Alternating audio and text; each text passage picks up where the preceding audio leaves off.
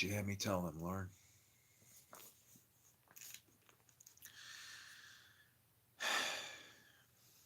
They return with their jars unfilled.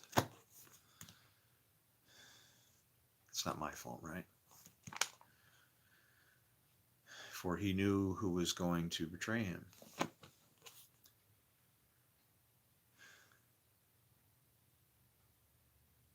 He knew who was going to betray him.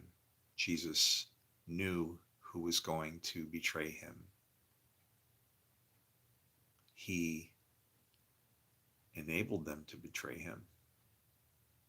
He knew it. Oh my God. I knew Jesus was bad. Jesus is not a good man necessarily. Hi, you must be in, I don't know where, probably Australia. Um, you know how you use the word no all the time? If you ever follow my channel, you're up early. I've been up, the hackers are having fun and they're playing all kinds of shit. And it's like, yeah. Um, they're modifying like the YouTube program itself, but there's nothing. All they're being is a pain in the ass. There's nothing I care about. I don't care, but I don't care about anything at this point. So it's I am the wood and the fire. You want to be the sacrifice? Come up with your matches. Remember, the ones who built the fire were consumed by the fire. But Jesus said, or it said, he knew who would betray him. Well, the Lord knows everybody. Remember, I said he forms light, he creates darkness, he makes peace, he creates evil. So he knew who would betray him. Jesus chose Judas for that job. He made him. That's why he said, then the Satan entered him. I'm hearing like, it's not a voice, but it's like I feel like I know how to respond, like as if somebody's loading me up here.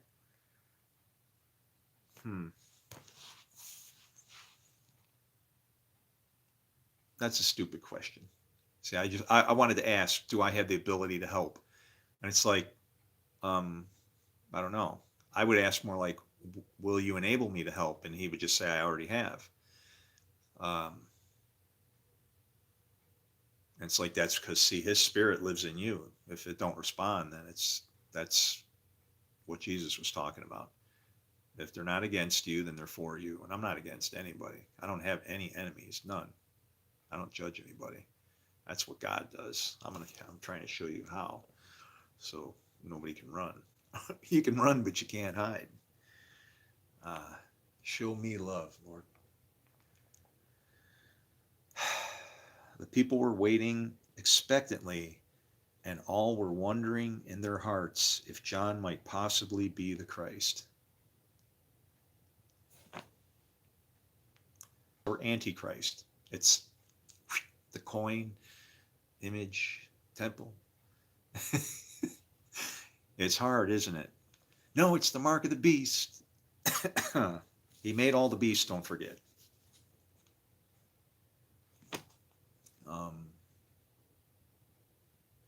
How's my mom doing?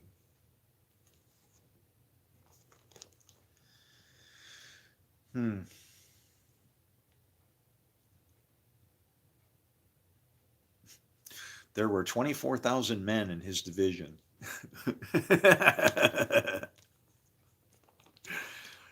Yeah, that's my mom. Queen of the many.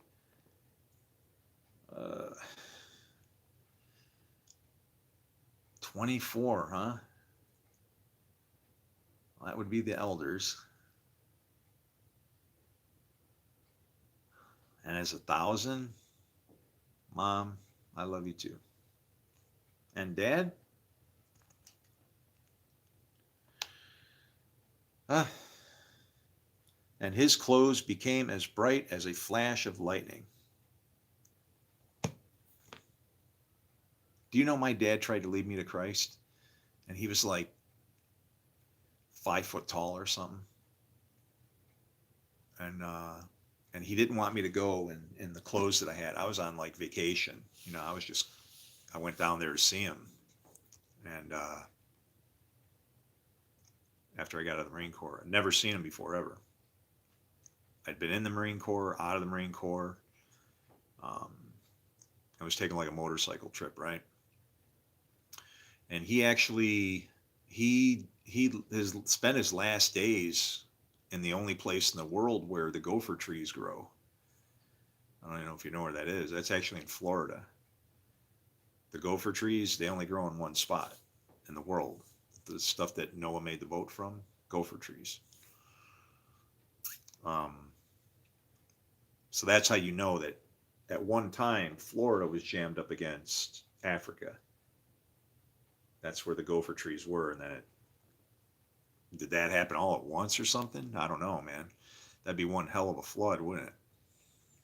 Um, can you punch a pin through the middle of a planet like that and bust it in half? Um, hard to say.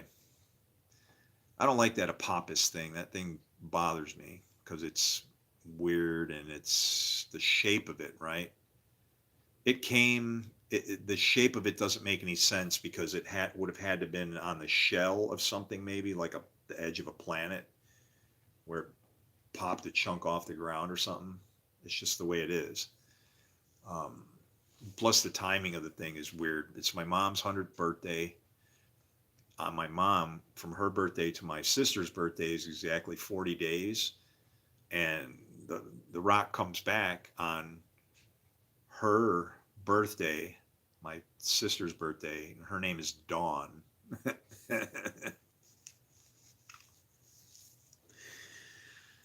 I pay attention to names because I feel that the names all point to things in scripture. Like, how did I see these times coming? I saw it as far back as, believe it or not, Obama's nation. Obama nation, Trump, Pence, trumpets. Then there was Biden. And I saw those two and I was like, Biden was when we crossed like a meridian, a spiritual meridian or something. The place went nuts, man. People didn't know who they were, no male nor female in heaven, right? We saw an opportunity for heaven's door like swung right through here. And that's why we had a dirty mirror kind of thing going on, right? Brother against brother, hand against hand, no male, no female. People not, there was like a gender situation going on, right?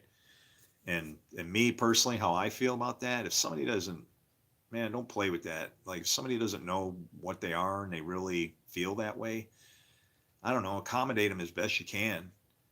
You shouldn't pick on somebody like that. I mean, that's like way serious. I can't even imagine not knowing what, but that's how I feel right now. So I guess I can imagine. I don't know what the hell it is that I am. I just know that I know this book at a much deeper level, and I can see this shit coming like a cloud on the horizon, just slowly rolling in. 6 years, I'm screaming now, and it's like, what is it going to take? Will it ever crack? There's questions I just don't want to ask. Will I find favor before these people? And I open it up, and it's like, no. And then I go, oh, man. Do I give up?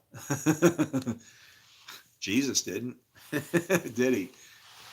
That's what he was. He was 100%. He was like a love freight train because he knew that forgiveness is like being able to travel time. Do you realize that? You can forgive things that are in the past. You can't go back there, but you can change everything that it meant, what it was about, and what it was for. And I'm telling you, that's what happened to me once I understood this book. My entire life behind me, I get it now. I feel like, I'm not the lady at the well, but I feel like I could run away saying this. This is how I would say it. What's Jesus? He's the Word, right? Well, after I understood this, I feel like I could run away saying, I just met the man who told me everything I've ever done. It's in here. Not just me, you as well. You just don't know how to find yourself in here. You're like a lost son in a story where you can't see what part of it you have in it. And tearing each other apart don't solve anything, man. Oh shit. That's the proof, and it's isn't it? And that's how I feel. I mean, guys, I'm getting ready to I don't know what the hell's gonna happen here. I'm begging for anybody to pick up what it is and at least help me, give me a place to live. You know, I didn't want to live in my car. My stepdad died in his car.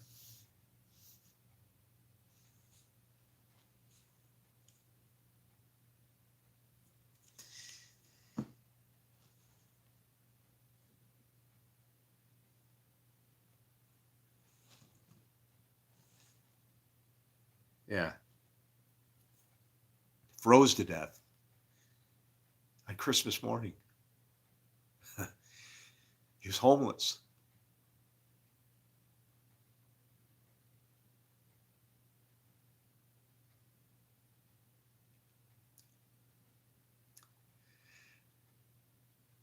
The last time I saw him,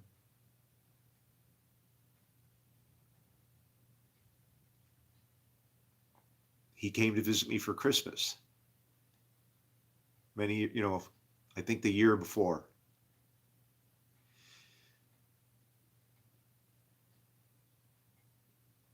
And I always like radios and walkie-talkies and stuff. So he bought me some walkie-talkies, and I had to deliver papers on Christmas Day.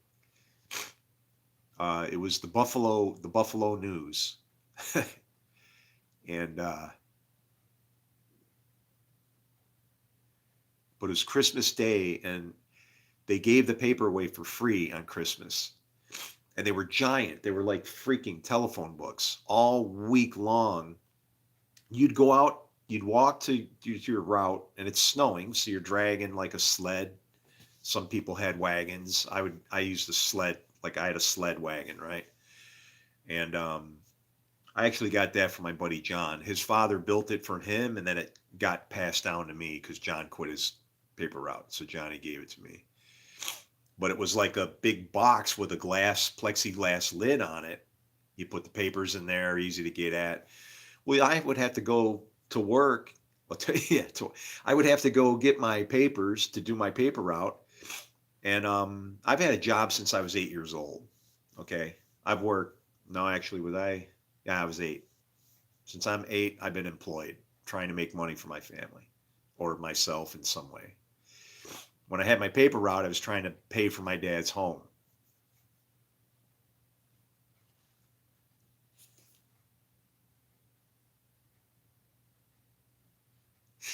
It was $75 a month for his house. You know how much it cost me for this kid? This is my son. He cost me $75 a month to take care of him. Will you take care of him for me? Will you do that then? If you won't help me, I'm going to starve, but I'm going to pay. I'm going to make sure he gets hit what I promised him until I have nothing left. $75 a month. We bought the house from a Jewish guy. I know that because he charges $1,500 for the house. It's like, what does that mean? If you knew, you would know. If you were Jewish, okay? That's how it works. I never seen how many payments that was.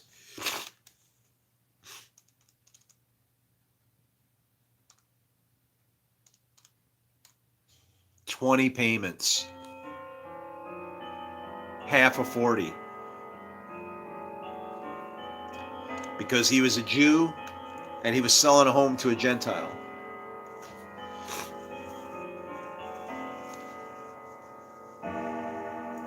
You have to split it. Kind of only selling it for that because he knows spiritually he's keeping the other half. God's giving him the other half of that. This half he's going to say, I can give to this guy to use. I'll get it back in the end. Right? It belongs to me. I'm entitled to it. I live the way God says. I follow the law. Which basically comes down to don't destroy your brother. But yeah, they found him froze to death in his car. he took me out. This is a long time ago, obviously. I was 8 years old. Shit, still balling over it. It's fucked up. Fucked up.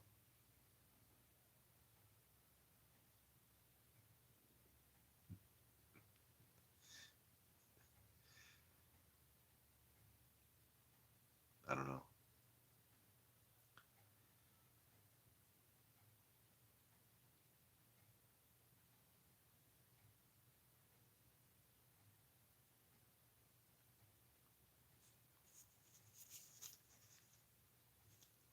But yeah, giant ass. And you know what that? I'll show you.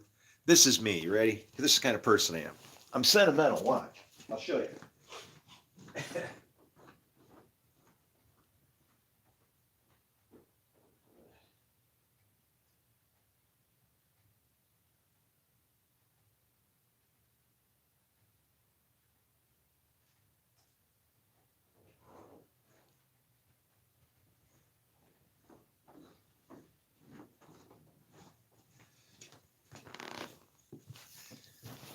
I'll prove I was a paper boy.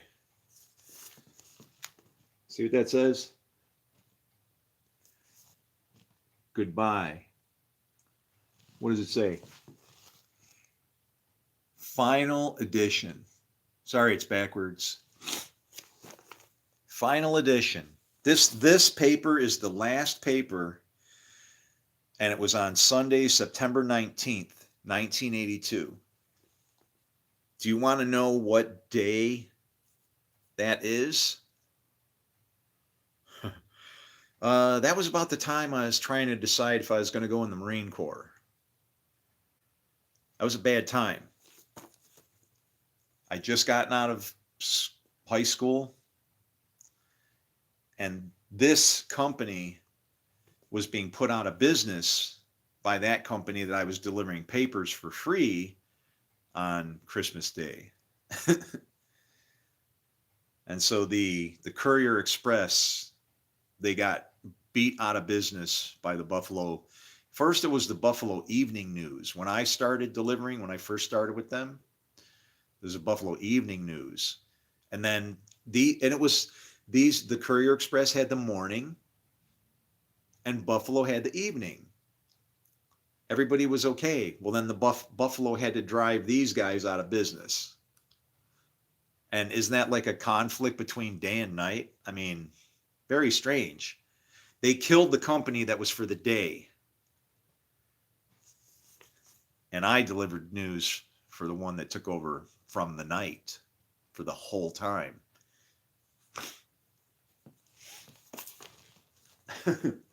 But yeah, there's not good stuff in this, man.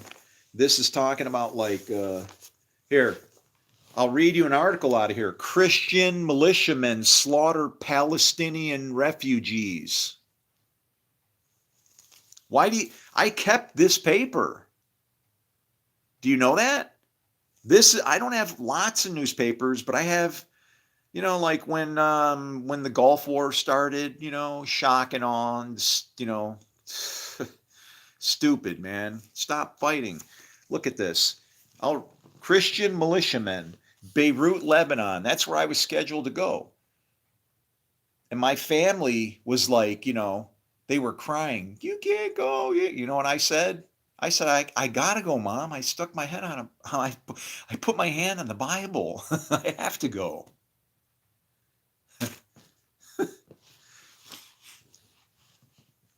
Everybody's a widower. As soon as your wife ain't around, who knows who she might be running around with, right? Christian militiamen raided the Chatia and Sabra Palestinian refugee camps. Are you kidding me? In West Beirut, killing men, women, and children in a massacre that began Friday and lasted until early yesterday. The International Red Cross in Geneva said hundreds of women, children, adolescents, and old men were killed, while the Palestinian Liberation Organization asserted the death toll was in the thousands. The Israeli Foreign Ministry said the Chatia attack was carried, and I don't even know if it's I'm like injecting Hispanic. How old am I? It depends on who you ask. If you believe in shit that psychics say and stuff, and I don't go seek these people, but I've run into them and they freak out. They scream and go off. I had one lady get in my face one time, it's you. And I'm like, the fuck is she talking about? I'm me. Yeah, what? You have the child with you. You need to help these people. And I'm like, lady, I don't know who you get that shit from, but I've been trying for 6 years and it's like banging on an empty box. There's nothing inside. I can't figure it out. The Israeli Foreign Ministry said the Shatila attack was carried out by gunmen loyal to the Flange Party of President-elect Gemayel, Bashir Gemayel, slain last Tuesday in a bomb attack. It said Israeli troops fired on the marauders and used all possible means and measures to stop the killing. Okay, so the Israelis were trying to actually put peace in there, right? But the PLO blamed Israel for the massacre and appealed for international intervention. It claimed the militiamen slaughtered every man, woman, and child in sight. Two Associated Press reporters on the scene said that they saw what appeared to be entire families gunned down in their homes in the streets. They said there were rows of bodies of men, and I'm looking at pictures, okay, who appeared to have been lined up against walls and then shot. Most of the victims appeared to have been shot in the head or back. A Lebanese civilian bicycles past bodies of Palestinian refugees massacred by right-wing militants at the Sabra, refugee camp in West Beirut yesterday. Complete story and more pictures on B1. I've never opened this paper and I don't intend to. I don't need to see bad news. I'm telling you, more is coming. I'm trying to stop it. Yeah, I was scheduled to go into that shit. My whole family was crying. Whoa, you don't have to. And you know what was worse? This is what this is messed up because I had a family member that had already was in the Marines. And you know what? He was telling me and my mom that I'm not really sworn in. I don't have to go. You're not really sworn in. You don't have to go. And I said, I put my hand on the Bible. I have to go. It's like, sorry, I guess I shouldn't have did that. I was serious about it. I was trying to get different work. I'm serious. I was trying to get different work. I was certified Volkswagen mechanic. I had plenty of years experience. I felt so confident that if I couldn't fix your car, I would just steal it, you know? Oh man. Yeah, so I wound up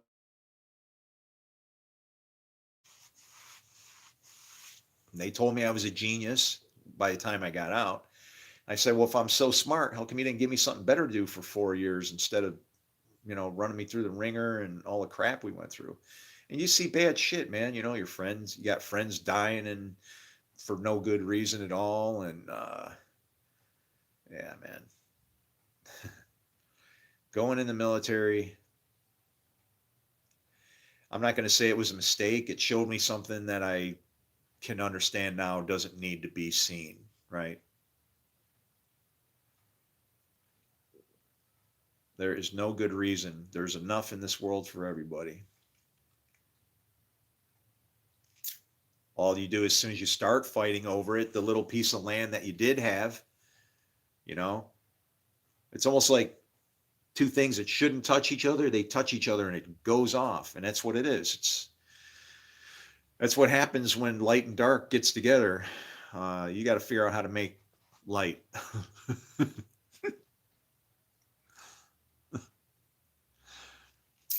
Why? What's your advice for a widower? Someone's got advice for a widower.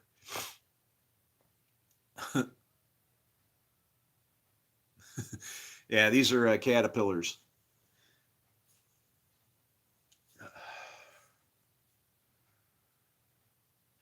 I'm missing all my sermons today. Usually right now, for the past 6 years, like clockwork, I would be listening to these guys preach all morning long so I could learn it. And then I'd go to sleep at night and study it in my dreams. And then I'd wake up in the middle of the night and be writing down interpretations for scriptures. And you know what?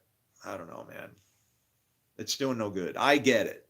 What purpose am I serving here? I'm just burning myself out, and I don't know why.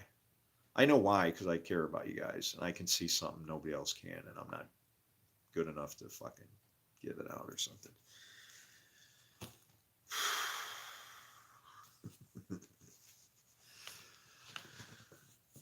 The sheriff is tired. The sheriff is whooped.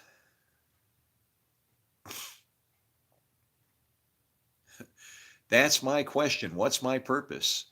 Well, your purpose isn't something that's going to be, your purpose is simple, love. That's it. Start there.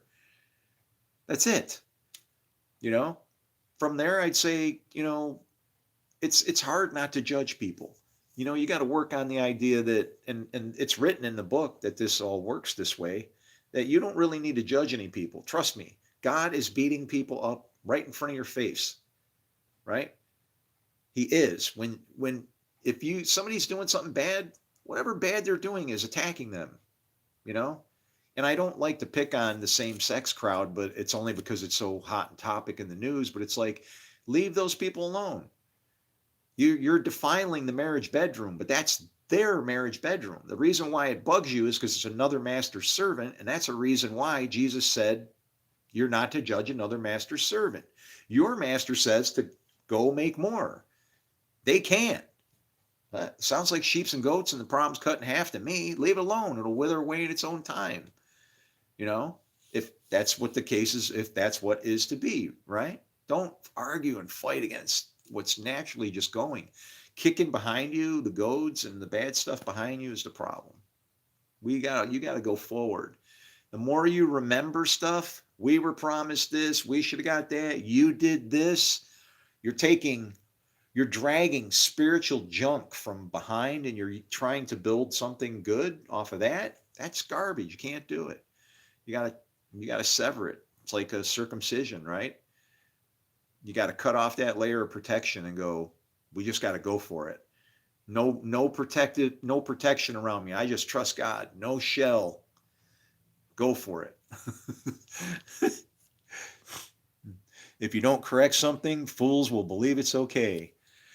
Oh, actually, that's God's motive, survival of the fittest. The correction is to teach them that. Survival of the fittest is in here. Okay? They're called, you use that word. I don't call people fools. Well, that's a lie. I cross a line when I do that. You shouldn't do that, because what you're doing is you're making the assumption that God is not doing a work in that person. You're saying that God has done a corrupt work in that person. See, we see evil, but we don't see evil. That's what Jesus was talking about. And saying that you see, you can't see, because he was teaching that God is working through evil. Let the dead bury the dead. Right? So as to say, I don't need to, if the wages are sin or death, why do I need to show them where their wallet is? No. Our purpose, God created man to only obey him. Yeah, and if you do that, you can't fail. When it says when it speaks of things like foreknowledge, that word foreknowledge is treated as if God made some random decision back in time to do something now. And he did. You want to know what he did? This is the foreknowledge. This is where the fruit comes from. Knowledge and knowing. When a man knows a woman, she produces fruit. When God knows you, you produce his fruit. Where's the knowledge? May the books be opened. And you can see it everywhere in there. That word know is trapped in verses that create this paradox that, only Israel have I known. Wow, that's all God knows? Or does he mean only the people that are Israel has he known? I don't like to say Israel is a nation because a nation can be screwed up. I live in one of them. Mm. Oh, I gotta break out of this thing. I gotta wake up, man. This has to be a dream. Don't forget about it. But how we teach our kids carry on our blood. Yeah. Well, the way you teach your kids is by what you do. Your kids are watching you long before they can speak. You know, my perception of things has really pissed off a lot of people, even in my own family. Okay. She drives in with her family. She's got some boys. She's got one, her youngest son, Nicholas, with her, right? I don't think she had Joey yet. So yeah, no, Joey wouldn't have been born. So, or did she? I don't know. I don't know. I don't know if they're that close, and that's bad. They're my own family, and I don't even know, right? But she drives in from Chicago, and she drove in wearing reading glasses. You know those? Where the hell are those things? You can't wear reading glasses like that. They just magnify things. And like she said, she was driving down the highway and like trying to find the exit and did one of these, and I guess just drove past the exit. They went like almost to Iowa to get to my house. They went like twice as far, ridiculous. But anyway, her son is there and she's using some pretty tough language, right? She's dropping some F bombs. And I'm like, I go, when he's spouting off F bombs later, don't be mad because he understands what you're saying. And she goes, he doesn't understand what we're saying. And I go, oh, yes, he does. So you know what I did? I called him out and it roasted her because imagine this. I hold out these two, was it Joey I was doing it with? I don't know if it was Joey or Nikki, whoever it was just a kid, right? Little baby, couldn't talk yet. I go, Joey or Nikki. I can't remember now. Oh, gonna drive me nuts. Anyway, take the ball. Or I go here. I didn't even say anything. I just gave him two gifts. One was a rock and one was a ball. And I had the ball in my right hand and I had a rock in my left hand. And I stick him out and I go here. And he takes his left hand and is going to go for the ball. I must have had the ball this way because he switched his hand. He was going to go this way, like straight on to grab it. And I go, no, with your left hand. I go, take the ball. And he reaches with his right hand because he's right handed. I go, no, with your left hand. So he grabs that one. I go, but leave it there. And he left his hand there. I said, now grab the rock with your right hand and leave it there, but leave the rock there. So he's like sitting here like this, hanging on to these things in my hands without letting them go. And I'm like, and I'm like, okay, does he understand what you're saying? Oh, it burned her ass. She couldn't, it's because I proved her right. Speech is a very difficult thing, okay? And language, your words, they can hurt people. They start wars, okay? This is the great sword that's taken peace from the earth. How about you let me show you why? Your interpretation of Revelation is bullshit. It's so un-Jewish, it's pathetic. Sea monsters and, but it kind of looks like Daniel, right?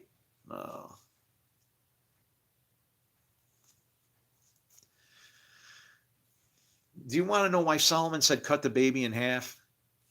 Because if you cannot understand the concept of day and night and light and dark, and even transition that into things like north and south, maybe, or male and female, or wet and dry, or maybe seeing and not seeing, this book is going to ruin you. It's going to ruin. It already has. I got how many? Almost 2,000 years at least worth of killing in the name of, right? Killing in the name of. That's a badass song. I like that song. It's got that bass, He's not talking Bible right now. It's all Bible. This whole place is nothing but Bible. It's everywhere. I watch the Flintstones, I see nothing but Jewish teachings going on. I watch a movie, Star Wars, liar, liar. It's teaching you about God, liar, liar. Do you realize that?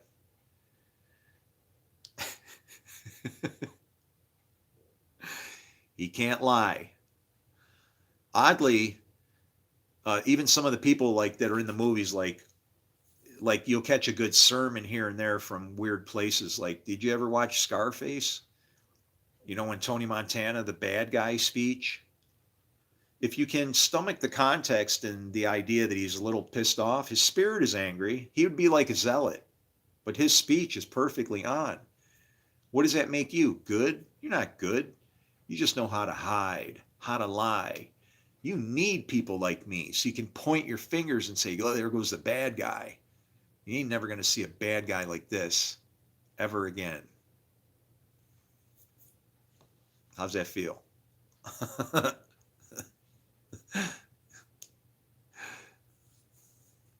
Never heard of a nation of people called Jewish. What does ish mean? Yeah, ish means man. Ish means man. Like Ishmael. It's better to, instead of making it a word, look at it like a picture. It's man and God with a big question mark in between them. It's not a good relationship. It ends up with, instead of being lowly and gentle in riding a donkey, it winds up being a wild donkey that still has its own kingdom and does what it does too. But wild donkeys and mellow donkeys, get on your ass and ride. Blasphemy. People don't even know what blasphemy is. Blasphemy is not believing God or the prophets. That's all. And I'm a prophet. So you tell me what blasphemy is. And the sin of blasphemy, of hearing it, is the worst part, because if you look up the law and see what blasphemy is, you want to know what the punishment was? If I'm the blasphemer, everybody who heard it would have to put their hand on my head, and then the congregation would stone me. After all these people who heard it would have their hand on my head. That's the punishment for the sin of blasphemy.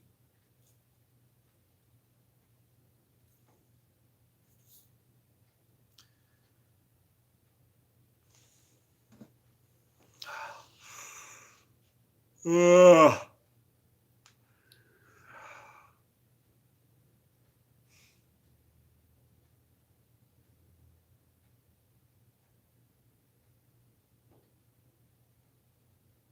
I don't know, man. There's nothing here to save or something, is all I can think. It's troubling. I mean, there isn't at this point. I'm not seeing any fruit, really. That's what it feels like, right? You guys don't know who the hell I am. How can I be ignored like this for 6 years, screaming like this and teaching and preaching the way I am? Where the hell? Somebody should be like asking me some very serious questions right about now. But everybody's all locked up in books, PhDs. You put a lot of efforts into your studies, but it's all for nothing. It's all garbage. You guys are like the Apostle Paul sent to the Gentiles, and you can go, I did this, I did that. That's what he'll do to you. You act like the great studies of the Gentiles. No, that would have been Paul.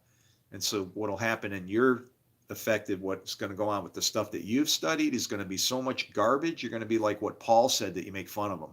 I account it all as nothing for the sake of Christ. Because you're all wrong. And you know how I know that? Because I was wrong for 20 years and now I see it. And it's very, very freaking humbling.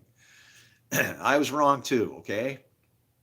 That's why I'm kicking in the other, I'm like, hey, look over. He's not over here. He's inside you. Stop looking everywhere else. Nobody's come flying out of the clouds, you moron.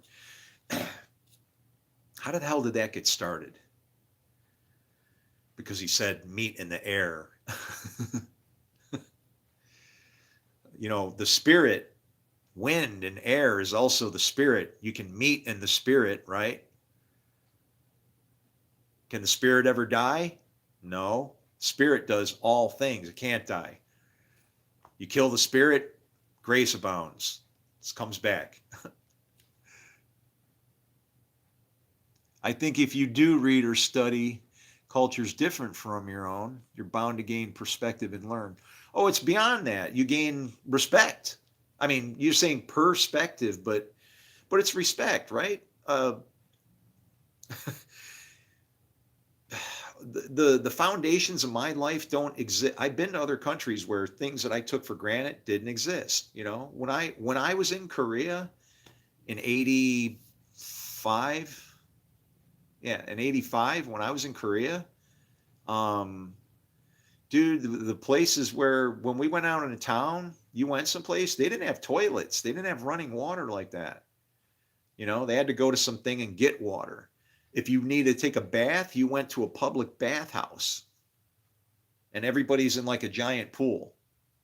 And when I walked in, okay, you got all these Asian people that are like, they look like they've shaved, they're all clean skin, and then here comes the dog getting into the pool, and the women are looking, they're happy, the men are looking, don't let that thing in here, you know. The kids are like, some are like, they don't know what to think, huh? Can it swim? Can they swim?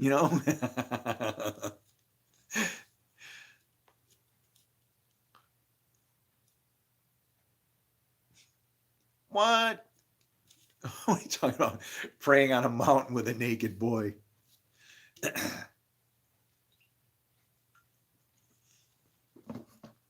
Seeing if you throw that under the bus like that, do you realize that your spirit and nakedness, that kind of shit, what you can't understand about that verse is talking about what was somebody that was naked? It was somebody who didn't sin. Nicodemus, what did Jesus say what did Nicodemus say to Jesus? Can a man enter his mother's womb to be born a second time? And I'm going to say, yeah, because Job could do it. He just had to make sure he was naked. Naked I came from my mother's womb, naked shall I return. Right? It's like just find every little contradiction thing to fight over. I got them all covered. Every last one of them. And the ones I don't have, I guess we'll have to work on it then. And don't worry, it doesn't take me long. 30, 40 seconds a piece. You just got to look at the thing and chop it in half. It's like, I don't know.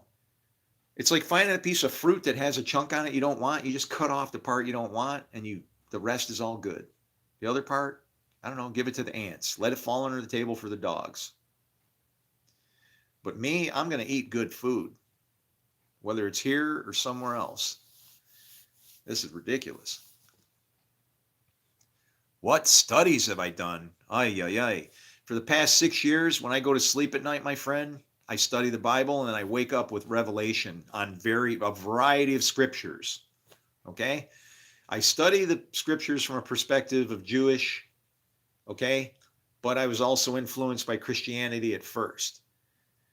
But now I realize I have to come to the conclusion, well, Jesus was Jewish. Christianity didn't even exist. So the doctrine of this and whatever, all of what it is that we got now, there's a possibility that it's nothing like what it was. And I'm saying that's probably exactly that. Because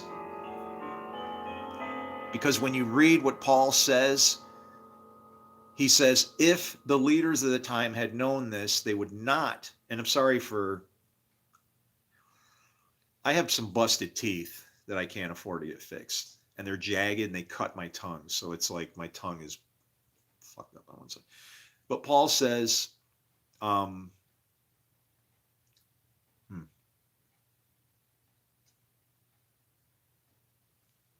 gonna try and fix this for myself here. Paul says, Paul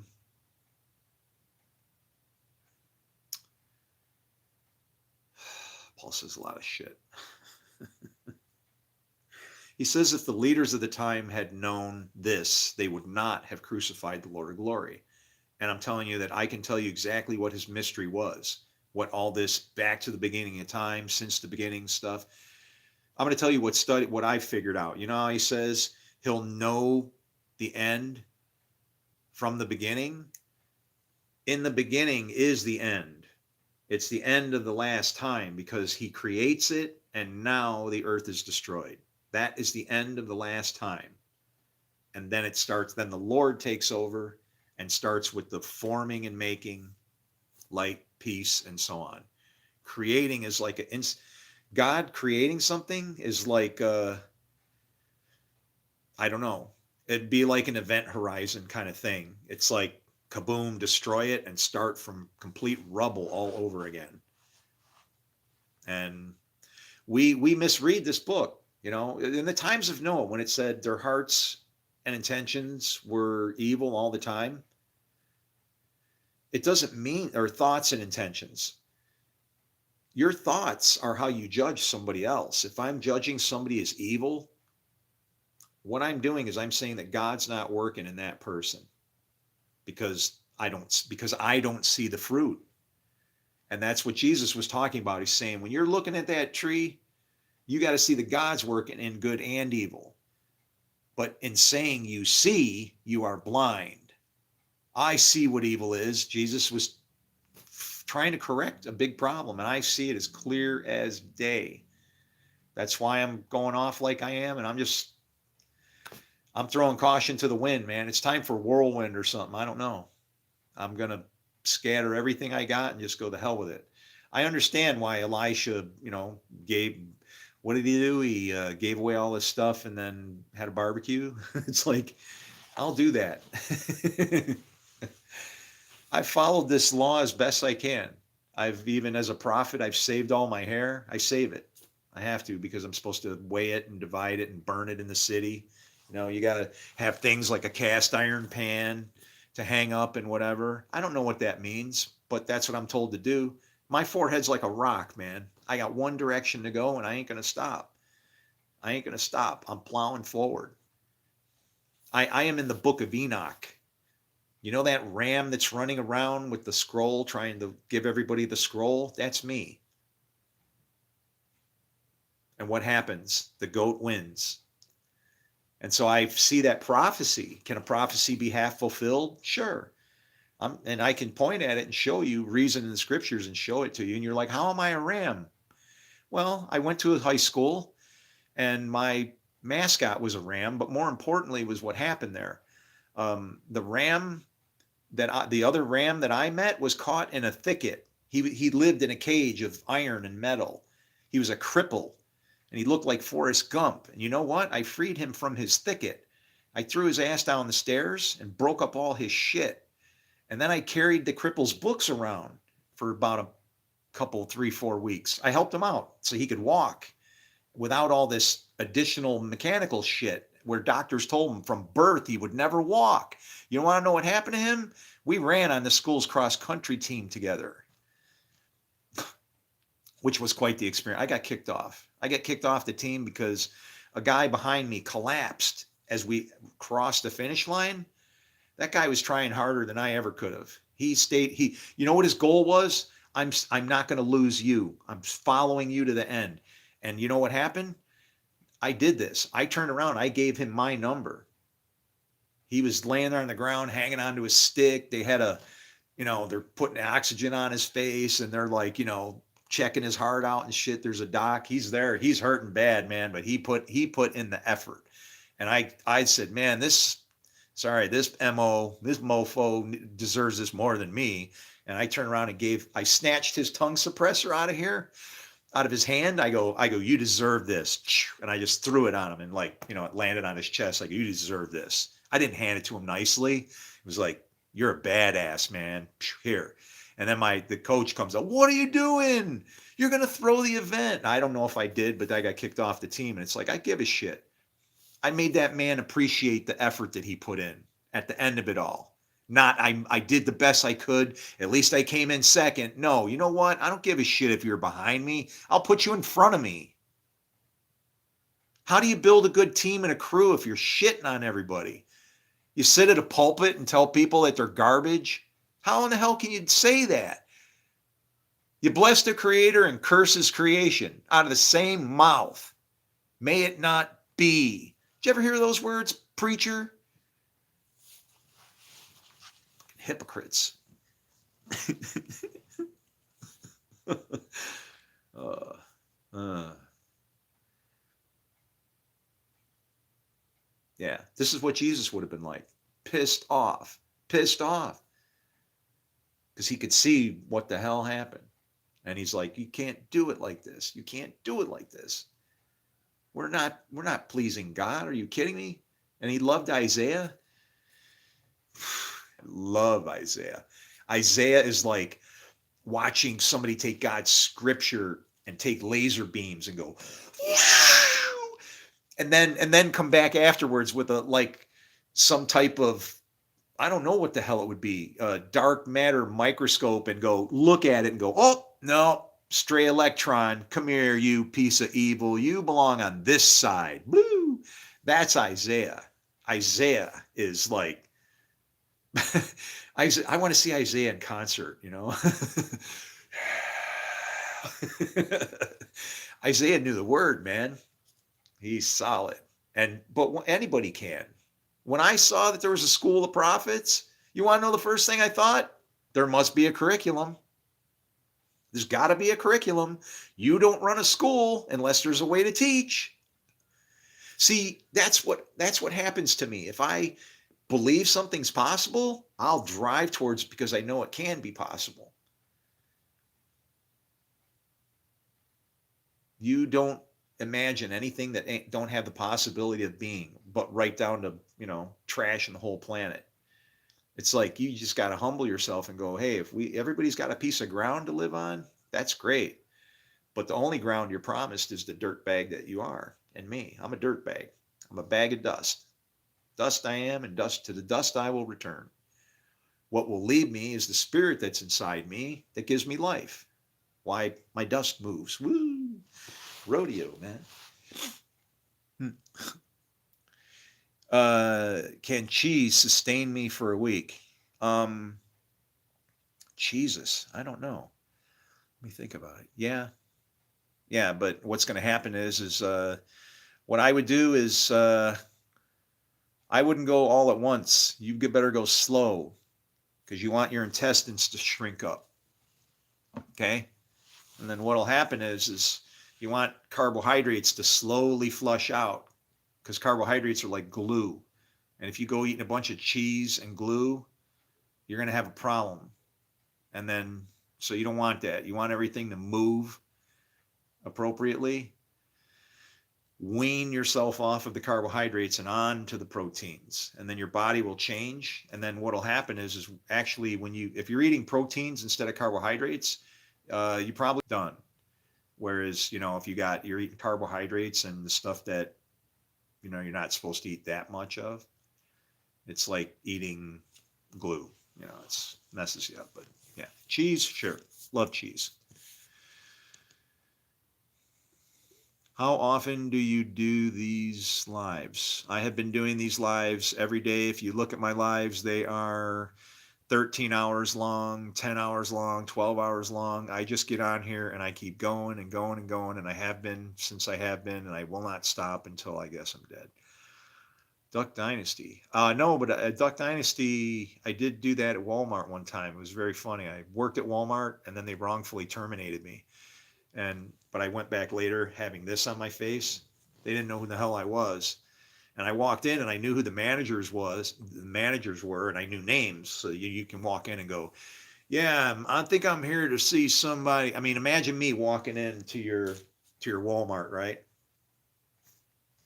And of course I would have been wearing, a cami shirt and shit like that, and I come in and I'm like, hey, I'm supposed to be setting up to do some autographs and stuff. I was in your, they call it a circular, a brand, I don't know, and something, but I'm supposed to talk to Barb and set up a table where I'm signing autographs. So you can hook me up with all that. Where am I supposed to go? I guess I'm saying, how you doing? I'm Phil.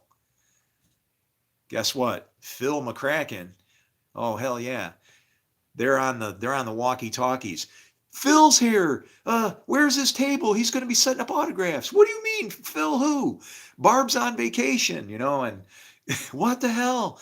And I got them all stirred up and running around trying to figure out how they're going to set up a thing for me to do autographs for their Duck Dynasty shit they're selling. And then once I got it all good and stirred up, duck out. You're hearing them over the intercom, you know. Phil's here. Hey, what happened to the circular? I need the pallet of the stuff out over, you know. Give somebody a clipboard and enough authority to where that looks like they can do something, they can cause a shitload of trouble. Make them your president. You never know what might happen. It's pretty damn exciting. You look like a Hell's Angel, but also low key. I can tell you about Hell's Angels because actually the only girl that I ever rejected, and I rejected her because she was a cripple. I couldn't hang with carrying her around all the time. I had to pick her up and carry her everywhere. And I couldn't deal with it. It was like there was too much stuff going on for me. And it taught me a lesson. That's why now I'm trying to help. But the other cripples, I'm just going to have to write them off. And, you know, she was like the first sign. But, yeah. I've not always been a nice person, man. When I was a kid, I robbed a gas station at the age of 14, okay? Stole 9 cars the same night. High speed chase, down lawns, cops, you know. Yeah, if they were filming it, you'd be watching it in a movie going, wow, who's that stunt man? He's really risking it, putting it on the edge, isn't he? No, he's a 14-year-old with his shit in his pants, and he's looking at, you know, spending life in a boys' home for Grand Theft Auto, and he ain't gonna get caught.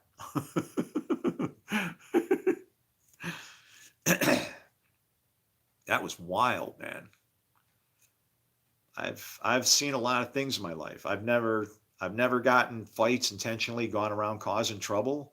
I've and the only times I've kind of defended myself actually is after I get hit. Like I won't. You can say all the shit you want, talk about my family, whatever. Now, if you hit me or something, that's when the game changes. And usually, what happens is the person, by the time they do decide to hit me, they're really good and riled up because they haven't been able to piss me off. So they give me a good solid whack and sometimes a sucker punch. And then I kind of don't really remember what in the hell happens after that. I got to rely on other people's stories. Like I got in a bar fight one time. I don't remember what happened, but the people said I stood up and I drilled this guy that sucker. I was sitting down. He sucker punched me. I stood up. The table was bolted to the floor.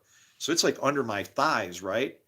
And as I stood up, I ripped the table out because it was bolted in. It ripped it out, dumped all the drinks on my friend. I stood up and hit this guy, and he went back, fell under the bar. It's almost comical. He fell under the bar with his forehead underneath the foot rail, you know, the brass foot rail. And he's like trying to get up, not realizing that it's the foot rails holding him down. So you got to imagine somebody struggling on their back with like somebody with a single finger holding their forehead to the floor. And he's going, you know, like, don't let me go.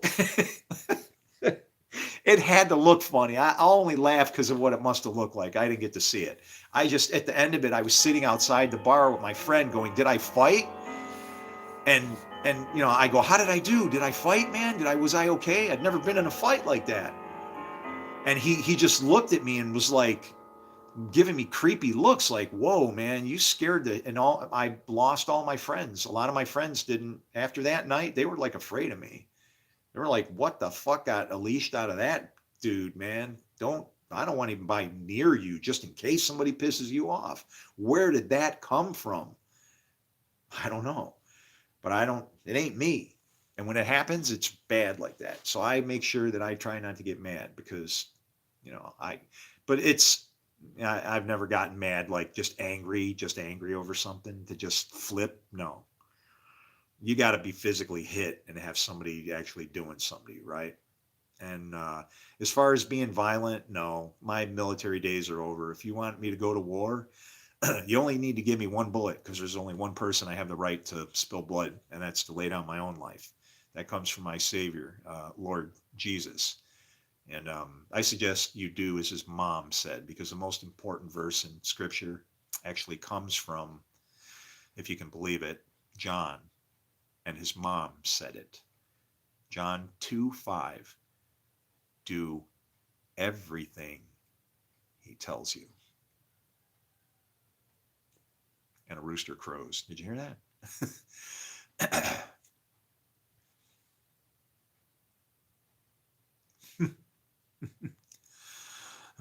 What makes you say that, sir? Wayne's World?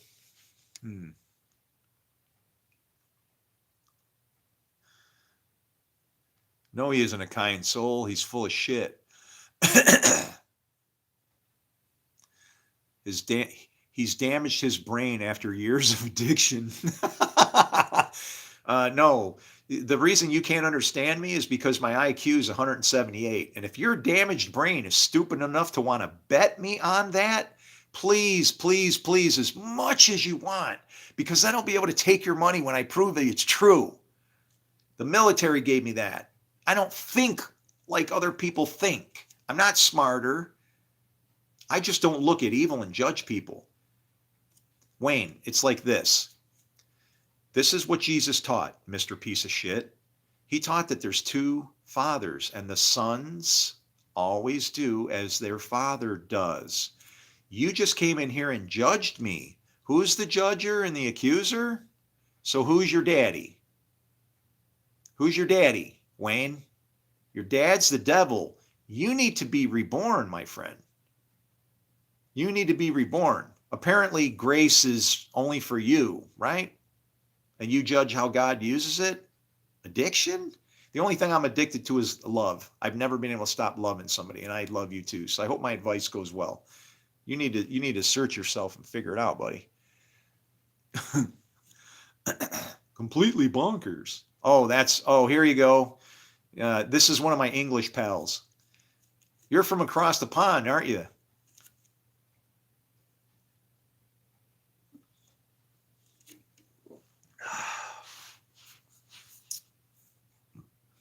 I don't know what you believe, okay? Don't tell others what they need. I don't have the arrogance, and I don't tell others what they need. I don't have the arrogance in me. See, well, what happens when your parents tell you what you need? Can you hear a voice of authority? What if I told you that this book is responsible for a war on the other side of the planet? Can we meet at that level and then we can talk? Or is this bullshit? Is this not the first brick thrown in the war on the other side of the planet? From me, anyway. And let me ask you, how have the prices been since all that started? Hasn't it been a wonderful time? Whatever, man. You'll figure it out.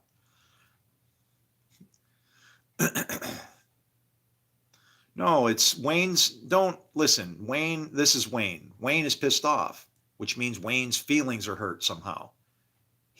Somebody before me has loaded his mind with bullshit and pissed him off, and he's associating me with somebody that he doesn't even realize what he's doing when he does that. When you judge somebody, it's either or. You're either for or against, and I'm not against anybody. All I'm trying to show and demonstrate is how this has been misused and has taken advantage of us as we've tried to take advantage of it. And it's creepily interesting in how it works. That you can't break that thing the way it's written. You can't break the 10 Commandments. When it says you'll honor your father and mother, you will. But who are your father and mother? If you're talking earthly stuff, then get out of here, Nicodemus. I can't tell you about heavenly stuff. But if you want to talk about spiritual stuff, you have a choice between two families. One is God and Lady Wisdom, and the other is the father of lies, the devil, the harlot, and Jezebel, and all the horror. You got a lot to choose from down here. You got options. Up here, there's only one way to walk. And you are on one team or the other. You don't get to choose, except by your works. So when I've seen you, I can associate you with your father by your works. If you're doing something I don't agree with, I'm not judging you. I just see the other father doing his work. Scriptures say that we're to turn the children's hearts back to the fathers. Father God, Father alive, so that the children know who they're dealing with.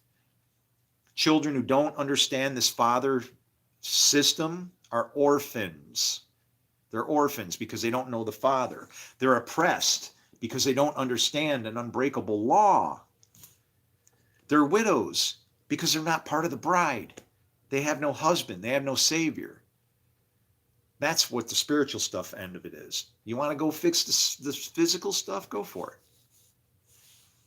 it. You're going to do better off to build from the bottom up and take care of the people that are at the bottom. If you're looking to the top for leaders to guide you, that's idiocy. That person is only one person. It's one person. That's it. He has no power at all except for the people that will listen. It's no different between God's spirit and you as a bag of dust and being part of the body. If you won't obey the master, the shit fails. It falls apart. It's, it'll turn to rubble. Wayne, can I ask you a serious question? What's best, a house made of straw, twigs, stones, or brick? I don't know. You could say brick to live in it, right? I mean, everything has its purpose. I don't necessarily think that making something strong and perfect is the way it is. I think the perfection and the beauty comes in that you take things that are weak and fragile and you show their strength. But the strength usually comes from, there's some technical angle to it. It's weak in structure, but it's the way it's designed where it can't fail. And that's what evil is for. Evil's like a stem cell. Evil has no rules. It can be evil, but evil can also be used for good. So can you see how I can say you don't know what evil is for? If good can only be used and make more good. If you do anything else with good, you didn't use good, you used evil. But evil can result, its end result can result in good. It can also result in more evil. But the thing is evil against evil will destroy itself unless you keep making more of it. You have to realize that there's things you don't have to tamper with. Let God's law, the law of nature, take over.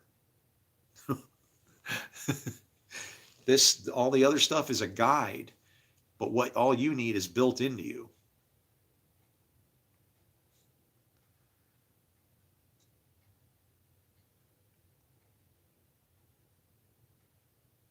Can't wait to shave this beard off, man. Tired of this beard. What? Is that why no, it has nothing to do with the beard. Well, no, actually, it's not true. It's I took an oath not to cut this off. I haven't cut my hair. There's a lot of things I've withheld from myself. I've lived in a virtual desert for 5 years. No fun running water kind of thing. Seriously.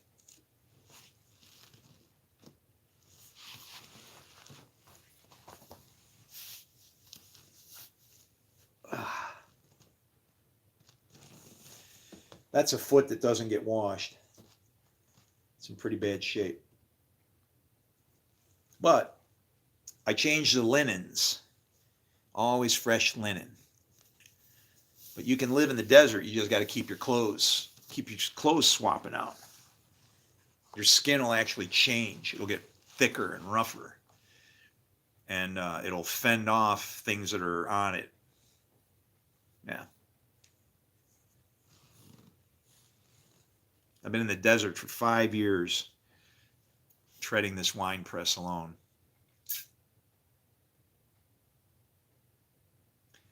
Yeah, we don't cut them off. Things just break, man. I let them break. Thousands of years old. Nobody knows. I've met many psychics and weird people. I don't meet them to go see them, but they run into me and they freak out when they meet me. And many of them have said, we don't know how old you are. They say the same thing. Why do you keep coming back here? Because they know this old past life shit. And they tell you, you were and it's weird to have bunches of people say the same thing. You were Leonardo da Vinci. You were Sir Isaac Newton and shit, or whatever. It's like, I don't know.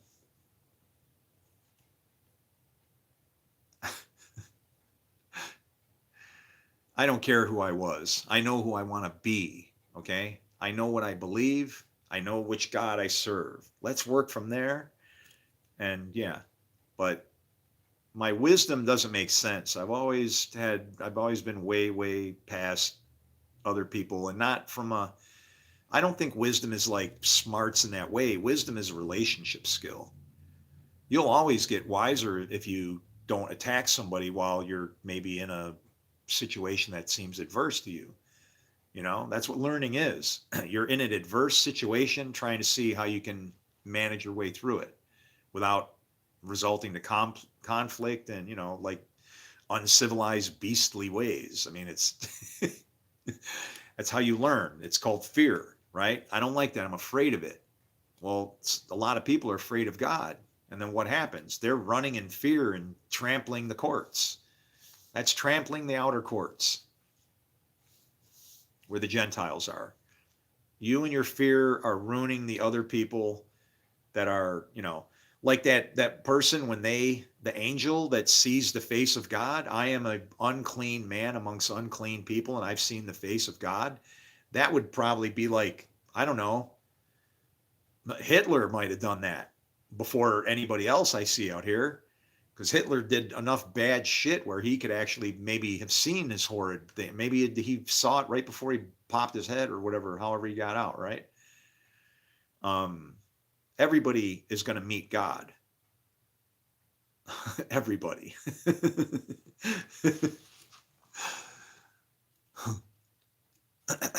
Why? Why what? Where's your last why? I don't see it. Why? What am I drinking? This is somebody was commenting about calling ice agents, and I said, this is the only ice that we do here. This is Molson ice. This is a very light, nothing to it. It's only like a 5.6. It's Kool-Aid.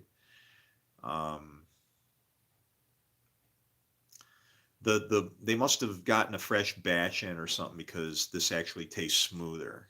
It doesn't taste old. It's not oxidized. I grow grapes. I make my own wine. My palate is a little bit more defined. I know how to break things apart, you know, taste like this, taste like that kind of thing. But these beers were really good. They weren't oxidized, like as if they were freshly canned, you know?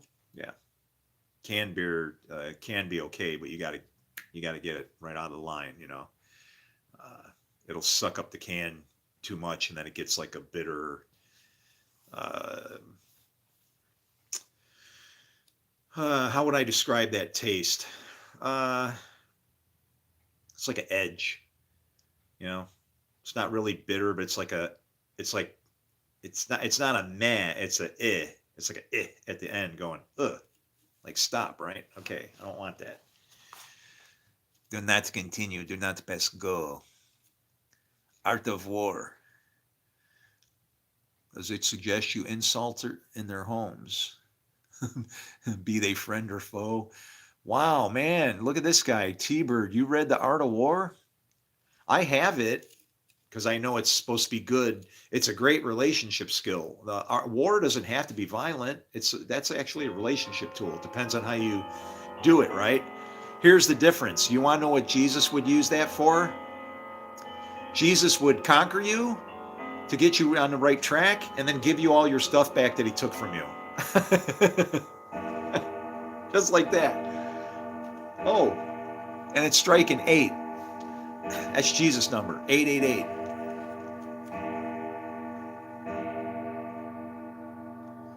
It's like 3 trinities, that little figure, right? Yeah, the art of it's, you know, negotiation skills.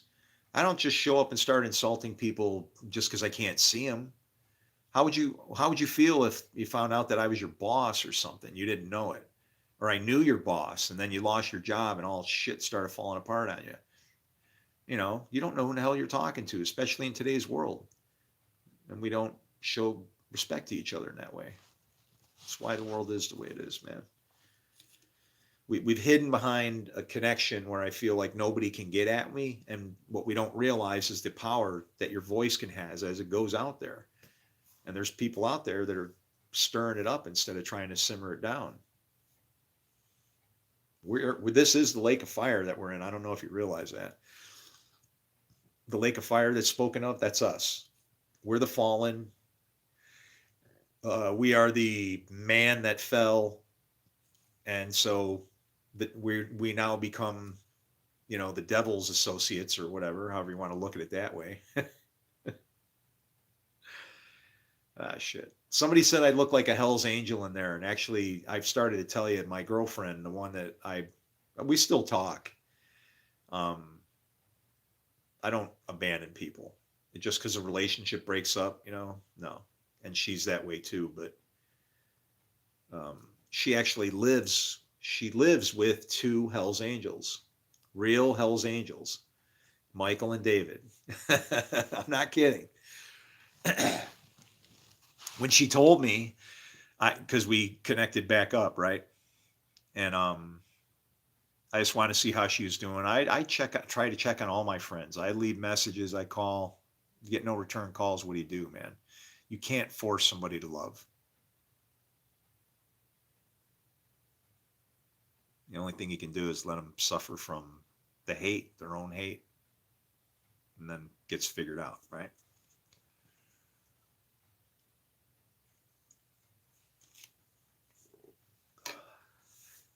It's sad.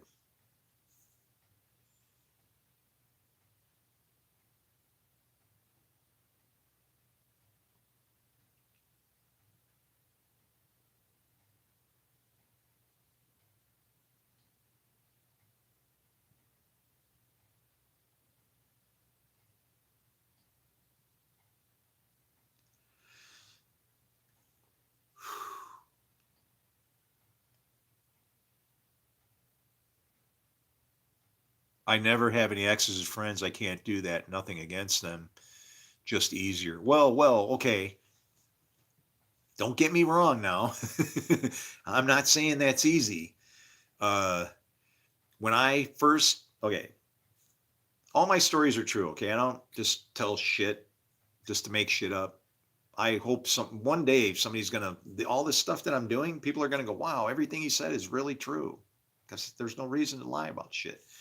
And I'm honest about things, even if I screw it up, right? When I first moved here, I hooked up with some girl on lady, woman, whatever, on um, what do you call it? One of these dating websites, right? And it seemed like things were gonna go okay. And then I don't know.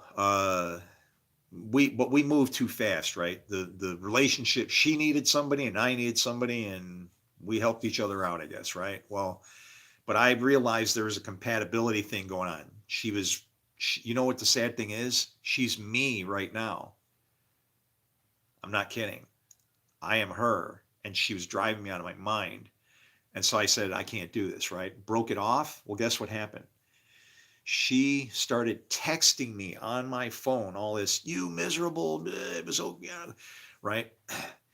Just text message after message after message after message, like just nonstop. I would turn off my phone and they would all come in, bling, bling, bling, bling, bling, bling, and then it wouldn't stop. She was like as if she was just sitting there. I'd turn my phone on and more, and it was killing my phone and making my phone die. Now I'm like keeping my phone plugged in so she can do it, but my battery can maybe charge. And my friends are going, they're going, get rid of her. Why don't you just block her? And I go, I can't. I go, we had sex. She's as good as one of my wives. I can't abandon her like that. I go, not like that, but I can't separate for a time because she's like nuts, right? I said, she's going to end up getting in some kind of situation where, she crashed her car and she's going to have one hand working. And that's the only thing she's going to be able to do is text my number, direct, help me. And you know what? I'm going to try to get there to help her because I met this person. She's in my path. She's not just a person. God's spirit lives inside everything that moves and breathes. How do you write off anybody? You don't know who somebody might be. You have no idea. Don't do that. Please don't do that. I would never, ever do that. I don't, I've done it in the past, severed relationships. I don't do that going forward. I get, I might gripe and scream at you, but as far as like, I know we're all here for one purpose. And the thing is fellowship and that kind of thing. Cutting good and evil in half, it's not hard at all. Evil was made with a purpose and an intention. The theodicy, the thing that they've been trying to solve for thousands of years, I got that. Easy. Easy. You don't need calculus and shit like with monads and who was that? What's his name? Leibniz. You don't need that. That guy invented calculus, trying to explain God. Little children don't use calculus. I can explain it in 5 minutes, and you're going to have to accept it because it's a truth and it's written in here. And if you won't, then you're victims of what you would otherwise know. You don't have because you don't ask. And I'm not talking about asking me. When you ask, it's a form of obedience. It's like what's coming out of your mouth when you ask? Something that you're asking for. It's like a promise, right? The things that come out of your mouth have to be true in every instance and case. So that you got to be careful not to make oaths, because then you're dragging other people into what is you can control, right? You can only control the moment that's in front of you. You swear oaths. What happens when when the oaths are nice, but then later on, let's say this oath lasted for 100 years, and Joseph made that oath, and they're in a bad land. Well, guess what happens after a time? The people later on, they can't appreciate why that oath was made, and they just start looking at you like, yeah, we got to get these people out of here. Well, guess what? I don't know what's going on with the world and God, but it almost looks like he's got to get everybody out of here. And I'm terrified as to think of how in the hell that's going to happen. But let's hope it's, I don't know. Oh, the rooster's going nuts over there too. I agree, Wayne. What did Wayne say? I think we have one life to live, and we should try to make the best of it every day. Absolutely. Yes. Can you go teach the Christians about that? Because,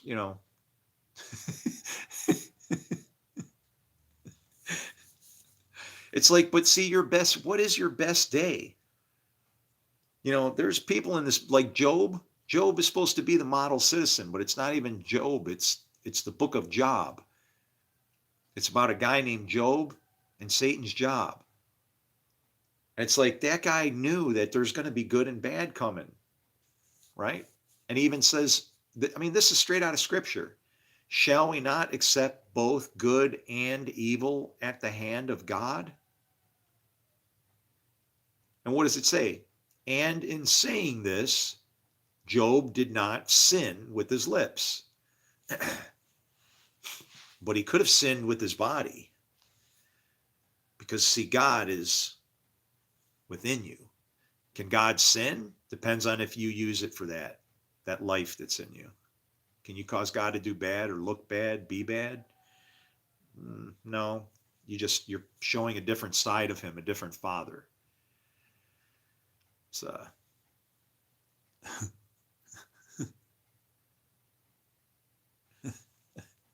finally, we had an accord, sir. Life's short. There you go. T-Bird's got it. T-Bird's a man of peace. Actually, T-Bird might be a lady of peace. I have no idea. I can't see these tiny little icons. Looks like somebody with a little bit of facial hair, maybe, and a baseball cap and some sunglasses. I don't know. But they're standing next to maybe a window or something. Looks something going through their head, like the edge of a building. So I don't know. Outside, maybe. I can't see. I don't have that big giant phone like everybody else.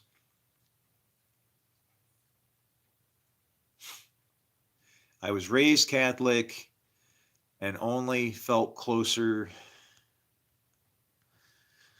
to spirituality when I wasn't forced to go to church. Interesting how that works. Are you interested to hear why that works? There's no question to me, because God was speaking to you through the creation instead of somebody trying to teach you that you need to force your way through creation representing God. You represent God depending on which father you serve. That's the light and the dark, and you're going to represent in one way or the other. And it should only become natural that we notice that in each other. That's the image. But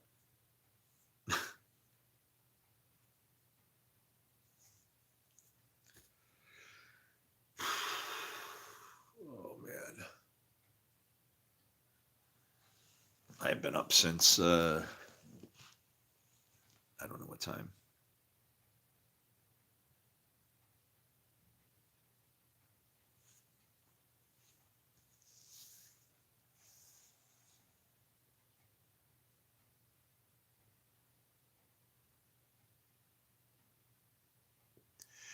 This is the worst, man. This is the worst. Because for me, I want God to come and help me, right? That's what someone would say. How come isn't God isn't helping him? And it's because, well, what that person doesn't realize, it's asking that, is that person doesn't realize that God is inside of them and that they should be helping me because he's inside of all of us. Where two or more are gathered, right? The trick is whose name do you come in? Do you come in his name or do you come in your name? If you come in your own name, you can't come in his name. If you come in your name, you're coming in the other father's name, that guy you're not supposed to be calling your father. Call no one on this earth your father. We're all the devils. We're the bad guys. We're trying to get out of here.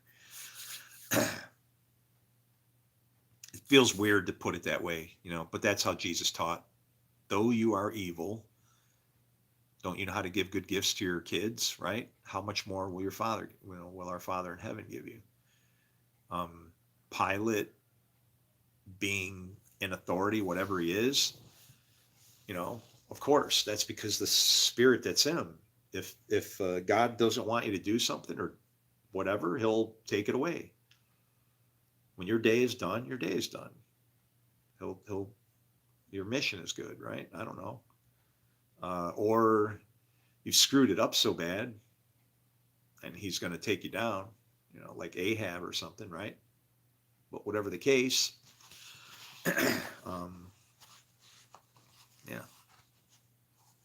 keep plowing forward.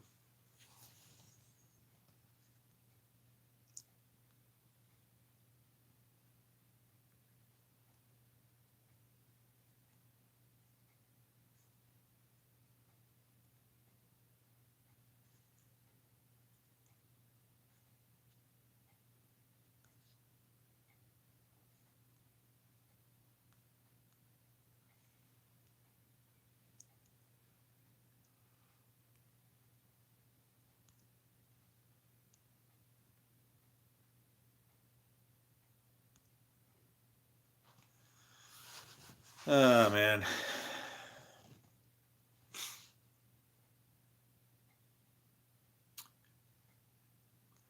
I really need answers. I'll think you're a cuckoo Cocoa Puffs. An answer to what?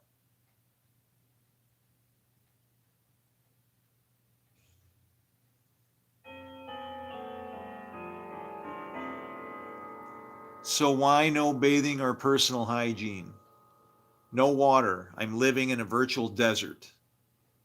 You remember when Joshua treaded the wine press alone? He was filthy, and they gave him a new turban and a new raiment. That's what I need. And I need somebody to wash my feet because I want to wash somebody else's feet.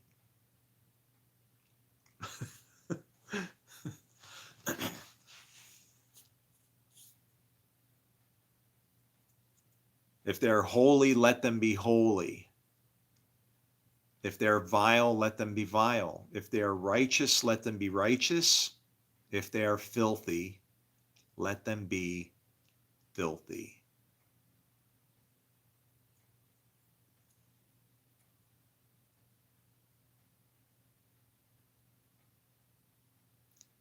Just years of addiction, it takes a lot of toll on the brain.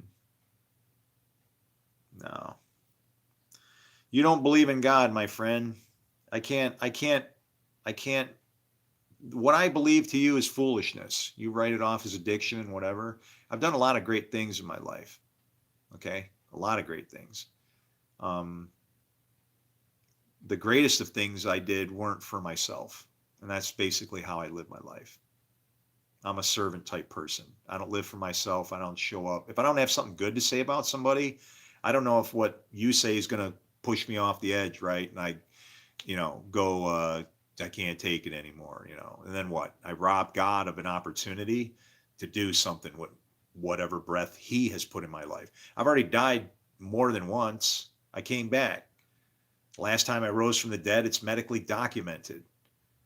Actually happened in a hospital called Silver Cross. I had a woman in my face, a doctor, questioning my faith. How would you feel grabbing your chest as you had a heart attack and died, and you got some lady in your face going, "Where is your faith now?" Holy shit. She scared the shit out of herself. You want to know why? She left the country. She left the country after what she did to me. She was so freaked out because they thought I was dead. They gave up. And the one last nurse, some cleanup crew is in there picking up all the shit, putting everything away. And I come back up. I came back to life. She freaking screamed, "Oh, yeah, don't mess with this one. You can't kill it."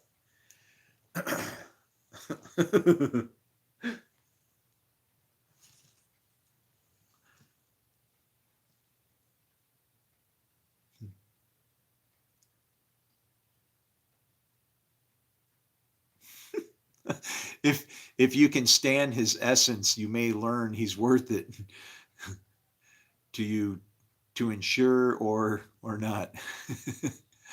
You can't abuse drugs or alcohol for 50 plus years. 50 plus years? Who in the hell are you? What in the hell are you talking about? 50 plus years? Abuse drugs? You're kidding me.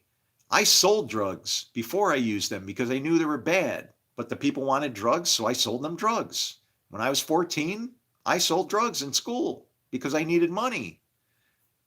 I was homeless. I did what I had to.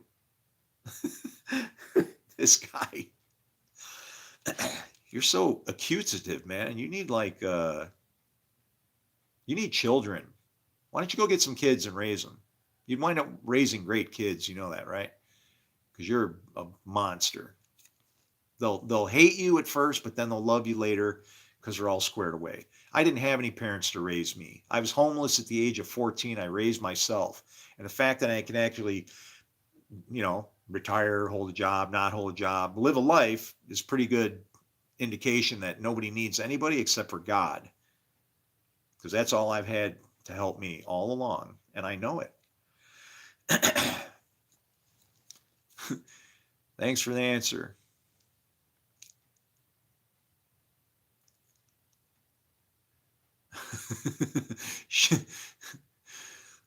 Name drop liveness in one breath and show off claws that would freak out the teen wolf. Hell yeah. Leibniz and Swedenborg, they had good visions, but you can't if you can't explain good and evil using the Bible, the main book, with nothing else and just the scriptures and the people in it, things they did, it's too hard, But their idea and the concept of how there's a system behind it, right? There is definitely a system going on here. You can't break it. Not the way it's written anyway. So if you believe that it's,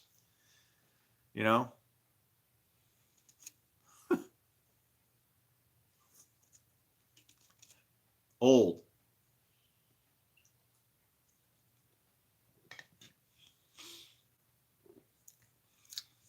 Old.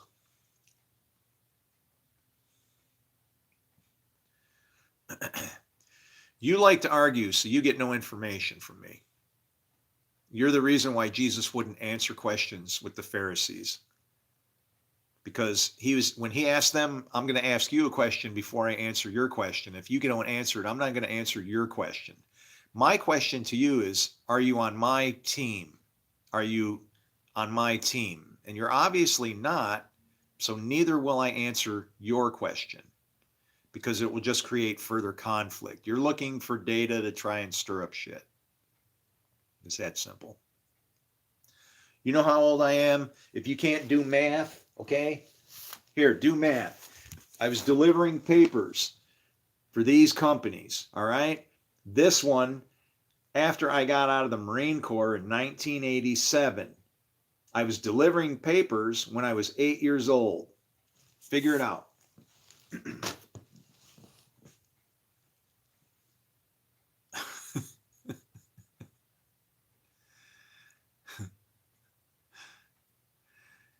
So am I. I'm on Team Reality. There's a war on the other side of a planet, and this book is at the root cause of it.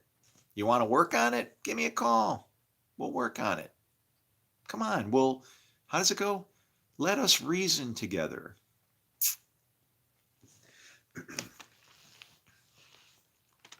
Let's see. Father God, I need the special Bible. Oh, there it is.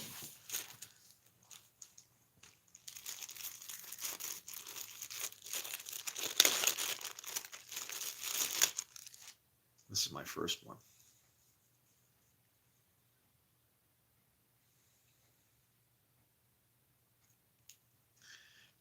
Do you want me to keep this house?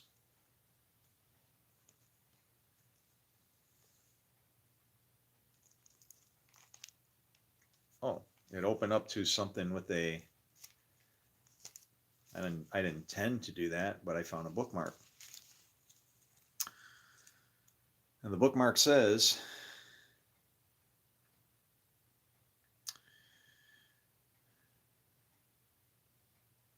should I lose the house?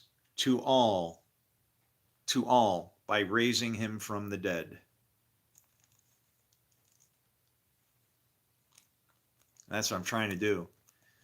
Jesus is in you and he's dead in you. You are either dead in Christ or alive in Christ. My God lives in you. My Lord lives in you. You are either a Christ or an antichrist. And you don't get a choice unless you don't want to breathe. As soon as you have the breath of life, this book is about you. Whether you want to believe it or not. I don't care. And I'm not forcing it on you. You'll figure it out on your own.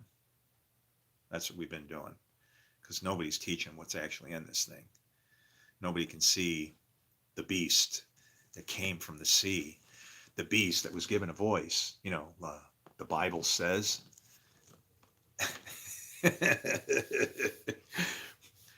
How about, remember, you want to know who the beast is? Moses. Taken from the water. Isn't that what his name means? The beast that came from the sea? Very familiar, isn't it?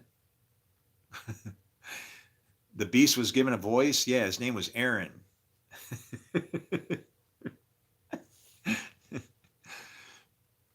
I didn't enlist? Oh, fuck you. I signed up in the face of Lebanon, buddy, and the only reason I went was because I was afraid because I put my hand on a Bible. I didn't want to get shot up by a bunch of dumbasses. You're disrespectful. I pray for death to find you. Lord, let death find that person so they can respect a soldier. They need to know about death.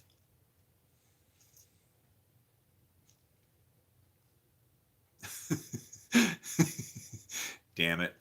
Well, then fine. Whoever's stirring this shit up in here. And see, that's what it is. He's already found death. Never mind. See how easy it is? I can't even say the wrong thing. If you're looking for death, you're going to find it. If you seek life, make it. If you want death, you can just lay around and do nothing. It'll just come and get you anyway. If you want life, you got to work for it. And beating on people is just nuts. What's blasphemy? Praying for that? I think in here it says, Father, strike down my enemies. Don't let them mock me, etc. Doesn't that say that in here? Why am I bad for repeating what's in the Psalms? I deserve defense too. Nobody else is defending me. Where's somebody to help me out for my oppressor? I'm oppressed right now. See? And everybody's suffering due too. But what can I do?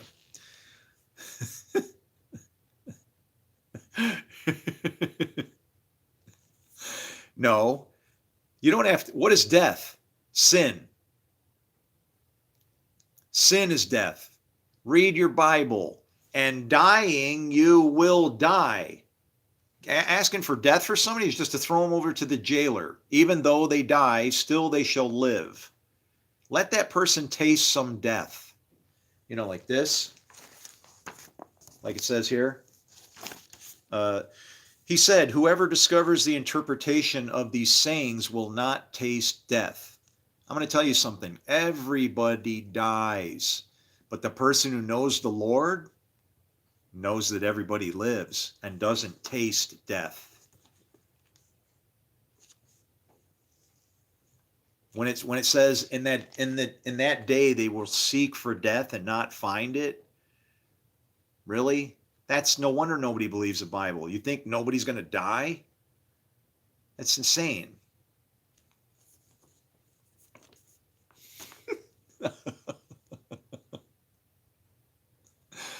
I'm done with the lot of you.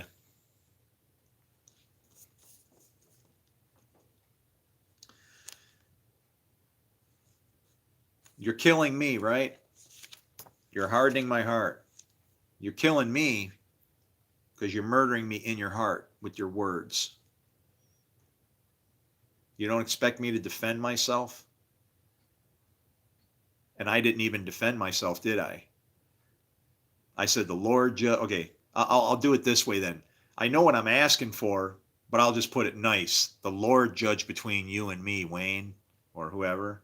The Lord judge between you and me. The Lord rebuke you. You happy?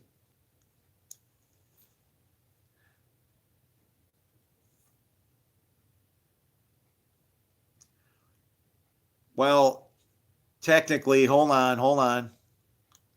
He did die for everyone, but his death did not go wiping out everybody's sins where you can just do whatever you want. That's a fallacy. He laid down his life like a soldier. He knew what he needed to teach. He had a mission. He's trying to end chaos under this law because they were stoning people and doing crazy things. When you understand how this law is written, you'll know exactly what he wrote on the ground. I'll tell you what he wrote on the ground. He wrote two pieces from the law that don't let you stone anybody. In the law, it says, the first one, it says, whoever strikes a man so that he dies shall surely be put to death. The second thing he wrote on the ground says, whoever strikes a human being, I can see him going, she's not a man. Hold on a minute. And then Jesus said, wait, hold on. Jesus went like this. He said, let me move my finger to another part of the scripture. And he got in there and started doing this. Oh, yeah. Oh, yep. Right here. Leviticus 24:17. Whoever strikes a human being so that they die shall be put to death. The first one said surely, like kind of, death is kind of, I don't know, maybe surely event. Yeah, it seems like that person should die. What does it say when it gets to where it explains as a human being where we're equal? Little older, further down the road law where the younger kids would have left. They left from older to younger. And he wrote those two verses on the ground, one older than the other. Yeah. Where you can see it as peace, then fine. If not, I don't know. Maybe I should change my name to Methuselah. And then after I'm gone, we'll see how it goes for you. Everything's in the name. It's very peculiar. And my name was given to me and goes all the way into Egypt. So I got that going for me. How it works for you is up to you to decide. You wanted a prophet like Moses, I'm staring you in the face. Even my name. I can see why Moses didn't get to go into the promised land, because it's like, if I have the same attitude as him, I just can't take this shit. It's like, it's impossible. It's like, get it off of me. I don't want to do it. It's these people. And it's like, I can see what the struggle is, though. People don't understand that the Lord does all things, all things. So what does that mean?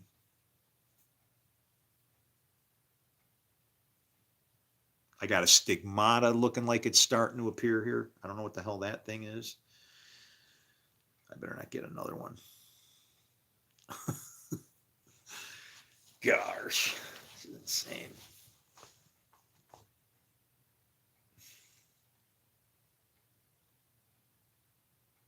Hmm. This will be great when they drag me out of my home and tell me I can't, whatever. I don't know. You probably get to take some shit with you. So probably before I do, I'll box up some clothes and stuff to take and find some trinkets. I'll probably go through and sell out whatever I can, any jewelry and shit like that, just to knock some shit out. But yeah, I'll try to make sure I'm broadcasting when they take me out of here. And what I'll do is I'm not even going to take my phone. I'm just going to leave. I'll leave the whole fucking shebang, man. Modem running, phone lights on, food in the fridge. You know, I'm not going to do something stupid like destroy the house. You won't get my house with walls, it's like sticks and twigs and shit. That's wrong, man. Somebody else can move in here. Let them give it to somebody else, whoever can live in here that they'll accept. But I'm done with this shit, man. I don't get it. Um, I'm kicking on a door that should be opening, but it has to open from your side. It's like, the parable where the guy goes and he's banging on the door at night trying to get bread, and the guy's asleep with his children, and your friend shows up and he's in bed with his kids and it's midnight, he's banging on the door. It's like midnight right now in broad daylight, but I'm trying to give you bread. It's like in the other direction. And you're like, I'm in bed with my kids. We don't need to eat. We're all good. It's like, no, you're pregnant. You're pregnant, and those kids are, the harlot you're laying with. You don't even know it. Those aren't your children. Trust me. Let me show you who your children are. Oh, this book is written so spiritually. It's like and so teetering on the edge of where you could kind of, put some names on it, make it look like a place somewhere and journeying from this place to that place. But when you read it, it makes it impossible to get from this place to that place in a certain amount of time. Of course, the Gospels are screwed up because he wasn't going from Galilee to something. It's talking about a community. He was from the Nazareth community. Nazareth means untrimmed, untouched sheep, like the junk that God throws out there to say, this counts too. Like the things that Amos was screaming about. You cows. You cows. You're all polished up. Look at you. You're useless. But you're not useless. I see that everybody has their purpose. And I see probably more than what Jesus was trying to teach. And the only reason I say that is because I got manna that he was holding back, I feel. Because when it says the wicked are reserved for the day of judgment, that's just an everyday event. When somebody needs to be judged or they need some bad stuff to come on them, what happens? The Lord sends somebody wicked. He reserves them for the day of judgment. Oh, it's judgment time. I need some wicked people. Who will go?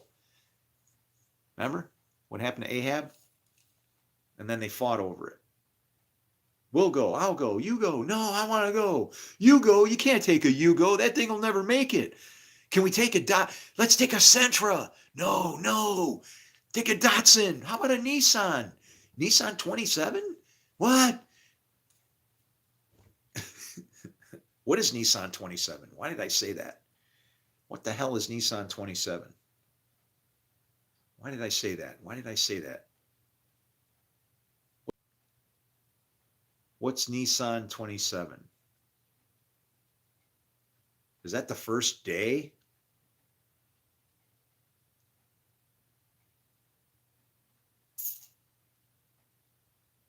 Yeah. Because Nissan was who I worked for. 26 is his number. My birthday, that's right, my birthday on the Hebrew calendar. I started, was it my birthday? My birthday, or I started my walk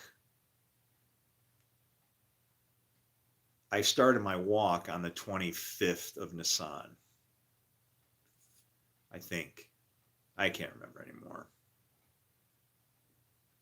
It was one of those. But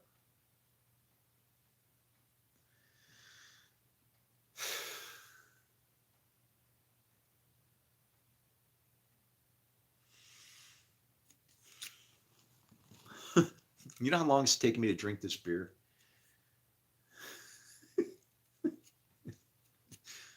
A long time. And still.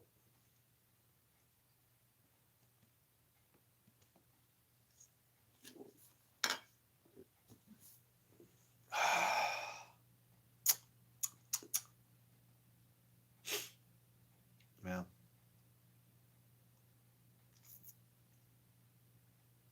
To not taste death is to not be a devil. Remember, Jesus said, "You'll eat flesh and blood, eat my flesh and blood." What does the devil eat? Dust. Dust you are, dust you'll eat, dust you return. You shall eat dust all the days of your life. So to not taste death is to not see that God is killing somebody, maybe. Instead, you see God as loving somebody with a rod and beating him with a club, trying to knock some sense into him. That's what that means. Everybody's going to die.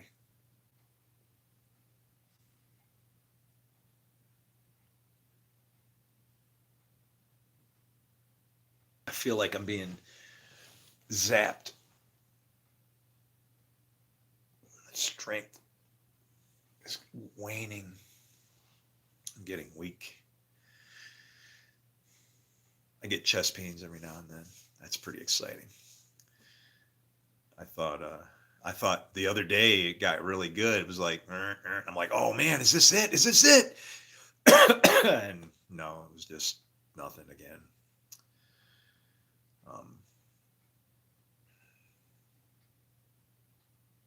Gotta get out of here. Please get me out of here. In my sleep, no torture this time. I know what you put in me. I know it's in here. I know who he is. I know what you're trying to make me. And I will serve you as best I can, I promise. I love you and I love all my brothers, all of them.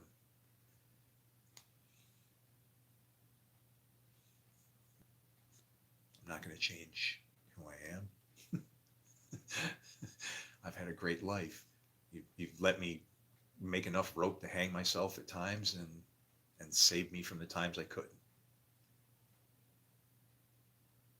I say, search me. Find whatever is in me that doesn't belong, even if it's people, and remove it. I want to bring you back as much of what you deserve as your gift and your kingdom as I can. People should know you, that you love all of us. You love all of us. This fighting down here isn't from you. It's from us. We've done this. What have we done? Not you. We take your holy word and your scriptures and we mess it up.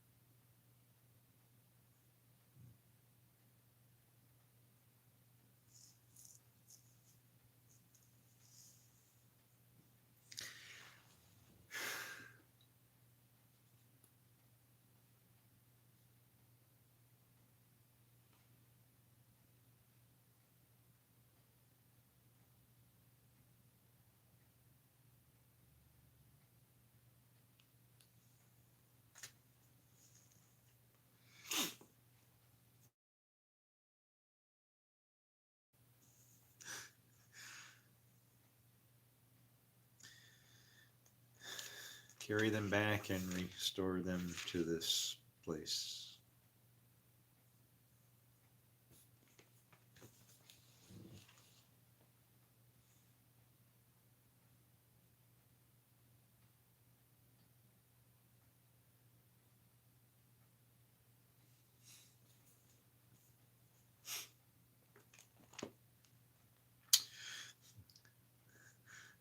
All the people moved on toward the desert. Zadok was there too, and all the Levites who were with him were carrying the ark of the covenant of God. They set down the ark of God, and Abiathar offered sacrifices until all the people had finished leaving the city.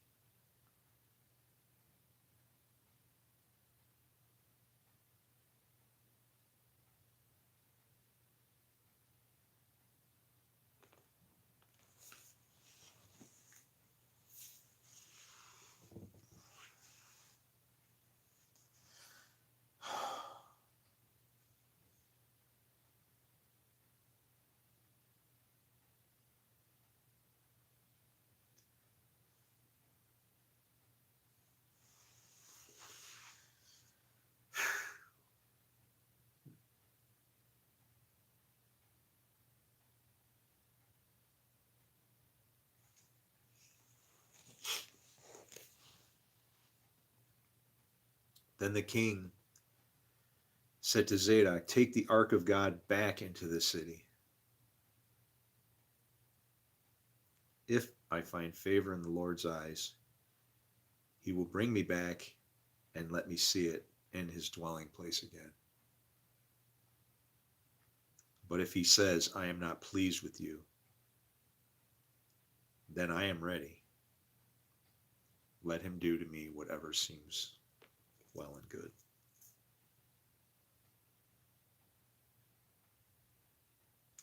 The king also said to Zadok the priest, "Aren't you a seer? Go back to the city in peace with your son, Ahimaaz, and Jonathan, son of Abiathar. You and Abiathar, take your 2 sons with you. I will wait at the fords in the desert until word comes from you to inform me." So Zadok and Abiathar took the ark of God back to Jerusalem and stayed there. 2 names, Zadok and Abiathar. Abiathar is going to be an interesting name because it has father at the beginning of the name.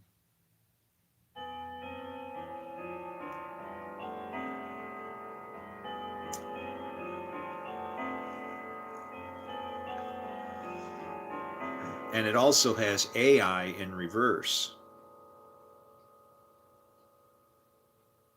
Abiathar looks, just that name to me looks powerful but dangerous. Let's go see. That's what I see. Let's go see. Let's go see what everybody else says. Abiathar, huh? Abiathar. This is how I read the Bible. I have eyes that nobody can appreciate. And what they see right now is really troubling to me. ABI, right?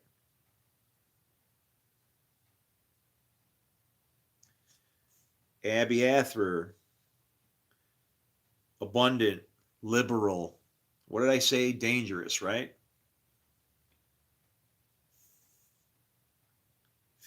54. Oh, wow. This is a very small, early word. Well, it's because it's built off of the aleph. So, but still, 54, huh? No, actually, it's 8. Wait, no, that's in the Greek. Oh, 54 in the Hebrew, huh? Okay. So in the Hebrew Strongs, Abiathar means 54. No root. Father of abundance. Dangerous. And when it says that the Lord will bless you out of his abundance, remember, he makes all things flow abundantly to you. All things. I form light, I create darkness. I make peace, I create evil. I, the Lord, do all these things. All things, okay? No, he's just grabbing one verse and twisting it up. Well, then you can twist the entire New Testament up and smoke it then, because it all is under this format that I'm trying to show you. People say, can you know the mind of God? Sure, it depends on what you think the word know means. When a man knows woman, she produces fruit. Can you know the mind of God? I don't know. Show me your fruit. Sees your fruit and goes, I never knew you. Those aren't my kids. The works that you've done are your children. The deeds that you do, they're your children. That's why when you know the Son and the Son sets you free, you'll be free indeed. Not like, sure, wow, I'm free. No, free indeed. Whatever you do is acceptable before the Lord, provided you're doing it in the Spirit. Because the Spirit has different rules than the other rules. The Spirit lets you speed because you're on the way to a fire. When the speed limit says 40 miles an hour, you can go like, I don't know, however fast you think is safe, I guess. Because your spirit, your purpose, your intention, your inclination is driven towards good. That's it. Abiathar. So Abiathar means abundant and liberal. That is dangerous. Don't think that abundant and liberal. There's light and dark you can get, and everything comes from the Lord. Even if he gives you evil, because it's not evil if you've asked for it. It's not temptation then. You've asked for it, he gives it to you. Gives you the desires of your heart. That's why if somebody has a jacked up heart and that's what they want is to be destructive, you got to teach that person about our Lord or get rid of them. Somebody that's a troublemaker, they got to go. If they're not doing what the Lord wants, they got to go. And that's what happened to Jesus. They understood that. Zadok. Zadok's going to be, that's funny. One was up in the front and the other one's all the way in the back. Zadok, huh? I know that's Zadok priest, but I don't know what Zadok actually means. Zadok means just. So that's God right there. The liberal, the many, the many. And what? Just, the only. Yeah. And why do the just and the only, why do the one and the many dwell in Jerusalem? Because this right here, this is Jerusalem. This is the word of peace. This is the teaching of peace. Jerusalem means teaching of peace. When the new Jerusalem comes down from heaven, remember how Jesus said, I'm making all things new? He was the word. He was like this interpreted so you can understand it and not ruin each other. And I'm telling you, it's bothered me for a long time what went on back there. And I figured it out, and I ain't swaying from the path that I know. I don't care what any of you say, how you're going to, what you want to do, torture me, take away, threaten me. I know the truth. I know the truth now. And it's very troubling, my friend. It is very troubling to me because I don't want to know this. What, does that make me special? I have to say yes, and for only one reason, because I know it's the Spirit that tells you. I believe what that thing says. Peter, you could not have read this. You only know because your spirit is correct. And if you want to know about the laying on of hands and the Spirit and all this stuff, you don't think you can enter your mother's womb a second time to be reborn? Well, I don't know. Then go talk to Job, because apparently he could do it. We don't understand these teachings. I do. Or at least enough of it to just unsettle me like bad. So it's to go like, what the hell have we done here? This has me hoping that this is just not real. I beg that this book, this thing is not a real thing, like God really exists. Because if he does, we are so known. We're going to be known, all right.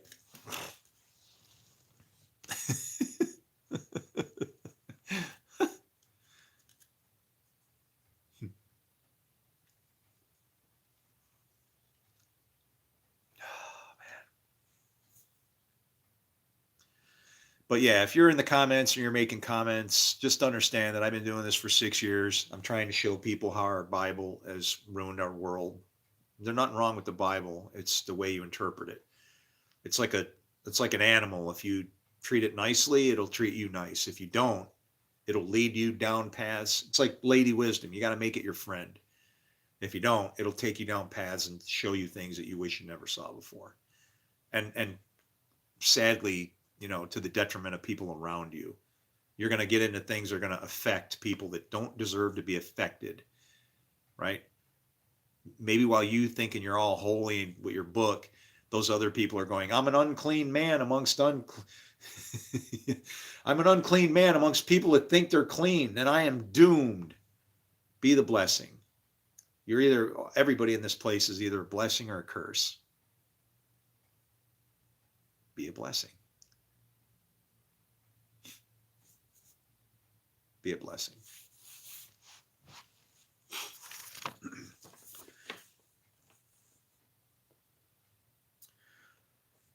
Know what is in front of your face, and what is hidden from you will be disclosed from you. For there is nothing hidden that won't be revealed. What is he saying? Know what is in front of your face. Again, back to the same thing. When a man knows a woman, she produces fruit. If you know what is in front of your face, Jesus is saying that your blessing is sitting right before you. That's that guy who sinned, him or his parents, that he was born blind. Right? That's that guy right there. Is he a blessing or a curse? Did his parents sin? What happened? What did Jesus say? He's there so that the works of God to know. When he knows you, you're doing the works, right? He's messed up in front of me so that the works of God can be displayed. That's what that word know means. So if he says know what's in front of your face, he's saying interact with the opportunity and the things that God has given you. Your abundance and your gifts, your resources are right in front of you. You guys are my resources. Everybody that watches this video, and then you run off, and you don't immediately run to go tell some pastor. I don't want pastors. I need like the theologians, the popes. Hey, Pope. Did I say popes? Whatever. I've contacted the Pope, the president, very high level people with this information that I found. Unfortunately, I'm not good enough to give it to them. We're all getting banged because of it. And it's very freaking troubling to me, because if I go to a Christian or anybody and they blow me off, you don't know who I am. And I'm not saying I'm somebody, but to you, if I am a stranger, you write me off. What is that judgment going to bring to you? That's the danger. When you judge somebody in the wrongly and write them off, I don't write anybody off. Nobody. Everybody counts. And I'm either going to be a big, big blessing in this place, or I'm going to be a big, big curse. And the only way you find out is, I guess, after I die. And I hope that, it's going to come at his time, but I'm not like at this point in any great excitement to want to stay here. I'm shitting in my pants with the stuff I see in the news and what's going on, and the fact that I'm screaming out here, howling, and nobody can hear me. You want to hear me? One person heard me. And the guy called me on my phone, and he said he was the Christ, and he railed for like 4 hours. I was begging for my phone battery to die. I couldn't turn him off. I couldn't shut him down. Everything he was saying was true. Is he twisting the word up, or was it twisted up and I understand it wrong? That man was hitting hour, man. And I was listening to him, and I was like, whoa, shit. I can't shut this guy down. I don't know what if he is the Christ? I don't subscribe to this flying out of the sky thing. I'm a Jew. I know that the Christ or the Messiah is a man. Okay? But the spirit that gets him is what God gives him, that causes him to be what he's to be. That's what you judge that person by, their spirit. You're looking at their face, their beard, their bloodline. Forget it. Just forget it. You don't understand anything about God. You're what Isaiah warned about, branding. This is mine, that's yours. You count, you don't. Who made all of it? Okay? I think if there were a God, I love this. I respect you. I respect you more than the religious people I know. Do you realize that? If that's what you feel, I think if there were a God, that's a good place to start. What would God be like? Now, if God is supposed to be your God and you're supposed to mirror him, do what he says, well, then do this good thing, right? It sounds like the Watchers. Let's commit to do this good deed. Maybe I'm a watcher and I'm just trying to get a covenant with you guys so I can intercede for the humans that weren't interceded for before.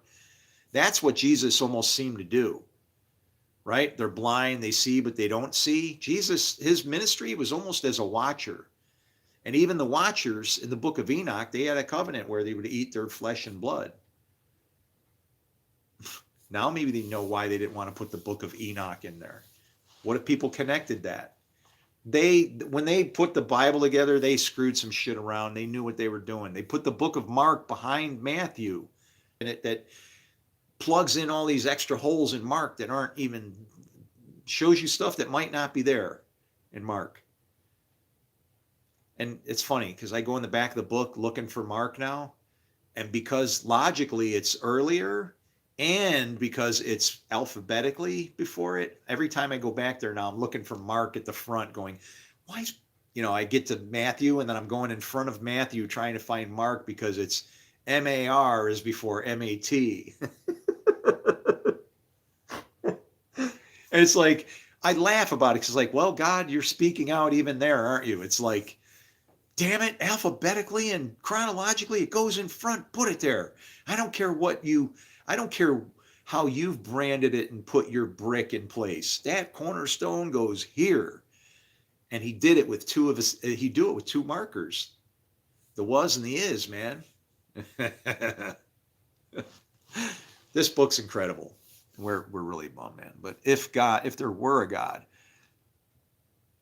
I think it very unlikely that we would have such uneasy vanity as to be offended by those who doubt his existence. Oh, absolutely. How could you hold somebody accountable for the presence of, that would be like me standing above an ant or a spider and going, worship me, you lower being. Really? Okay. And then what? You prove your authority by stomping it out? No. That's a bad plan. Hey, man. Yeah, happy birthday.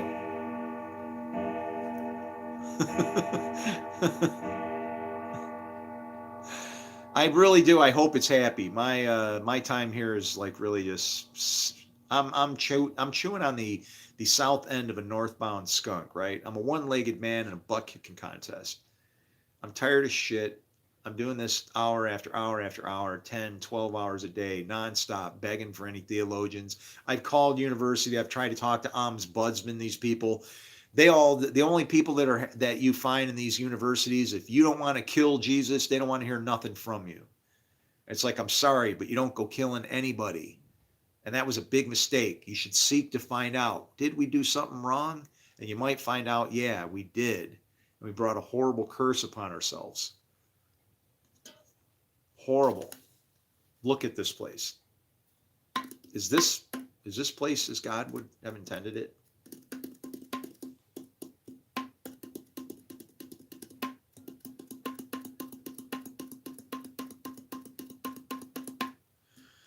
Yeah, at that age, I would not join the military.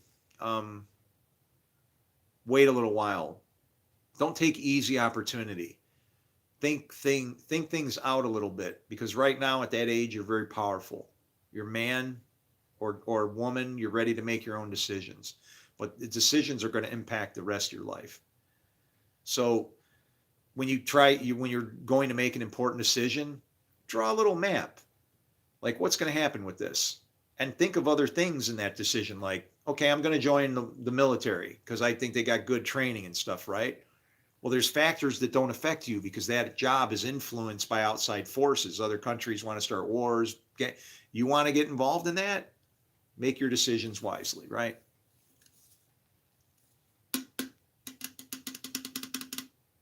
Oh, broke back, huh?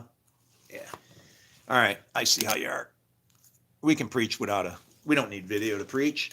We'll do it that way. And I'm going to go take a leak. You can even watch me piss.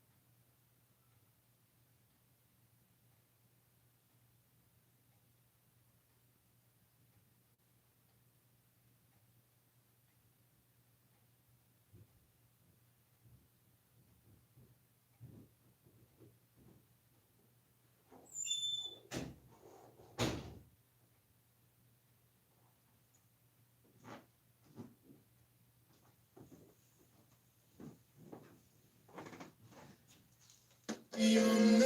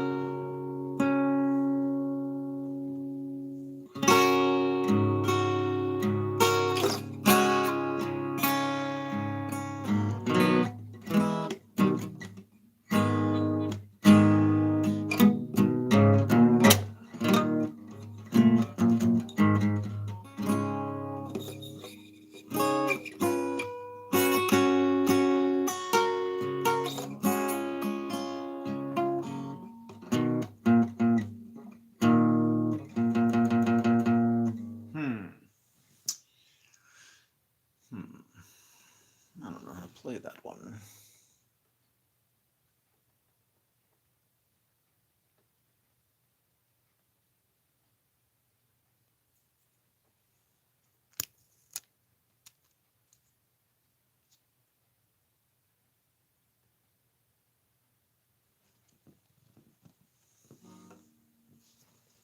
Man, I don't know what it is with mean people. It's okay.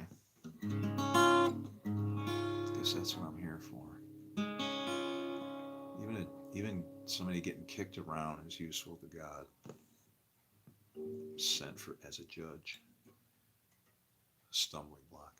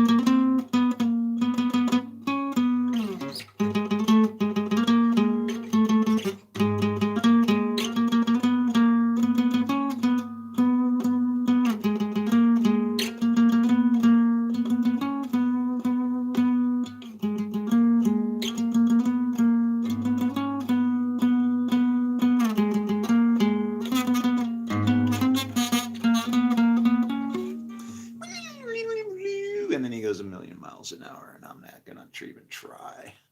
I can't do it. I'm a slow man.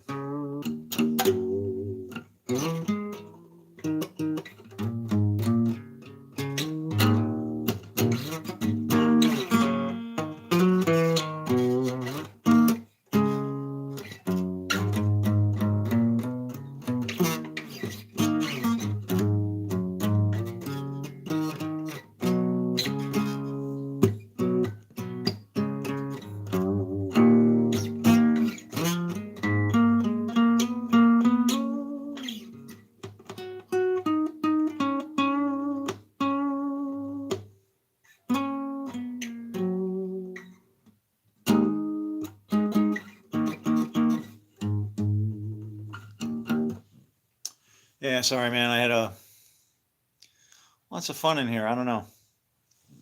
Seems all I attract is just people that want to. I guess they call it trolling. I don't even know what the freak that means, man. It's stupid. Why shouldn't your life be more than that than just wandering around bugging the shit out of people? Shit, man.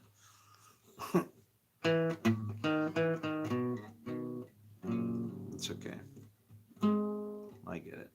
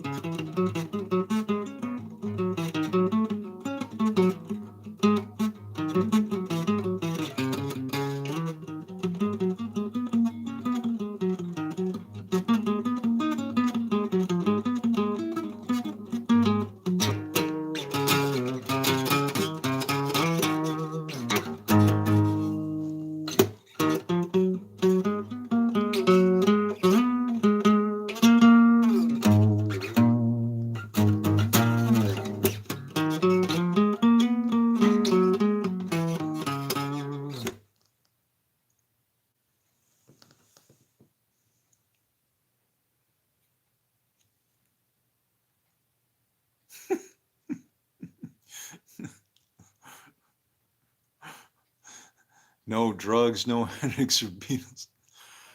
Man, it's like, what is with the people? Those people had lives too. Those people were prophets. Do you realize what Jim Morrison's saying? The day destroys the night. Night divides the day. Try to run, try to hide. Break on through to the other side. What did Jesus say? Fish from the other side. We chased our treasures here, or chased our pleasures here, dug out treasures there. Can you still recall the time we cried? That's watering the face of the ground. The mist that comes from man's face when he judges the creation too harshly. I don't have any problems with it. People that say they can see, they can't see. If you could see, you wouldn't be bitching about it. You would understand it and you'd want to build it instead of destroy it. It's terrible.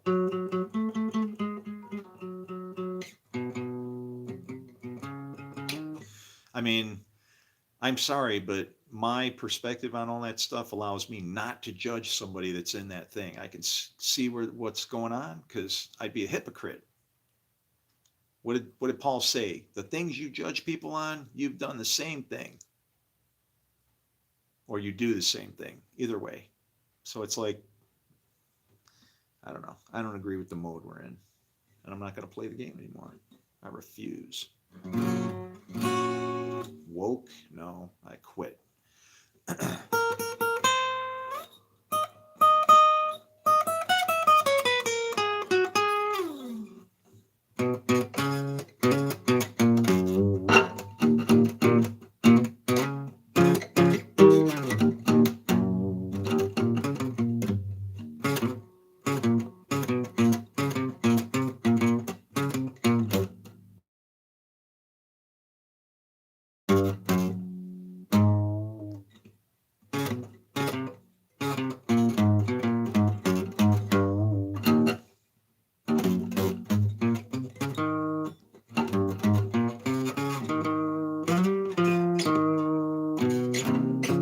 Man, I've not played happy music like this in a while, man. I'm ready to just say, see ya.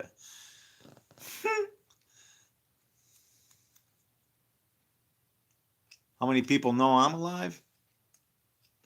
I can't play guitar. I suck. Are you kidding me? I'm the worst, man. I have no lessons. No, I don't play any. I just grab the thing and do it. You know, it's like it's a percussion instrument, so you can. A lot of the flavor, the style, is actually from learning how to strum. I mean, you know, you might not be playing nothing, but you got, you know.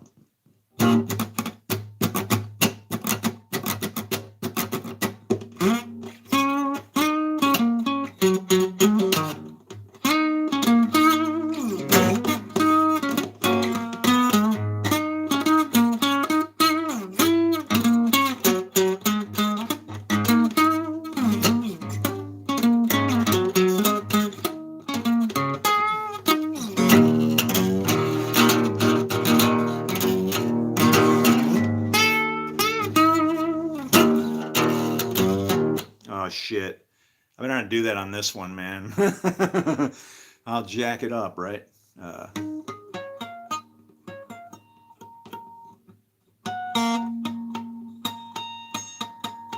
I felt that one give. Yeah, I kicked that one out of tune. Shouldn't bend that on that like that. I'm also self-taught coming into 20 years. I was almost signed, actually. I was in a band. We almost got signed by Chrysalis Arista and Monogram. Our booking agent brought up the Kinks and the Ramones, and they wanted the problem with the record companies was they didn't like our lyrics. They said they were too explicit. They wanted us to change them because they were too mouthy. We had like back then they said shit like there was a band uh ecstasy or 10, not 10 seat, what the hell was the name of that band, man? But they had a song, I want to kiss you all over and over again till the night closes. Man, they caused like the riot over that shit, right? Well, our lyrics were like, way back in the swamps down in New Orleans, there lives a little girl, little Cajun queen. Well, she got no chest, but her legs are lean. She was raised on crawfish and turnip greens. She can take the chrome from a trailer hitch. She's some kind of trippy girl. And she's my kind of woman. Oh, no, yeah.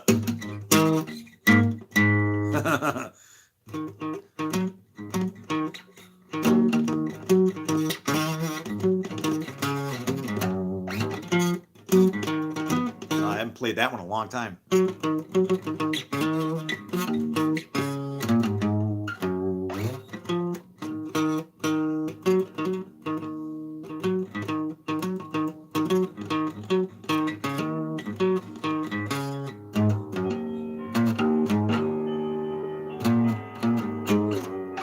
It was a weird hammer pull thing I haven't done in a while. But anyway, yeah, and they didn't like it. They wanted us to change lyrics, and then the whole thing blew up before it ever got going. And why? Because of exactly what the booking agent warned us of. He goes, this is great. He goes, you never see a puzzle like this. His name was Art. He goes, you never see a puzzle like this. It works or it doesn't. And he said we had all the right pieces. And that, what else did he tell us? He said, it doesn't matter if you have drums and whatever. He goes, lots of people want to have bands. He says, you don't have people that click together in the same mode, right? When everybody can kind of see where everybody's going to turn and head for every move, duck and dive, then it's like, imagine an orchestra improvising, right? I mean, it's like, wow, you can get 3 guys to do it, 4. When they're clicking like that, that's what was special. But he said, you know what? He goes, I never see, this is love. He goes, you know what? Every time a woman destroys it, he goes, stay away from the women. And you know what happened? My wife at the time, that's what happened. You'll notice I don't say ex-wife because I don't believe in mistakes. I don't think God makes mistakes. Everything that happened in my life, from me sucking dick as a Catholic when I was 8 years old to right now today, has all been orchestrated and under the hand of God and allowed to happen. If I think of it any other way, then I got to be mad at him for some things, right? And I'm not that guy. I don't blame God, man, for nothing. Clapton, what are you, nuts? Nobody knows Clapton, man. Clapton was like a machine.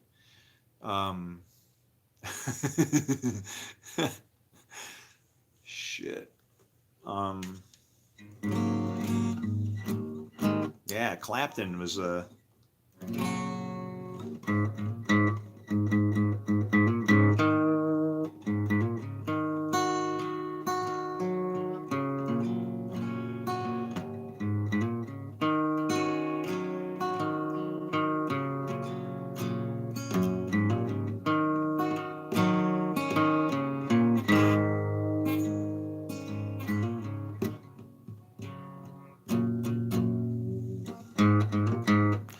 Yeah, they told me that I wouldn't be able to play guitar. I wrecked my bike one time, and they told me I'd never be able to play my guitar again. And I was going up to my house, which was up a hill. It was in the Palisades in California, which are just, all Palisades to me means is the houses that are ready to fall off the cliff in the next earthquake or good mudslide, right? So lived up in that stuff. And they're all over. Actually, one of the streets I think is actually called Palisades, if I'm not mistaken. It might actually be Palisades, but I was going home and somebody's sprinkler system had busted and was like coming down. It was flowing down the hill. Well, the hill made a bend. And so the water kept going straight across the road to keep going, to the other side of the road and keep going down, right? Well, I hit that on my bike. I was on a V65 Sabre. I don't know if you know what those are. It was a nice bike, fast. When I bought that bike, I told the guy, the clutch is slipping. He goes, what? This clutch ain't, he goes, show me where the clutch was slipping. He's smiling as we go for a ride. He's like, show me where. right? Like, where was the clutch slipping? Let's go for a ride. And so we go for a ride, and he has me do what he's doing to slip the clutch, right? And then he goes, and he pulls up on the side of me, and we're just cruising. He just gives me the finger like this. He goes, come on, follow me. We go around the block, right? We go around the block, and we're driving now, and he's just telling me, stay by me. And then when we got to where the clutch was slipping, he pointed on the ground. I was smoking the tire, just cranking on the throttle, man. The thing was a freaking insane. I learned to respect it. I was glad I saw that clutch slip at first, but like I said, the thing had power. I hit the water. It went out from underneath me, and I slid into a guardrail. And like I said, I'm going up into the hills. So what do you think is down underneath me? Yeah, Pacific Coast Highway. I got high-sided, shattered this wrist, dislocated my shoulder. This bone, whatever this one is, was sticking out over here like about 4 inches out of the side of my arm. And I got thrown off the bike and over a guardrail. Whew. I think if God would have wanted me to go, but it was a lesson, man. And I come back over that. And I'm walking back at night now. And now I'm starting to rethink, I'm walking back at night, and what happens? I go to my buddy's house upstairs to a friend of mine, and his wife answers the door. And as soon as she sees bones sticking out and shit, she faints, right? My buddy Scotty comes walking out and sees her laying in the floor, and he comes out like just with his head down doing something kind of like, hey, who is it kind of thing, distracted. And all he does is then he looks and sees his wife laying on the floor.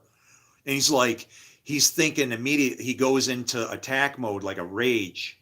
And we're on the second floor, man. If that guy would have hit me the way he was charging, okay, and I couldn't get him to notice how jacked up I was, he was coming at me full force. We both would have went off the freaking balcony and onto the freaking concrete. It would have been really bad. I would have been beat up like twice, right? And so as he's coming up to me, I go, no, Scotty. I'm like, and he's looking, and he can tell I don't even look normal because my shoulder's all jacked up and bones and shit sticking out. And so he takes me to the hospital, and the doctor was like, I don't know what in the hell, he said, I couldn't even see any recognizable bone structure in there. He said, it was just like a pile of junk. He says, I just attached it to the back of your wrist, and so that, you might have a hand, but you're going to have to change jobs. He's like, there's no way this is working. And you want to know what I did? I said, bullshit. I went home, because this is what happened when I left that, this is what happened when I left that appointment. All right. The lady in there, I said, I can't wait to get my cast off so I can play my guitar. And all of a sudden she just goes, she runs off, and I go, whoa, what the hell happened to her? And I'm like wondering it now. And then the doctor comes walking a couple, like 30 seconds later, not much, 20 seconds. And she must have told him, he wants to play his guitar. And I guess she didn't have much hope either. And he's telling me, you're not going to be able to do nothing with it. You're going to have to change, what do you do for work? I said, I'm underneath cars. I got to pick up transmissions, engines and shit. I go, yeah, I got to use this hand. Do you have two hands? What the hell do you use yours for? And so he says, he goes, you want to know what I did? I went home that day, and with a cast on my arm, you want to know what I did? I sat down and started doing this in my lap.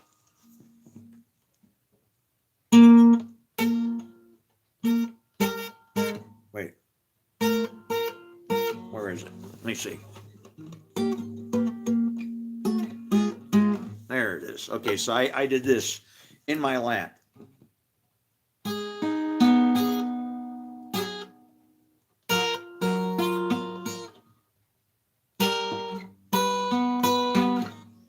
And I was learning how to play Stairway to Heaven upside down and backwards on my guitar in my lap. I know the one guy does it. There's some guy who he can't, he has to do it like that, or some guy that plays at his feet maybe or something. But it was like, I'm going to play my guitar, man.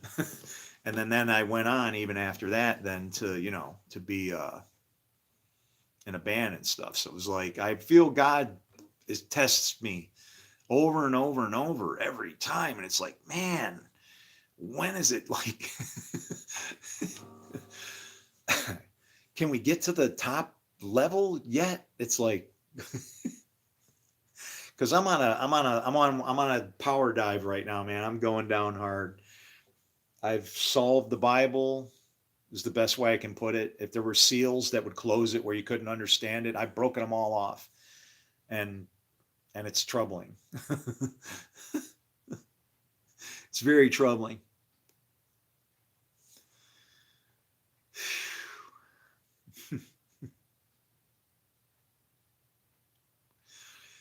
Full recovery. Well, it's what you want, right? I mean, this wrist, if I bend it, you know, when you look at it, most people's wrists, like they bend at the top, like mine just goes like, my fingers to do push-ups because I couldn't bend my wrist to get flat on my hand.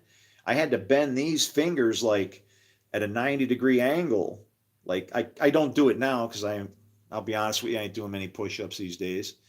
But yeah, it's like I compensated in every way that I could just to make sure it was all right. I mean, the withered hand still works, okay? You just got to want it to work.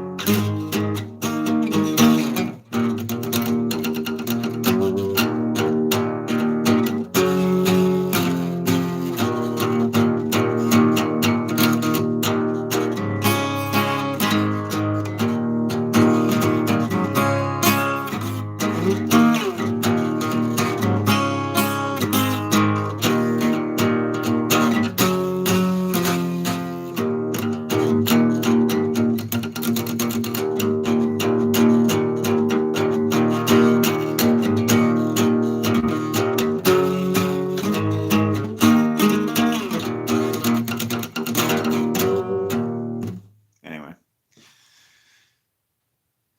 the book is an idol. Oh,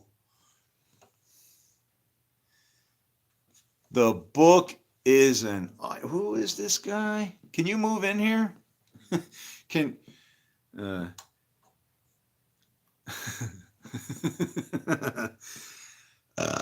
Pardon me. Wow, you said a mouthful. The book is an idol. Wow.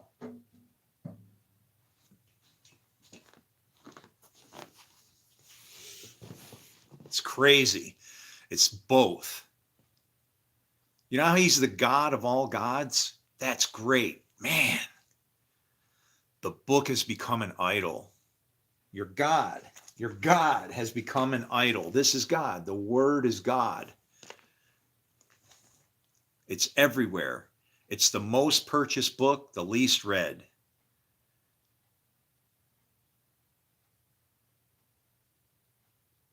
Wow. Crazy, man. Crazy.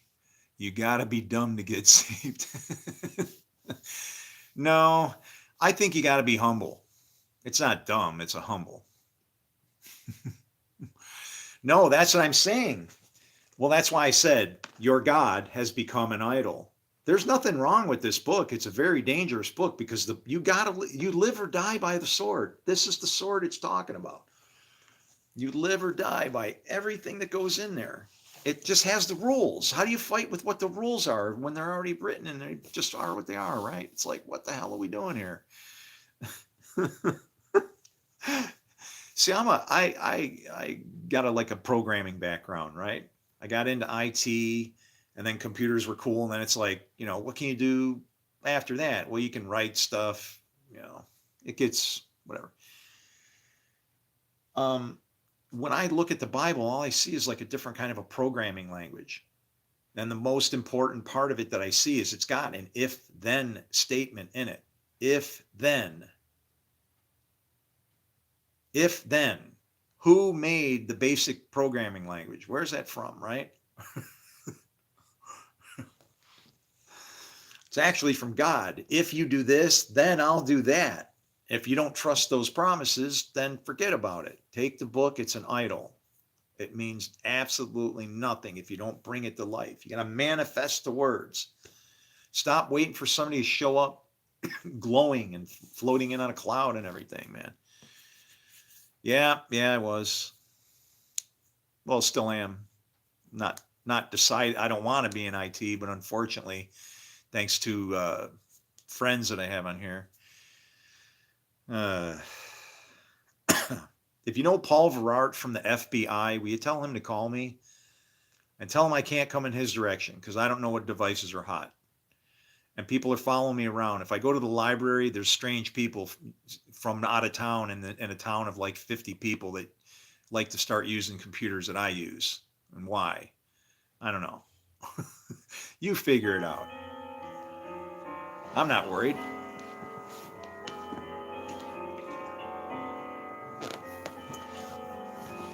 I'm like the guy, remember Alfred E. Newman from Mad Magazine? He was like, me worry? That was a crazy magazine, wasn't it? You ever seen Mad Magazine?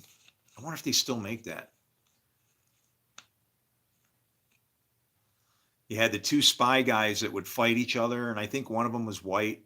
One of them was dressed in like white clothes, and the other one was dressed in black clothes, but they looked identical.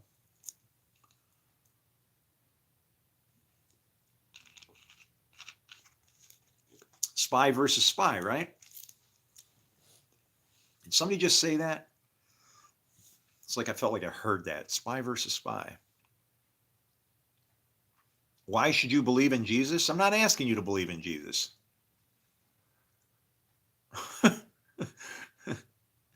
I'm not asking you to believe in Jesus. I'm asking you to live like Jesus lived. Okay?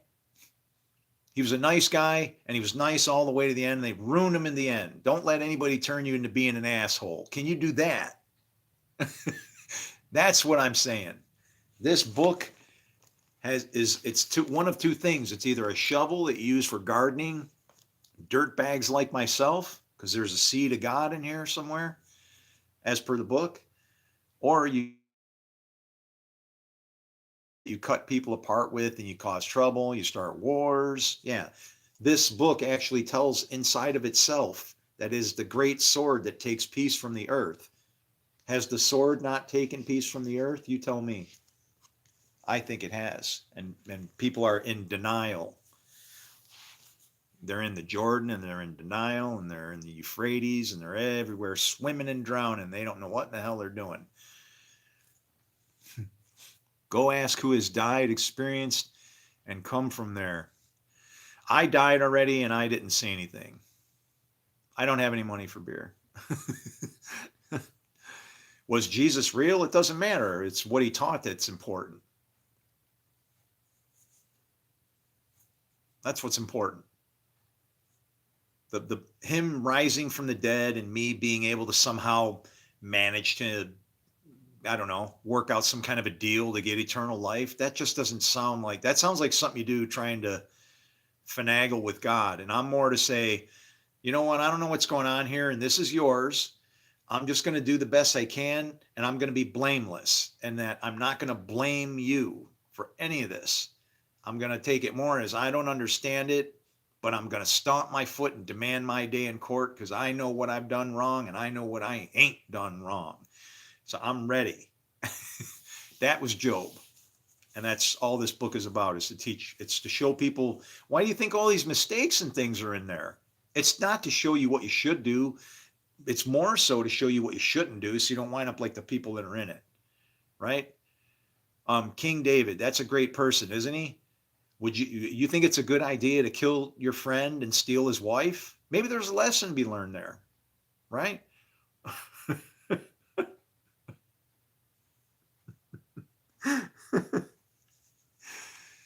And see, what I'm battling is I'm not, please don't put me in the category of Christian. Me, I'm a Jew. I don't kill people. I'm not me. Don't put, and if you see those that are, then they're not Jews. Okay. They are Jews that are not. If you're not shalom and a person of peace and how to communicate and reason with people, I'll show you the God that I serve. Please don't look out there to find him, because you're not going to see what I'm going to teach you. But you'll be able to have an understanding. If nothing else, we'll have an appreciation for each other. I don't need to convert you. You just do what you do. We don't convert each other. We trust that our God is in control. As soon as I take up the idea that I need to do something besides teach, that's the only thing that I'm here to do. But if I go to pick up to do anything else for myself to try and, then yeah, wow. No, I'm totally, totally messing it up. Uh-oh. Two Jews. Hey, you want to hear something funny? This is a joke my friend said. You ready? These two Jews were in a fight. One's wrong. One's must be right. Right?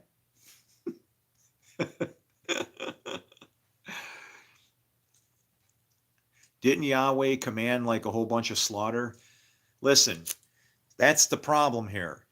It's not first, when it talks about children in the book and your firstborn son being killed and all of that stuff, stop. What you're doing is you're having a earthly moment.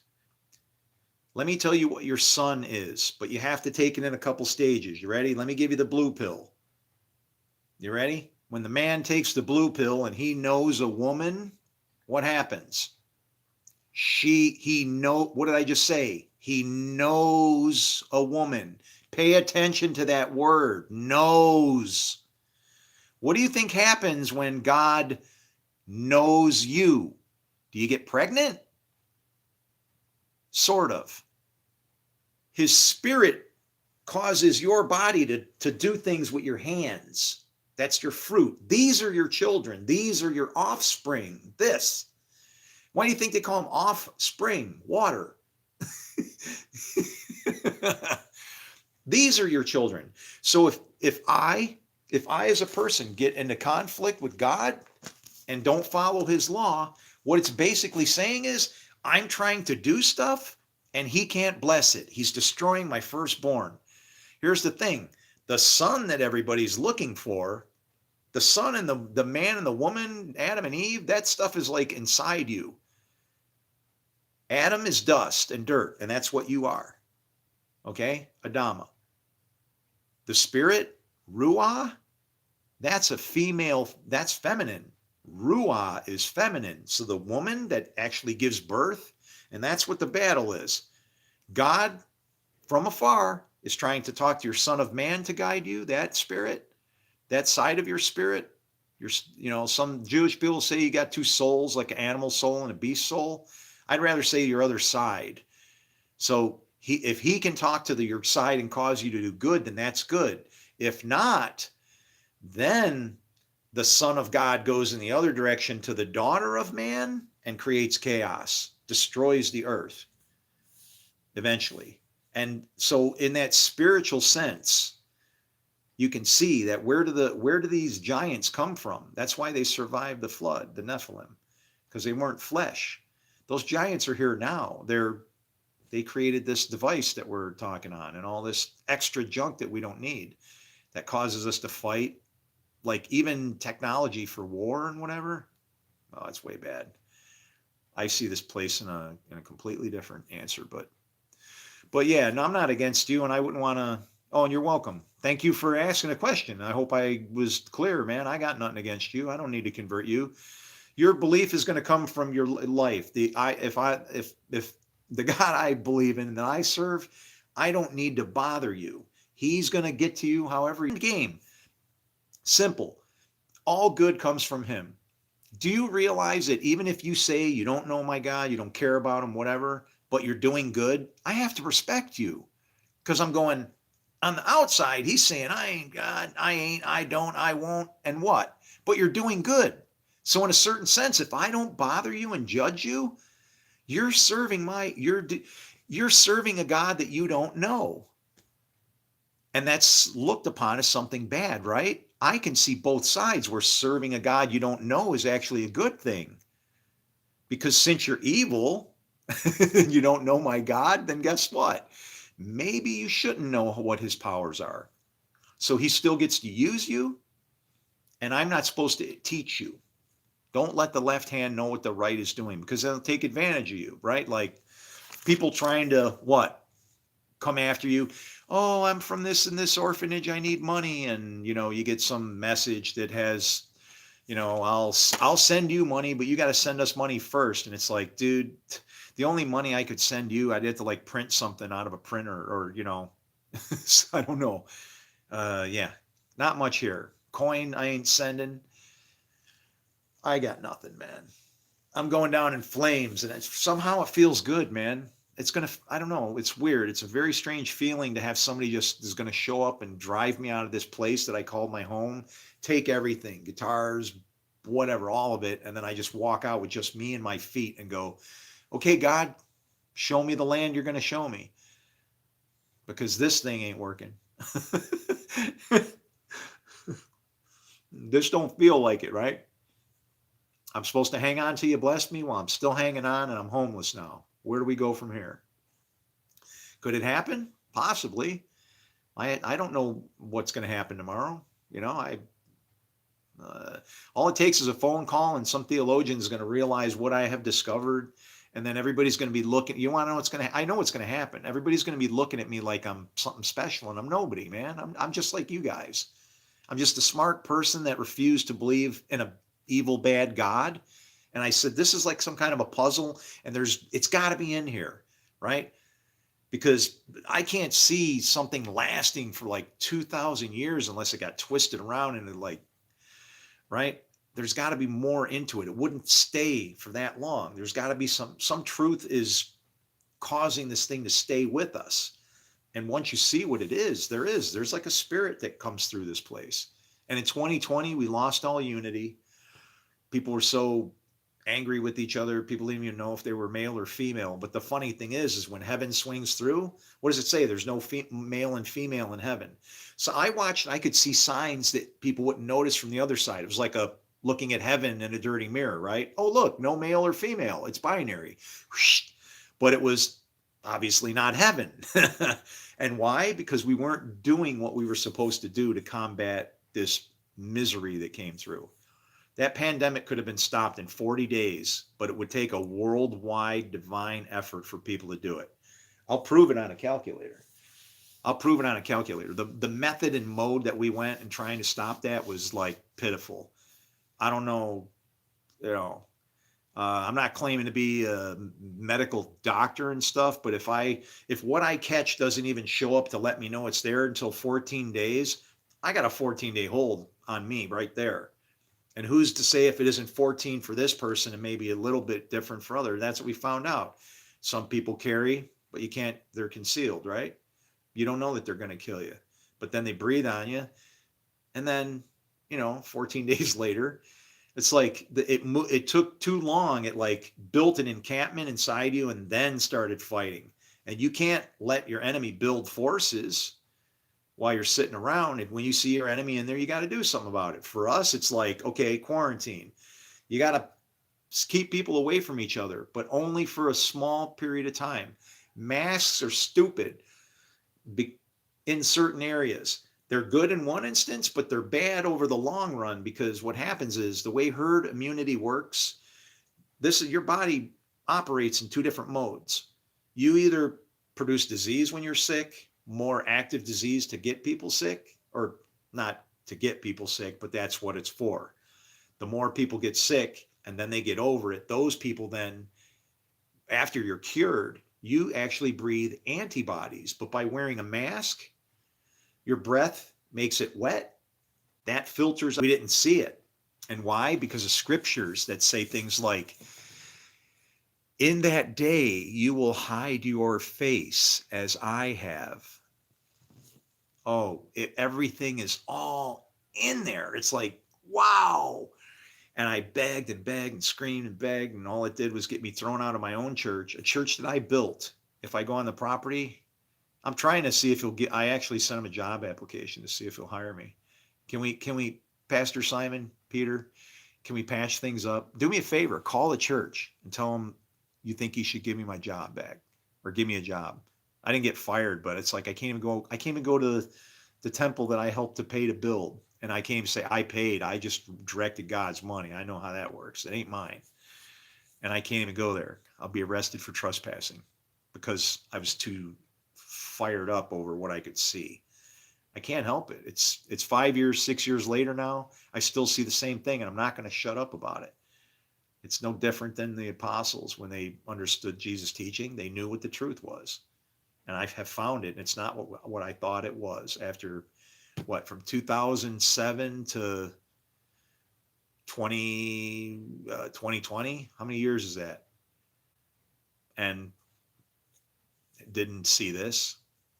In 2020, it started to unveil itself because I'm looking in scriptures and just looking at it like I'm, you know,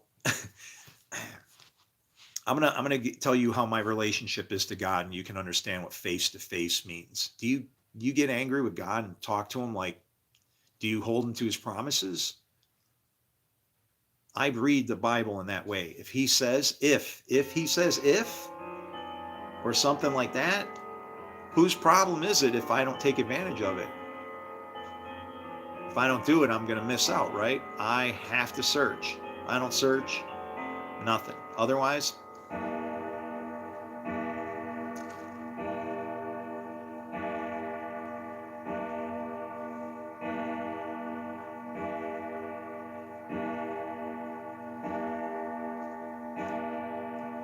that's a yod.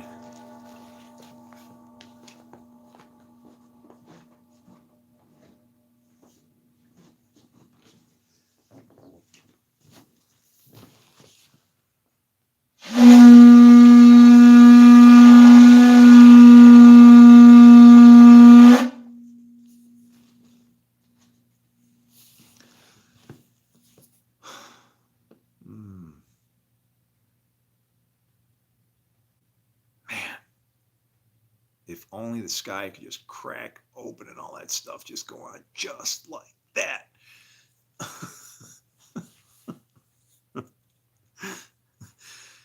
Lord, where are you? Help us. He's inside of the people. That's the thing, see? He's lost in there. That's the lost son, what we're looking for. He's inside of every single person, just while they look everywhere else. Where's he at? How pitiful, ain't it?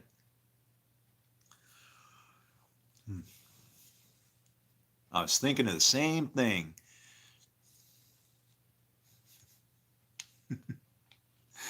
What were you thinking? Lord, when are you coming? We see, that's it. People don't understand. That was Jesus' point.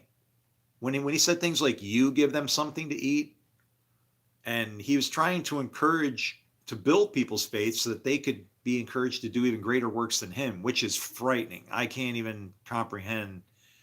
I'm surprised we're even in 2020. Yeah, no. Keep being surprised. It means maybe there is a chance to pull this thing out of a power dive, right? I mean, I'm not claiming to be the Messiah, but I know what he was teaching. I feel that he won't come back unless we make it like it should have been when he left. He'll be the guy, he'll be the return to check the vineyard and go, okay, nothing here. And honestly, I don't even think it works that way. I think he'll return if we want him to return, if there's enough people that want to see him in that way. He'll manifest, right? Our God will come back like that. If not, then what happens is he gives us our, I look at this book a lot differently. When it says he gives you the desires of your heart, I just think, sure, and it depends on what you're asking. If you ask for evil, he might give you that. If you ask for good, he might give you that. It depends on if he wants to give you either. But if you ask for evil, he can give it to you. It's not tempting you. You're asking for something. It's already past the temptation part. You're just saying, fulfill my desires. And that's what he does. And we don't understand when he's working from these two angles like that. He comes like as an agent of war. And who's with it sitting square in their lap? The Lord. I form light, I create darkness. I make peace, I create evil. I, the Lord, do all these things. How do you comprehend that, or what do you deal with that? It's because he wields those forces or has the ability to do it, but he also has rules to how he does it, And that's all it is. It's a love game. You know, there's times when there's times when he's obviously been even jealous, you know, and it's strange because I see enmity. This is what I see enmity as. You ready? This is a good teaching.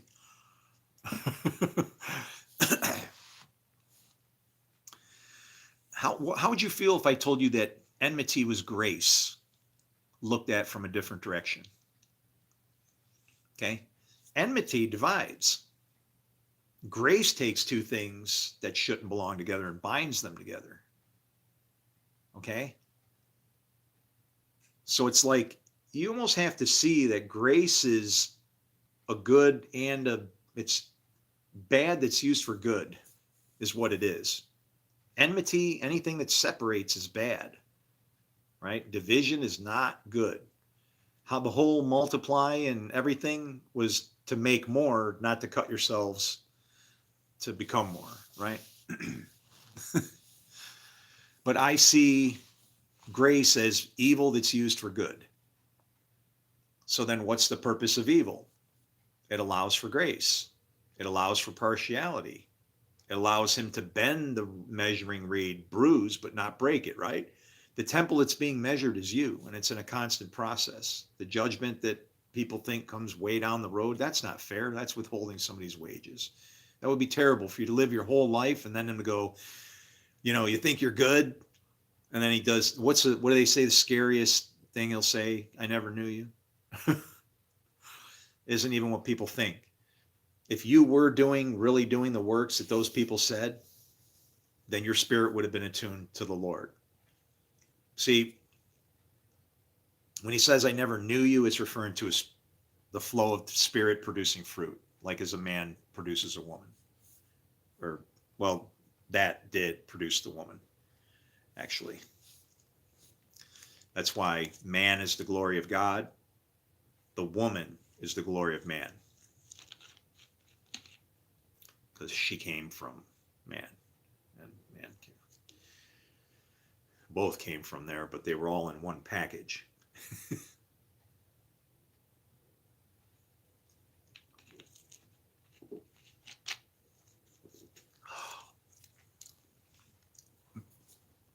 Male and female made them he and called their name Adam. Welcome to DNA.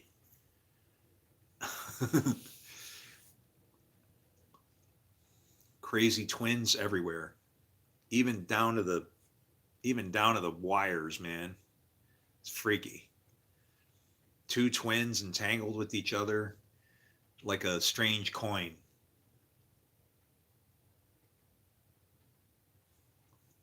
When you can find the coin,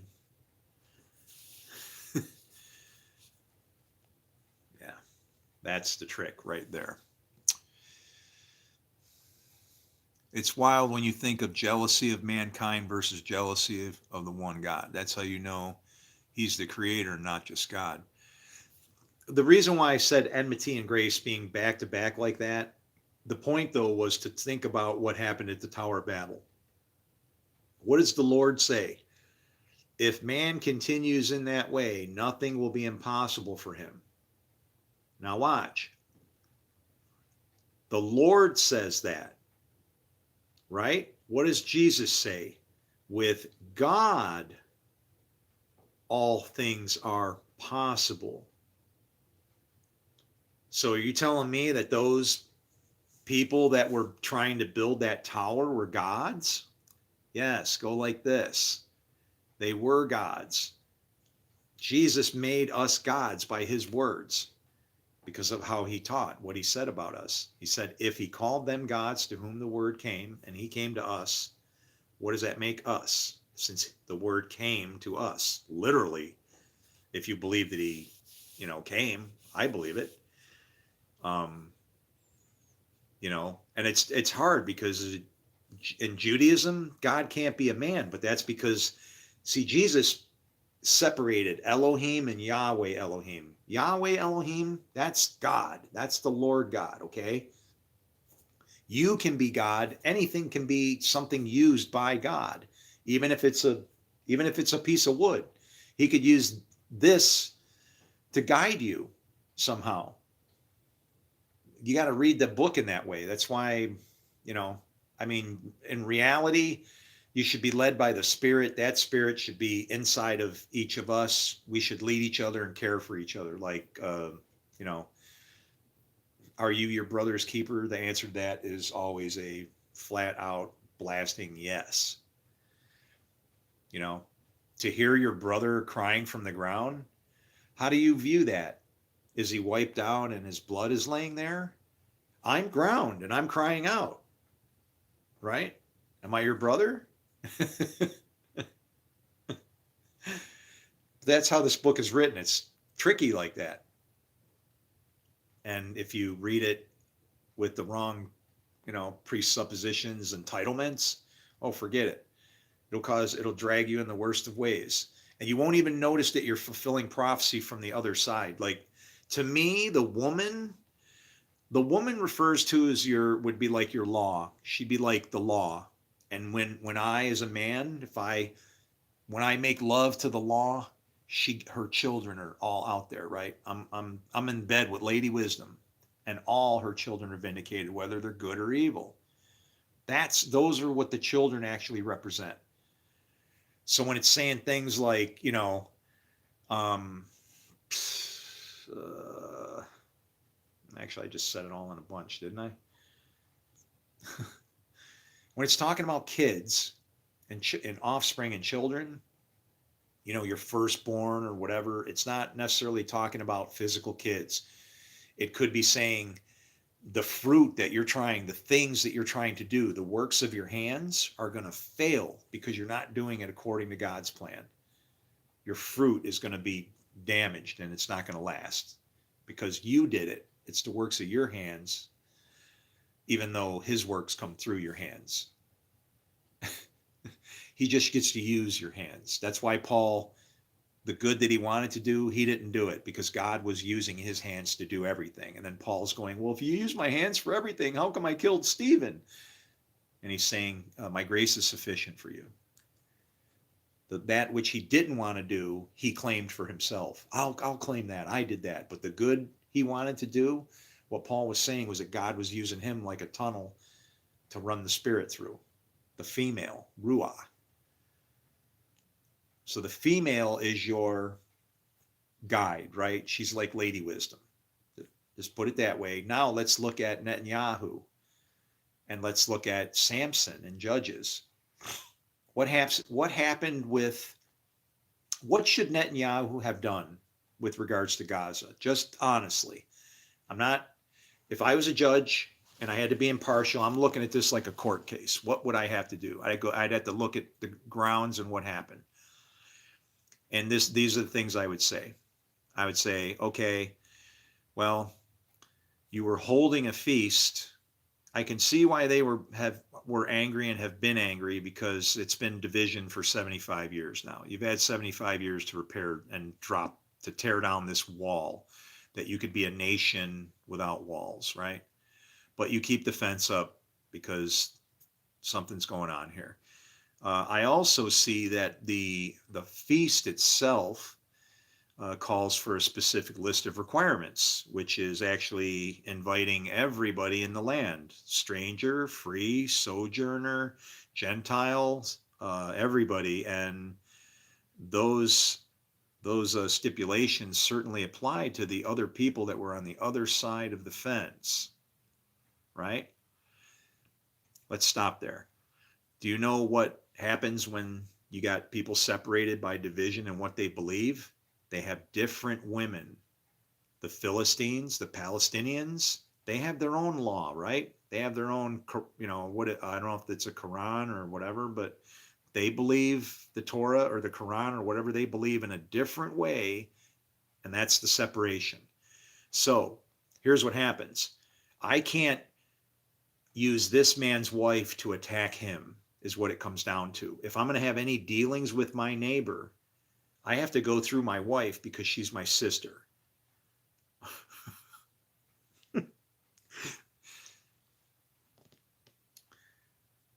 Watch. I have to, who's my wife and my sister? Who's having all my kids, right? The Torah. But we're all one family because the Torah is like, if I have to do, I have to keep that relationship as it's supposed to be. If my sister says eye for an eye, tooth for a tooth, that kind of thing, once it spills over and turns to violence and the judging kicks in, or we're going to respond, you can only respond as per the Torah, right? If not, what I have done is I have gone into my neighbor's wife, and if it was an attack, I have ripped open her pregnant women and her children. That's what that's referring to. I'm mixing laws that shouldn't be mixing. Now let's talk about what happened in Samson. What did he do? He didn't tell his father and his mother. Who's that? Yeah, that's what Samson did. Wah, wah, wah, wah, wah. He destroyed the temple. He, as a blind person, was giving his strength to his enemy's wife. And what winds up happening to him? What do we say? Though you say you can see, you are blind, and you still have a purpose, even though you're blind. You can tear down the temple. But I'm saying that Netanyahu is making Israel look bad for overblown response in Gaza. That's my feelings on it. I'm not nobody. What happened. You know, I would have never started anything if I could have helped it in either direction, because you know it's just not. It's never going to fix anything, guys. When the prophecies say they studied war no more, you got to strive for that. If you don't, he'll have to repent for 3 million years to be forgiven for what he has done. I don't know. I think it's going to be, he's fulfilling prophecy in a lot of different ways, right? But like Judges 16, where he goes down to Gaza and starts what eventually happens, you know, foxes destroying this, you know,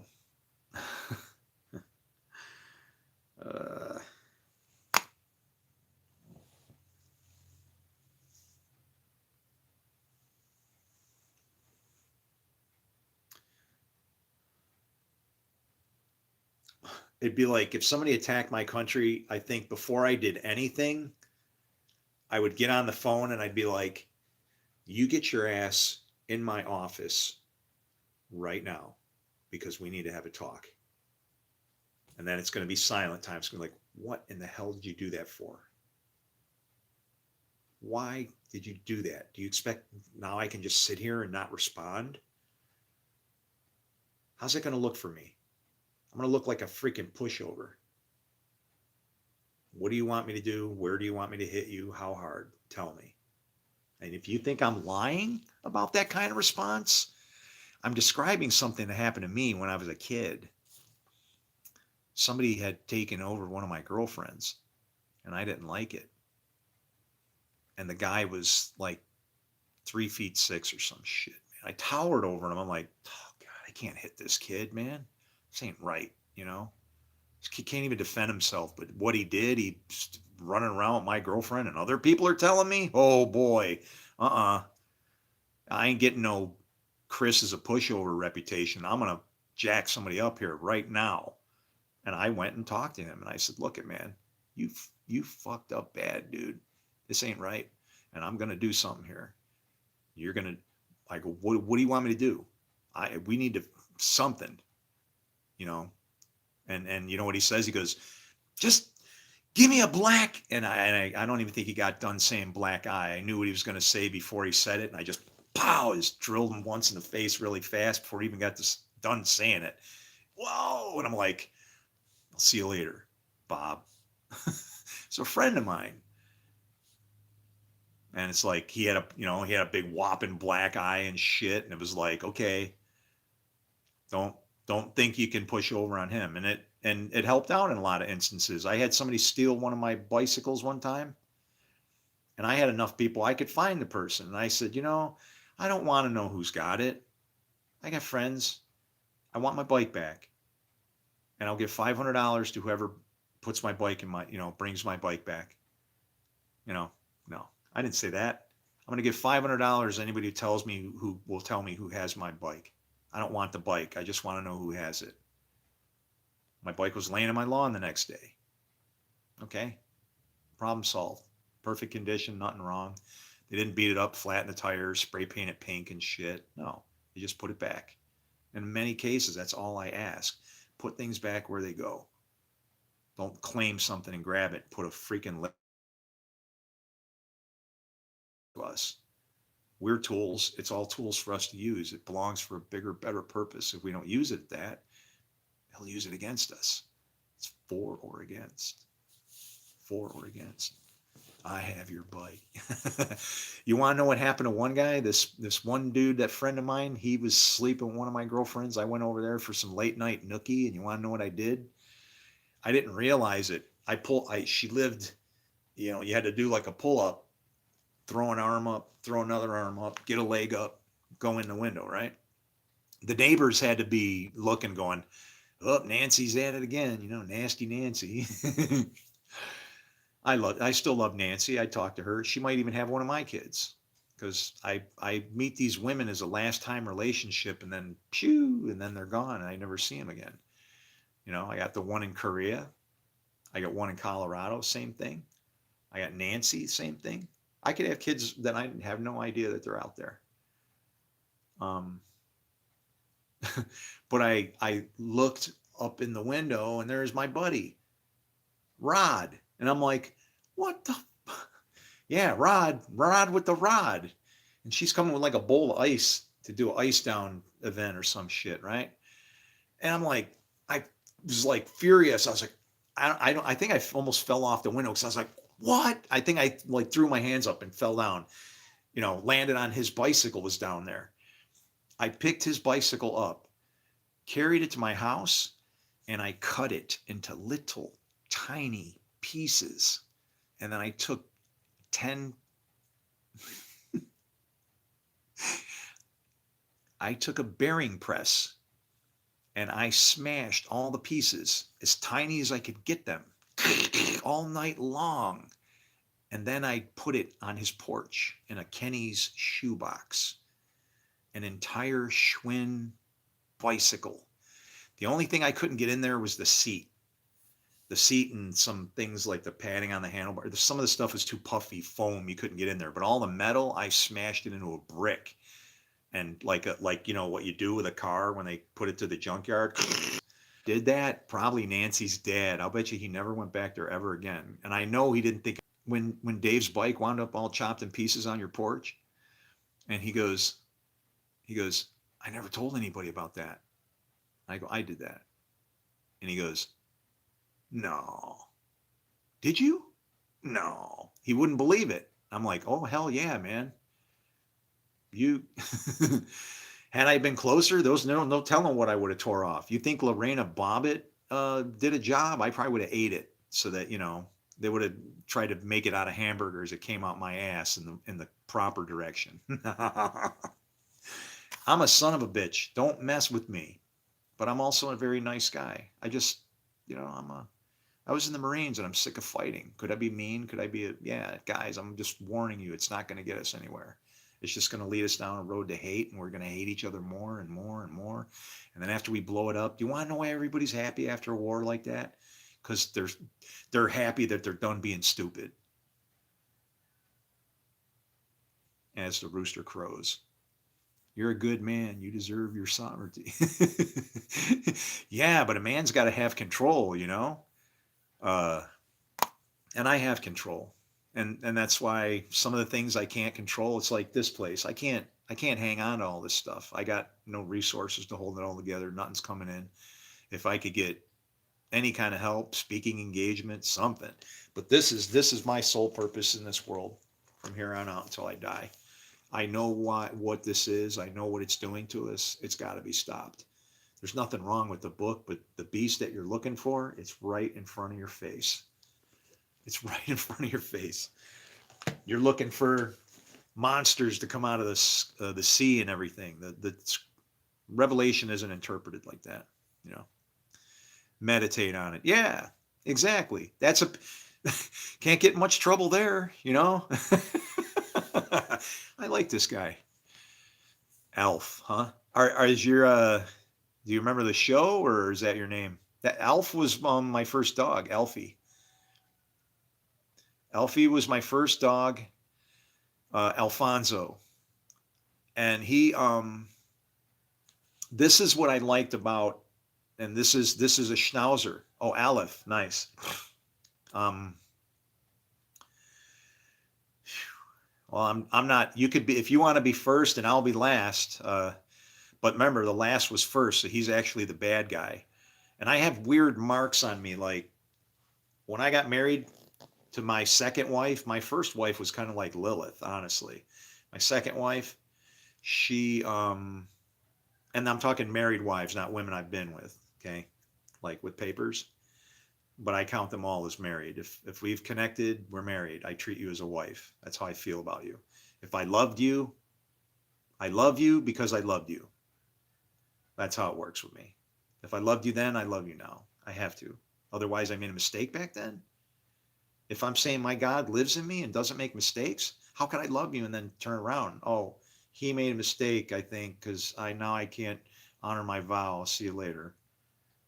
No, that's up to me to, if I make a vow or to keep a covenant like that, you do it. And I keep my word. It's not that hard. It can be done. But we had this dog. It was a Schnauzer, and I found this to be a normal thing with Schnauzers. Okay, there's something about Schnauzers where this is really strange for a dog. Okay, now imagine I come to your house, or you come to my house, and I got my little Schnauzer here, right? Watch this. Entertain me. I start hitting you. You're a stranger in my house, but you're at peace. You're just standing there, and I start hitting you, and you're going, "Ow, ow!" Like I'm hurting you. My own dogs, all of them, those Schnauzers, they would turn on me. They didn't care who was. They went after whoever was causing shit. I'm not kidding. They were intelligent enough to know you're the troublemaker.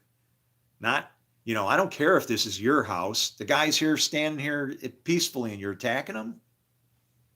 You know, and unfortunately they would torture the dog and rile him up because then they'd get like, brother sister fights, mother. Look, let's see if the dog's smart enough to know if you are the trouble, you're going down. And that made that one most honorable. That's why I got my nickname dog when I got pressed.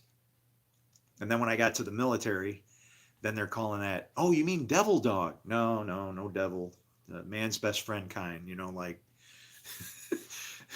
unfortunately the kind you beat up all and don't feed and don't take care of, and they still sit there going, I love you, while their freaking ribs are showing and they look like shit. Yeah. My second wife, when I got married, I was found to have a hole in my side that was about this deep. It just showed up on the wedding day. And then by the first of the year, and I got married in a strange day because I got married in the only day of the year, whereas a Jew, it's 2 days of the year. And that's New Year's Eve.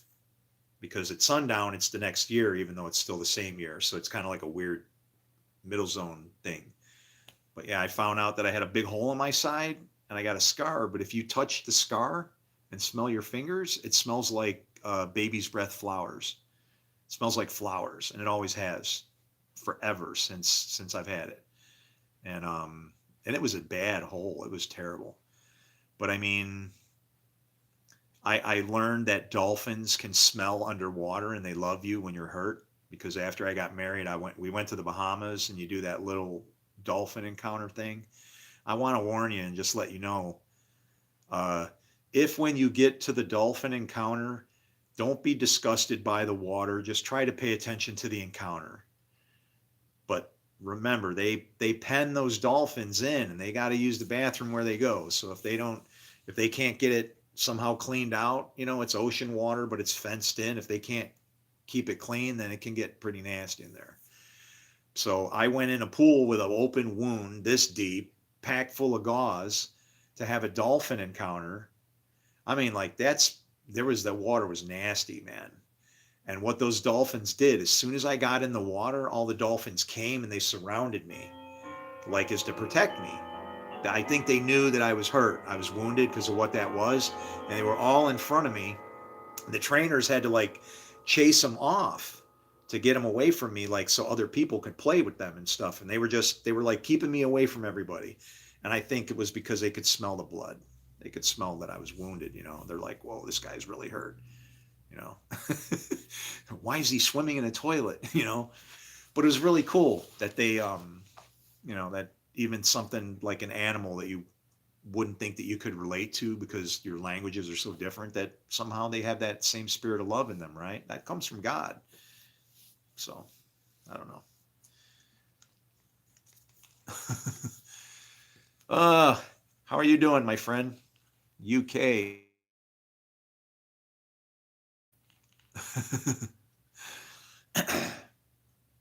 You how's your circus doing, mate? Is it getting fun over there too? Uh, yeah.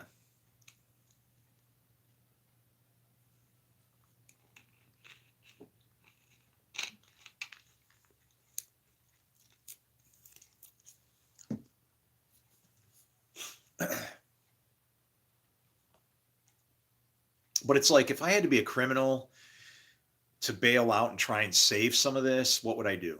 I'd probably go rent a big U-Haul truck, and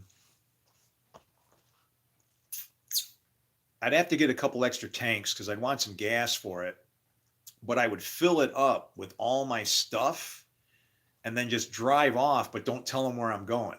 You know, I'll tell them I'm going to this other place and I'd head off in some other direction, go where it's warm. I could live in the truck, keep all my stuff, sell some of the stuff off. I would disguise the truck by chopping it. It would still be the U-Haul, but I'd take 2 feet off the top. Wow. So it'd be like a lowrider, weird looking thing. And then I'd paint it to look fake, like a weird looking school bus with big giant wheels and weird windows with strange kids hanging out of it and shit. And people would be like, oh, the guy's living in there. And I'd clean my face up, make myself unidentifiable, and then roam around living in a U-Haul, selling my stuff as I go, selling my wares, like, you know, like what they did to Joseph when they sold him off to the Midians. Even that story is beautiful, man. Joseph was the master at that. He knew that evil is just good that ain't good yet. You just got to hang in there. And if you can help for the conversion process to help, then do it. That's it. Not much going on here. I am tired, burnt out, disgustipated. Disgustipated is disgusted and constipated. I'm disgusted at what has happened to my body after I was finally able to eat the scroll. And now it's like, I don't know.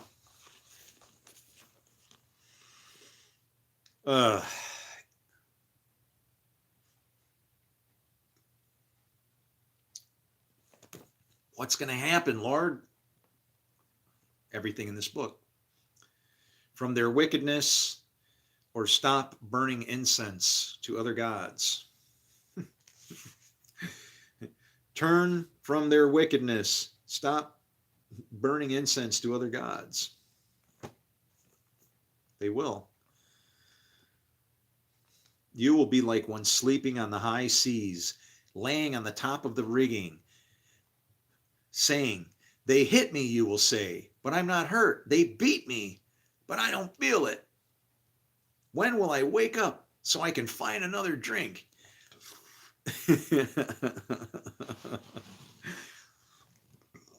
And that one's like,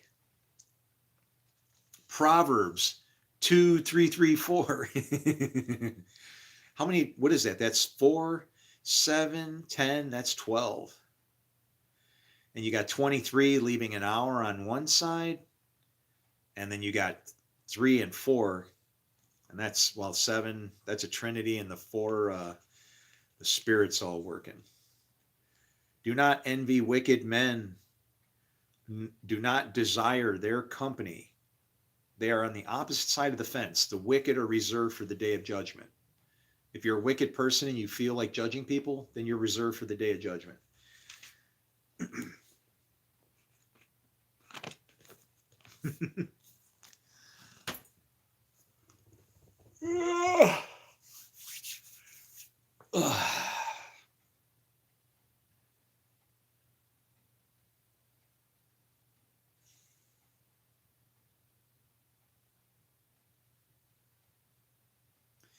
I need an heir, if nothing else, man. I should leave all this place to somebody, right? My wife doesn't want it. She's all set up and she's got her place. We got her set up. She's safe from you guys. This is just extra. This is a headache.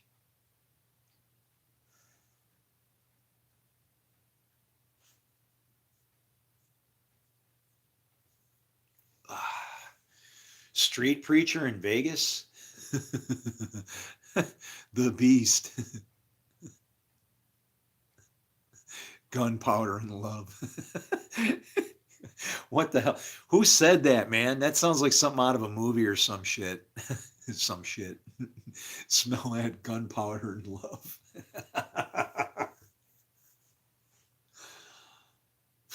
That smells like trouble then.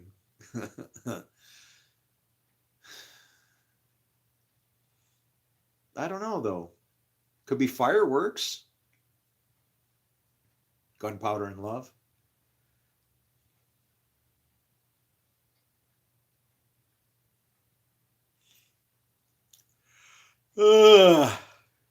Good kids and bad kids. It's all it is. It's all we are.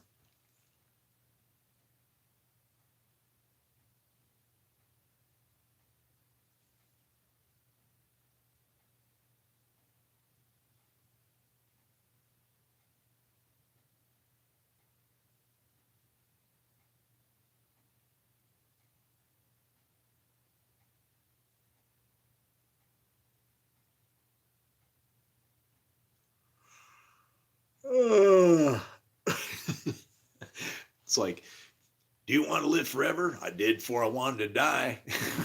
What?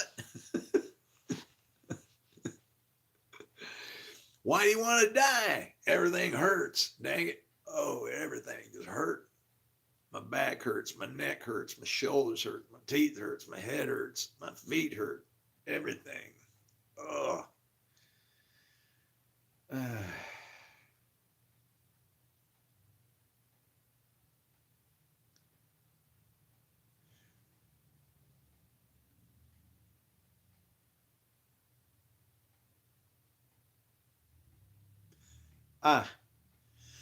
That solves that.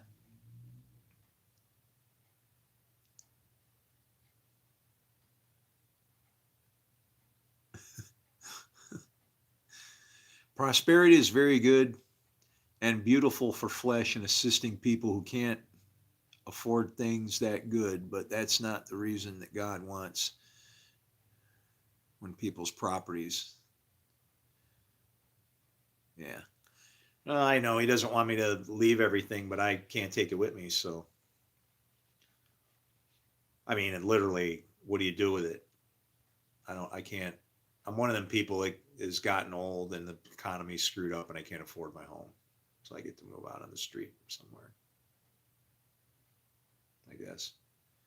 Unless I'm still here, so there's still time for change, right? Waiting on the Lord. Where is my help? I will see my Redeemer in the flesh. And I'm staring at lots of it on YouTube all day long. Churches everywhere. There's lots of people that can help. Everybody can help. Stop wasting resources on fighting and tearing stuff up. It's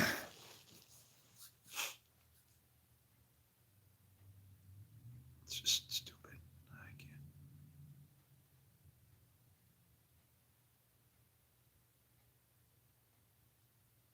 It's a tragedy.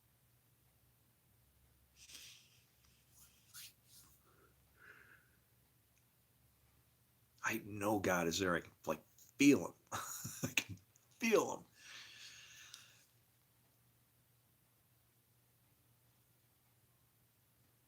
Did you hear a clock just start striking?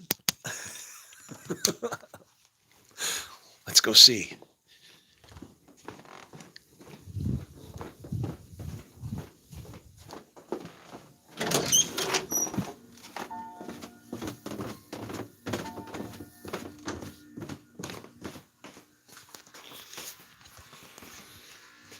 Woohoo! And I got 12 people on and 11 likes. No, it's 41 likes. 12 people on. He seems to accentuate things that I say by striking clocks and weird things happening. I'll take it. I can't afford like a media crew to hook up a green screen and make everything nice and perfect and whatever. It's like I got stuff to do, man. I gotta take like this pile of hair right here. This is my hair, and I gotta cut this and weigh it, and I gotta go burn it in the middle of the city and stuff. And it's ridiculous. I'll do it. I'll do it, knowing it, not knowing it, whatever. I'll be like Uzziah. I'll prove to you. You'll see me as not being able to think straight. You'll see me as having leprosy on my forehead, and you'll exile me. Kind of weird, right? But literally, that's how it works. All these things about leprosy and marks on your forehead, on your hands, things that you do. It's just ways to like identify people. What kind of person are you? Nixon.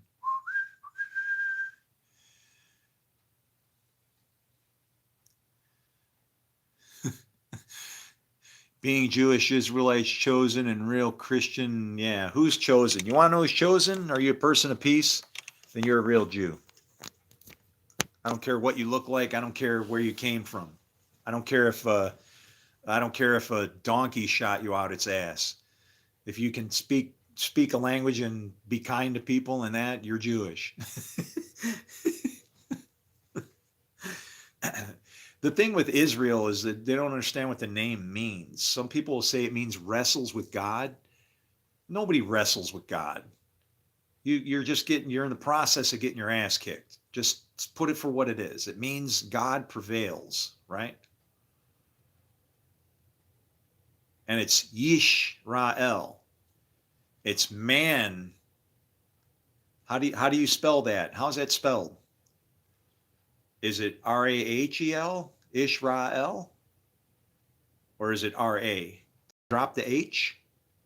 I don't know how to spell it, but if you do, then it's going to be man, evil, and God. If it's Israel, it's man, evil, and God. Look at Rachel's name. Rachel's name is Ra and El in the same name. I was like, when I saw that, I'm like, that's Rachel? And I'm like, I thought that was the one he wanted. It's like, I don't know. If I meet somebody now, I'm going to be, what's your name? And they're going to go, why do you ask my name? And I'm going to be like, because I ain't getting messed up with you unless I know what the hell your name is. I don't need trouble. Her last name was Paulus. Paulus. And she actually gave me, I had at one time a signet ring that was from, I don't know where in the hell it was from. They had like the coat of arms and the whole thing for their family, but they had a signet ring from some king. That was given to me. Now, of course, when she left, she stole it back from me. She took it. I didn't steal it from her, but she stole it and took it back.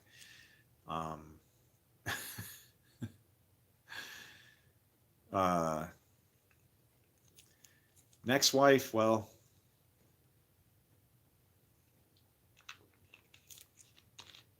she was a roach. Like the bug. Creepy thing.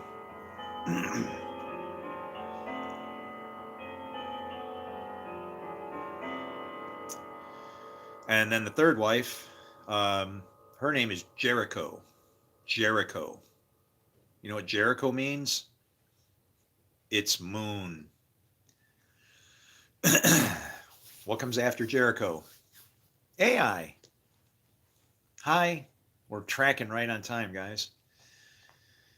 Let me know when you're ready to work on your world. I'll show you a book that's has caused a lot of troubles. Nothing wrong with the book. The book's doing exactly as it should. It's us.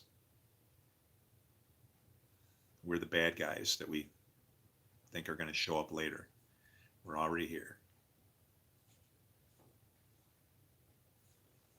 If you won't accept it, what do I say? Oh, you ain't never going to see a bad guy like this again. Oh, so you have a Jewish ancestry? Me too. My bloodline, I found out, goes into Egypt. And my last name is African. I thought it was Italian, but it's not. It's African. It's a Bush. My last name has Moses in it. Moses, and then if you read from the other direction, it has Mountain of Fire. So it's I got a weird bookended name with an Aleph. I get the A for my cornerstone or whatever they call that. But I don't know. What does it mean, right? I believe that your names come from God. God inspires the people that he wants to name you, however it is that he wants to name you. It really, I feel it's that way. It has to be. With all the naming and people not being able to speak if you won't say the name. Why do you ask what my name is? Coming under certain names. To worship Hashem, the name is important.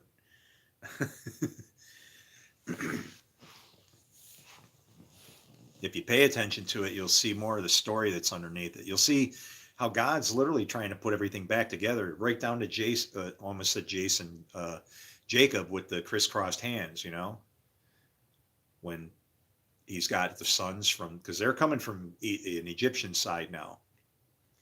They got to do a crisscross, which is because of the lady wisdom that would naturally come from Egypt, right?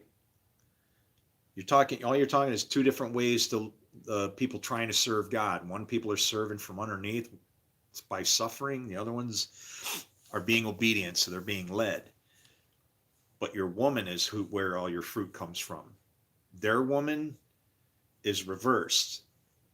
So he's got to give the good hand to the evil side, to their right hand, because you got to let evil reign in its own territory. So the blessing will flow that way to the opposite person.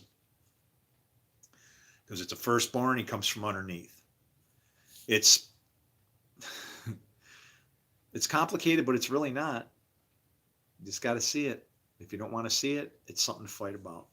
And I'm done, man. I'm done fighting. I'm done. I don't know what I'm done with. Oh, I hate this. You know what I feel like I've done? I literally feel like if there is any way to describe how Adam felt or whatever after they touched from the Garden of Eden, this is what I feel like I did. I feel like by me really investigating, finding out how good and evil can actually wind up on one tree, that I feel like I've messed with this and I shouldn't have. And it's like, I wish I never would have ever messed with it, because I know I would have been better off. Just like Jesus said, you'd be better off if you've never seen me. You know, if you believe and haven't seen me. It's when you believe and then you've seen that thing can corrupt you and cause you to turn, you know, it becomes a weapon. It's a sword, right? Or a shovel for gardening.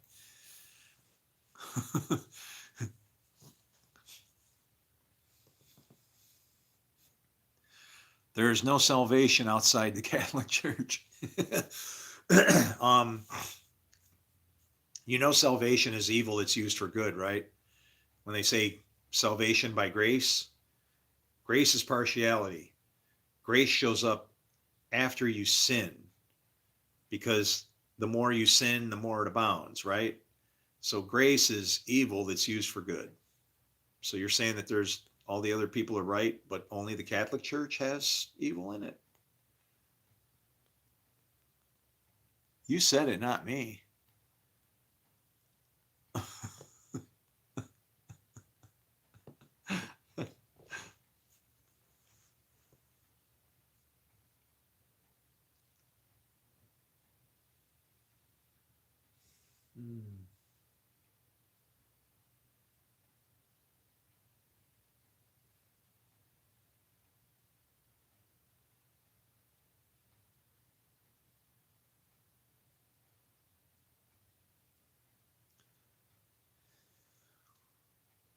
I found one of my guitars that got away from me. Somebody pawned it. Somebody took it from in front of my house. They pawned it. I could go claim it. I could, I don't know how I do it. I have to go get the police and all that stuff. And it's like, for what? At least somebody will be able to use it, right? Maybe. I could go over there and see if I could sell them the case for it. You want to buy the case and the whammy bar that goes with that?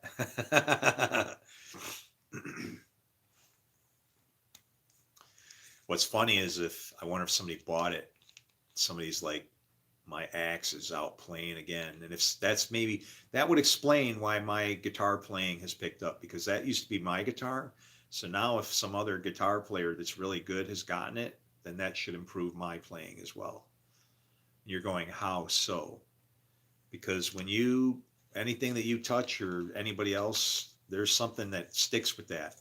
And I'll prove it right here. See this game? Or it ain't a game. This is called Uncle's Puzzles, okay? Uncle's Puzzles. In here is a puzzle called Jacob's Ladder. You have to get this thing off of all this, okay? So it's interesting, right? Guess what?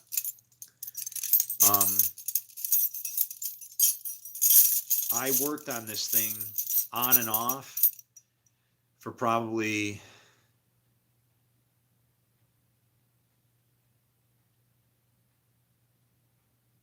almost 20 years, maybe.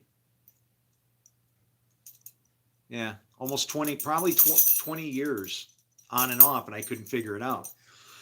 So I told my wife, I said, I looked and I went, I thought about it and I said, what's the solution? And then I looked on I was going to quit, right? And I looked on the box, and you know what it said? It said, where's it at? Here's what it said.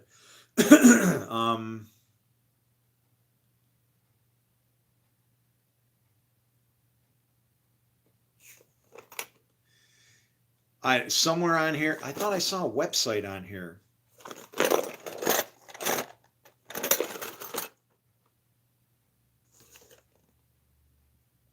I really thought that I saw a website. Somewhere I saw that it said, go to the website to get the answer, right? And I went, what if the website ain't there anymore?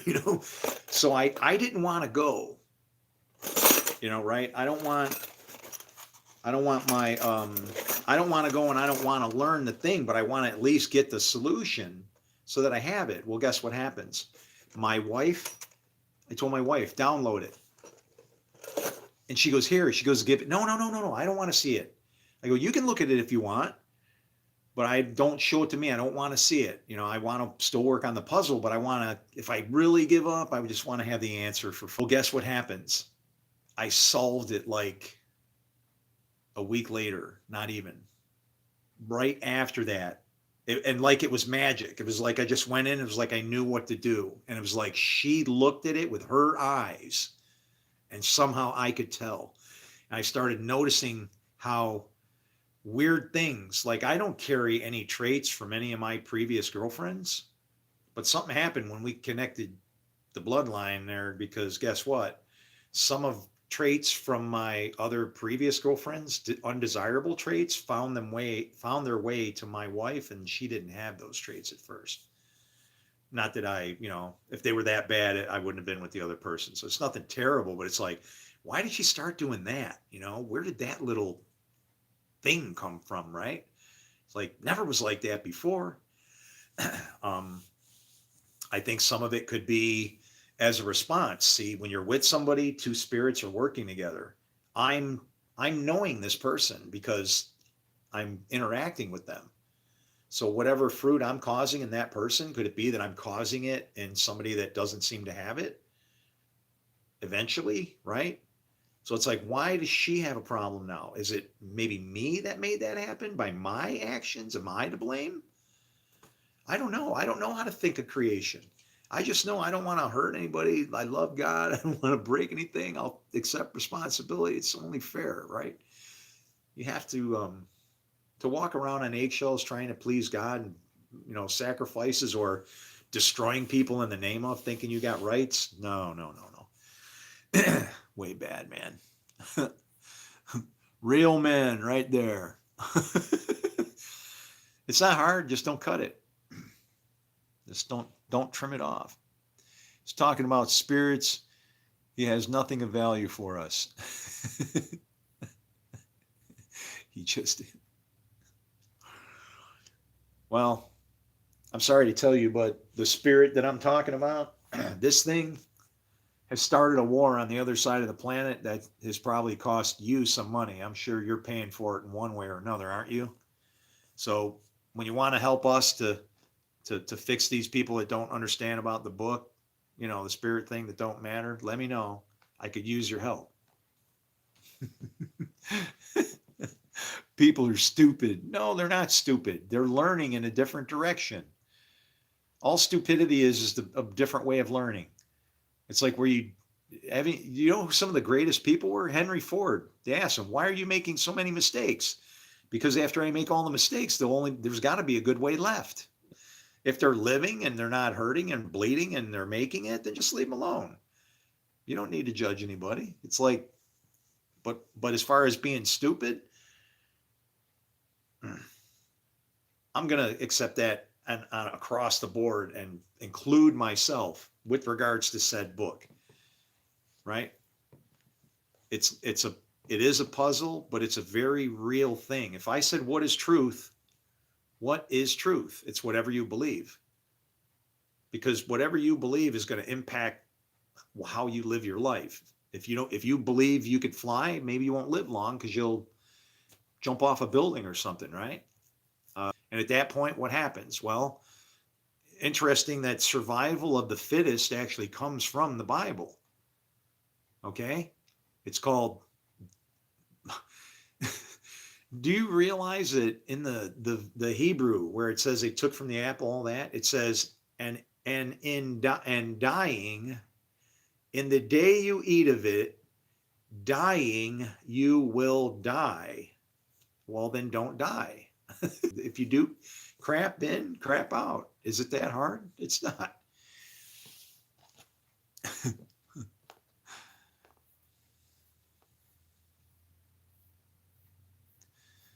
Not everybody is aware as you are. Well, okay, now you're talking wars. Now you're not talking about little kids anymore. Yeah, dumb. I get it. Who cares what it says? Yeah, but it's causing a war, isn't it? You want to know why? Because people are afraid of it. You're not afraid of it. That's what fear does. Fear causes you to do things. Run from something. Some people, I can't take it anymore.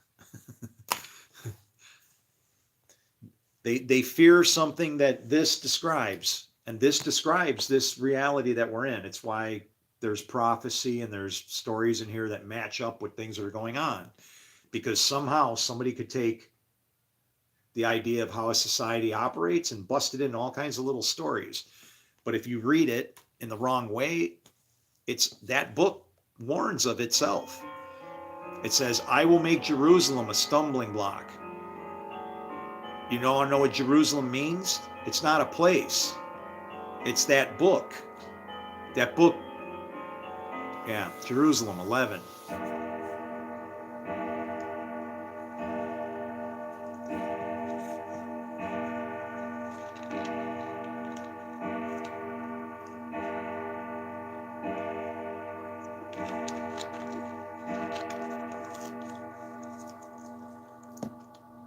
Yeah.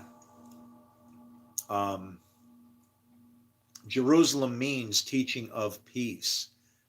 So when it says, I will make Jerusalem a stumbling block, on the outside, you could look at it as a piece of land and go, people are going to fight over it wrongfully.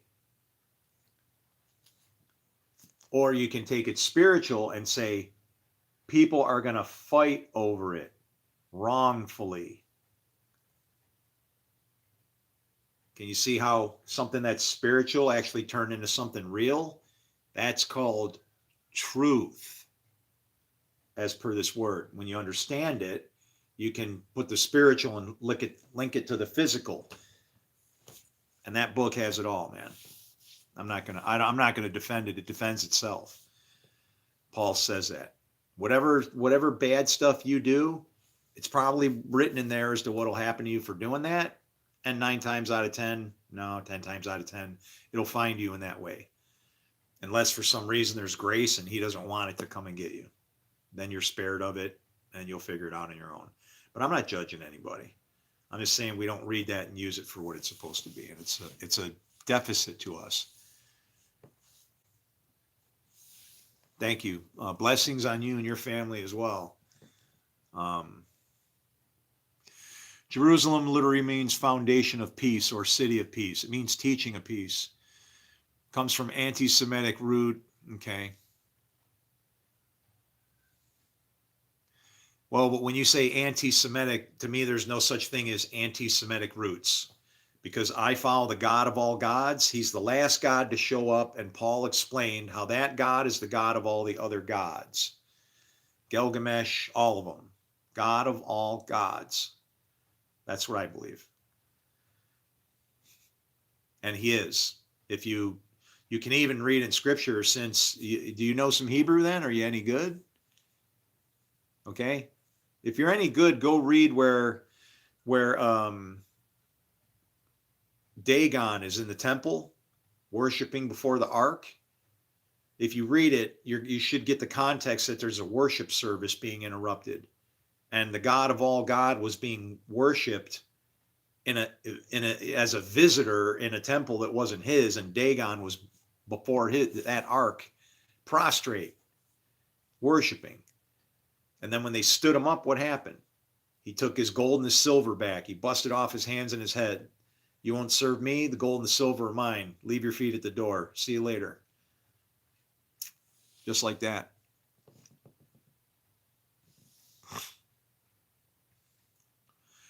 Bro, it's literally the definition. I'm taking my definitions out of Logos Bible software. Where are you getting your definitions?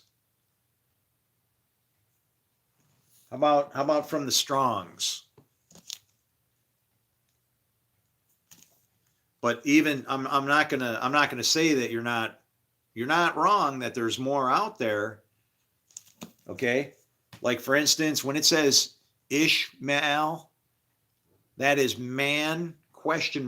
God. That does not mean God hears.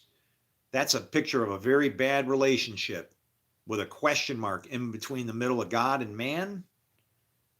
Not good. That ain't going to turn out well. That's why it's brother against brother, hand against hand, wild donkey of a man instead of, lowly riding in on a donkey. Still serving a kingdom, just another kingdom.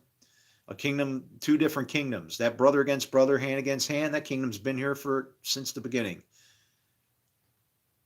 Start with some laughter and see how it goes. As soon as you make it about bloodlines instead of the spirit that envelops you, you'll never even understand anything Jesus taught.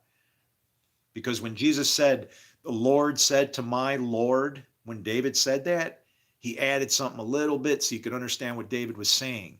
He said, when David, speaking in the Spirit, said, the Lord said to my Lord, that means Yahweh was speaking to your Lord that's inside of you. And it obeys, or that spirit goes into the daughter and becomes a giant, a disobedient, evil spirit on the earth. Something that can survive the flood because it's not flesh. The literal meaning of Ishmael is God hears, or God is heard. What are the three words that make it up? Ish-ma-el. What does ish mean? Man, right? What does ma mean? It means what? Like a question mark. What does el mean? What do you see? Jeremiah.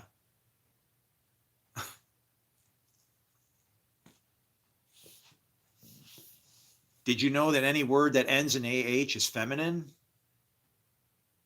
But if you take AH off of a word, the word is actually in itself means brother.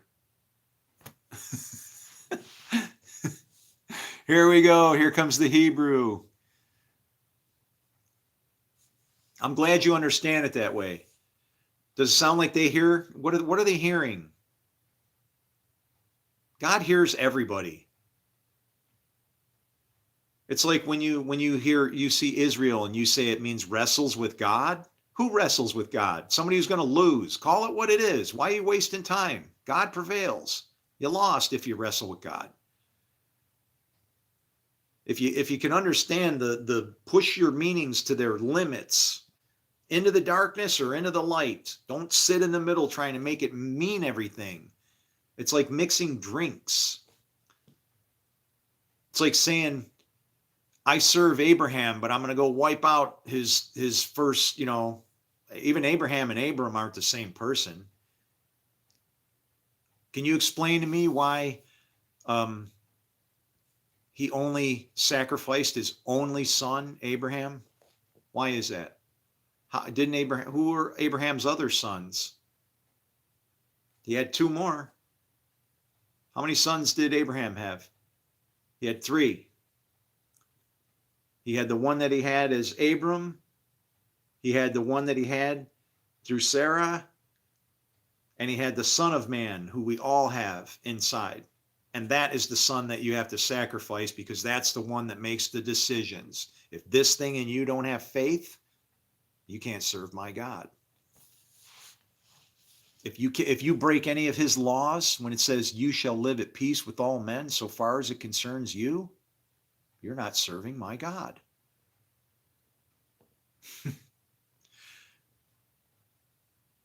That New Testament, Paul is the bomb, man. If people can understand what the guy taught. Every Jewish person be grabbing a hold of the hem of the garment and following him. Because Paul explained that everybody's under the law. And he made it very simple by saying that sin is the power of the law. When does the law come upon you? When you sin.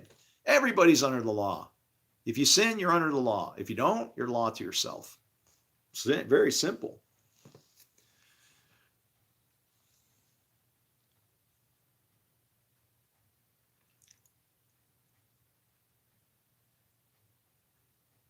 Yes, ask or question as a verb. That's a bad verb to have in the middle of God and man, don't you think? You should not have any. Let me ask you something. I'm going to ask you something with Jesus speaking to you. Okay? Can you know the mind of God?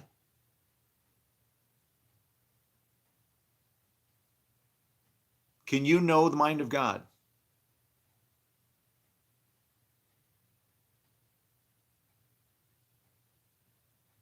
Answer my question. If you won't answer my question, I'm not going to answer yours. Any more of them. Can you know the mind of God?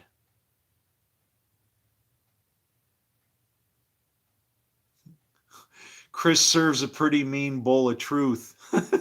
If you don't like onions, leave them in the bowl and enjoy it. Who the heck is it? Oh, that's T-Bird. God. T-Bird, how old are you, man? Are you the gray Gandalf the Gray? If he has a mind to allow you to know him, because he knows, right? Knowing God is not like, it's not this stuff. This is not going to help you to know God. It's a, can you know the mind of God is to do what God says. To know, right? It's a, that word is really a, and then when you understand it, then when it says only Israel have I known, well, that's because Israel knows, only Israel as God prevails. I am Israel. I understand what that means. I know to not let go until he blesses me, to live at peace with all men, to honor everything that is that's around me. Don't destroy it. Don't try to convert people to my faith. I don't need to convert people to my faith. I know that the God I serve, he's really as sovereign as he is. He works everywhere. He's in the fire, he's in heaven, he's in hell, he's in Sheol. He's actually lives inside of us, believe it or not, trapped in there, waiting to bust out and do something good, maybe. Happy birthday. Yeah.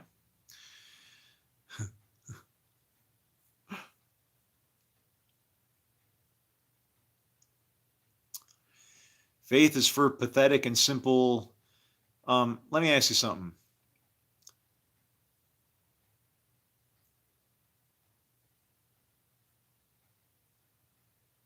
Or I'll tell you something. I don't have faith. I don't need faith because I know. That doesn't mean I know. It means I do. I'm telling you exactly as Jesus explained to Nicodemus. I know what I see. I make it happen so that I see it. I do it ahead of time. That's actually this right here. Know what is in front of your face, and what is hidden from you will be disclosed from you. That's how he talked. Can you imagine somebody saying that? Know what is in front of your face, and what is hidden from you will be disclosed to you. How can something in front of your face, you see it? It's all about now, it's all about starting up here. It's what's inside you that comes out of you. And that's where his ministry comes from. He elevated the bar and made it harder for us. Grace is not what people think it is. It's used for good. It's partiality. It's not a good thing. We're not supposed to have that. It says we can't have it. So therefore, it can't be seen as a good thing. Grace has to be evil that's used for good. You can say it's good that gets abused for evil. It's good that we have grace, because otherwise, it'd be like an instant blowout session. But that makes what grace is for a suffering servant.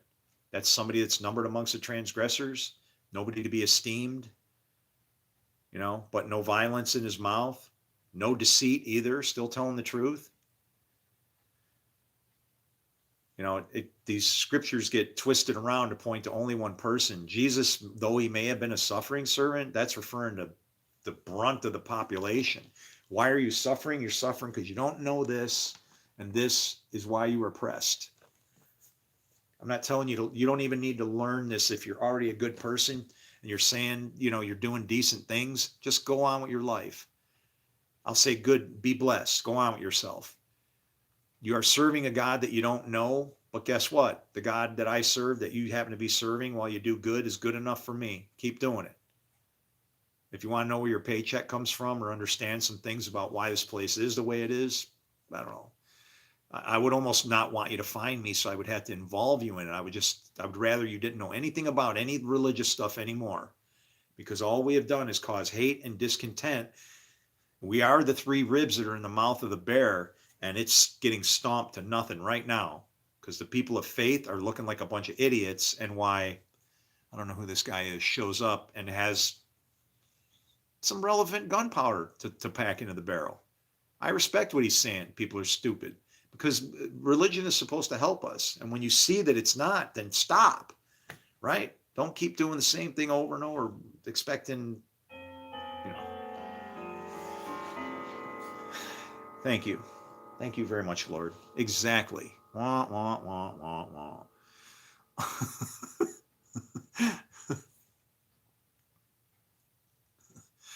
How do you know? How do you know he wasn't a real person? No, it's not 7 minutes off. That clock is running. I wind it and it runs. I got clocks everywhere and they run. And when I need to look at time, if I need to look at scriptures, maybe to straighten somebody's ass out, I do that. Like I'll look at that and that says 4 hours and 30 minutes. And then I'll go like this and I'll go, okay, so he wants me to read Isaiah 34 to you and Revelation 4:3. So let's see. He wants me to read you Isaiah 34, which says, though they have officials in Zone and their envoys have arrived in Hanes, and 4:3 have arrived in Hanes. Does that mean you're in your underwear? Is that the king's clothes?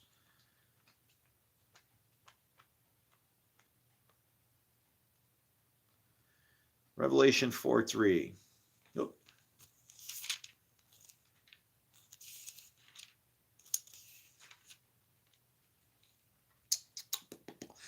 And the one who sat there had the appearance of jasper and carnelian, a rainbow resembling an emerald encircling the throne. He just called you a woman.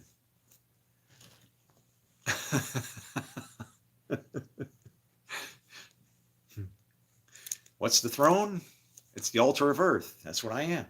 Who encircles me? I don't know. If you get a circumcision, he cuts it off.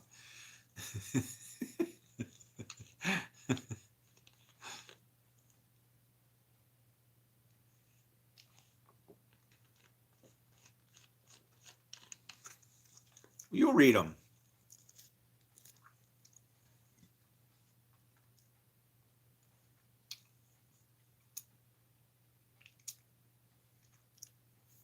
"11 people, 44.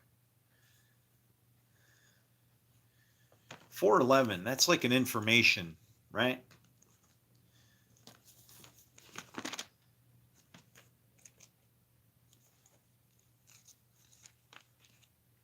Ezekiel.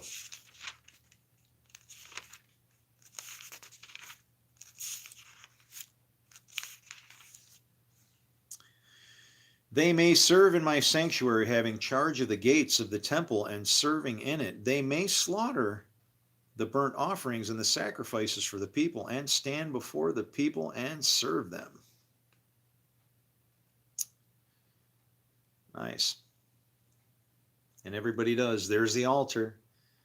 These are the measurements of the altar in long cubits. That cubit being a cubit and a handbreadth.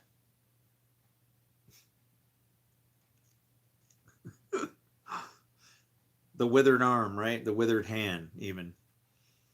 Its gutter is a cubit deep and a cubit wide, with a rim of one span around the edge. And from this height of the altar, from the gutter on the ground up to the lower ledge, it is 2 cubits high and a cubit wide. And from the smaller ledge up to the larger ledge, it is 4 cubits high and a cubit wide. The altar hearth is, I mean, you could sit here and you can design this thing. Is that going to help you to please God, that you're going to build it exactly like that? If you have the patience to do that, then please do. And I'm not going to stop you from doing it. I think it's a good idea. But what does it mean? Is it serving anything? You know, that's what Jesus taught us, was that these gifts and feasts and things that you do, all this supposed worship, celebration, if it doesn't do anything for somebody else to help them out, show them love, you've kind of failed the mission. It's that easy.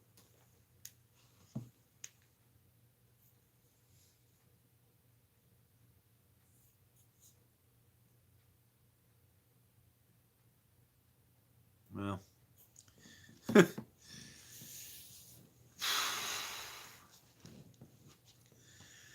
And it's not hard to sacrifice. It sucks that it doesn't seem to be doing anything. It's like not working.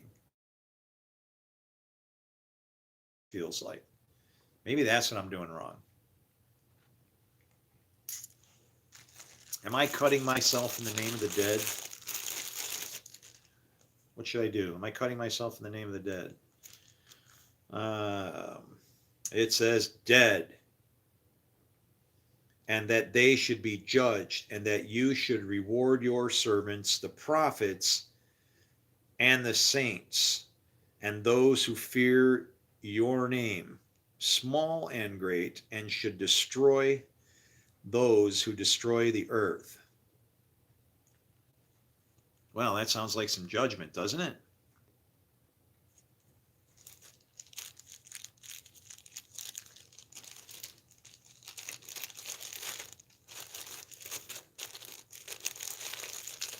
I don't want to be that guy.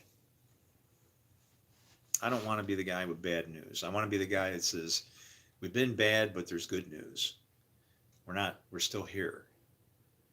We can still, while there's, something left in us, right? Strengthens what's left of you, I think it goes.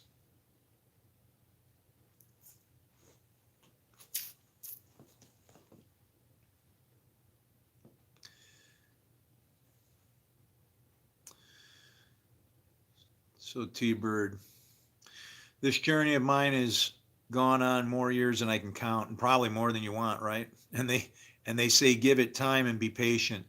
It's not as hard as it used to be, that's for sure. Well, see, mine was hard, and then it got good, and then it got like exponentially hard now, because I'm telling you, the gap that's in the beginning of the Bible, it's not there. I have the theodicy solved. It's not a hard gig. You just got to use the scripture. You have to cut the thing in half. There's misinterpretation in regards to the context with which we refer to Yahweh and Elohim, right? Yahweh is an Elohim, but there are other Elohim, right? Yahweh is the God of all the Elohim, and of which we are as well. And if you can't generate that structure, you're lost in it. When it talks about the host of heaven, the Lord of hosts, when it talks about the Lord of hosts, you're a host. We're hosts. We're hosting the Spirit, you know? And so when it says something like all the hosts of it, we're supposed to be bringing heaven to earth, okay? Great job, ain't it? uh, it's a wreck. Sweden. Oh my God. Can you sponsor me and get me the hell out of here? Peace and love from Sweden. The only thing I won't do when it comes Christmas time, I'm not going to let you wander around with candles in your hair. That just blows my mind, all right? But other than that, I'm good. I don't mind staying up, and if the sun's always out or whatever, we'll be all right.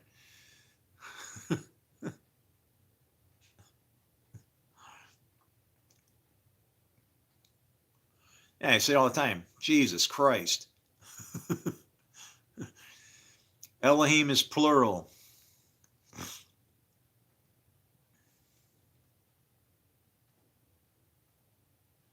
Well, and see, that's what's interesting, because we see Elohim as a plural word. We say that we are Elohim and that the very same spirit is all within us. Can you see a one body, one mind, one spirit thing developing? It's like Elohim is plural, but it represents a plural that's singular, like a body, all of us working together as a unit. We are in scripture Elohim, but all that's referring to when it says that, it's referring to the spirit that's in you, absent bag of dust, I guess, right? Oh,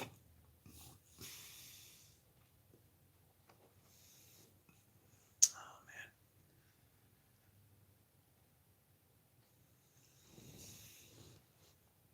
I can say lots of things. Don't tell me to say anything. You just have to wait. If you want to mind my conversations for specific phrases and words, you're going to have to just wait for me to say it, okay? I'm a little more aware of what's happening up in here, all right?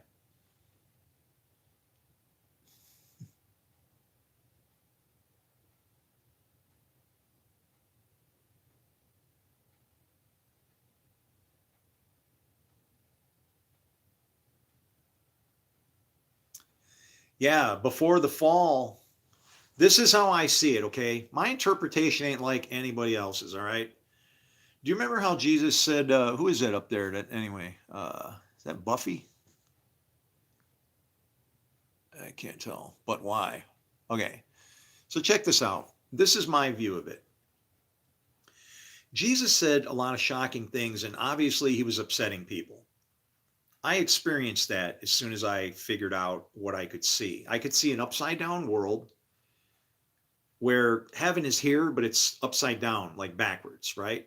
And I started notice it when I discovered, I decided, I went, well, who is it that goes around like a roaring lion seeking whom they can catch in their sin? Well, we call them police. And it's like, are they doing a bad job? No, no. Are they doing a bad job? Yeah, they're doing a job they shouldn't have to do. So it's kind of like they're kind of torn in two, right? But they're still, what are they technically doing? They're like judges. They're going around, and that isn't good because that indicates that where we live is hell. Okay? Even in the names that they wear a badge. You know what a badge is? Go look up the definition. It's a meat-eating cat. All right? So now here you got Jesus trying to teach people, look, we're in hell right now. We're the fallen. We're the dead. I'm going to be the firstborn of the dead. I'm going to make it out of here. I'm going to show you how. Okay, I've come back to show you how, but you got to believe in me or you're not going to make it out or whatever, right?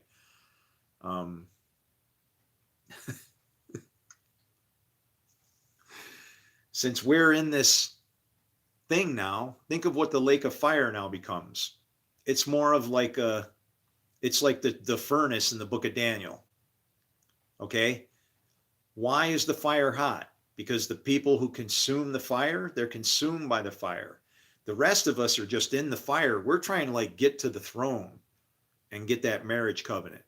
You know, when the lamb comes to the throne, it says someone like a lamb, like a lamb. Important. Like a son of man, like we will be like him. You got to remember, there's places where if you glorify every place it says lamb, I don't know. You're gonna find yourself worshiping like a euro in a restaurant or something, right? This really has lamb's meat. Whoa! Can I get a cup of blood to drink with it? You know, and it's we don't include ourselves in it. You have to include yourself in the story. Revelation isn't a monster story. It's like a warning of what happens if you don't do what you're supposed to do.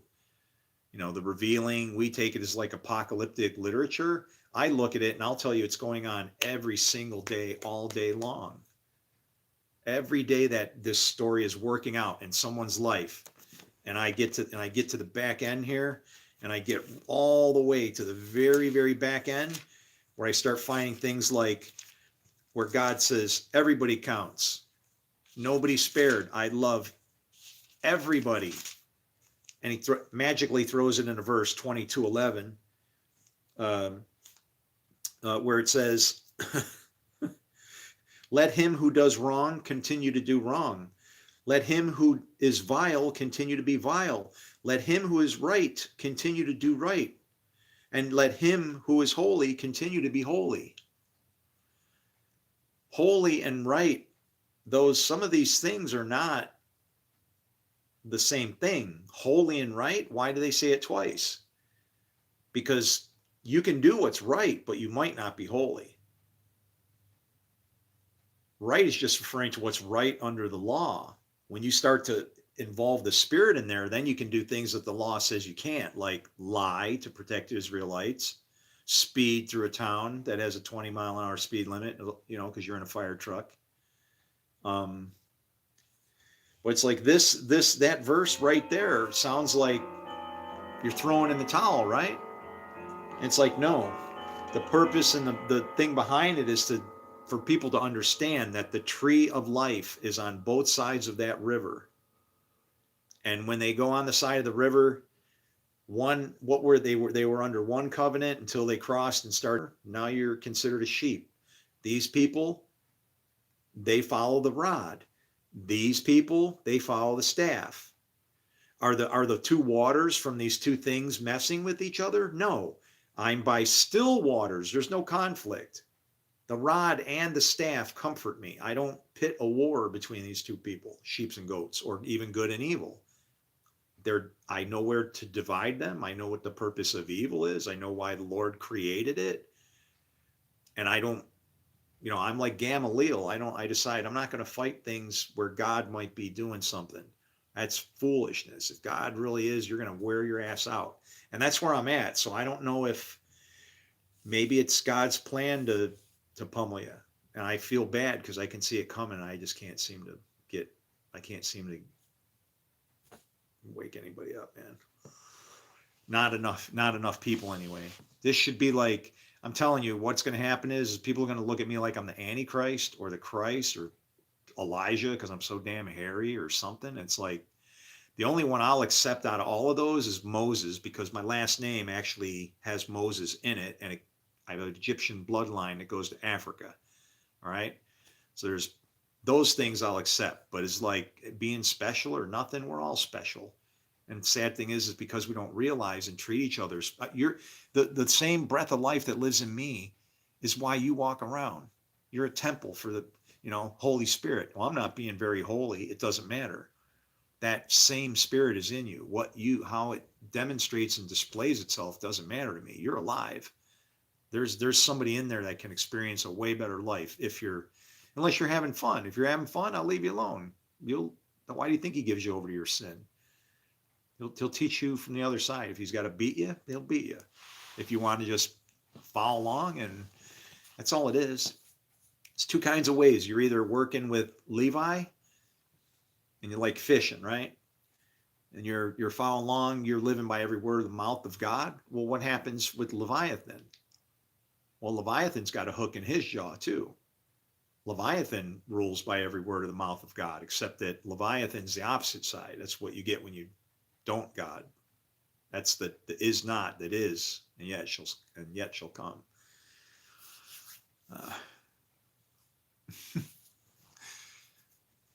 T-Bird, get me out of here, man. You got some property I can just park a little shed on or some shit? I don't eat much, man. I gotta move. There are two columns in the most holy. Yep, exactly. Who said that? Is this that guy that's arguing with me? There are two columns, and see, that's if that's what. See, this is Netanyahu right now. What he's doing is like at the end of Judges, because he's blind, right? He's not operating the way he should. He got too enraged over it, right? Lit up little foxes and started burning the whole field down, which is just to say the grain goes away. When you burn the grain away, then there's no more word to run on. When it says don't muzzle the ox till it treads out the grain, that's literally saying you follow God's law from front to back to its completion till you get to the truth. You let the ox walk all the way through and let it finish, because something might happen towards the end that's like, whoa, we never expected that, but that's what God might do, right? When Samson lit them foxes on fire and burned up the grain, he was saying no more rules. He said, I tried to do this, I tried to do that with you, and you're going to get wise with me and sneak around. Oh, you want to be sly as a serpent and gentle as a dove? Well, I don't know what that is, because I'm badass. But him going in and pushing down those pillars, that's what the danger is right now. He's being he's shaking some pillars is all I'll say, man. Yeah. Well, that's me. I'm a stranger. Strangers in strange land. It's like I don't feel like I belong here or something, or from here or something.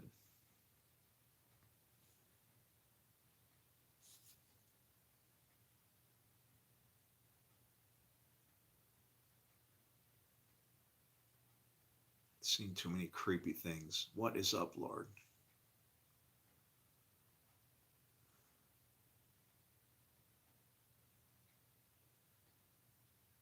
He's just got me frozen in fear, man. I'm like, I don't know what the hell to do. I'm just like this. I'm literally like, I don't know how to serve him. I don't know what the hell what I should do.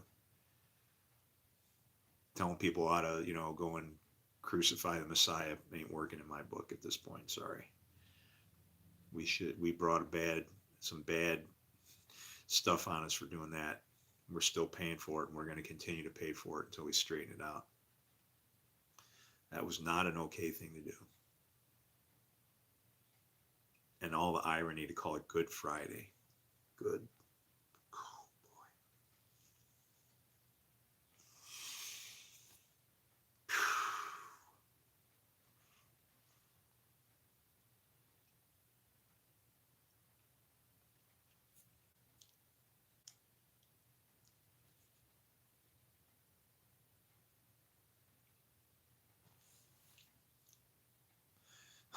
If you're uneasy and uncertain, just be still. It'll come to you. I know, man, but it's hard, dude. I'm being honest. I fear the Lord.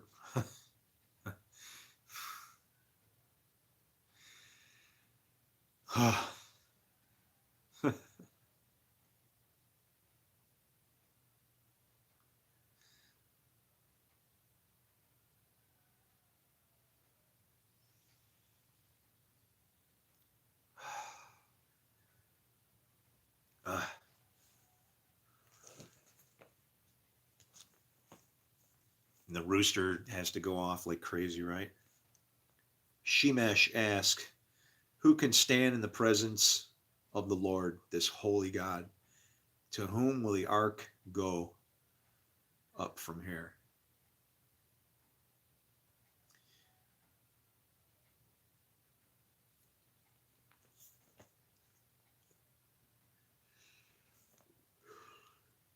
Who can withstand his indignation? Who can endure his fierce anger? His wrath is poured out like fire. The rocks are shattered before him. Should I go for 3?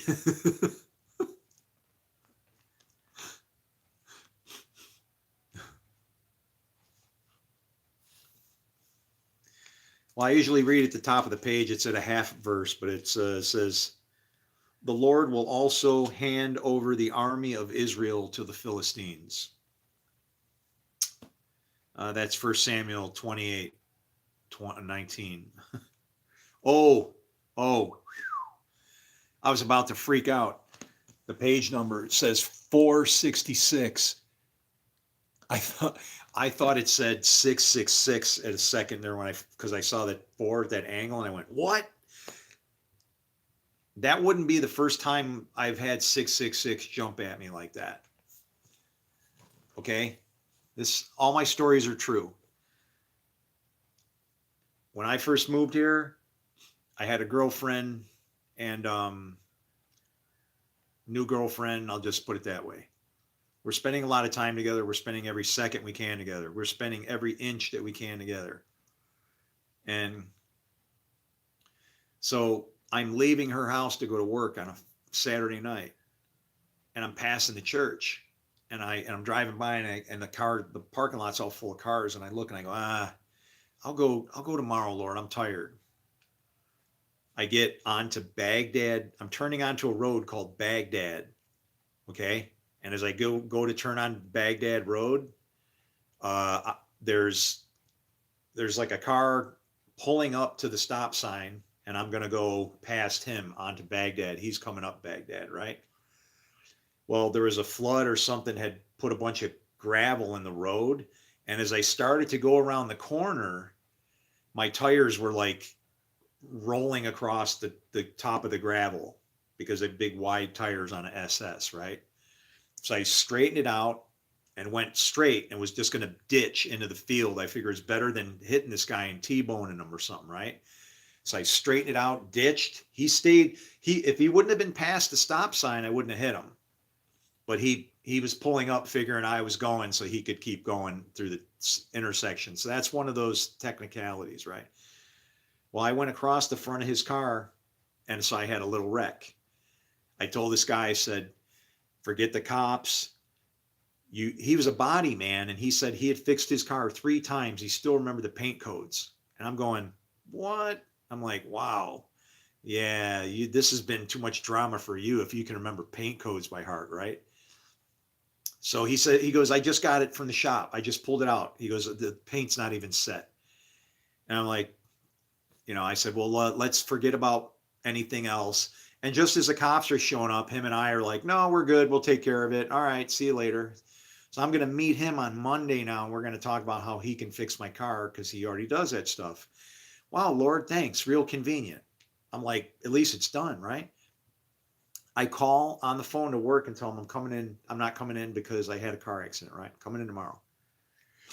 Okay, see you tomorrow. Well, I go home, and because I got the night off, we tear it up all night again. And since that was the case, then guess what? Now I'm going past the church Sunday morning. I'm going back home to my apartment. And what happens? I pass the church and the parking lot's full.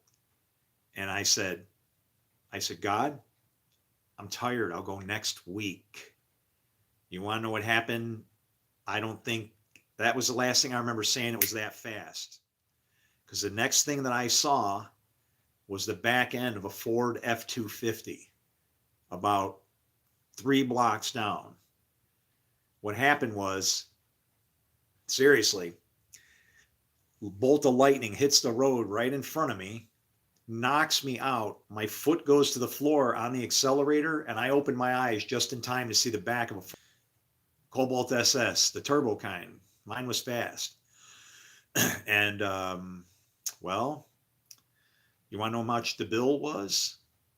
Well, first, I'll give you Monday. First Monday, I go to talk to this guy.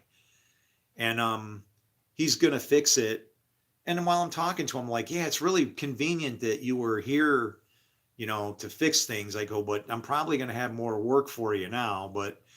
And so we're talking, and I find out he's a Christian. I'm feeling good about it. And I said, well, you better come and look at my car. I gave him a check for his $1,700 to fix his car.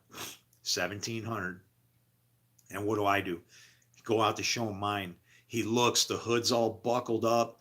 The hitch from the on the back of the truck went into my what you call it, the intercooler. Punched a big hole in the intercooler. I was surprised it ran. It was amazing that it ran. Well, he looks and he's like, oh wow, what happened? And I told him, and so he starts telling me, oh yeah, don't worry, I'll jack up the prices on this and lie about this and lie about that, and we'll get you some extra parts and whatever. You know how fast they are when you really put them? And I said, and I'm sitting here listening to this guy, he's like doing an insurance thing for me, and I'm on the up and up. I ain't stealing. I don't want that. I don't want fraud, man. I can't have that. I can't have badness come follow me and bite me from behind. I'll be one of the few people that you're not going to find any dirt on me because I will have told you everything I've ever done wrong. I don't care. I don't, I've repented of it. I don't do it anymore. I don't hide anything. You're going to find some bad stuff about me. You're going to find shit that I've probably already openly talked about. Good.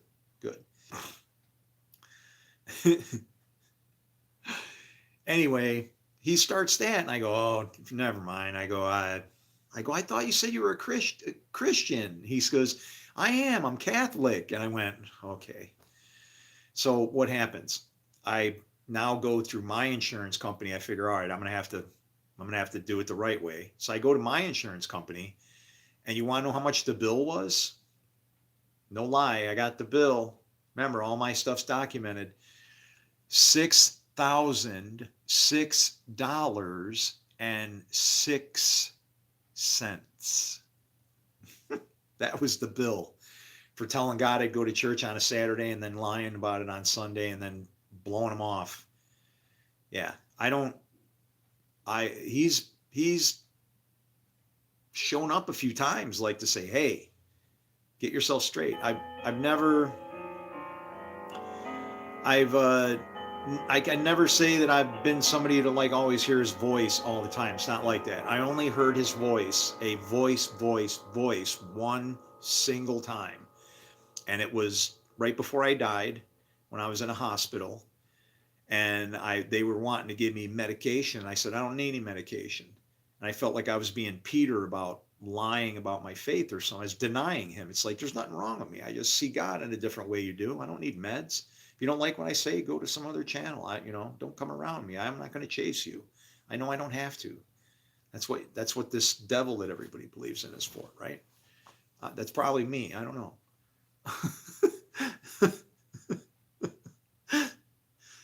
And yeah, but it's like $6,006.06, just like that.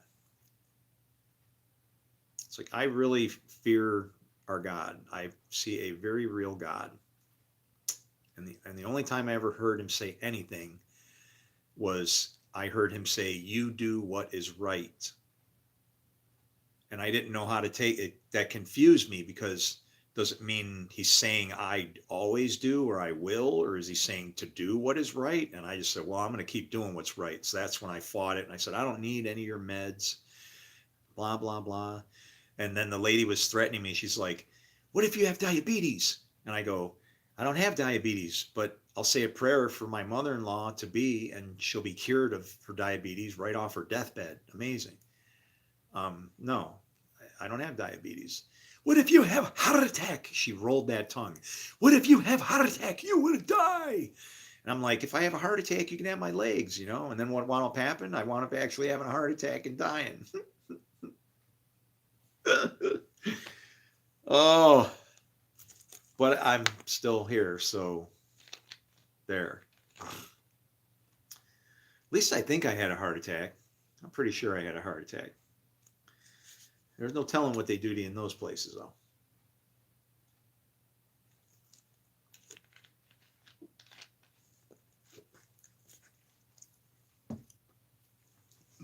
You get somebody in there that is, they're aware and they can speak. They're just, tormented with anxiety, and they can't control them. They want somebody to love or listen to them, right? I don't know, man. I've thought about that too. I could go turn myself in like David did, just go to the nut house and tell him, yeah, I'll admit it. Okay, I'm crazy. Put me in a group home. And I could just go in there and read my Bible, have an internet connection, that kind of a thing. And just, I don't know. It just seems pointless and stupid, right? It's like, why waste what it is that you could do? And it's like, I guess I'm going to just keep grinding, man. I'm going to keep grinding. Do not what? Do not fear him, love him instead, because he loves you. He guides you and teaches you as a father does to a beloved child. That's our God, man. Yeah, if the only reason to fear God is if you do something wrong, but he's not going to destroy you, for he'll only, if you do a little bit, he ain't going to give you a lot back. And if you don't know what you're doing, Jesus even says he'll beat you with less stripes. You know what's funny? Here's the thing. Think about that. But why? Who gets beat with more stripes? The person who understands why they're getting beat. They're more aware of his guidance to them, right? The person who isn't, they're just living their life, but he loves them too. Why do we interfere and, condemn them? I'm sure God's in control of that too, right? Anyway.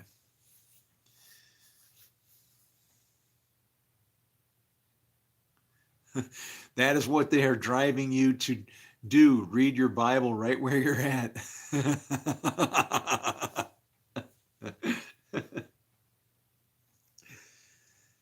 Yeah, but then I'll be safe in there, It's like, it's cold as shit in here, man. It's like 50. What is this temperature in here? You know what? I got to go use the bathroom. I got one coming on. I'm sorry.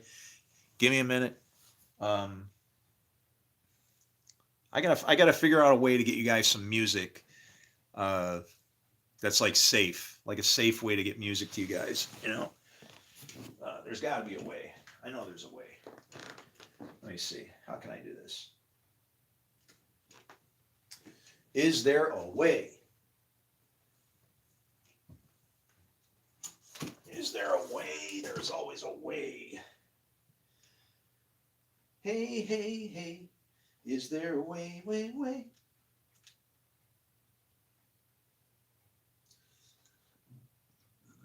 Oh, let's see. All right,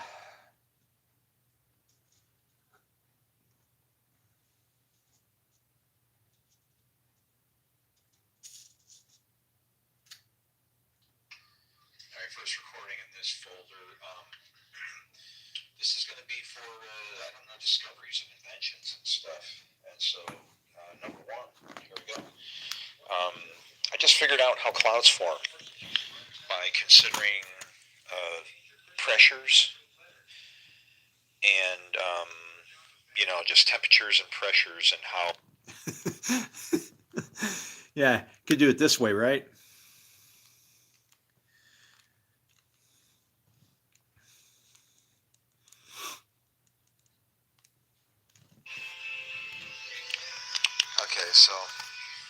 Okay, so I understand what it means to have the word of the Lord come to you.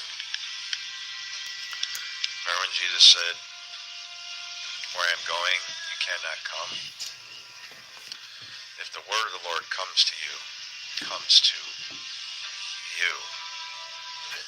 you see yourself in the word? When you see that, then the word of the Lord has come to you, and you'll understand it, and then you'll be able to explain it to people. Where he's going, you cannot come. In other words, you can't, yeah, unless you know how to come. If you know how to come, that's how the word comes. When it says come, where I'm going, you cannot go. Come.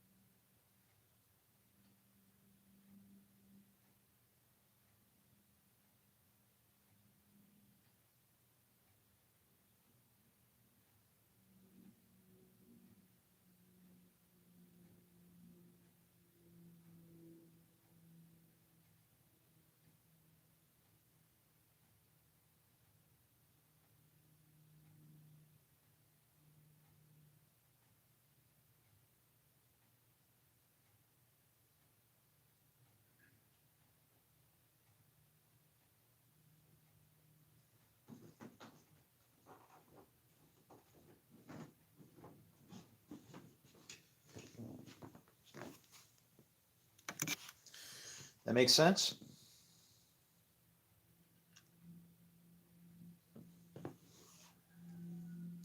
There goes Henry again.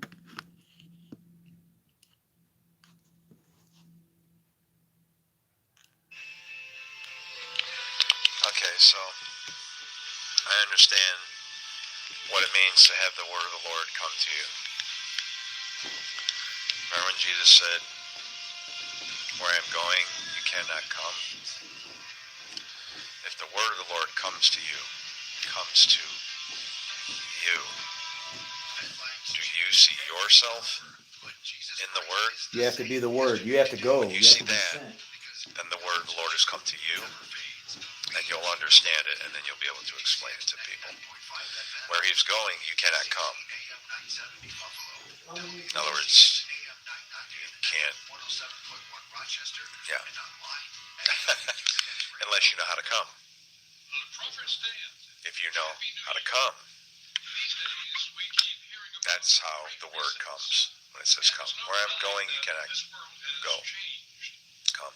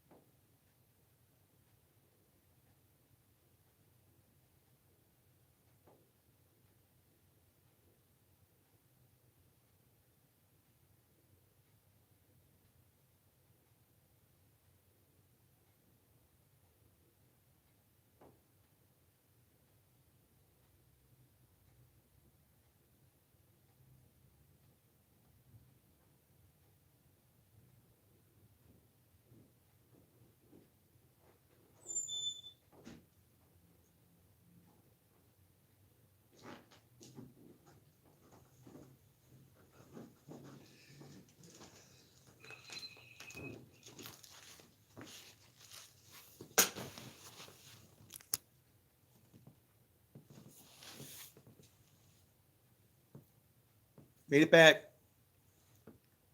We need a Where's it? There we go. Hey.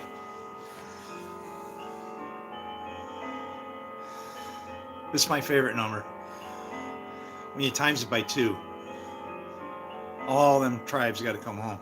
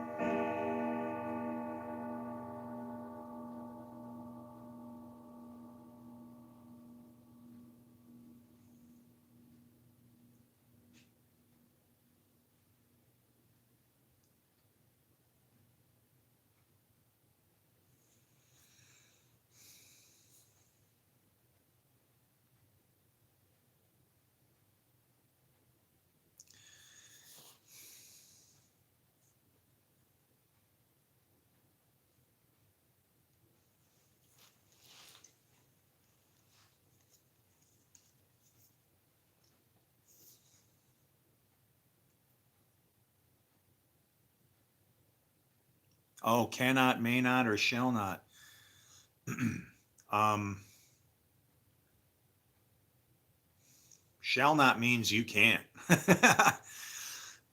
When he says that, you shall not, right? Like when he says you shall honor your father and mother. And that's where it gets tricky because people say you don't have to honor your father and mother, and that's why Jesus taught what he taught. You have different father and mother spiritually with regards to the law. And with regards to God, he's leading from underneath that thing, but if you can't see the spiritual purpose, you think it's things that can be broken. You think that, see, that's where my perspective. I don't think that I'm like Jesus. I know that the law cannot be broken. So in that instance, I don't see lawlessness.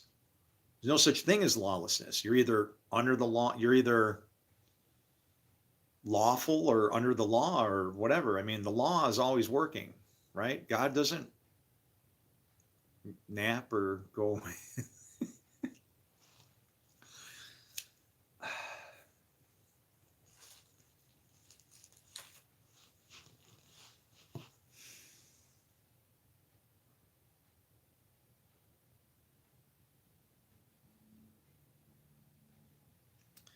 I want you to do good, kid.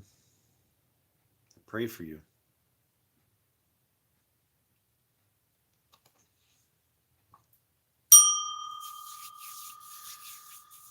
Uh,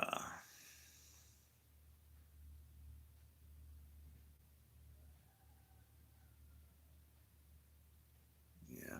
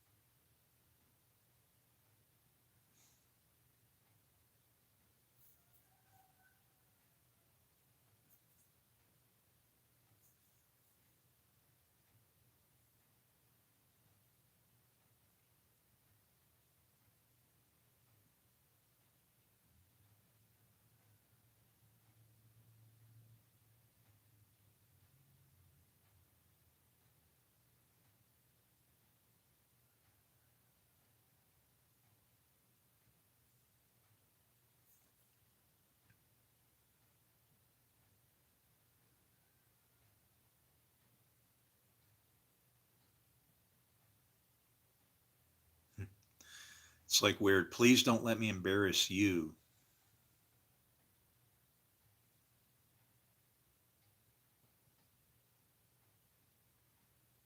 I'm not embarrassed. You're an embarrassment. But I know that everything goes through you. So that's weird for me.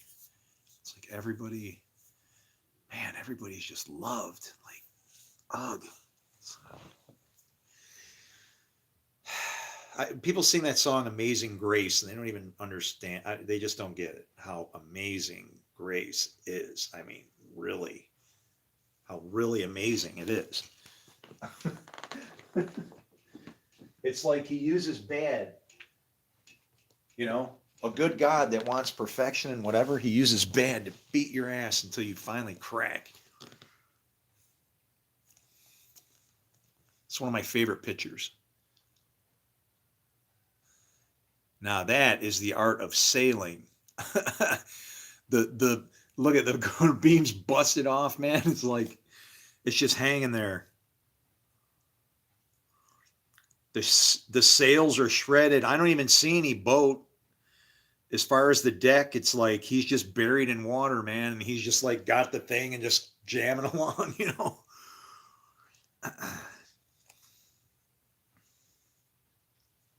It's weird if you look on my profile page, if my little picture, that's actually an anchor that I'm standing on.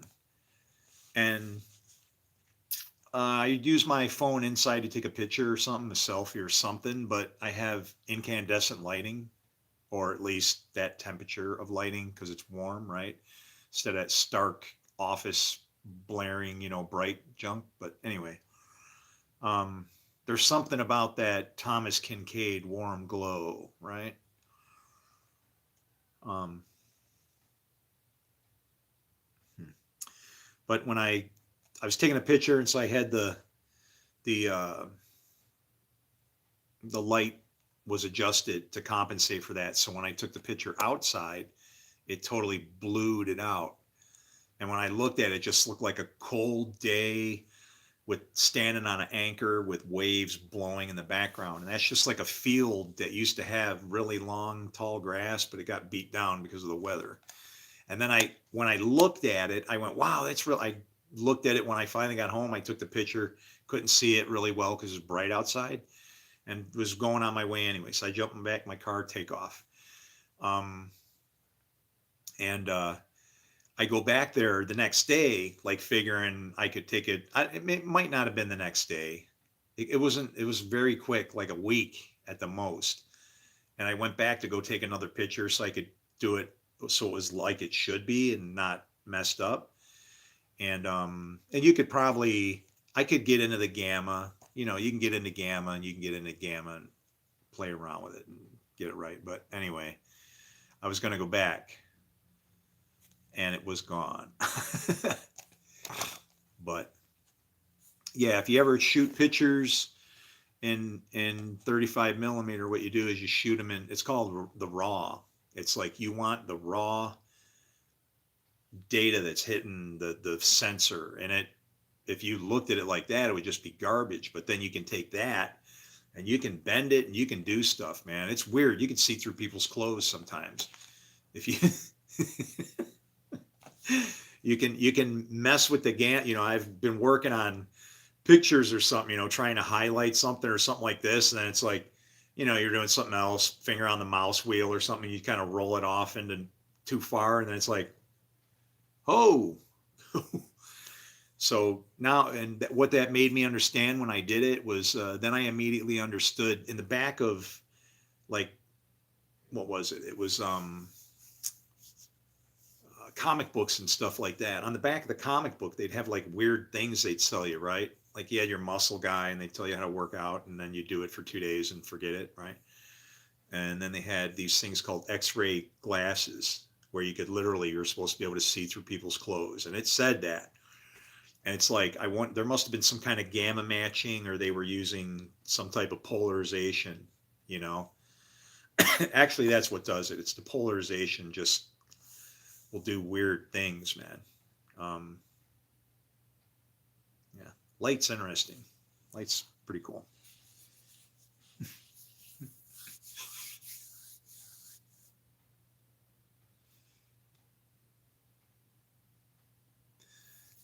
Embarrassed? Who? Nobody embarrassing us? No, no. I don't get. I don't know what that means anymore. I guess if there's something you think I should be embarrassed about, then okay, that's I'm, I'm okay with myself. I'm not ashamed.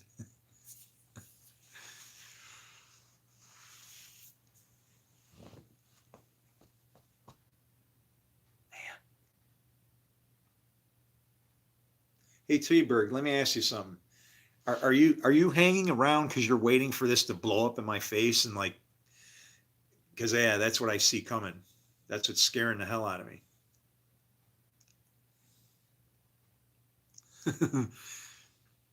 This is from my movie, man. I wear this in Die Cheerleader Die. I actually play a sheriff. I still got my uniform. I still got my what do you call it? Because hey, when you're doing cheap movies, you got to do your own stuff, so you get to take it home. Huh?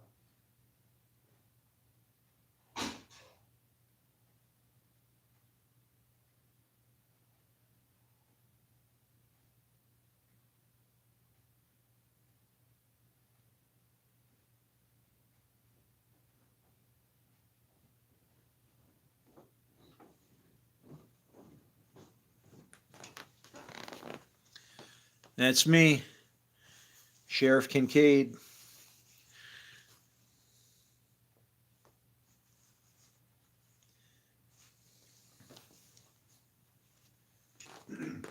I got the script. I got all that stuff.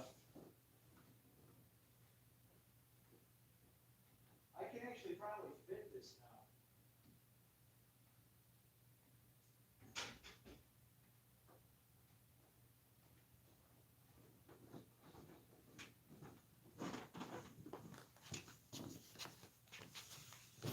I can actually fit in that now. My weight is down because, well, fucking starving. It's not as hard as you think. It's like if you've ever fasted, it's like you get, you know what I mean? You after you don't eat for a little while, it's not as bad as you think. I mean, if you were not didn't have some extra meat on you, then yeah, then it sucks. But while you're trimming down, you can manage it. It's not a thing, right? I'm supposed to eat things that make a billy goat puke and ignore things like the weather and people that seem to be alive but are all I don't know where they are. Hi. uh, but maybe what I should do is maybe I should walk to California for Jesus. I'm gonna walk from east to west like the bad guy. I'm not gonna go from New York City though. I'm gonna start from right here. I wonder if I could do that. That's hard though, man. I've come through this area because I don't have people to take care of me. So like, I blew out a motorcycle tire, and the guy who I got it towed to him because I had insurance on the bike, but when I went to go, had to order a tire, he's going, dude, I never seen anything like this before. I hit a nail and it went like, and then the inside of the tube, it was weird looking.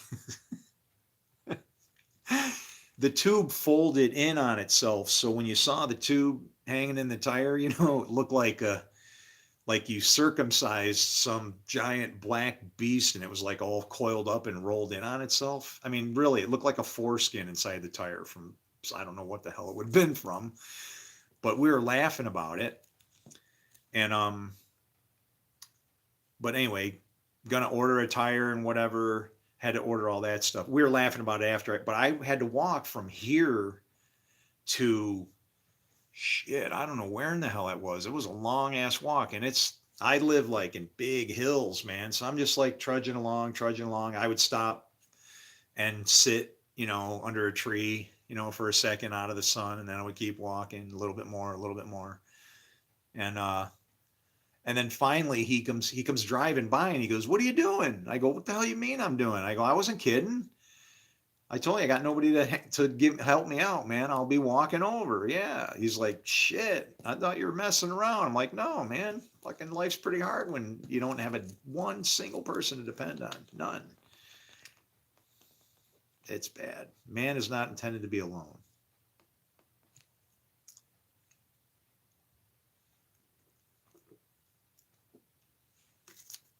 Oh, hmm.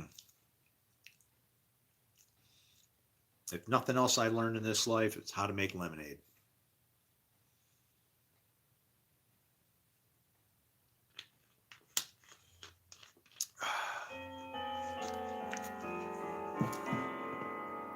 That did go down pretty smooth.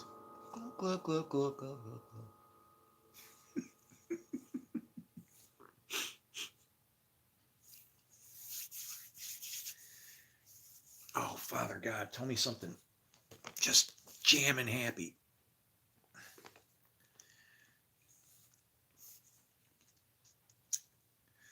The Levites are to station themselves around the king, each man with his weapon in his hand. Anyone who enters the temple must be put to death. Stay close to the king wherever he goes. Did you know you're a king? I just have to advise you that the land that you get to rule over is your, now if you want to join land to land and become a bigger nation, that's okay too. I'd say Israel would be what you'd want to go for. And it's funny because to be of the nation of Israel really has nothing to do with where you're at or where, it's not worship. God isn't worshiped that way. Jesus got it right. He's portable.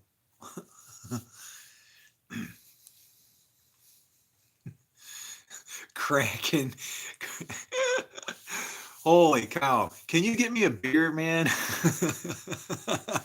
I know where you're from.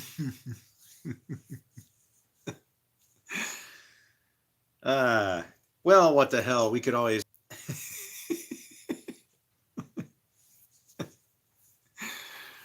Did somebody just edit me? Okay. See, if I pick up bottles and stick them up in front of the screen, they don't want me to look like a bad guy, so they'll drop the connection and stuff. They're trying to help me out to be clean because they can see my message, but I'm being buzzed and followed around, man. I know what I found, and I found Jesus. I found our God. I could show him to you if anybody wants to see. It's a perspective change.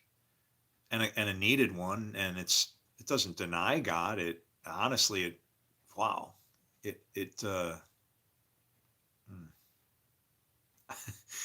I mean, I am really speechless. It's like how it's been sitting in our faces for thousands of years, and we never could see it. Like as if he couldn't bring it and he couldn't teach it, he wasn't going to let you have it until after a certain amount of time. I think what's going on is I think we're getting prepped for him to come back again. And I feel that he came back once in 70 AD. So people will say that, no, that was Rome and whatever. Well, to me, I have a different view of what the Son of Man is. I look at the Son of Man like the Son of Man is in Numbers 23:19. That Son of Man has the right hand of power too. You can do what you want with your right hand. It's just if you are a bad right-hander, then you're going to get a mark in that bad boy. And you'll get a mark on your forehead as to identify you, right? Everybody gets a mark. There's people that are marked if they sigh and groan for the things that are done in the city. Well, what? Is that only Jerusalem? Maybe. This is Jerusalem, the teaching of peace. The Torah, the Ruah, the women. That women.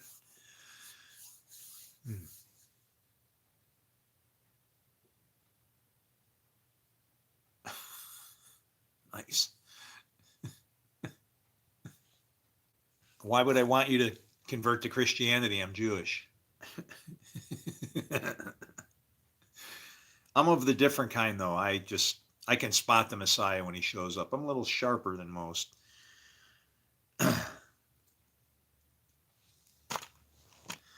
Yeah, Gamaliel, man. That guy. Just beauteous. Smart. Don't touch it if you don't have to. Leave it alone. Let God.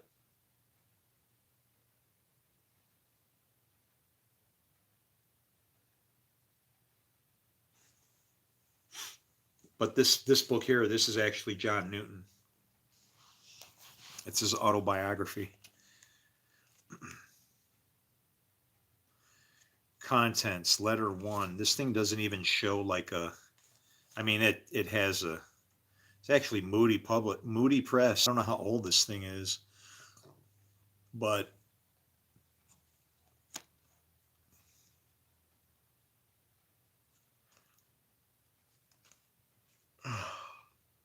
it's really old. I have a lot of old books find their way to me. I found this one. Where is that?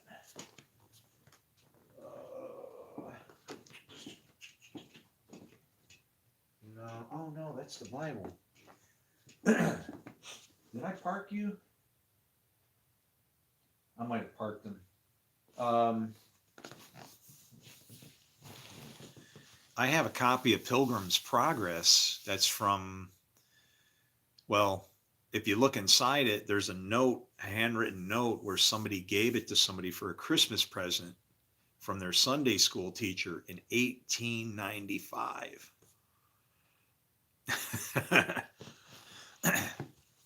That's like 95.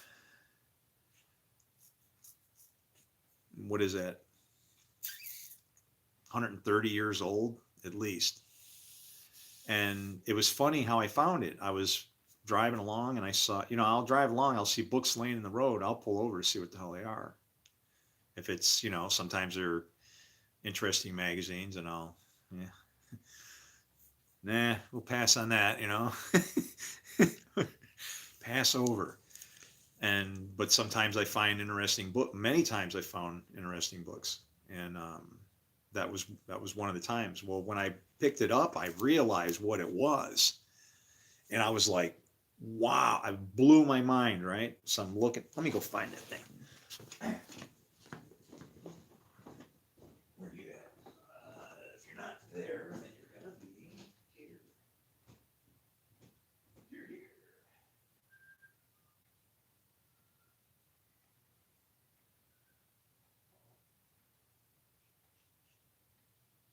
Yeah, books are kind of getting jumbled around here these days.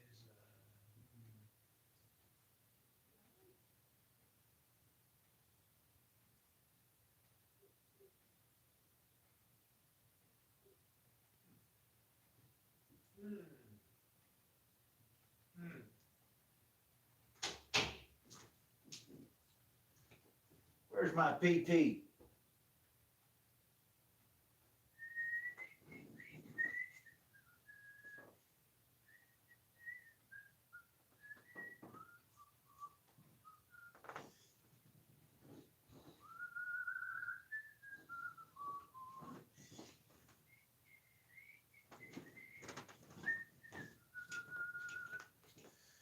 Ah, crapola. Man, I really thought you were sitting right there. And then I had a bunch of stack and I had to get rid of you. Where did I put that? Oh, I know you were. Where's that stack of books? What the hell did I do with that? I'm removing it now. Where did I take it? Can't be that hard to hide. All right, well, it don't matter. It's like, it's way cool, man. Are you in here? No. No.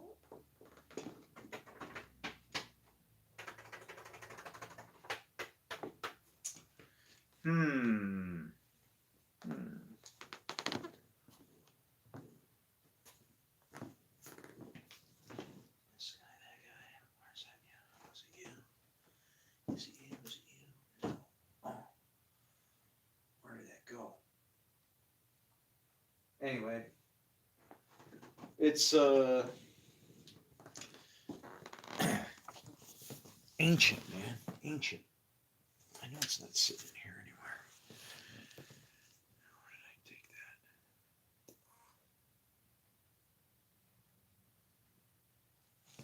Wait. Is that it right there? You're kidding me. Okay.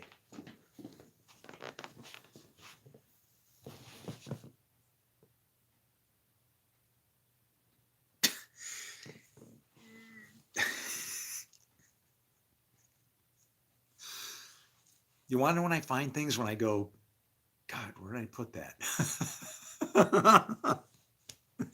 Didn't I just look there? I don't know, but this is it. And see, it has, here it is. Oh.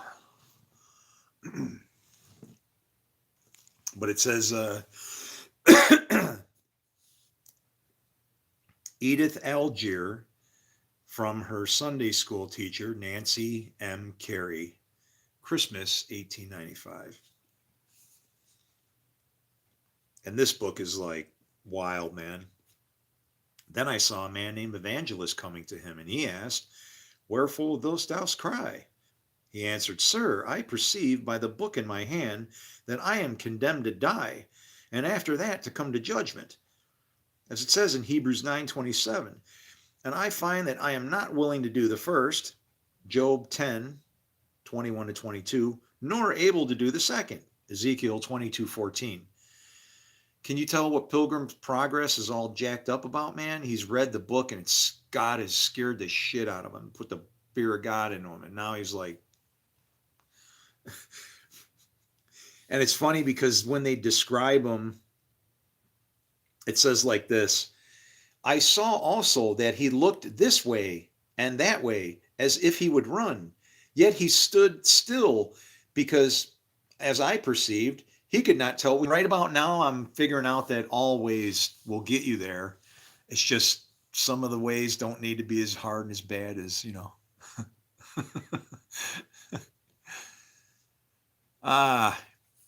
Do I think angels are angry at you or pleased? No, angels just are in service. He has good angels and bad angels. Whatever. Those are just spirits coming to you. The angels are watchers, and they're supposed to be neutral.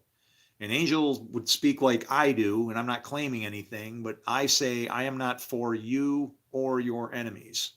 I'm just here to show you something that I found in this book, and you need to digest it and figure out what you want to do with it.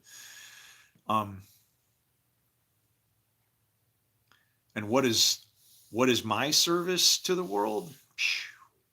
I found the most terrible thing in that you could ever find. I'm wishing that I never would have read this, or never been born, or anything to do with this, because I found something in here that's kind of seems to have been hidden for about 2,000 years, and I can see something that other people can't.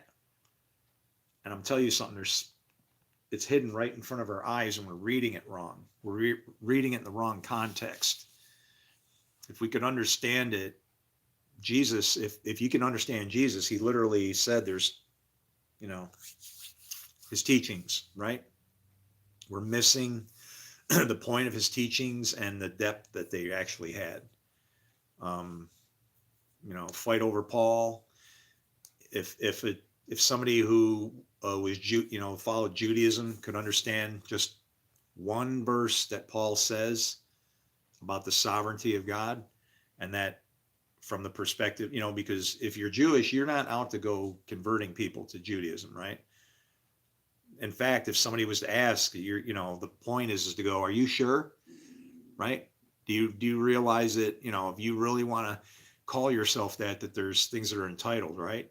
To me, it's simple. Where you go, I'll go. Where you go, I'll go. Where you live, I'll live. Your God will be my God. Where you die, I'll die. Your people will be my people. Right? And then that makes me what I should be. Like Ruth was. See, Ruth wasn't even supposed to be in any bloodline for a Messiah, or even in the congregation or anything. Deuteronomy 23:4 says no Moabites in the congregation. They didn't help you out when you came through there. You can't have those guys around. And what happens? She proved that she was worthy by her promises, how she would act and respond, right? That's what made her worthy, I guess. And that book was actually written by the prophet Samuel specifically for her, for that reason, because that book then kind of changes that law. Because when you read the Talmud, if you know anything, the Talmud will tell you that about that, why it got changed. Anyway. Damn, man. I went in the real world 4 hours and you're still here. Yeah. Like I said, I have a very serious thing here going on, man. I'm not kidding. This is the great sword that takes peace from the earth, okay? Let me show you how we're reading our book wrong. Anybody, somebody, is there any theologians? I don't have time to go and get a doctorate. They're preparing for nuclear war. It's not time to be going to school.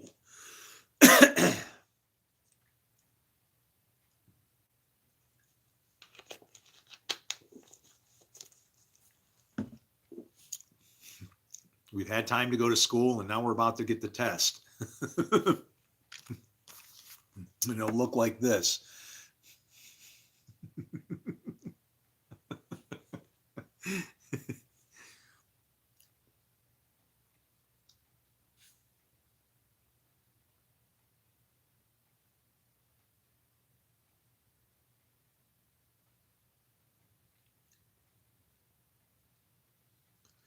Look at this.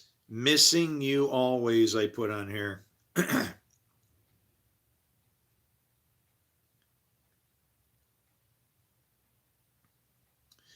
Look at that. I'm like a human yod. The left and the right.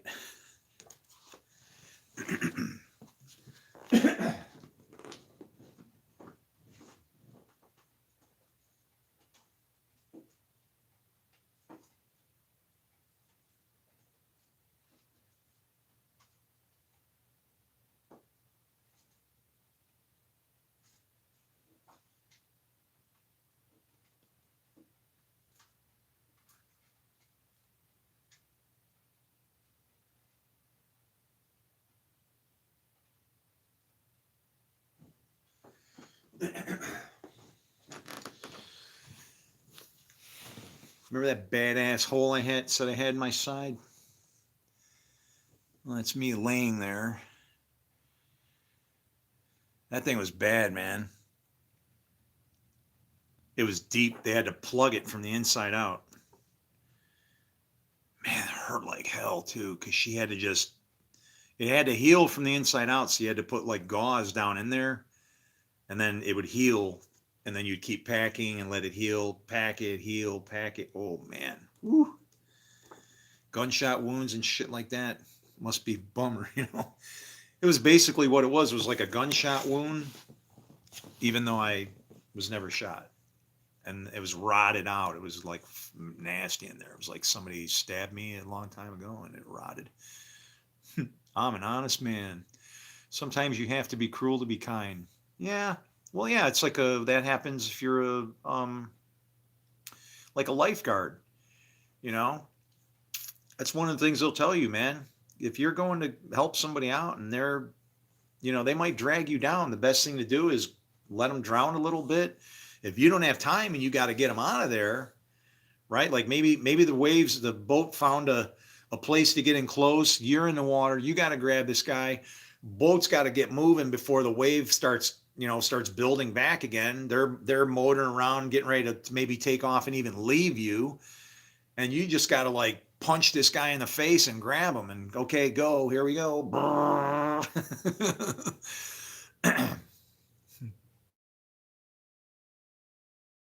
Tough love, being miserable on YouTube because you know you'll never be half as cool as this guy.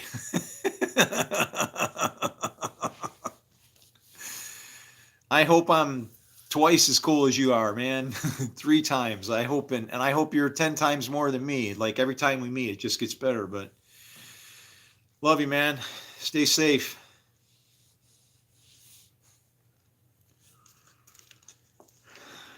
And if it gets dangerous, don't worry. If you're doing good, it's bound to turn out right for a good reason. Don't have fear to do the good.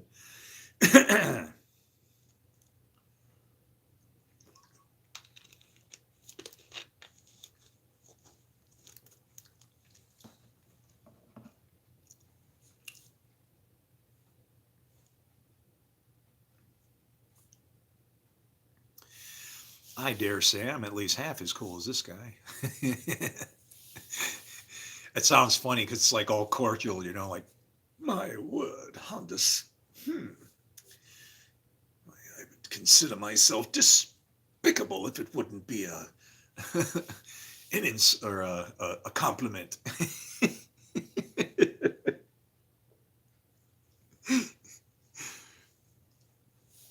It's like, do you realize what you just said about yourself? You know, it's like, uh, I like half of him, half as well, half as he deserves. Pardon me.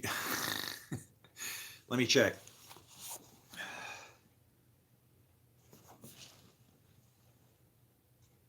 No. On what? Pardon me, sir, but do you have any gray poupon? No, I haven't walked my dog for like 3 weeks now.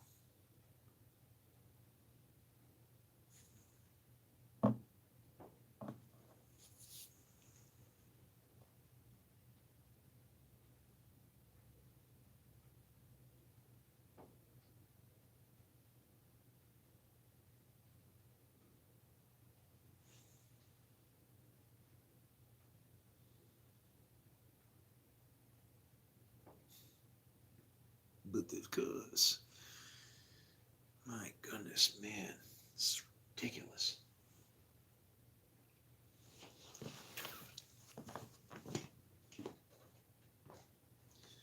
It's going to be one of them days.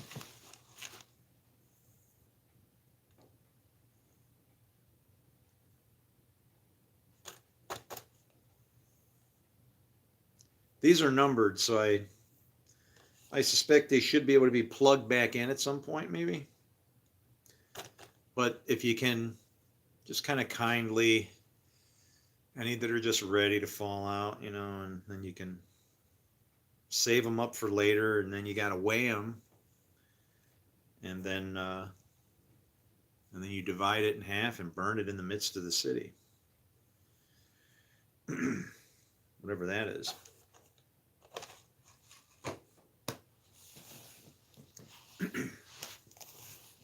But this guy, this is a really good book, man. This is one of the few books I've read. I'm not a reader, believe it or not. Bible, I can go a couple pages now at a time because it's just so opened up because of the way I understand all the symbolism and everything now.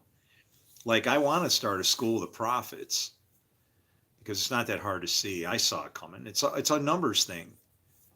It's all numbers. Like, for instance, we had a 400-year period in between 1620 and 2020. You knew it was going to get bad because that was after a 400-year silent period, right? And I'm like, what's the big deal about 1620? That's when we came to America. The ships came across the water. We got to the land. We saw the garden, nakedness, you know, the people, shame and curse. It's always the same pattern. You know, water, land, garden, consumption of the people, nakedness, shame, and curse. Same thing in the times of Noah. Ark crossed the water, the land came back, got to the garden, drunk the wine, consumption, nakedness, shame, and curse. It's like it always follows that pattern.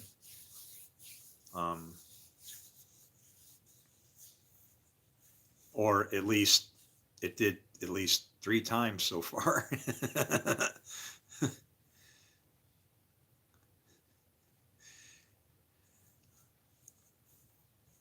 I'm okay with that. If Jesus didn't die for your sins, that just means you don't accept that, that's a personal decision.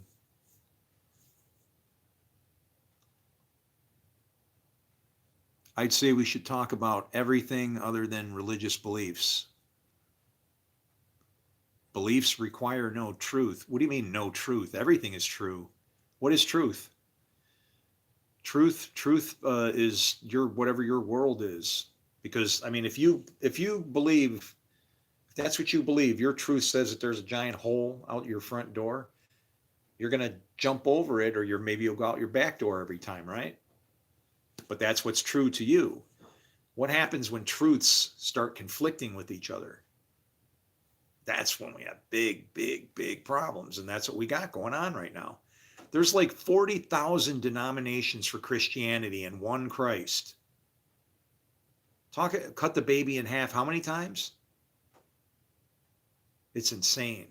It's insane. And I found the road up the middle, man. And the prophecies are weird because, see, when Israel got scattered last time, it was the Essenes, the Pharisees, and the Sadducees. Those are the three ribs in the mouth of the bear. Now we've got Christianity, Judaism, and Islam, and they are in the mouth of the bear. And you're like, what do you mean the mouth of the bear? I don't know if the bear reps, all these three are the trouble. We're going to be taken out, torn apart. That bear still has that one side raised up, don't forget. It's like that's an indication that in our warring and strifing and problems like that, yeah, when that's one thing the Christians got right. When they say that he will take the church out, he'll take the whole thing out, all of it. He'll say, like, I mean, I can't, well, how does that happen then? I don't know. To me, when I read the scripture and it says something like the elements will melt with fervent heat, I don't have to imagine nuclear war. I can imagine the elements of society melting with fervent heat by pouring the scriptures all over it, right? Instead of, and that's what I'm saying is we have a book that shows us a way of peace, but we've turned it in from we've turned it in from a shovel, a farming implement, into a sword. It's not talking about literal beating your swords into pruning hooks. This is your sword. This is your sword. When you cut yourself in the name of the dead, you're literally showing that you don't know what you're doing with it and the dead person you're trying to teach it to. It's like we don't understand anything Jesus taught. It's clear once you see it. It's just like a concept, but you can't do it in monologues. It's like if you're trying to teach somebody or show somebody, like watching a bunch of videos over and over, it might click. Like, I don't know if anybody's in here that's clicked yet, but once it does click with somebody and their spirit is impacted the way mine has been, they'll be as anxious about it as I am. I mean, try taking that book to a sword fight and see who wins. Oh, I would win because it would tell me I win automatically. You want to know why? Because this sword says, so far as it concerns you, you are to live at peace with all men, which means I wouldn't go to the sword fight. Which sword won? You can decide. It's like, it's like, see, if I told you about Neo, right? Like, let's see, it's like people being drawn into a train wreck. Yeah, absolutely. If you don't understand it, I mean, think about it. Who do you counsel for your mistakes in this? If you've messed this up and this is supposed to be the mind of God, who do you get to go counsel to find out if you've actually got a problem wrong, that you did something wrong? There's no, oh, wait. Oh, here it is. Dial 1-800-GOD-DOES. Oh, okay. Yeah. Makes sense. I want to call that now and see what it is. 1-800-GOD-DOES.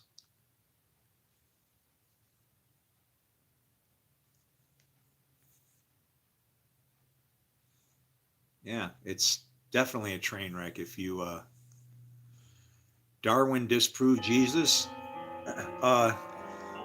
this proves survival of the fittest. This proves evolution.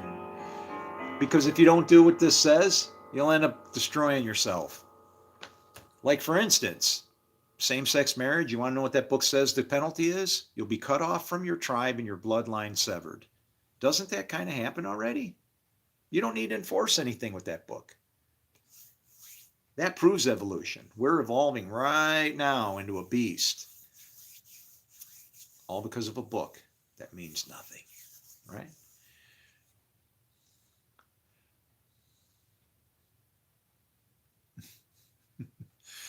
He's sorry, when he said let there be light, there was nothing to admit light. He was talking about like wisdom, knowledge, light. Is it dark where you are? That was one of the craziest phone calls I ever got. You know, you're asking this lady, my computer's not working. Okay, she's on the phone. Check this, check that, do this. Did you try that? Is this? Yeah, all things. Go in. Is it? Can you look and make sure that the plugs in behind your computer is plugged in real good? All right. Well, hold on a minute. I got to get a flashlight. Why? It's dark. Well, what do you mean? Why is it dark? There's a power outage.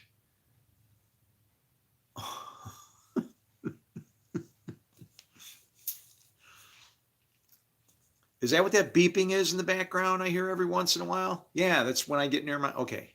All right. I see what's going on now. Yeah, man, we're in a power outage. Okay. Your computer might work, but you can't get on the internet.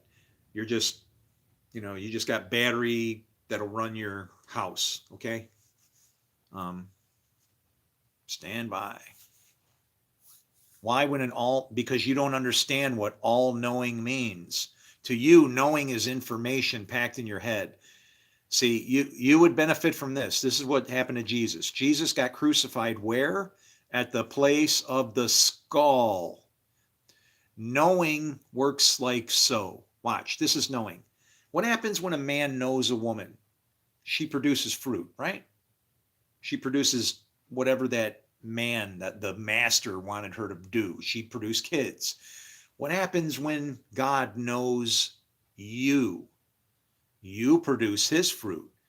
Well, what you don't understand about the God that you serve, even though you say you don't, that God forms light and creates darkness, makes peace and creates evil. I, the Lord, do all these things.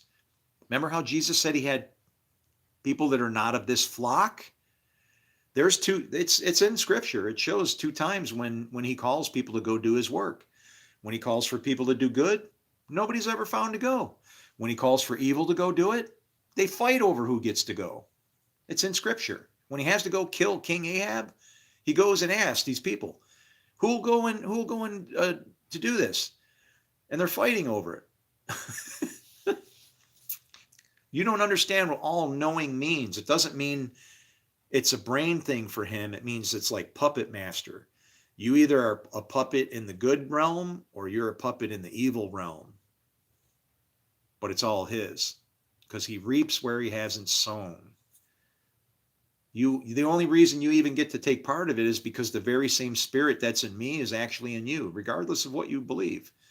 You have the breath of life in you. You have the same thing that I do. You use yours for what you use it for. You serve your Father, I serve mine. Whatever the Son does, it reflects which Father he's serving. Not the Father, which Father. The Son always does what he sees his Father doing. There's two fathers. There's sons of God and there's sons of perdition. Which one you are is determined by your works. It's that easy. And with that, there's no more discussion.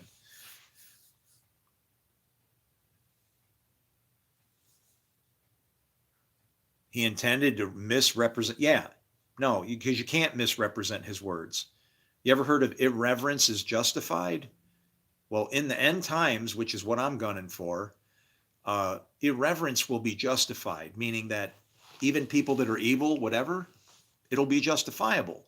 So you in saying, I mean, are you a good person? Do you do good? Are you a good person?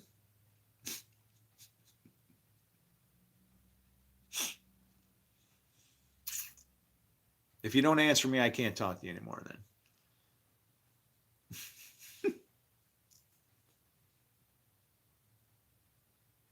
Are you a good person? What would I know? You only know what God lets you know, however it is he uses you. He does that by giving you the desires of your heart. If you want evil, he'll give it to you. If you want good, he'll give you that.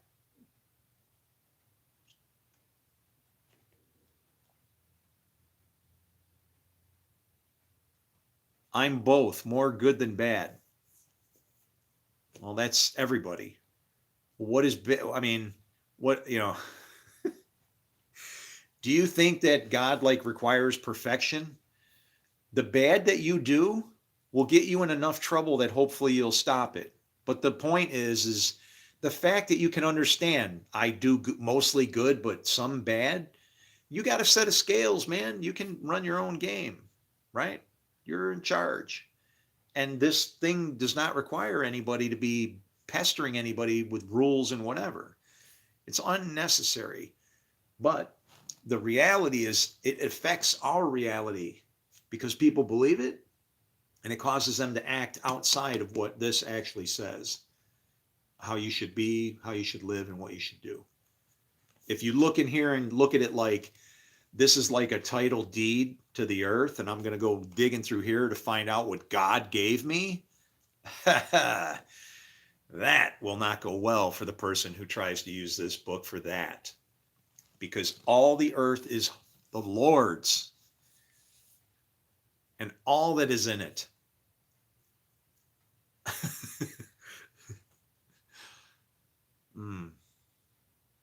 Yeah, it's his way or the other way. The other his way.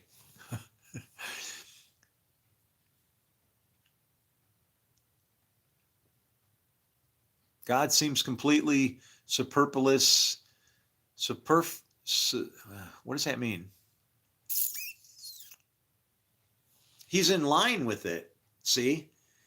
Watch. Let's say you don't believe in God, right? But you're doing good. And I say that all good comes from God. Well, guess what? You're serving my God.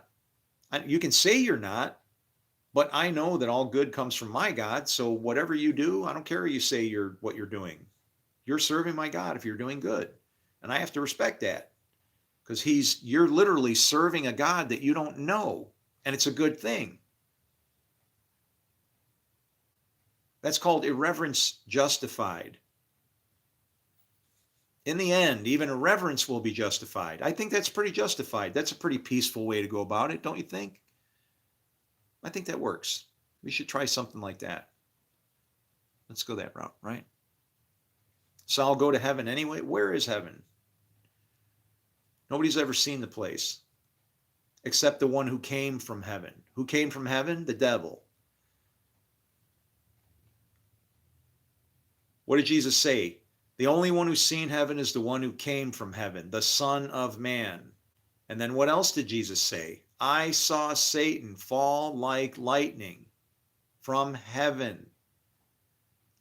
Couldn't he see when he was up there? The Son of Man is both evil and good at the same time.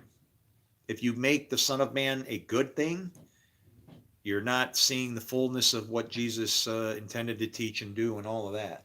It's getting really crazy windy over here. Is the Spirit coming?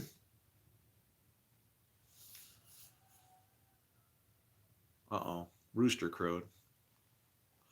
Don't speak ill words about yourself.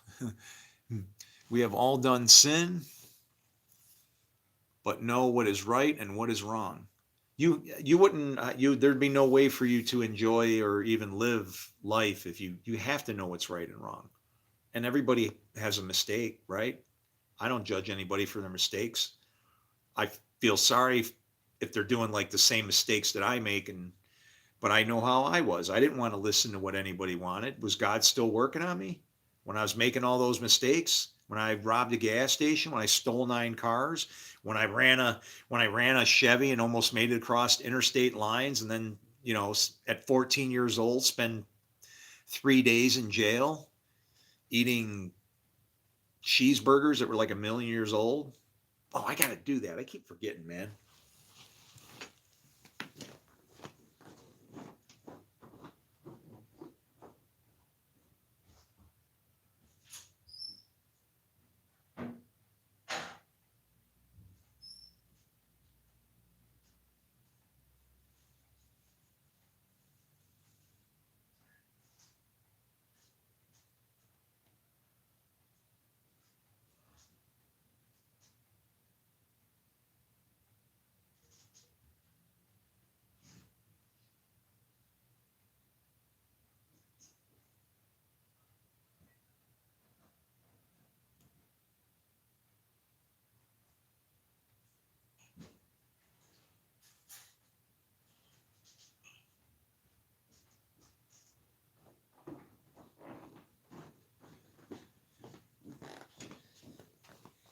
I keep promising myself I'm going to be smart and make some peanut butter and jelly sandwiches and let them sit around and soak.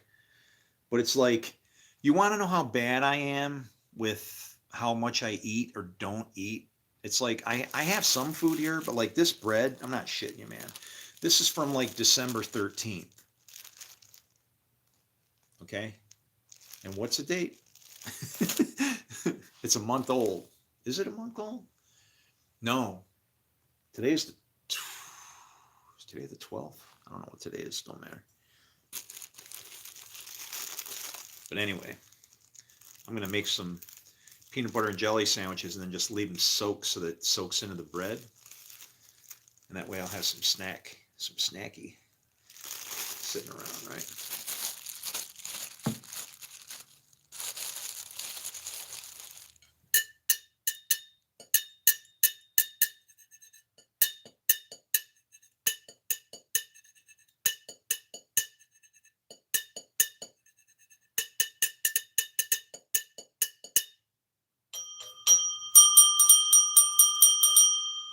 All right.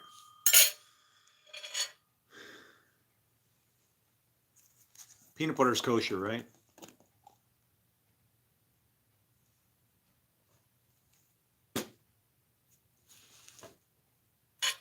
I think it is.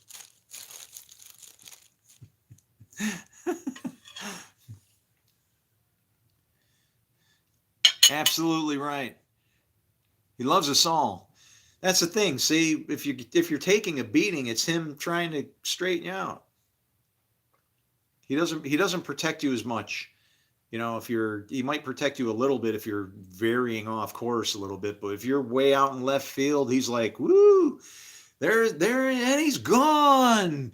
Look at it go past the stars, knocked it right out of the house. So God is completely unnecessary. No, no, no, no, no. He's necessary because everything's run through him, but it's to say that you're still going to find him no matter what you do. To know him is to have peace with God, right? And you might even know God right now, but it depends on who you talk to. Somebody would tell you that you don't know God. I would ask you, do you know what the word know means? K-N-O-W. It has nothing to do with knowledge. It's not about up here. It's about what comes out of here. You have to think when a man knows a woman, something happens. Well, if him knowing you causes something to happen, and not kids, right? But well, guess what?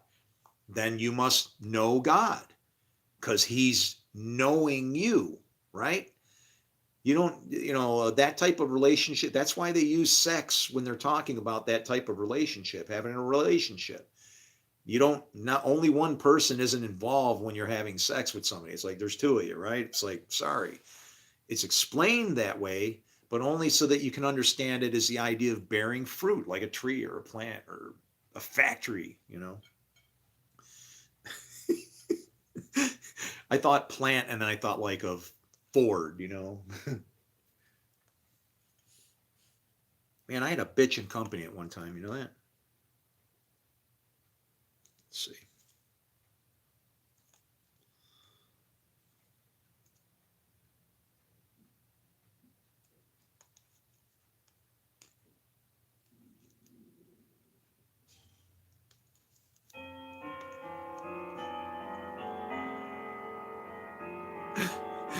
My stomach's over here. Brrr.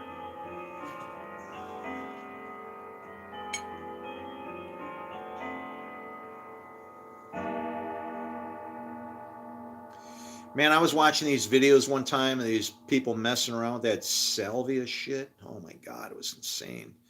Stupid idiot. He couldn't even make a peanut butter and jelly sandwich. It's like, and they videotaped it. And it's like, after I saw that, I'd be like, okay, yeah, we don't mess with that anymore. That's like, a little bit too much fun there.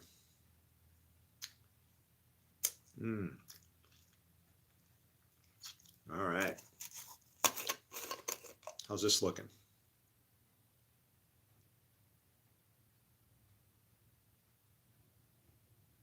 Looks good. Houston, we have a go. Houston, clear. Concorde 1 is in service.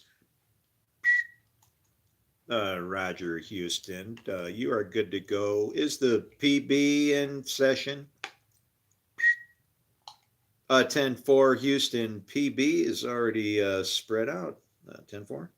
Over. Roger. Jettison Grape. How's that looking down there? Over. We're stirring the tanks. It's we think the mix is right, but we're gonna keep working on it. We'll get it straight for it. No worries there. Looking good. Looking good. We're almost to go. Over.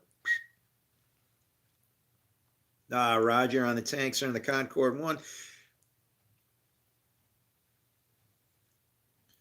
All right, so this looks about right. I'm being extremely careful because I don't want to get jelly everywhere. Make a freaking mess. All right, sit you there. We'll do the crisscross hand method, and then we do a wipe.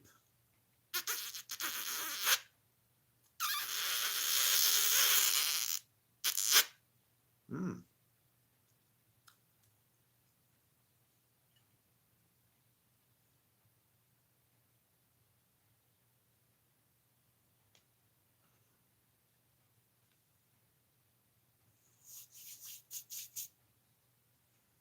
One sandwich.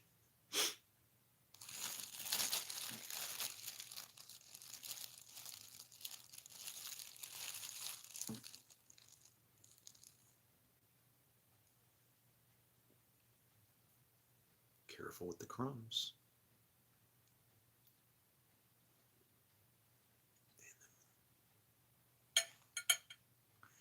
Scoot you up. Give you a little flip. And I'm going to quit.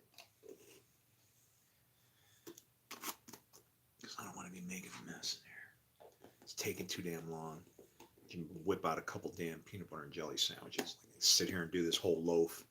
Lay it all on the counter. Get her done quick. Oh, wow, man. I did a one-legger stand-up. That was awesome. Wow. Ooh, I felt that. Oh, hey. Oh, wow, man. There's food everywhere.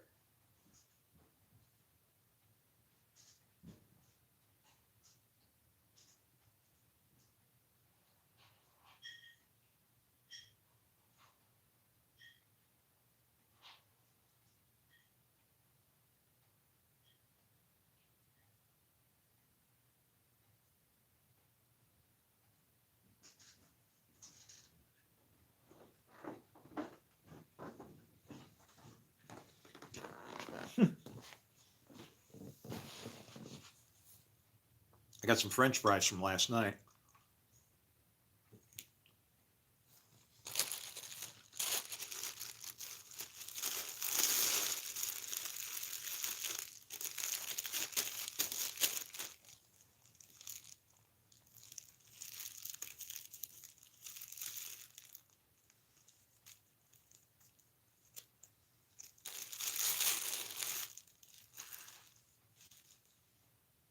Thank you for my food, Lord.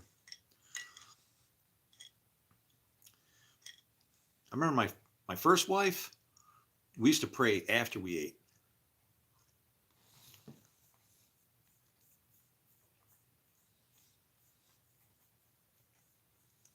Oh yeah, man.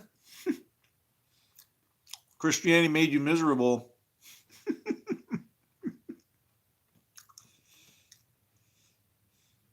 Are not most Christians really miserable? Let's be fair. It's like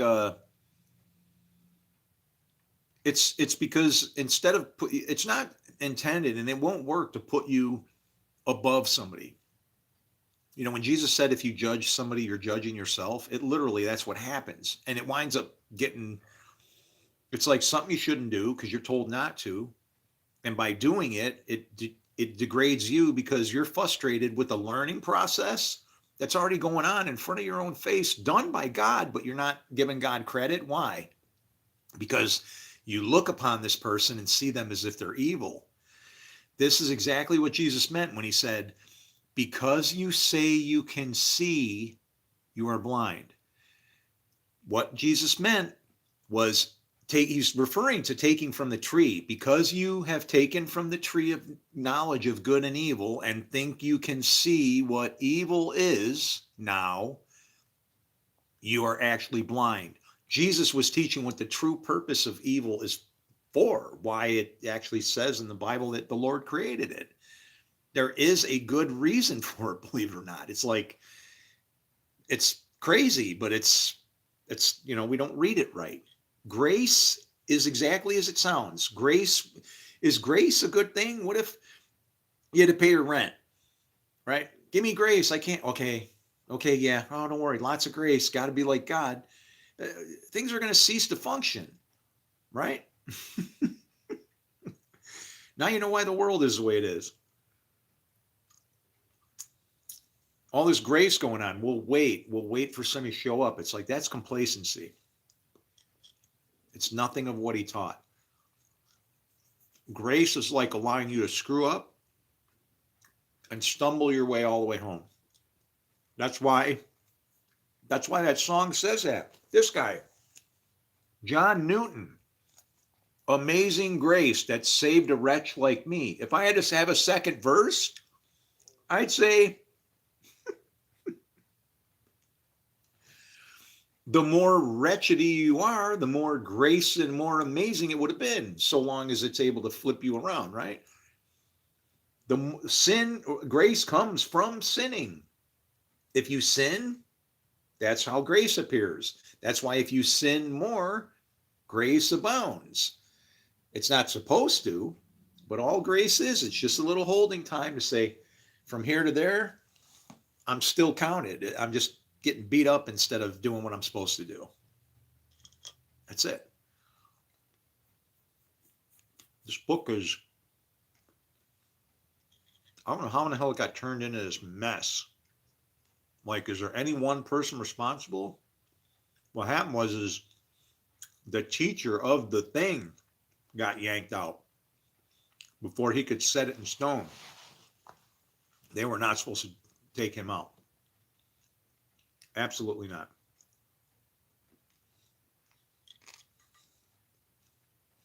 If you want to say, did he die for my sins?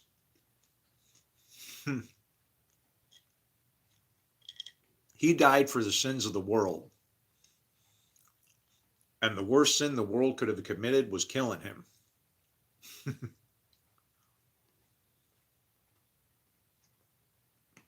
He died because he wanted to teach us about a God that loves us, doesn't hate us, isn't against us. And in the case where it feels like against you, it's because you're screwing it up. You know, he came to teach about a law that you couldn't even administer without breaking it. If it says thou shalt not kill, how in the hell do you turn around and stone somebody? Right? Those are the two, You could take the third commandment and say it ain't murder because I'm administering the law. That's the third chord. But he wrote two very specific verses on the ground. One of them was Exodus 21:12. This is my take on it. This is what I would have done if I was him trying to save my ass. I would have wrote Exodus 21:12 on the ground. And then I would have wrote Leviticus 24:17, both of which say whoever strikes a man or human being or whatever, and they die, you're to be put to death. How many stones would you hold? He would trap them into these things, showing them the futility of their spirit. Like, don't tell me you're serving God. You're not doing good. That easy. If you're doing good, you're closer to my God than Many of people that I know that say they are. That's a frightening thing to me. Because those guys are my friends as well. I don't have any enemies, but those are my own.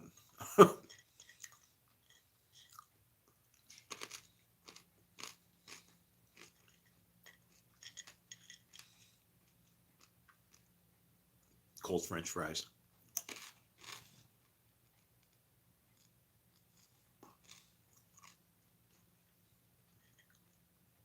The lake of fire.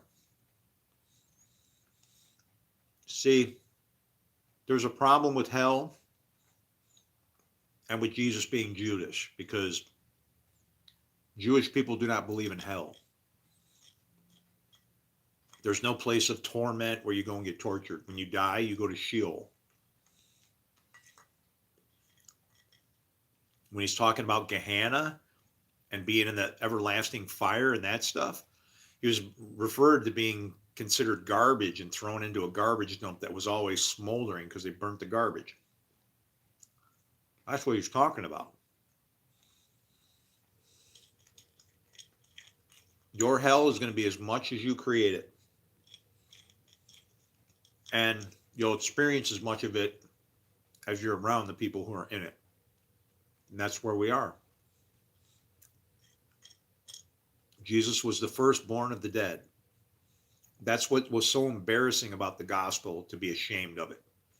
Because it basically says that mankind is exactly what it is. We're like devils. We say that we're good and we're whatever, but are we? Everybody's got to answer for their own on that, right? I'm not a person that says, I don't know how it is that a pastor can sit in a pulpit and say, and say we, and then start talking about a bunch of crap and stuff that I don't do. It's like, don't say we when you're talking about yourself in that matter, because I know I don't do that. I don't intend to do that. I find that repulsive. I don't expect myself to do that, right? Some of the things that, just because I happen to be Christian, I get thrown into a group of people that believe it's okay to murder, hurt the Messiah. I don't believe that. But at the same time, I'm not looking to go find some denomination to join just because I believe what they do and I can hang around my pals. I find them all to have their problems. Number one, they should all be getting along together. If they believe anything of what this prophet Jesus said, Messiah, Son of God, put whatever label you want on him. We're not taking it seriously enough. We don't do anything that he says. It's going to cost us. Same thing's coming all over again.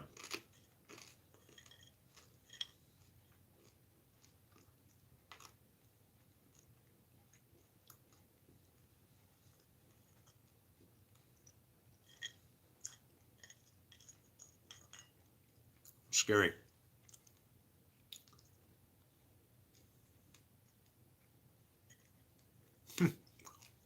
Grandpa. When are you going to get over here and get your calf slide made for you here?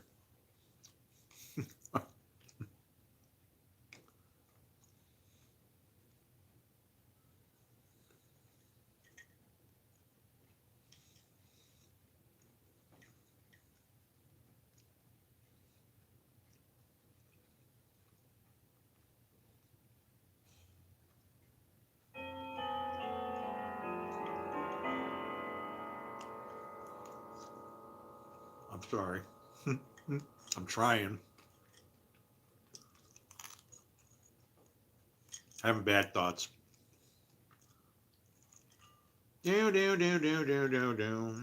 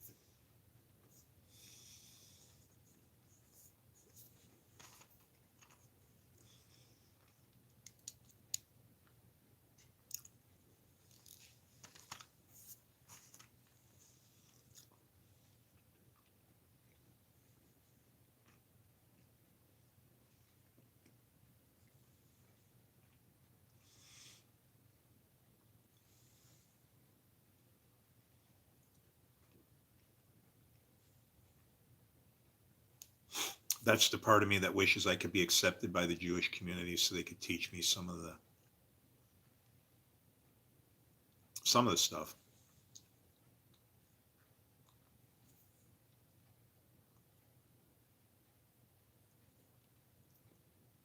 It's like it's different. Your soul, if you're Jewish or you follow Judaism, then they acknowledge that there's two parts to your soul, right? Like, or two characteristics in the least. You got your good side and your bad side, right? So, but you go through process of coming here and working and doing some stuff, and then when you get done with this bit of a mission, and then you come back and you rotate through a few times, I think, right? That's why Jesus said that, who sinned, him or his parents, that he was born blind. It's like, well, how could he sin before he was born, right?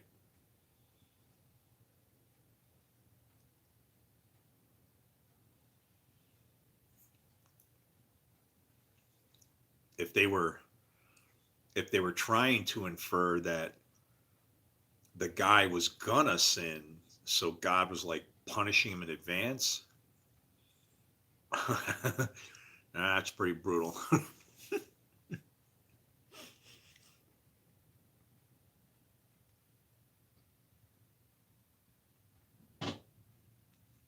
Well, some of this stuff is built in, right? Some of the stuff is built in.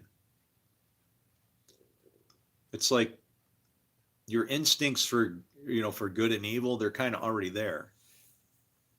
You'll learn it through pain, right? It's bad to grab this. Why? Because it hurts. That's the whole reason for why you got skin and a being. You have to live in this instead of being a free spirit. When Adam, I think that we got our bodies after Adam sinned. So in other words, we didn't have physical bodies. We were going to be spirits, I guess. And then once took of that, because they took of the tree,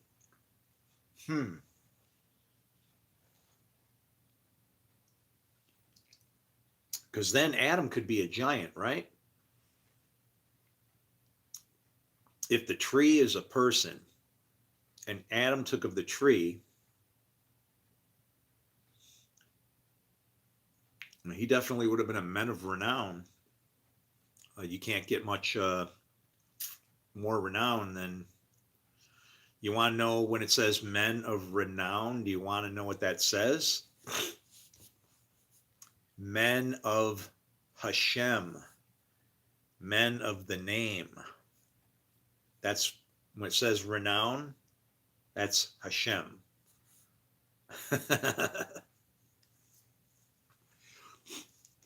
But more about that word renown.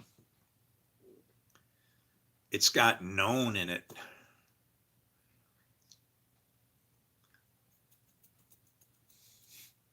It's everywhere. Who is a man of renown? Is Bill Gates a man of renown? If you could understand how he runs his company, he runs it exactly like God runs the universe. When his first company was set up so godlike, it's really bizarre. He didn't care. There was no time clock, so he didn't care when you showed up. You work when you're ready, when you're willing. You could wear whatever you wanted, so as long as you were naked. So just, accept you as you are.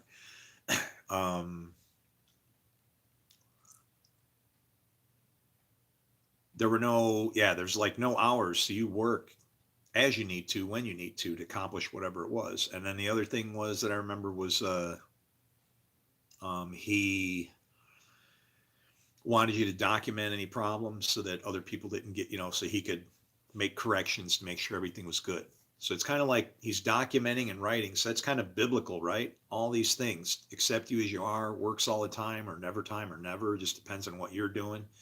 All these things, godly, all the way through. And even your office, you'd go into you'd get your office or whatever from him, and it would be empty. You'd walk in there and he'd sit down and just talk to you, and there'd be like a table and a couple chairs, and he'd give you like a Uline book and go, here, staff out with whatever you need in here. Get yourself some, a couple computers. You're going to need a few monitors and stuff. Set yourself a station up and get your desk and whatever. Just build out your office how you need it to do the work that I hired you for. I'm going to, like God, right? I provide all the resources that you need to do your job. And then people wonder why he's successful. He's doing everything that God would do. Does that mean he's God? No, if you want to understand why he's successful, it's because he does it like that. Would we all be the same way? It depends on how you view him. If everybody was like him, this place wouldn't be like it was, I guess. But we could be drawn into foolish things too, right? I'm not saying I like all his ideas. That I'm not saying. I'm saying that the fundamental process on how he started his company, there was a book written where it described all that in there. And it's like, I mean, that's what happens for me. I look to see where I can see God moving and acting in things instead of looking at somebody and judging him as a man. I judge him with God's eyes, not judging like to blow him full of holes bad, but to say, okay, what's God doing here? What's happening? Oh, what's happening? I'm a doctor. I'm going, oh, you got leprosy on your forehead. When did it break out? Okay. And did the Lord make it break out? Or was this from somebody else? Right? Just because you're in a temple praying and some priests go in there and start yelling at you and whatever, if the Lord makes that leprosy break out on you, but who's for fault at that? What if he was in there just doing what he was doing and nobody saw him? Would the Lord just accept that? If he didn't know what he was doing and nobody saw him to go and judge him, here's the sin of blasphemy. When somebody hears it, at least one person's got to hear it in order for it to come to be judged. You want to know how it was punished? You stood there as a blasphemer. Everybody who heard it put their head on your hand. I got 50 people heard it. There's 50 people around me with their head in my hands, and now they're going to stone me. So you see what happens when somebody hears it? It changes the game. And so but for blasphemy, more damage gets done with, spreading it around. So if this person, Uzziah, if he had gone into the temple and maybe nobody was there but him and God, maybe he would have accepted that sacrifice or whatever it was. He was burning incense or something like that, right? And I have to look at that, where that is in Uzziah, because that's one of those things that I could consider that happening to me, right? I went into the temple and offered bad incense, and so now he'll, leprosy on my forehead is like a mark where everybody's going, this guy's thoughts are messed up. He doesn't know what he's talking about. And then I just get exiled from my church and everything else for the rest of my life. Could be. I don't know. I'm not concerned with it.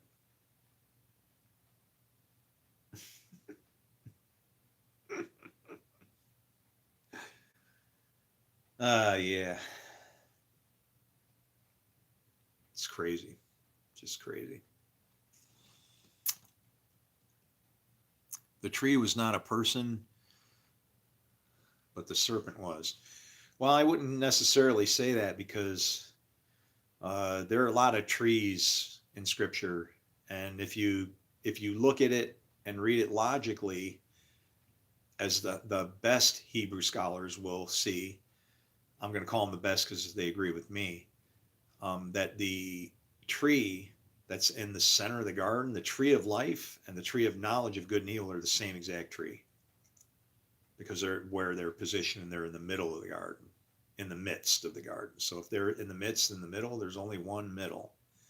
So that tree is the same tree and viewed from two different perspectives. Life is full of good and bad. Tree of life. and a tree of knowledge of good and evil. How do you view life? What kind of a tree has two kinds of fruit on it? Not really, right? Good and evil. Is that good and rotten, maybe? But however, it's still, what kind of tree has two kinds of fruit on it? It doesn't happen, except for if the fruit are deeds. And then that makes man a tree because man bears two kinds of fruit, good and evil.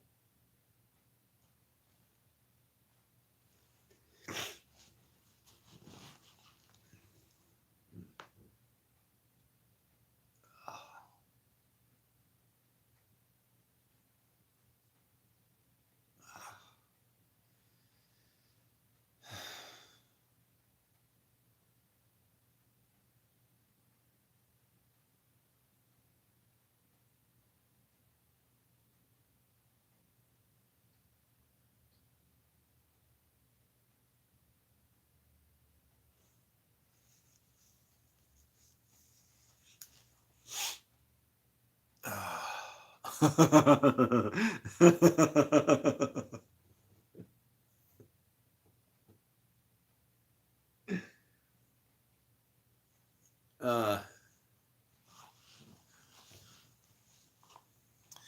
Actually, I'm from Mega.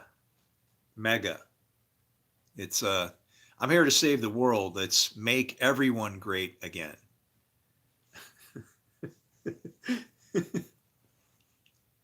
Who's going to argue with me, right? The people that go, it's the Antichrist. I knew it. I knew it. No, the Antichrist is against God. I'm not against God. And I like women too, so I got that going for me. Actually, it's more than like, uh, that's how I roll. I'm a vegetarian. Oh, I was just asking. Oh, no, it's okay. I'm not offended. I just, man, I don't want to be associated with anybody. I don't know. Everybody's like just looking bad because it's like this. It's like some kind of bad pie fight, man. It's like a circus now. It's like I'm embarrassed to be human. I'd rather be a gorilla or some shit. Don't say you descended from me, asshole. you know, you ever see that meme? That meme? It's like a gorilla and he's like got that mean gorilla look, and he's like, "You didn't descend from me." He's like, he's insulted that the human is saying, we descended from the gorillas or something. It's perfect, right? Uh, Truth is easy. You just got to speak from your heart. As soon as you start injecting words and rules into it, there's no rules in love, man. People do the craziest things when you're in love, and it's weird. Everything is perspective. If I told you I was spending all my money like a fool and I couldn't sleep at night and whatever, I wasn't eating right, and you'd be like, it sounds like my life is a wreck, and I'd be telling you, no, it's because I'm in love, right? I don't sleep at night. I'm not eating right because I'm not interested in food, and I'm spending all my money like crazy on my girlfriend. But depending on how somebody hears, words, just said in the wrong way, and it does exactly what it says. Book is this book does enough to describe itself and the problems it can create as it does to help you not get into problems. Hmm. You just have to be able to spot it. It comes as like there's places where you can read it where they put specific words are in place to cause you to read it from a perspective of maybe humility and pride. Like when the white horse appears in the book of Revelation, the first horse, he's given a bow and a covenant, right? Well, the bow, most people think, a bow and a crown and a bow. And most people say that it's a crown, like a crown, and a bow, like an archer's bow. But the word that's used is also used for a bow, like a covenant. So it's like, to me, on that white horse, some people see that horse as being the Antichrist. Me, I see it as me being brand new as a brand new baby. I'm given my land to conquer and for conquering and conquering, and I got a crown because I'm a king, and I've got a bow, which is my covenant with God. And then what happens to that horse? What's the first stop? Then I saw a red horse, or a dappled horse, sometimes it'll say. And it was given, that's you when you get your Bible. Now you're a judge. And then what happens? Then you go north once you get scales, and then you start to be able to partition out what God's will is and how you feel about the things he does. You're careful not to harm people's spirit, let them know what it is, why they're suffering. And you know that there's different kinds of grain for whoever they're getting it. If they're walking and plowing with an ox, you give them grain. If they're drunks and they like stumbling their way through the word and life and figuring out God that way, they get the barley. But the idea is you don't harm the oil and the wine. The oil is their spirit, and you don't want to degrade the works. The works are the wine. Okay, the works are the wine. Some of the wine might be vinegar. That vinegar is to say, that's like an old, really old and not good to drink. But that vinegar has purpose too. It could be, since the wine represents the works, the vinegar would be works that you don't want to do. In other words, I ain't drinking vinegar, kind of thing.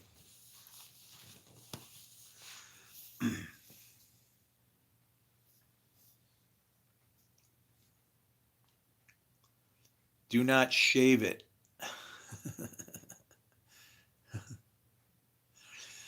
No, well, there's nothing wrong with being gay unless you think there's something wrong with being gay. I figure everybody's got to figure out their own thing. But I can tell you some funny stories, man. Like, because when I lived in California, I hung around my one of the girls I started dating. I was happy to find out that all she had were all these gay guys for friends, and it was like, cool. I don't have to worry about what happened with the last one, right? And yeah. Uh,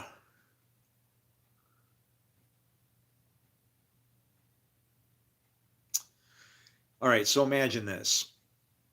I'm trying to think of a good story to tell you. There's so many of them.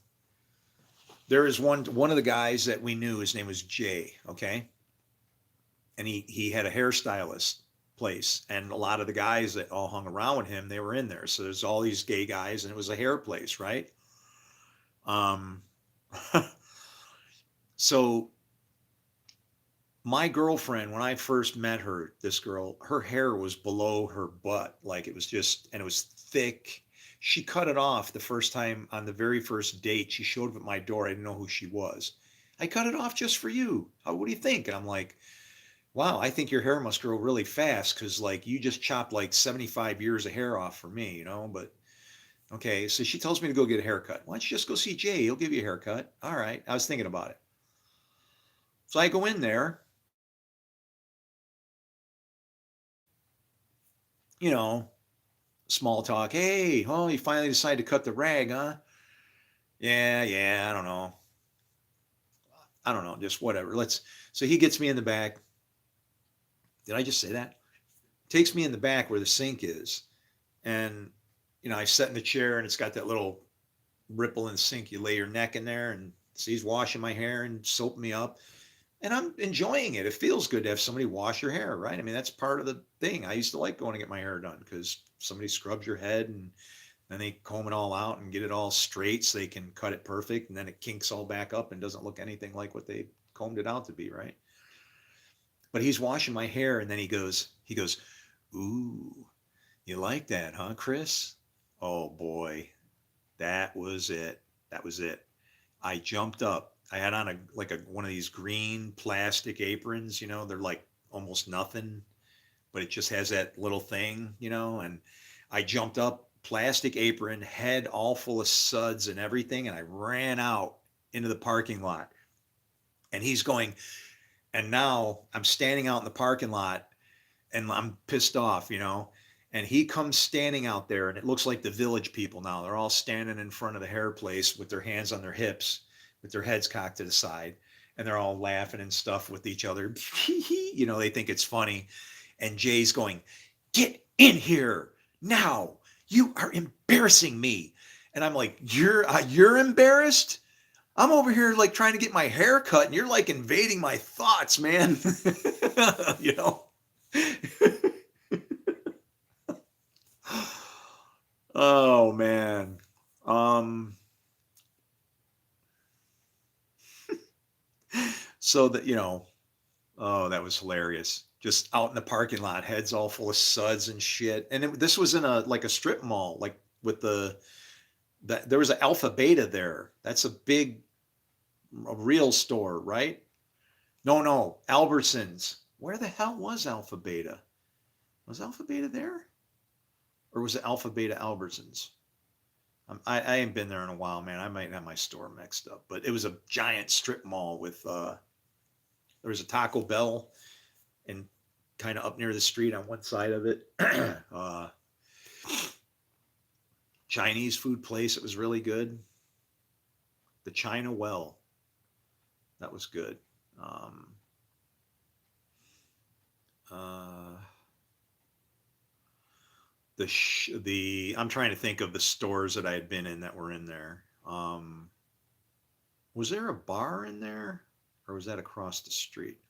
There might have been a bar in there even, and I met one of my girlfriends in there. Um, yeah, standing out in the parking lot. Get in here.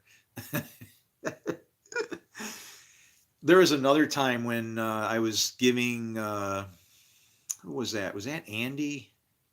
Is that Andy or George?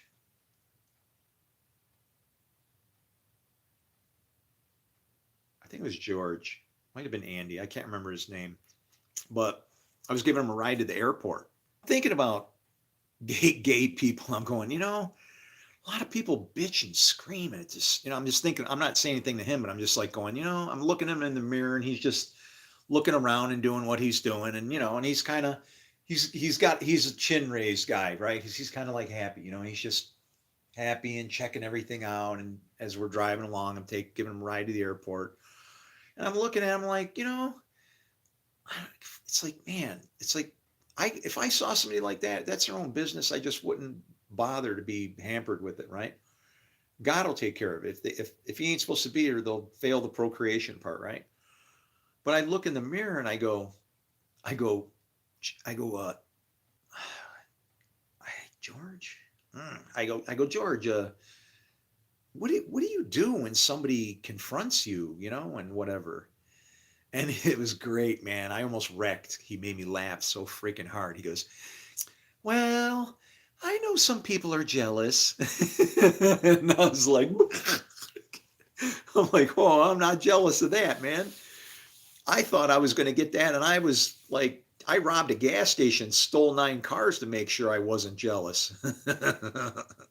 Because I was getting ready to go to Boys Town. It's like, no, not me. Yeah, no. Uh, no, sir.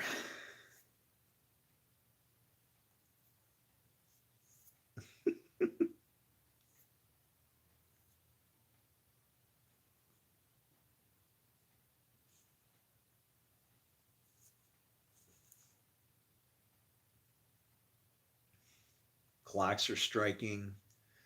That one just hit 2. This one's 2 and across. I wonder when the next eclipse will be. And that one's on 4 and across. And that one's running fast. You know what I'm waiting for? This.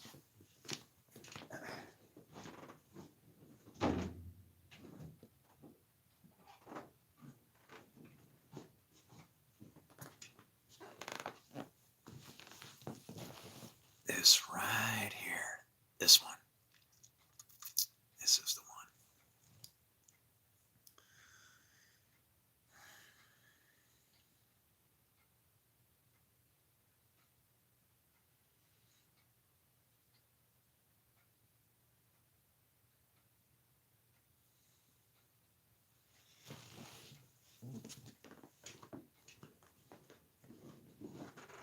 Father God, there's nothing that we can't do through you. We have to trust you at a level that is just too far. Too much, too far. Like unbelievable. And if we're willing,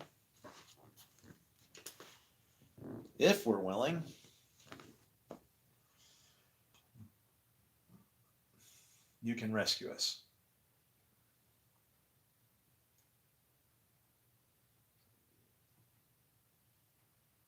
Stretch out your hand.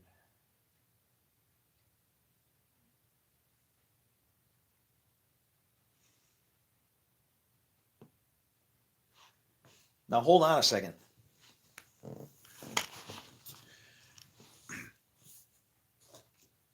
To whom has the Lord's arm been revealed? This happens to me. Listen, this is the book of Job. Hold on a minute. I got to record that.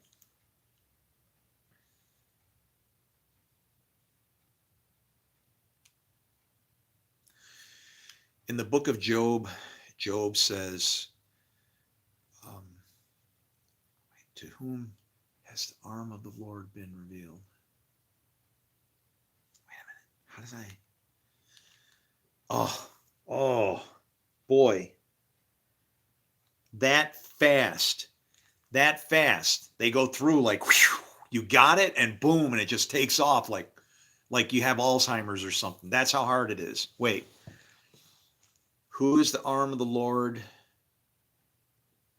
Why did I just think that? Oh.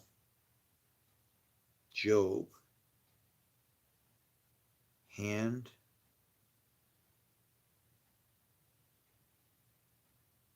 Stretch out your hand. Stretch out your hand. And what does he says? But stretch out your hand. And he says, very well, everything he has is in your hand. Hold on a minute. Satan's working for God right there. Stretch out your hand. Very well. I am. Do as you say. But except in this case, he would be telling Satan, or he should have been telling Satan, go, you will not be successful. So what happens? Satan's all frustrated trying to convert somebody that God is already using for whatever purpose he has going on. That's what happens when you're a Satan. It's like getting aggravated with the whole system and you think you're better than everybody. Yeah. I'm not better than anybody. I know that for sure.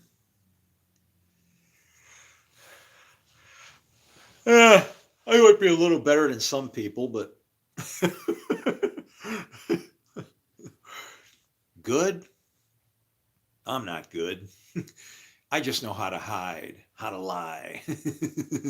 I need people like you so I can point my finger and say, there goes the bad guy. You know, I don't think I'm ever going to see a bad guy like you ever again.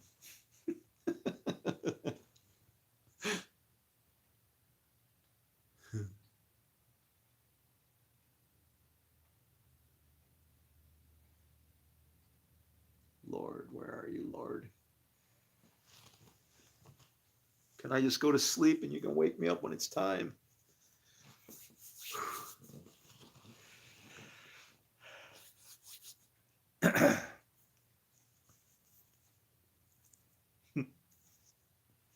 Why do you think I woke you up?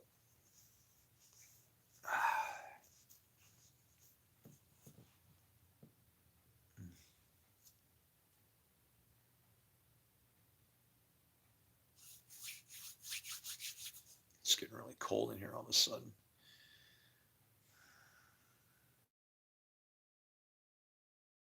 Body bounces in and out of ketosis, between ketosis and whatever. I go into, my body will burn fat, carbs, doesn't matter, whatever, and it'll bounce back and forth in between the two.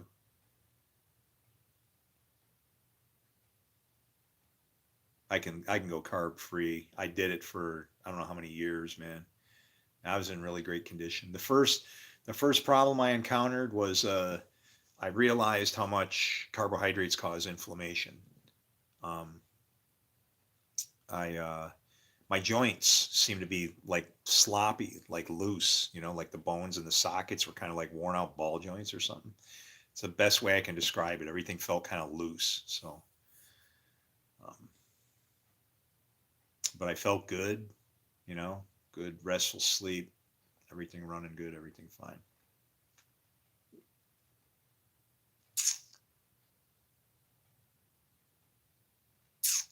Hmm.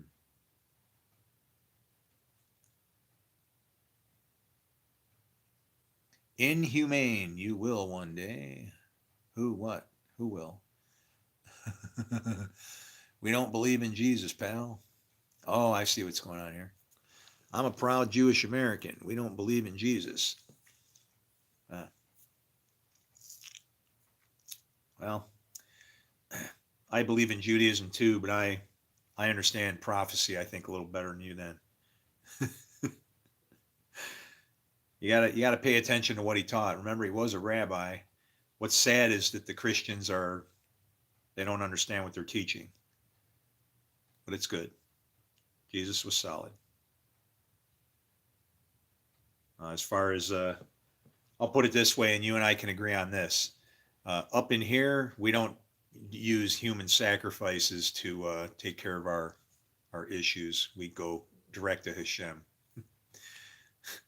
You get what you pay for, right?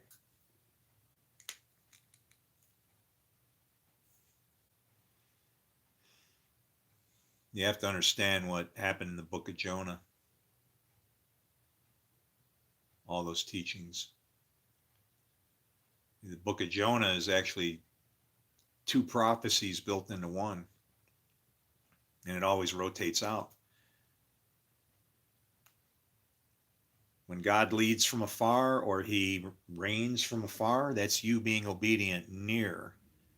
When he fulfills a prophecy locally, then he uses the people standing here to do it if against the people who won't from afar. And so what winds up happening is well, he'll get what he needs to have happen. Like even the war in Israel happened on the perfect day because it was exactly 75 years. It was a harvest festival, and the people that picked the fruits, the Palestinians, that's who works the fields, who were working the agricultural fields, right?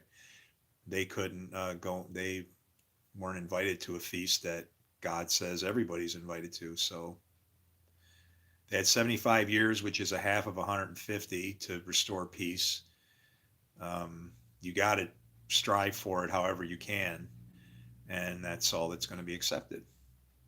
So, as far as his response to Gaza, it should have been more eye for eye, tooth for tooth. He should have went in and shown his restraint. That would have gained him probably more respect. I'm not saying that what happened in there was right. None of it is right. Any blood spills, it's wrong. No blood spills in this place. Our God doesn't require it, and it's not good to spill man's blood. If you think that Genesis 9:6 gives you opportunity for revenge, then you don't read it right. Because it says, for in the image of God was man made. Made. In the image of God was man made. If you destroy somebody in revenge, you've unmade somebody about as much as ungodly as you can be. So, yeah, if you spill man's blood, that's because man spilled man's blood. That's what that verse says. If a man spills man's blood, then it was by man that blood was spilled, not God. For man was made in God's image. Our God doesn't go around destroying us. Jeremiah said so. I believe it.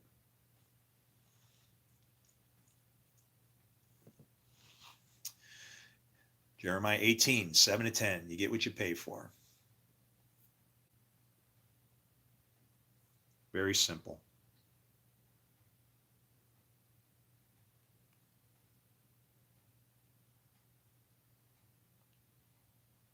what is the Jewish American anyway? I wouldn't even throw a country on that.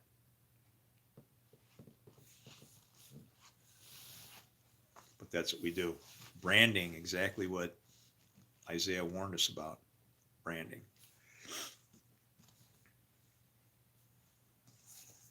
Branding. Branding. Show me something, Father.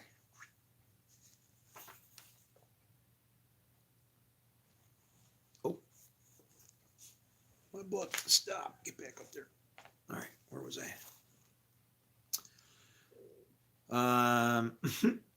Did there in such an unusual garb.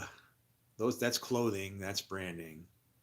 The men told them they were pilgrims and strangers in the world, and they were going to their own country, which was the heavenly Jerusalem. And even that, see, the Christians think that a city is going to come flying out of the sky, a new Jerusalem. No, it's referring to this. Jerusalem means teaching of peace. This is the great sword that takes peace from the earth. We're doing a great job, ain't it? You got a red Mustang yet? Do I sign up to go get one of those, or how do I figure that out? Or do I have to not cause, I have to be agent of doom instead of peace? I'm just wondering, I could use a new car, so. And I mean, it says that, the one with the great sword that takes peace from the earth will be on a red horse. So I figure it's got to be, book's kind of antiquated. It's got to mean a red Mustang by now, right? I'm sure.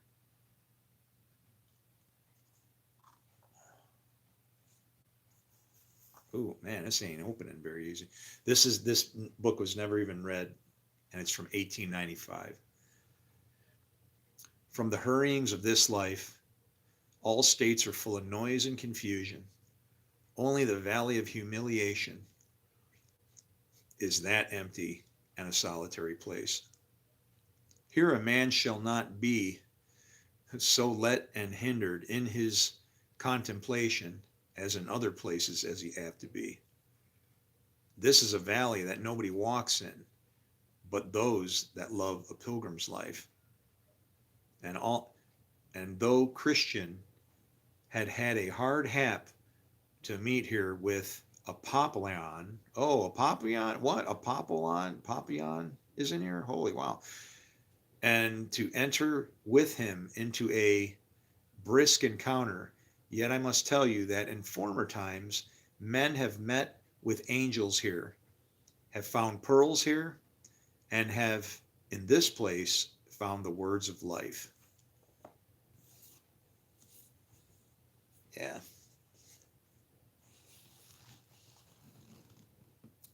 You're doing great. We need you. There's lots of kids out here doing what you're doing.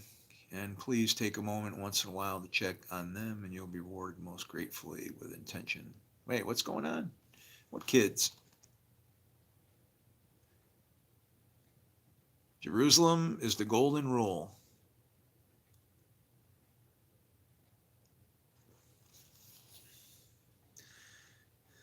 Was that to me? I'm doing great.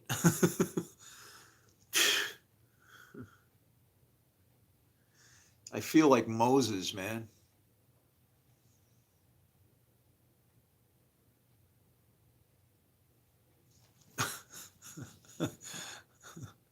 I can relate to that passage. Hey, everybody's struggling right now, man. That's why Revelation even says that. They'll in those days they'll say, "Where is your God?" And that's a problem. We're all looking everywhere and we don't realize it. He needs to dwell from within us to outside of us. The spirit that everybody says doesn't come in a bottle. You don't get filled with it. Your weight doesn't change. It's a desire that comes from within, right? That spirit's already in everybody. It's a for or against. Everything in scripture is for or against. When it talks about Israel and Jacob, it's not talking about the same person. It's talking about Jacob because he was a wreck, and it's talking about Israel because he lasted an entire nighttime battle saying, "I'm not going to let go until you bless me." It's like a trophy that he got when he got that name Israel. I have that same trophy because I know God prevails in all things. There's nothing to be afraid of. There's no reason to be fighting each other. There's enough for everybody. Everybody's brother and apparently even sister and wife. um,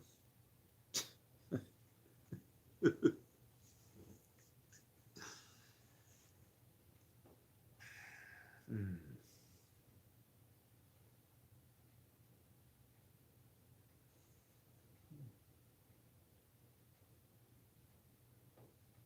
I just want to see the kingdom that I can see in this book, you know, be respected.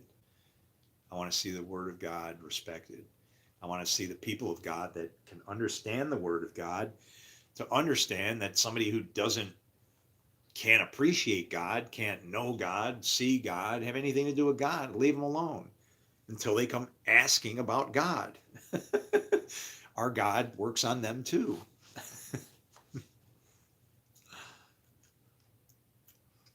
Converting somebody to say with their mouths, you don't know what's going on in their heart and in their head. You may have just created a liar.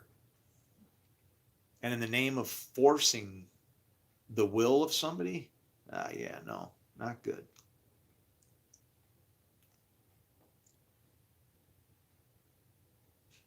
Mm-mm.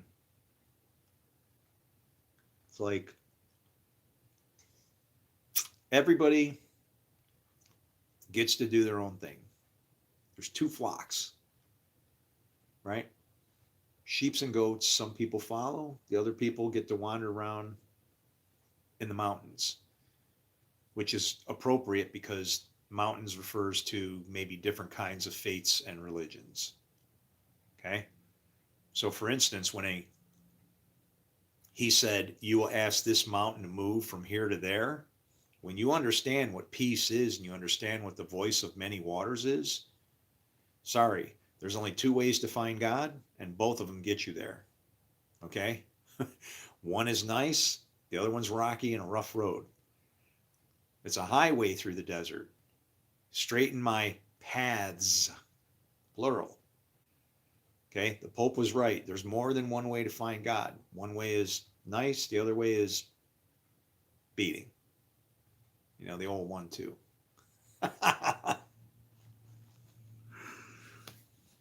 Are we good? Are we good? We're good. Here comes the old 1-2.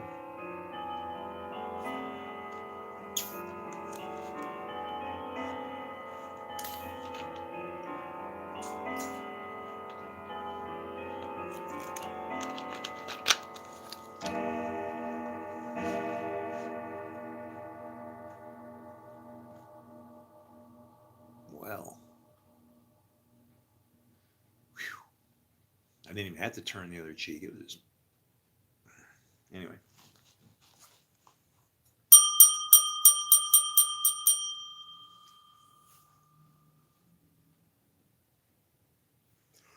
Does anybody else buy bread and it like sits around forever and they don't eat it?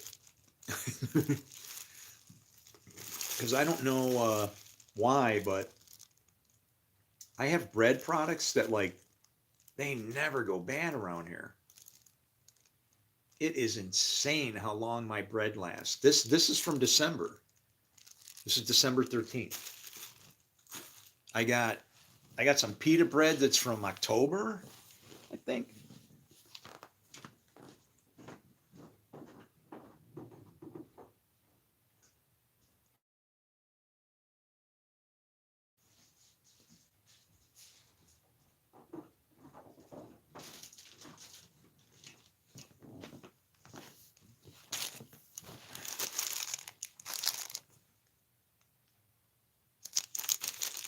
And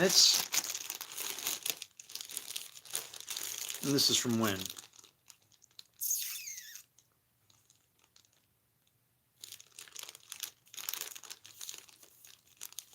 It's got a weird date on it.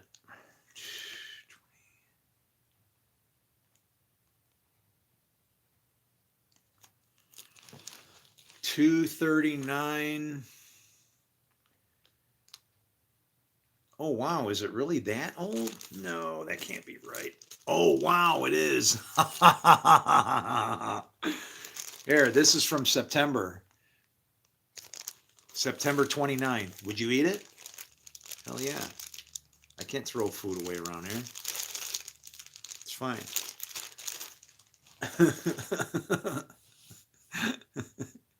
Eat it raw. No, you got to heat it. You heat it up. You heat it until it puffs up in the middle, and then you throw some butter in there, and then maybe like some onion powder, some garlic powder, a little bit of parsley or something. Like get something green in there, right? Nothing too major. Parsley's good because it's gives a little green, but not too much, right? Yeah, I mean you could throw any green stuff in there if you wanted.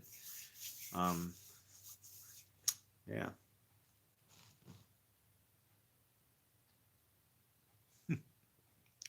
Coincidence is rare. Um, no, there's no such thing as coincidence. That's if you're Jewish, that's Jewish people don't believe in coincidence. That's because we understand that God's working in the light and the dark, both sides, nothing left in the middle. It's two flames, right? That's why you burn two candles on the Sabbath, because he's working with two flames, and they both work.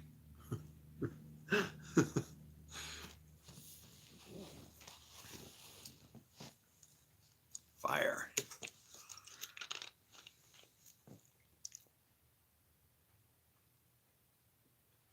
Sounds delicious. I don't know. I don't know. Something's going on because I remember bread used to like funk out and it was like just gone really fast. And this stuff just, I knew I knew it was pretty old, but I didn't think it was that old. And the thing is see, it does have a computer date on it, but it says, you got to look at the date and see if you can figure out, you got to find a number in there that you can equate to time. The only one I could see was 239, which if I said 365 minus 239, that's 100. Oh, look at that. 126. That's 126 days.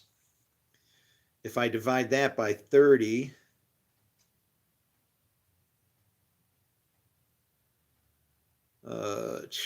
wait, how did I get to that? 239. Okay, so that'll get me up until, so September, October, November, and then that would have took me to like December.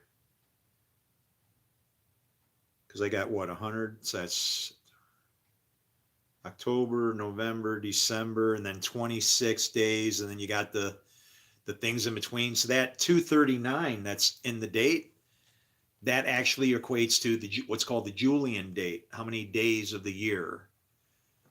And that's what I am. I'm a code breaker, man. I cracked the NT licensing code after looking at that's a long time ago. I don't do that stuff anymore.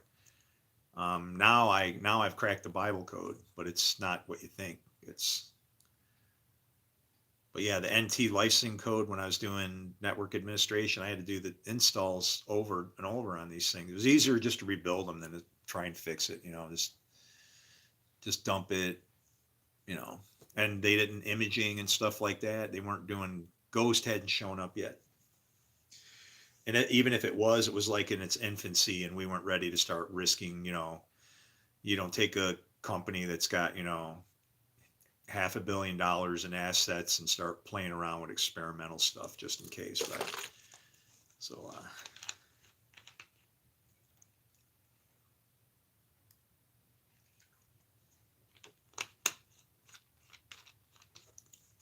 it's always other people's money, man.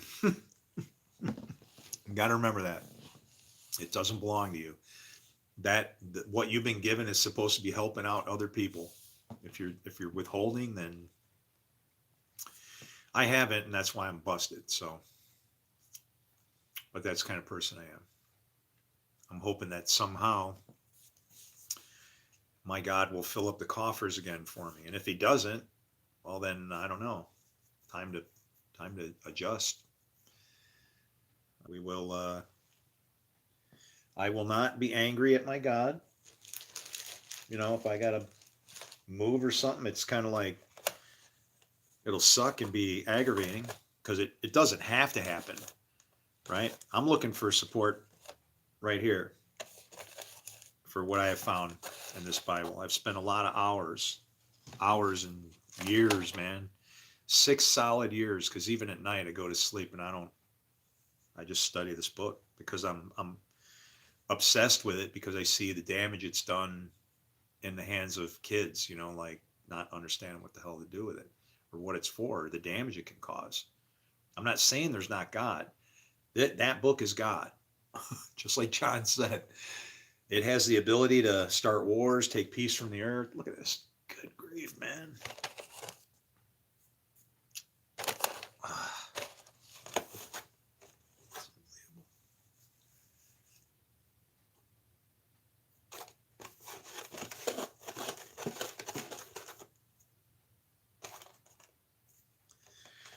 Hey,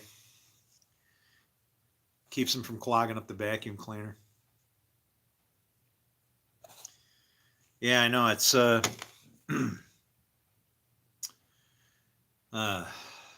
can't wait for that Britney moment, man.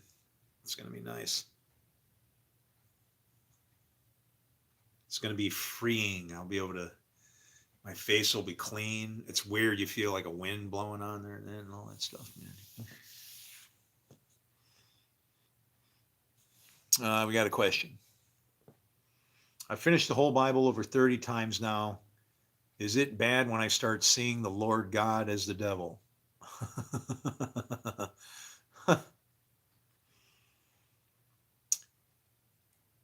Have you read Isaiah 45:7? Why don't you move in here, Marky? And people are like, why would he ask him to come and move in with him? Because that guy can see what I can see. He's not the devil. It depends on how you look at it. If you're a Christian, you believe in a battle between good and evil. Jewish people do not believe that. They believe that Satan has a job to stand there to accuse you, chase you from behind, whatever. He's not. Satan, the reason why it's so prevalent is because mostly to what? Gentiles. Trying to either show Jews that aren't messianic or grab Gentiles, right? Satan is like the Jewish component of Judaism that affects everybody, whether you are a Jew or a Gentile. And I say that because of what Paul says about the law, right? Who's the Satan? He's the accuser, the judge. What does Paul say about the law? He says sin is the power of the law. What does that mean then? It means that if you sin, you're under the law. Everybody says, I'm not under the law. That's baloney. You got to remember, Jesus said to follow the law, do the law, whatever. But you, my friend, when you understand what he meant when he says baptized by fire. That's what Jesus was. He was both. He came as the Lord so he could do both. And watch what it says in Isaiah 45:7. I form light and I create darkness. I make peace and I create evil. I, the Lord, do all these things. Very special set of circumstances, though. What I want you to notice is that you've got two categories of deeds here, right? You got light and peace on one side. You got darkness and evil on the other. What are darkness and evil? Are created things, right? Light and peace are formed and made, respectively. Man was formed. Woman was made from the rib. When you see created and made used in the New Testament, you got to pay close attention, because Paul is saying things that people don't catch because they think created and made are the same thing. They are not the same thing. That's why in the beginning, God's working through these forces of light and dark, right? And then he rested from what? All he made and created. That's what God does. Then Lord God picks it up. Let me find this verse. I think it's 2:4. I wouldn't be surprised if it's 2:4, because 24 would be a perfect place to put that. 2:4. Yes, right there. This is the account of the heavens and the earth when they were what? Created. Now watch what happens. When the Lord God made, not created, the earth and the heavens. Can you see how it switched? It like swung around like a mirror. You got created. How is it? It's created, created the heavens and the earth. And that's important because God is you. You are an Elohim. When it says in the beginning, Elohim created, now the earth is darkness and void and formless, destroyed, right? That was when Elohim created what? The heavens and the earth, and now the earth is destroyed. So what would happen if you as a man decided that you were going to try to measure heaven, decide what was this and what was going on, right? You wouldn't see heaven because you can't destroy that, but you definitely would destroy the earth because that's your own domain. So in the beginning, created, and then Lord God takes over and starts to go in the other direction. He starts making and forming and whatever. Okay? So it switches. This is the account of the heavens and the earth when they were created, destroyed, when the Lord God made the earth and the heavens, and no shrub of the field had yet appeared on the earth. The shrub of the field has nothing to do with plants. It's those plants and things are describing how he, Moses burning bush, tree of knowledge. You and I are considered trees. There's so many different ways that we're referred to, and it even happens when Jesus is healing the person. But as far as you seeing, the devil as being as a part of the Lord God, it's really, he has control over that. But here's the problem. The Lord is more of a, you're right, it's not a problem. I said that wrong. It's not a problem. The tough thing to explain is that there are two puppets going on here. And the Lord gives you the desires of your heart. Now, if I said that the Lord could give you evil, you would go, he can't tempt you. He can't give you evil. And it's like, no, that's not what I'm saying. He gives you the desires of your heart. It's why you can't ask for the wrong thing. So he has two flocks going here. One runs by the staff and one runs by the rod. The ones who follow the staff, we're sons of God. We're trying to get to God. Everyone else who is not worshiping God, and that doesn't mean that they believe worshiping God is serving him to do good. Anybody doing good is serving our God. If they don't know our God, they're serving a God they don't know, and irreverence is then justified because they're serving a God they don't know and somehow they're still doing good. Wonderful. Thank you, Lord. You pulled it off. What about the other father? See, when we hear that phrase from Jesus, the son always does what he sees his father doing. There's two fathers. There's Father God and the Father lies. Nobody on the earth counts as your father. You pick above and below. And the son always does what he sees his father doing. When I've seen you, I've seen your father. When I see you, I've seen your fruit. If your fruit ain't from my father, now you're on another team. You're a different master's servant. I can't even judge you. Have a nice day. If you need something, I'll be over here. Right? Don't let the left hand know what the right's doing. Or maybe I don't see why if I was on the left hand, I would be concerned with following rules about judging another master's servant. But I think you see where I'm going with that, right? It's so damn basic. Do I talk too fast? This is too easy for me. I've been through this for 6 years. I dream it in my sleep. I solve riddles like the one that says, only Israel have I known. Is that how that it's impossible?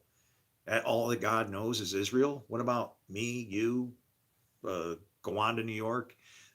Right? So you have to understand when it says known, it's referring to like a relationship between a man and a woman. I want to be known by the Lord. I want his spirit to cause the fruit that comes from me. That's what that says. But you have to, in sovereignty, the Lord has to be in charge of light and dark, both.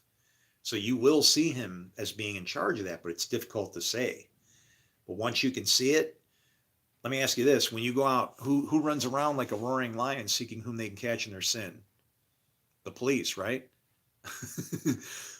But they have a purpose to do that. Their purpose is good. But in this fallen place, we have people working both the same job for two different purposes, and it should just be all for one purpose for the Lord. We are the bad guys that are supposed to be reborn and get out of here.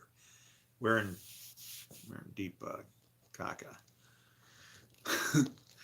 But so far what I've solved is there's no gap in the beginning. You're looking at the end of a time, ending, and then it starts when the Lord God starts.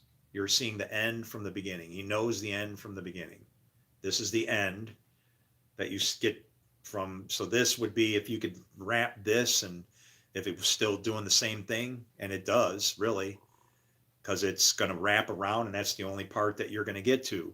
In the end, we're going to say, we're going to be the gods, and we're going to say, what is this we have done? And then I guess the very next thing out of our mouths will be, in the beginning, when we began, we created the heavens and the earth, and now the earth is destroyed. And then the Lord said, let there be light. And then God said, but God and Lord, they work as a team. When they said us, that's exactly what it is. There's us up there, God and Lord God. God has a different set of eyes than Lord God, so to speak. He sees the creation differently than Lord God, but he's still the same. It's like the difference between when Moses says, don't tear us up. These are your people. And all of a sudden God's pissed off. I led you out of Egypt with whatever. And what does he say to Moses? Those people that you brought with you, he's like disowned them. And that's what it is. We either relate to him and we belong, or we don't, and he treats us completely different. But as God saying good and very good, what you're seeing when he says good and very good, good and evil. Why is very evil considered very good to God? Because evil's like a stem cell. It can be good or it can be evil. You can use evil to make more evil, but you can also use evil to make good. It bends the rules. It has no law. You're not supposed to do it, as little as you can, but that's the whole be sly as serpents, gentle as doves, whatever. When you understand how God's working in that way, then you can kind of see how he's maybe beating people up. And then you start to have mercy on people. I can see the diversity with which he's ruling his creation. I want to spit on the camera. Piece of food. The sovereignty with which he rules his creation, he has to be in charge and over everything. And it's there. All the data is right in front of us. It's all right in front of our face. It makes sense. You can line it up. If you don't want to do that, you just end up fighting over it. And that's what we've been doing for thousands of years, because we're not being honest, right? About a lot of things that are in that book. To me, it's like a computer program. Everywhere it says if, there's always a then right behind it somewhere. If you do this, then I'll do that. That's a program. Computer programs they work. I've written many. I see God in King David, and I see myself in King David. And you should see yourself in the scriptures. The more that you start to do the things that these people are in there, I could see myself as King David because I'm a wreck. I don't want to point other fingers at other people. I'll just, I'll lead by example. Bad example, maybe, but yeah, sure. I know what my heart wants. When I see David saying, search me, I don't think he's saying that because he thinks God's going to find anything. I think he's, with all in heart, intents, and purposes, wants to serve God, messed up as he is. And God's going, you got what it takes. You're a mess, but I'm still going to use you for whatever it is, right? And David had balls, man. He did. These guys are sitting around talking to a Philistine, and he's running all over him. And then the little shepherd boy that can't even wear anything shows up and takes him out. Even that, though, there's more behind that. The idea that he marks his forehead with how many stones? Anyway.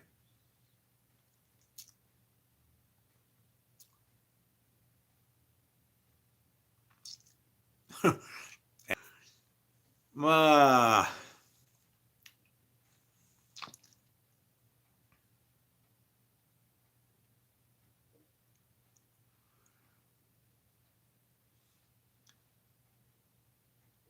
blessing. You want to be blessed? Come move in over here. You can have a house. You just got to pay, like, let's put it this way. My two uncles, they were Jews too, and they invented copper wire by fighting over a penny. So you can imagine how cheap my bills are, but I'm like really hurting. And if you'll come here and take care of my place, you can stay here cheap. Just get it, keep it running, whatever, in case I need to stop back, pick something up or whatever. But yeah, you can just take it over. I have no heirs, so let me know. I want you to be blessed. I pray that whatever your eyes see draw you to exact path that God needs you to go, that you could find him in the kingdom, that you could be blessed. I'm interested.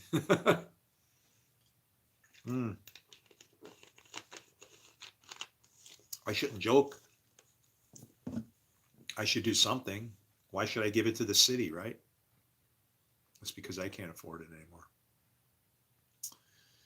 I don't know.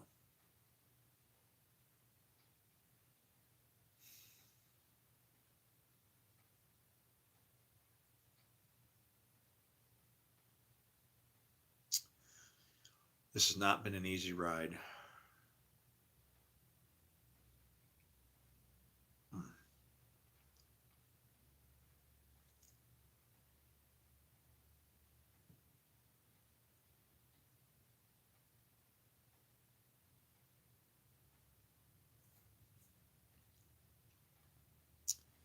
Not at all.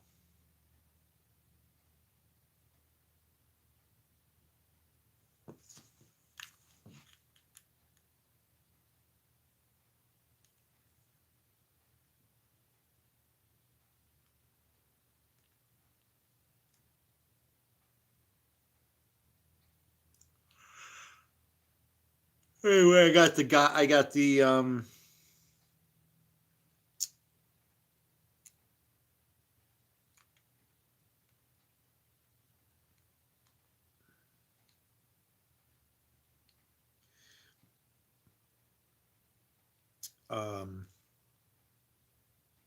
I got the gap theory resolved.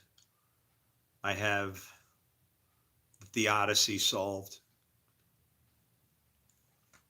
which is, they've been working on the theodicy for over 2,000 years. So yeah, I'm the guy who did that. And I'm not talking about, there's a guy, Leibniz and Swedenborg. They worked together to create calculus, but they also were theologians in some part, and they came up with their theodicy. He has a theodicy, but he uses like monads and different other things that count towards it. You don't need any of that to understand good and evil and what the Lord does. It's just there's a couple things that you just have to be fair about. You have to be honest when you decide what something is. One of those things is actually grace. Is grace good? Is grace really a good thing? And of course it is, because if you didn't have it, then it's not good, right? But where does grace come from?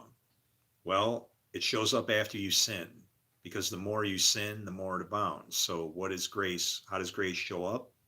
You have to do evil to get it. So grace is evil that's used for good. You literally are being allowed, not saying it's good to do, but you're being allowed to stumble your way home. Salvation by grace, literally. That's what everybody ran to Jesus for, what he taught, not what, I don't know what we teach now. We hurt everybody and tell them they're criminals and God doesn't love them and they're going to hell. And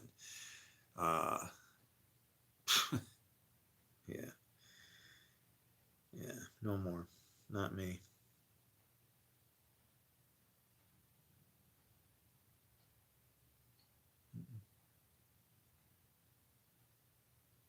I know what it's for.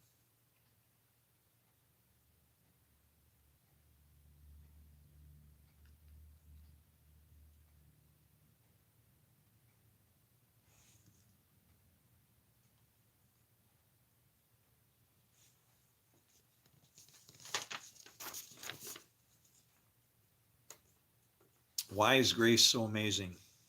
God gives many different gifts, but they all come via two main categories: blessings or curses. Because of this, there needs to be a gift that can join both kinds of gifts. Oh, wait a minute. Is a curse a gift? If you are Job, then blessings and curses are nothing but more blessings. Um, Not really. He knew what good and evil were, and he just accepted that God, both those gifts come from God, right? At the hand of God. Um, this is necessary that God's sovereignty be in place and his rule and reign govern his creation. Note that all things are sourced through the Lord. See Isaiah 45:7. I form light and I create darkness. I make peace and I create evil. I, the Lord, do all these things. Do not let this verse trouble you. Prepare for understanding through faith. Got any? Because this gift connects both sides, light and darkness, meaning that the gift itself is able, in and of itself, present itself as either good or evil, redeemed or not, depending on how it is used. This is the way in which grace can be abused. A path can go in either of two directions, and thus a choice is required. Do you think that it is evil to serve the Lord? That was a question that Joshua asked his men. And if after knowing that he forms light and creates darkness and if that's how you feel, then go back. Because what you are doing is you are seeing the Lord's works as being evil, and it's causing you to hide from him. Two kinds of seeds, good and evil. Grace is like water that causes the seed to grow. Remember, God waters from above, while we, as gardeners, water from below. The waters have been separated with intention and purpose. God's water comes from light. The water from below is darkness. When the watering is from both directions, you have a state of hypocrisy, which represent a flood. All flesh is destroyed in the flood, and the only thing that survives are spiritual things, the two seeds. This is why and how the Nephilim survived. You have the ability to give living water versus bitter water. If grace can come through you, and this teaching has pointed at heaven and hell, both good and evil, describing what causes them and holds hands, that the creation would be separated and still be one.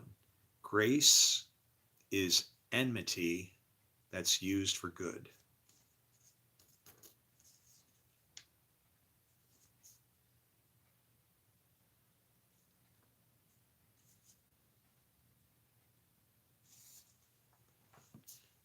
What is grace? Separates in enmity, because you wouldn't have war. You'd have peace instead. Or you could say that grace is evil that's used for good. It's like you have to, how do you judge if that person is just learning in a different way? It's hard. I hope you're having a good day. Hey, thank you, man. God bless you. Yeah, I'm burning out here. Each path is uniquely shaped, yet few are hard enough to humble most. Yeah, that's talk about, yeah, that's merciful, right? Yeah. Be thankful regardless of what seems relevant in this world. Yeah. Well, I think everything's relevant because I see even when I see trouble or something bad, I look at it like Jesus did. You know, I don't see somebody messed up. I just go, who sinned, him or his parents, that he was born blind? And I just look at it and go, nobody's did. He's in the condition he's in. If he needs help or love or whatever, he's there so the works of God can be displayed. And that's how you need to see it when people need help, not, that if they're already beat up from their sin, God's already done most of the work for you, right? He's beat them up so that you can go, come on, let me get you out of here. Come on, come on. Remember in Heat when De Niro was rescuing, and I can't believe he died, man. What's his name? Oh man, I can't remember his name now. That's sad. He's definitely one of my favorite actors too. Played Morrison in The Doors. Yeah, he was too young to die. I was really surprised when I heard he passed away. Boy, I can't think of his name now. Kilmer. Yeah, exactly. When he was in that movie, the movie then, man. He was like in Heat. They're robbing a bank, and there's this big shootout, and everybody's getting tagged up. They got to make use of all those dye packs, right? Well, Kilmer takes a few in the shoulder, and he gets knocked down, and De Niro's picking him up off the ground. And I just remember him, come on, come on. He's like, it's like, dude, I just took like probably 4 or 5 223 rounds. Do you know what those things do when they hit you? That's the weird thing about an M16 round. It's unstable. It's really heavy in the back end.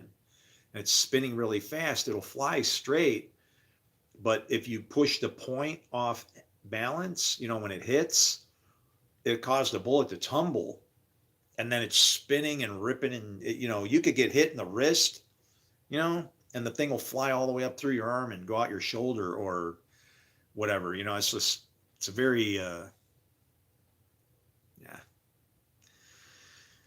dangerous, guns.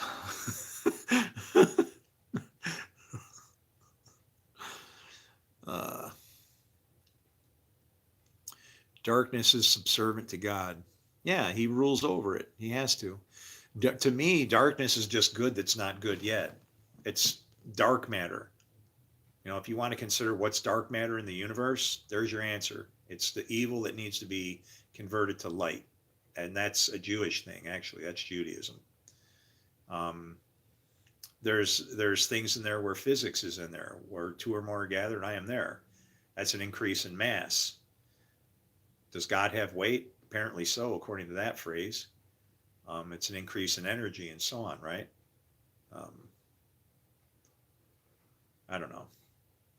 I don't need to force feed and teach anybody. My purpose is just to show us and kind of get us out of this rut, man. Because my mom.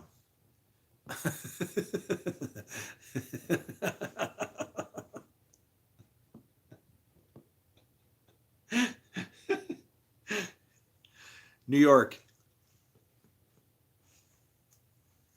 I'm in the U.S. Born in the USA. I was born in the USA. Well, when my dad was who knows how old, but my sister was 14 and she was told, your dad and his boys threw you in a rump, and now 9 months later there's a little hump. Yeah. Yeah, my dad abused my older sister Ruby, and she had a child in 1964, the year of the dragon, and they don't know what happened to that child. And I was born in 1964. Is my sister my own mother? Would that make my father my uncle? I don't know, man. Come from a bizarre family. Man born of sin. I don't think it gets any worse than my family. My foster parents, their last name was from hate, literally, Fromhate. From hate. That's a wild name. I'll watch them names now. If I ever meet someone, I'll be like, "What's your name?" I met a kid in town. I went for a walk and was walking with some lady. She was walking her dog, and so I just figured she's wandering around. I'll walk with her, right? I can make her feel good because I'm willing to take her bag of turds and carry it for her while she walks her dog, and I talk to her about the Bible, right? So we're talking, and we're literally talking about Leviathan, good and evil and stuff, and all of a sudden, some girl walks up and she's got a little kid in a stroller, and and I go babysitting, huh? Because she didn't, when you get old, everybody looks like little kids, right? It makes it good if you got a conscience, you'll never mess with anybody. I saw a lady, she said she got, I don't know how old she was, but I thought she was like 45, man. She smiled so big, and I'm like, I'm not trying to talk shit. I mean, I really had no idea.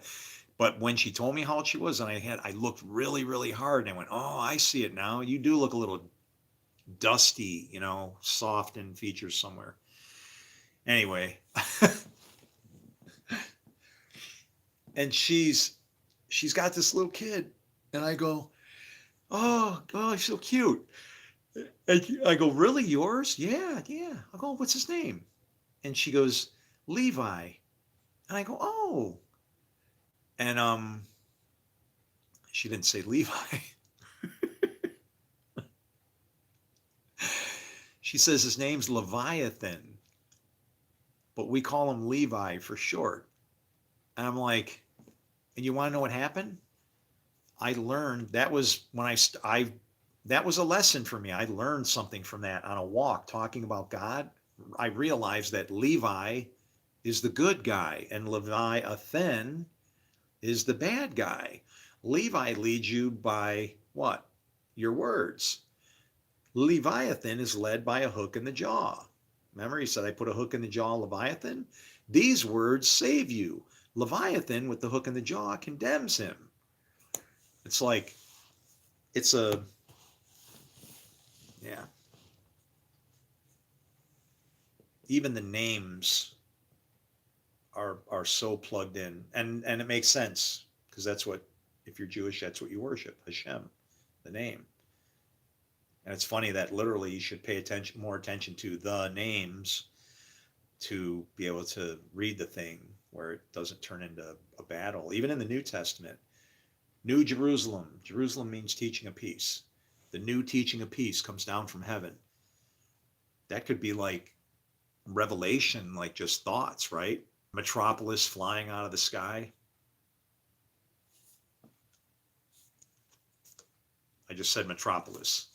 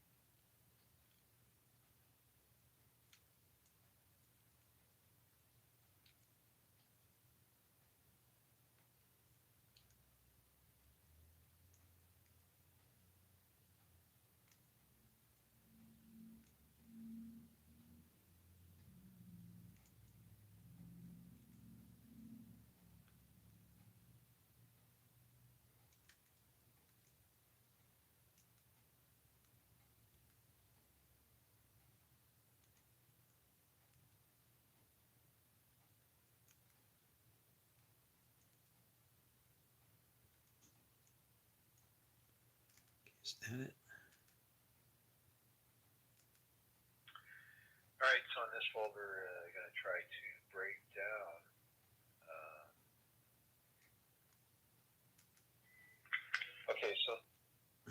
Okay, so. Okay, so. Who is okay, so? Are you worshiping cheese? Christopher. Say it isn't so.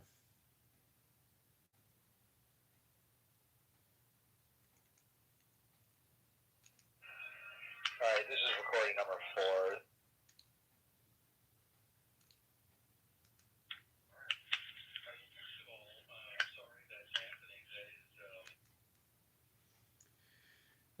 Yeah.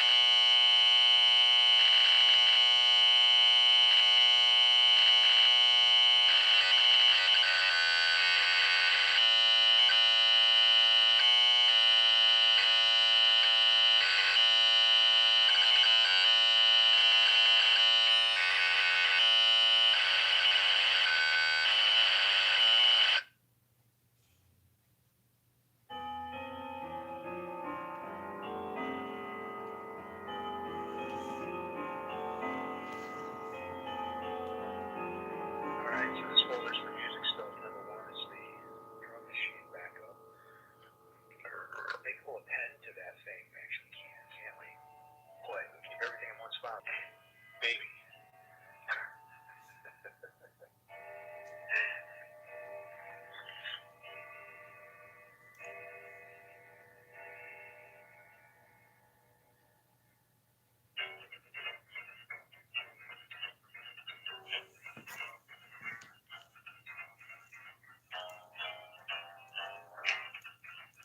Working on that one. Now that's wrong.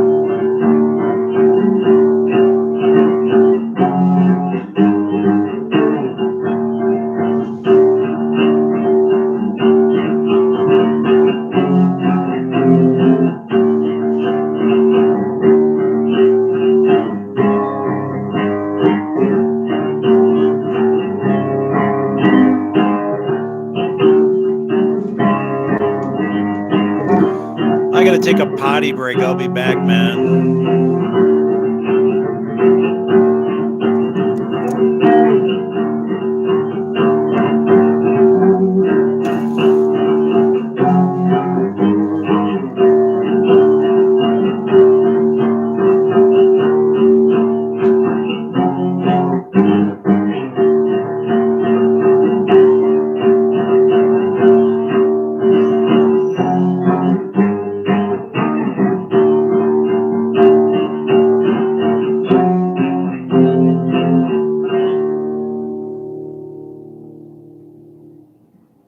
And that's it, we'll build it out of that.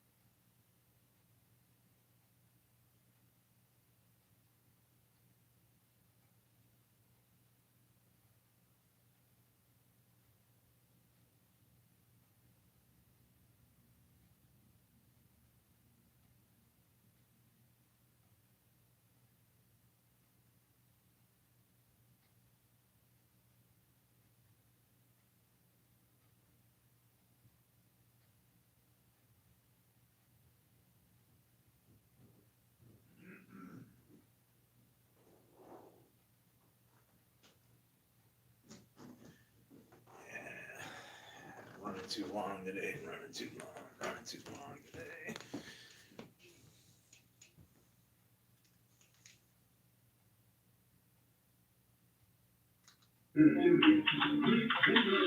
Why the nativity?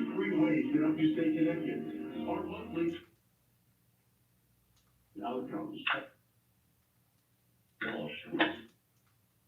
Design group.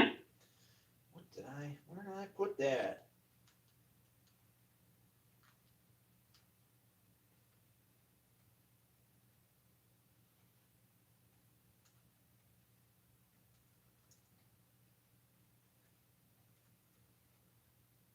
This one? Okay, this is a sermon idea. Ah, the hell with it. Give me a minute, I'll be back. Couple minutes, maybe.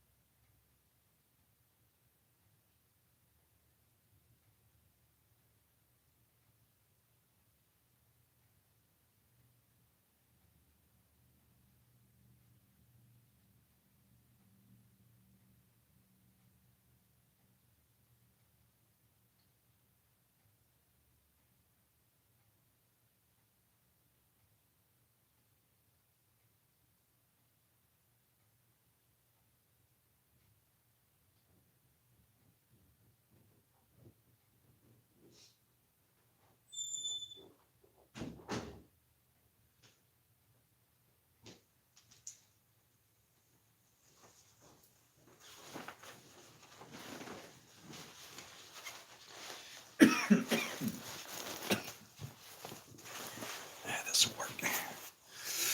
Whew.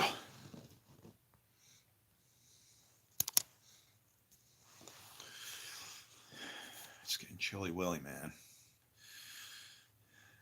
Thought I'd lost you. Hey, where are you from, T-Bird? Can you rescue me from New York, man? Like, are you in another country even? Like, yeah. You must have some, and you must have some years on you too, because I don't know. Respect seems to come with age. Unfortunately, it's like wine. You know, it's like you leave it sit around for a while, it seems to get better. And unless you leave it in the trunk of your car, and then it gets tough.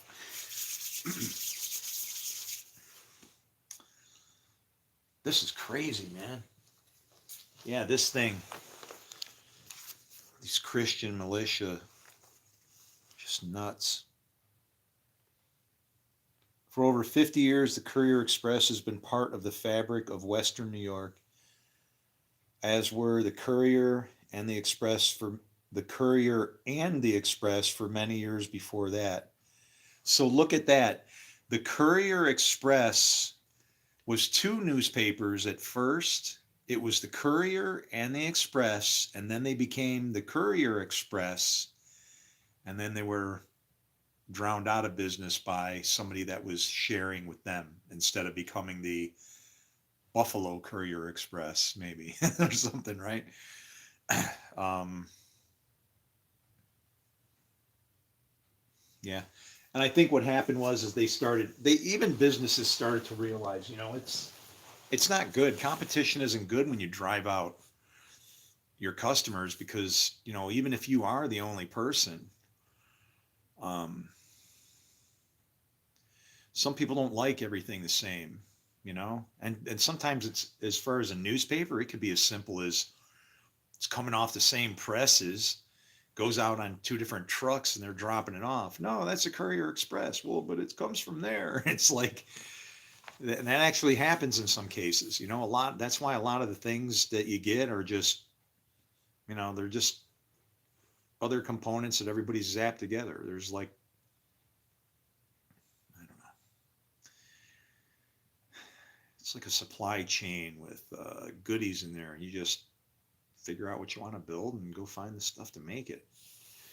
And there's some, if that happens to be, if I need a Giggy Hig and they make the Giggy Higs, then I got to talk to the Giggy Hig makers. Don't ask me what a Giggy Hig is. I have no idea. That's the first time I've ever used that word. What the hell is a Giggy Hig?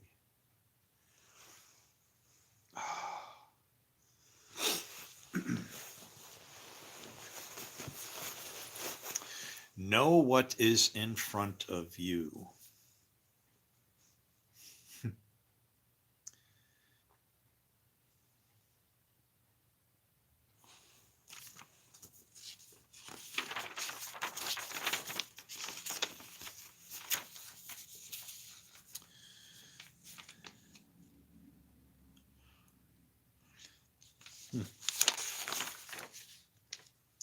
Lucky is the lion that the human will eat, so that the lion becomes human.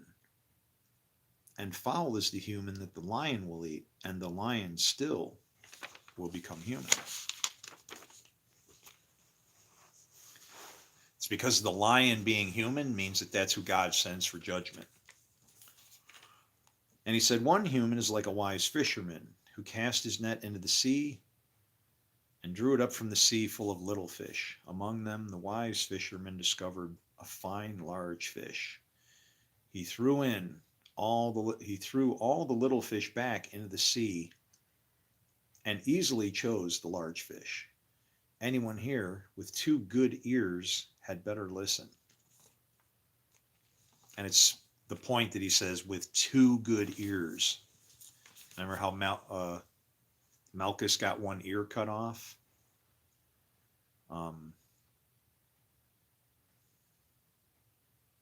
It was kind of like a sign where Peter, here, you want to know what that was? I'll tell you exactly what happened there. Where are you?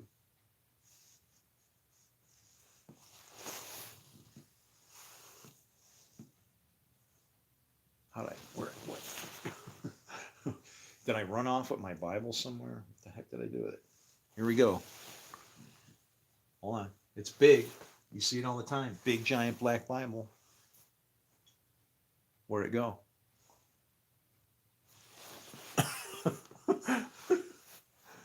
I didn't walk off with it like reading or anything, right? Ay, ay, ay. See, this drives me crazy. Oh.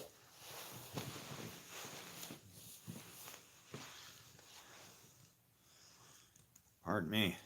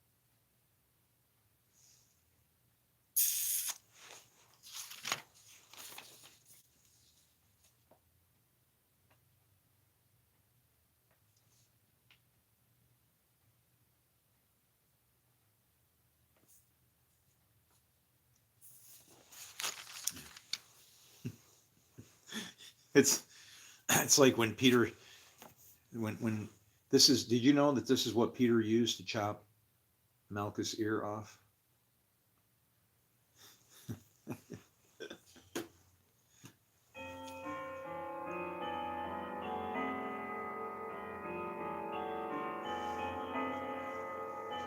And Jesus was able to put it back on, see?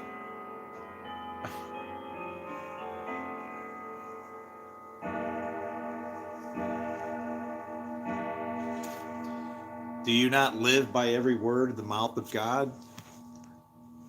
Well, that's what Jesus was saying. You live in, that's what Paul says too. We live to the Lord or we die to the Lord. Whatever we do it to the Lord.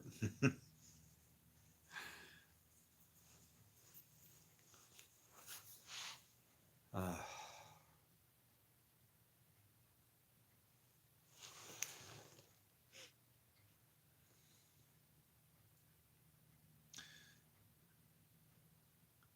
oh, you did? You did not.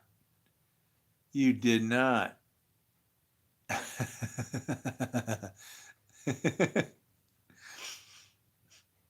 are, are you following my lead? Were you on here when I was making some? Because I had some from I don't know, just from the place over here, and they're just good when they sit around. I don't know, the soaks into the bread. You can almost leave it sit long enough to where the jelly is almost soaking through the bread, right? And you got strawberries, so you're doing better than me, man. I wish I had some strawberry. I keep the grape because the grape doesn't spoil as easy. The strawberry, I don't know. I don't know. I have less ability to keep the strawberry fresh as fast as I can use it otherwise. But I wonder if you could,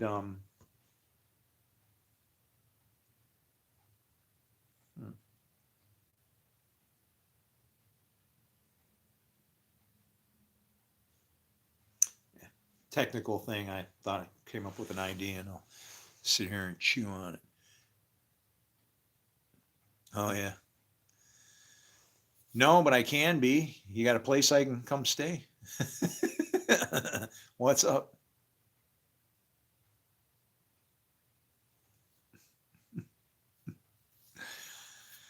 Is everybody safe in here? Yeah, we're all good, man. I haven't even looked at the news today. I don't have the heart. It's like today's already going terrible. It's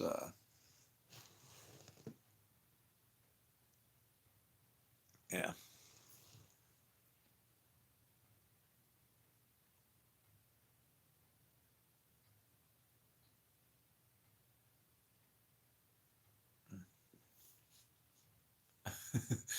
All right. You can come here if you want. You don't want to come. Well, if you're in Oklahoma, this ain't so bad here. Um, well, no, that's not true. There's not many people like in Oklahoma as there is here. So the weather'd be the same, but I'd be here. But yeah, no, the people here would ruin it for you probably. I'm just saying. It's not, I don't come from a very kind area, it's, but the weather's nice and you're welcome to come to my home if you want. If you believe in what I say and you're willing to like stay up all maniac hours of the night calling people on the phone, trying to tell them, hey, I found this, I got that. Can you give me a chance? Let me tell you, I'm this person. No, then yeah, oh, you're perfect. Come on. Oh, give me a home. where the what? Santa Monica, that's even better. You know where Capo Beach is? Capistrano Beach? That was my final resting place. I lived in Cali for a lot of years. The band I was in, we almost got signed. It was, I had that, and then I actually had a company that I was making computers that I don't know if I would have been. My company appeared on the scene at the same exact time as like, uh, I don't know if Dell was out yet or they were getting close, but we were making like 386s, 286s, and then we moved into 386s when those came out. It's like, woo, and with turbo, you had the little turbo button on there and make it go a little faster. But yeah, I had good money coming in, and then some chick shit in my day, and I don't know, it was bad. She didn't know what she was saying. It was like a couple months before I went and buried my mother for her birthday. I had to go back to New York here to bury my mom on her birthday. And then when Mother's Day came up in May, I just, I broke down, and she's was making fun of me because I was crying, and it kind of sucked. And I exploded because I couldn't, it was like, it's my mom. And then she goes, your mommy? You're crying about you want your mommy? And I'm like, woo!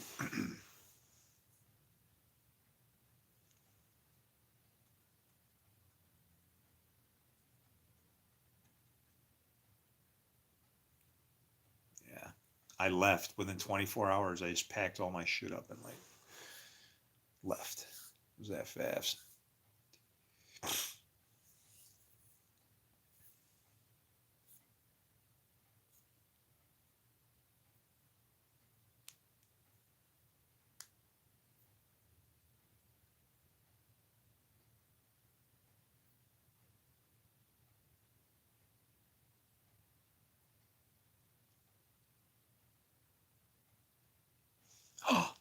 What?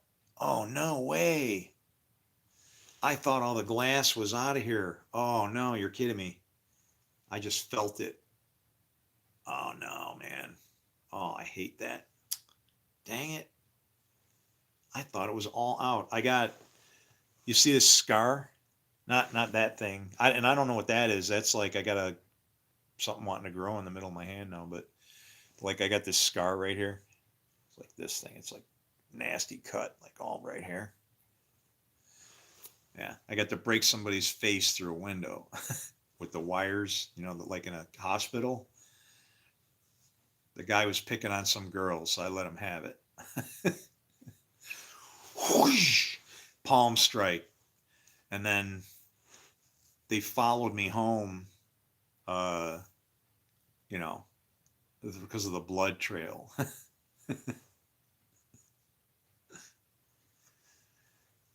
Yeah. Stupid shit you do.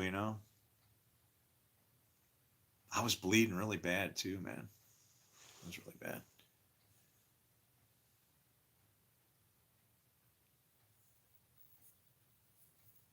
Oh wow, no kidding. I had a friend who he actually shot himself. Um,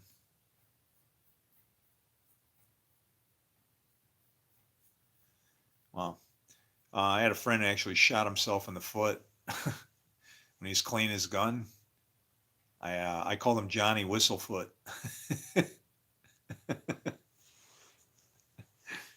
because he had a hole through his foot. I call him Johnny Whistlefoot.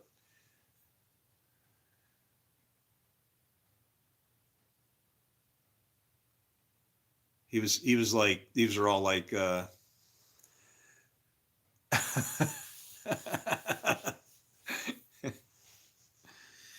these were all like kids that I worked with. I was like a mechanic at Walmart or a tire technician or whatever. And then that was when I was called, when I was working at Walmart then, and my life got really, yeah, things were really strange back then, man. Um, hmm.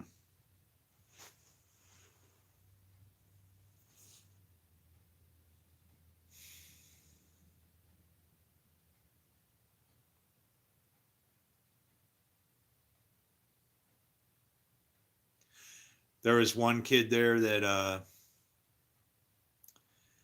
he he got his girlfriend pregnant, and he was shitting in his pants, man. And he was asking me for money so he could get an abortion. And like, I have 2 twin girls that are already in heaven. It's like, no, yeah. I'm like, you don't want to do that, man. No. And I offered him, I said, you know what? If you're just worried about taking care of the child, you can have the child. We'll raise it and do diapers and stuff for you until you're ready to. I go, you know what? You'll change your mind. I promise you. We'll raise your baby for you. And when you're ready, you know, and then people would go, what would you do if the kid, what if he wasn't ready and the kid was like 3 and he was just waiting for the kid and the kid's starting to be a little aware? I would just tell him, I'd say, look, I go, your father's on a real dangerous mission right now. And it could, you could come to harm. He's at battle with something that he's got to, and he's an important man. And when he's ready to be your dad, he's going to come and get you. And I'm going to have to give you back to him. So I'm just letting you know I'm not your dad. Okay. But you have a dad. He's fighting. He's off to war is what he's doing. Okay. It's like a life and death thing, but I know he's going to come back for you. I'm positive. Don't worry. Okay. Meantime, I'm here to love you. That's what I would say, in hopes that this guy, I would save this kid to give him back to his dad, so he wouldn't be like, feeling like shit later. Can you save somebody from a bad decision? Sure, man, help them out, right? You got to do it in the right way. Sometimes it requires, you really got to put something out there to help them. Not everybody's up for that. The world ain't like that anymore. Corporations got, they leaned on us too hard. There are people at work, and it's nothing but slavery. When you can't go anywhere, can't afford medical insurance, can't afford to take a vacation when you get any vacation time, can't get any benefits because you don't, not being treated fairly. It's not right. It's just like a different kind of slavery. You need money, and then what do you do for work, right? How do you find something?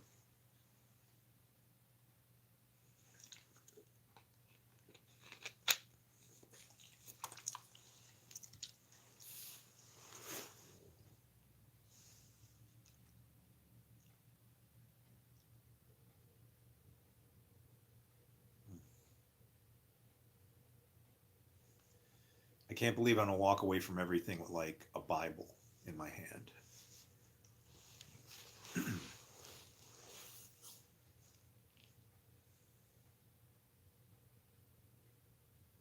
And maybe a cell phone, but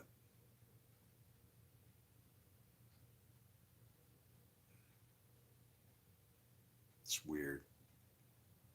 It's like I've been dragging some of this shit with me for like forever. Like that newspaper, dude. That's from that's from 1982 when I graduated high school. I went home and tried to get work, couldn't get work, wound up on welfare.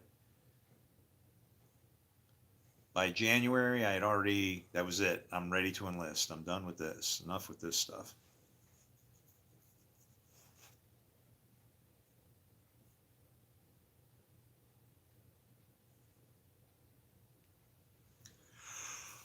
Oh, I've never read it. Oh, the classifieds. Look at this. Cadillac, 1973 Coupe de Ville, good condition, $850, best offer.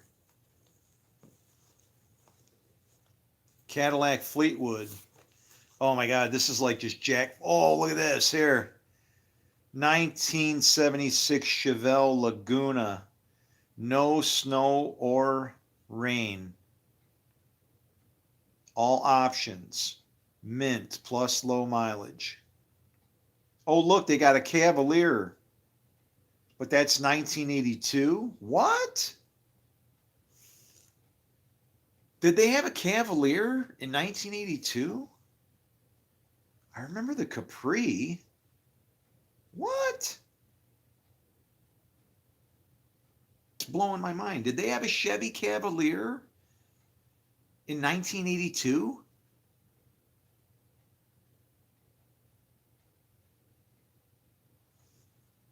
Or am I thinking Cobalt? Why am I... A Cavalier and a Cobalt were the same thing, right? What? Wait a minute. How long did they have the Cavalier? Was that car that old? Maybe they did, huh? Was that when it was all square and weird looking? I don't know, man. I can't picture it. Well, that's because I went into the military right after that. So it's like we didn't know what cars were, you know? Classified automotive. Oh, the cartoons. Look at it, they're still and they're beautiful. Oh, look at this. Here, this is what you guys see. This is what it was when I would get the newspaper. It would come with all these things in there. Like this is the TV magazine. So this would come inside the newspaper and it would tell you what was on all the stations, which there were like 3, right? So this had, the stations were 2, 11, 11 Alive from New York, 4, 5, 7, 9, 17, and 29. And those were the stations, all of them. That was it. Those were all the stations that you got. not 50 gazillion. Yeah, no, man. What else we got in here? Heating with gas. The hell is this? Save money, heating with gas. There's like a flyer in here. Home Illustrated. Homes Illustrated. Oh, so this is going to be Western New York most complete real estate guide. So here you go. If I would have bought a house in 1982 when I first moved here, oh shit, yeah. Yeah, no, not me. Not that one. Let's see. Oh my God. I just opened it up and that's my sister's. Oh, I open it up and it's got my sister's old house on it. Autumn Lane. And Huxley? That's bizarre, man. What the fuck? What are the chances, man? This is my sister Mickey's house at 15 Autumn Lane. 2-car with skylight. Oh, wow.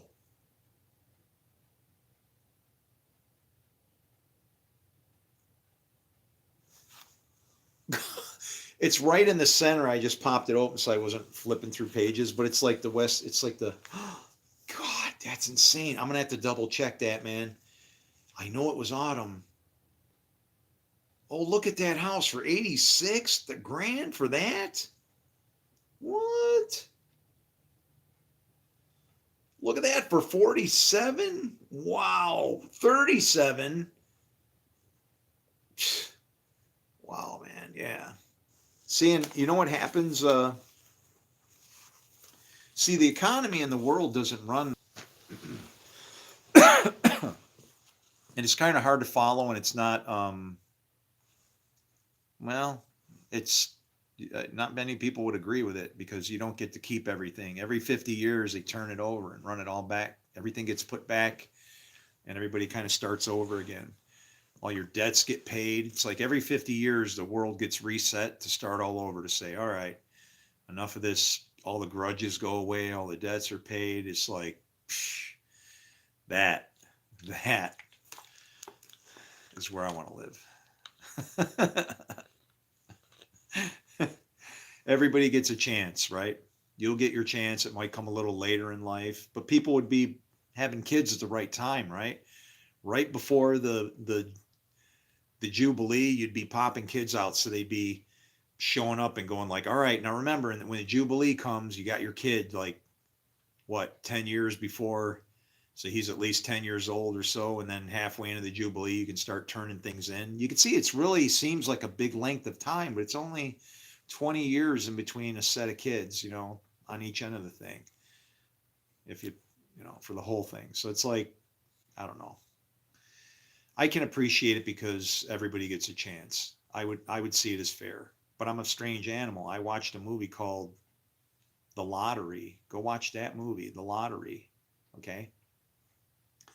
And what you're going to find is that, well, um, it's a town where there's no crime, but once a year they hold this lottery and then they stone somebody. I mean, they stone somebody in order to, you know,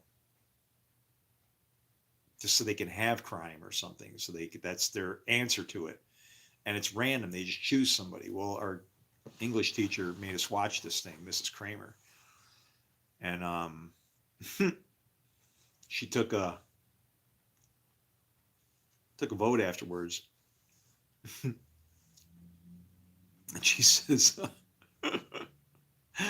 who thinks how does you feel about this? She's asking everybody. And I said, well, I don't know. I mean, if only one person dies, that's like, there's got to be some advantages to that. But it's like, who chooses that? I would say, you know what I would do? I'd say we'd have to limit death to only one person a year. And God has to pick who's going to die. And you can't touch anybody.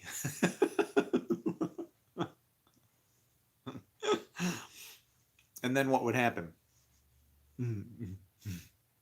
I mean, somebody might die during the year, and then you could go, okay, that's the one person. Nobody else better not die. If you do, it's your fault. It's like, just stop beating the hell out of each other. I've never had a problem generating and creating good relationships with people if I treat them as human beings and good and whatever. It's amazing, right? People should be able to get along as human beings, and we're all just pissed off right now, man. Everything's a ruckus. Everything. Because it's a struggle. Every day just sucks. Every day you're getting up and the eggs cost this much and that's going on and you can't fly here because of this and it's too dangerous to go there. And it's like,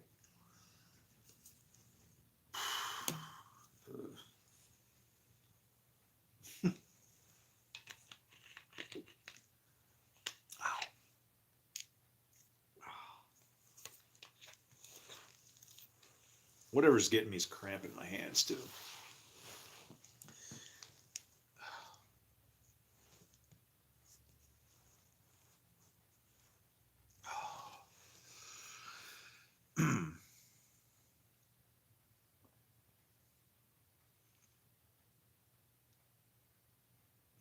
Dude reading the end of time papers from the 1880s. No, actually it was the 1980s.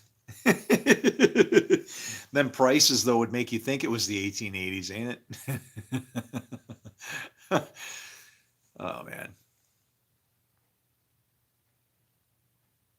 I never had a grandpa and I'd appreciate you. Ah, shit. How old are you? You're probably what, like 40? Ah, shit. Everybody, you're going to be I don't know if you're a girl or what, but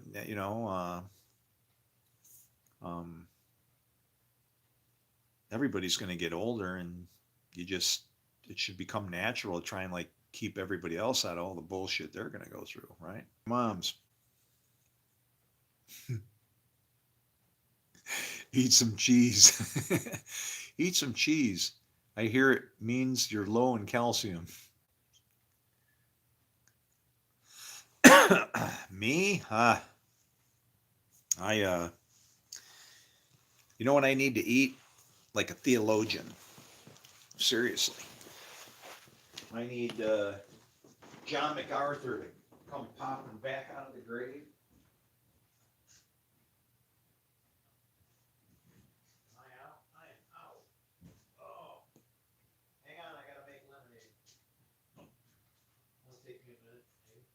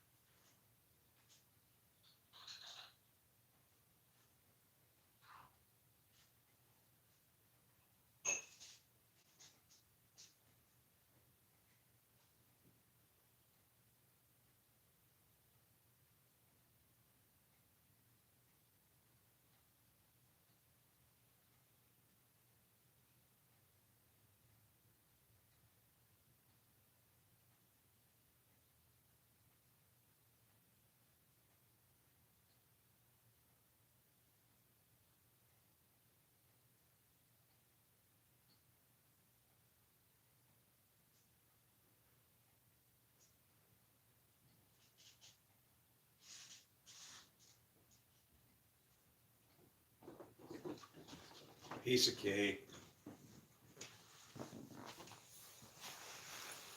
Oh, piece of cake. You know how many times I've reused this bottle?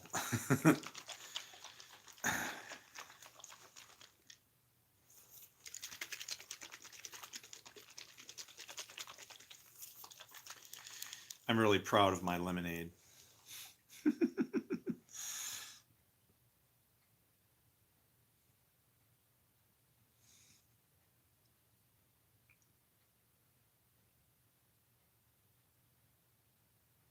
Stay away from sugar. Oh, me and sugars are lots major good friends. Yeah.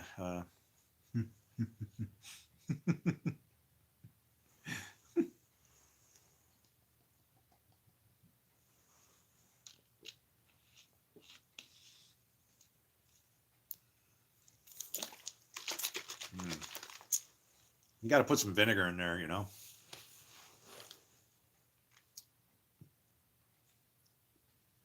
Yep. Whoever that is, it's true. Everybody who's saying that Braveheart, um, that's here's what they say. Okay, this is through what is that guy's name? I can't remember. A German guy, but he would cure you through your diet, and he basically said that everybody has cancer. It's but everybody's body responds differently to it. All cancer is a bad cell that should get kicked out. Well, carbohydrates, they cause inflammation, they bind things together. It's like glue that kind of shouldn't be there. And it facilitates cancer, eats sugar, literally. When they give you a, the hell do they call that thing? Your oncologist, you know, that guy, what they do is they give you a dose of radioactive sugar and then they look to see what's eating it and what eats sugar, cancer. So what, or, you know, so what did you do? You just fed your cancer radioactive sugar so you could find it. Great. Sounds like a great plan, doesn't it? Um, so that's why if you go in the other direction and you starve yourself, those bad cells should work themselves out. Your body, when you're fasting, when you break a fast, that immediate break of that fast, your body goes into like a hyper recovery mode. Your immune system is like just blasting at that time. You're just waiting, your body's waiting for that, and it's really good. So yeah, fasting's definitely good for you. Oh yeah, well well, supposedly they're trying to or going to the food pyramid in the United States. And that was the reason why we even had that, was because they denied God. When Eisenhower had his heart attack, was where that the United States food pyramid came from, was back then. A guy named Ansel Keys. Well, he blasted off to some Greek island to find people that didn't have heart disease. Because Eisenhower, the president, had a heart attack. That guy was a surgeon general. He goes to find the healthiest people so he could eat what they're eating, right? Guess what? He went during Lent, and we wound up with a garbage diet.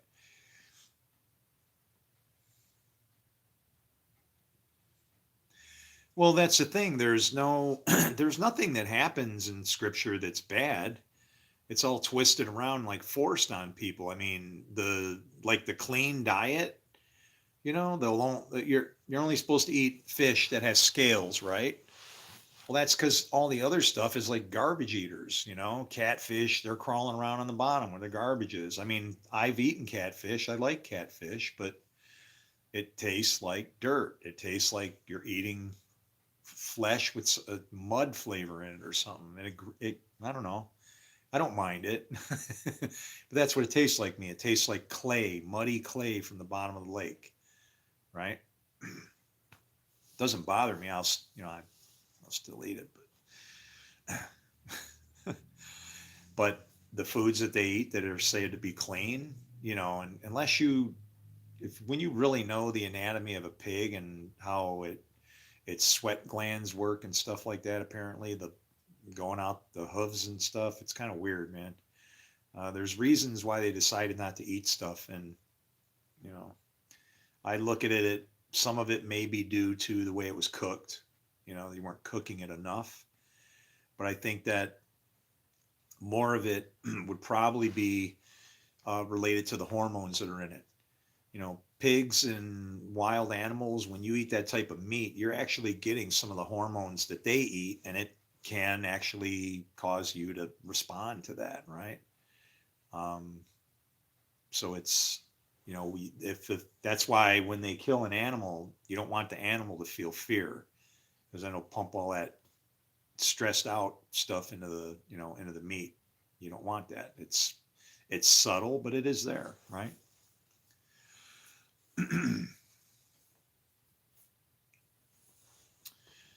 Yeah, what I think helps you with dementia, um, don't be a bullshitter. Like, try to be as truthful. Like, keep your mind where you're actually connecting dots and everything is hooking together, right? All cohesive. Now, I'm not saying that that's a cure for it, but I think if you keep your mind sharp where you're thinking, but they say it's like you start to lose, you get gray matter or something going on in there. I don't know. There's times when I would almost like envy somebody that had that, because I'd be like, I wish I could forget everything and just go, oh, have anybody make up any kind of good story that would just make me smile. Oh, that's who I am. Oh, well, that's cool. Man, I wish I could remember. But that's all right. Forget all the real shit.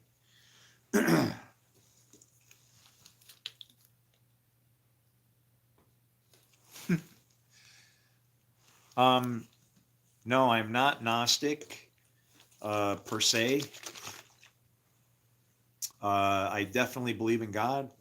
I believe in Yahweh. I do believe all the scriptures are true. But my study and my thing is, I started to study the scriptures differently in 2020 when all hell was breaking loose, right? People are dying, and I'm wanting to hold God accountable.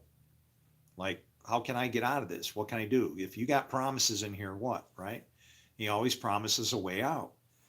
And it's like, well, but people are dying. What is the way out? And then I started hitting like patterns and stuff like Exodus 14:14. Be still and I will fight for you. And people were talking about social distancing. And so then I kind of had to start thinking like, well, if I had to take antiquated information and put it into today's, what am I looking at? It's like, it's basically a Passover would be like social distancing. And I picked up, you know, something like this and decided that if we would have done what we should have done, when we should have done it, we should have been able to really, really, really minimize the impact of this thing, like to almost nothing. And one country did actually do that. That was New Zealand. Because, you know, whatever can't move can't spread. But you want to contain it, but then once those people get over it, you want to release them because now they are spreading antibodies. They're actually helping you to cure the disease.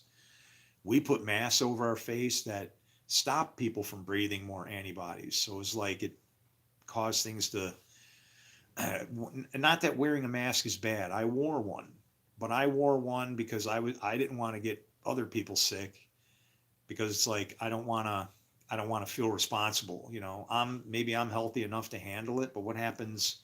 Somebody catches it and then dies, right? Takes it home, wipes out a half of their family.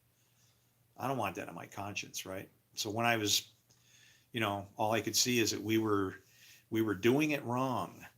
And then, and then I realized as I started watching the curve, you know, you could go online and it would show how many people had died and it was kind of making its shape, right?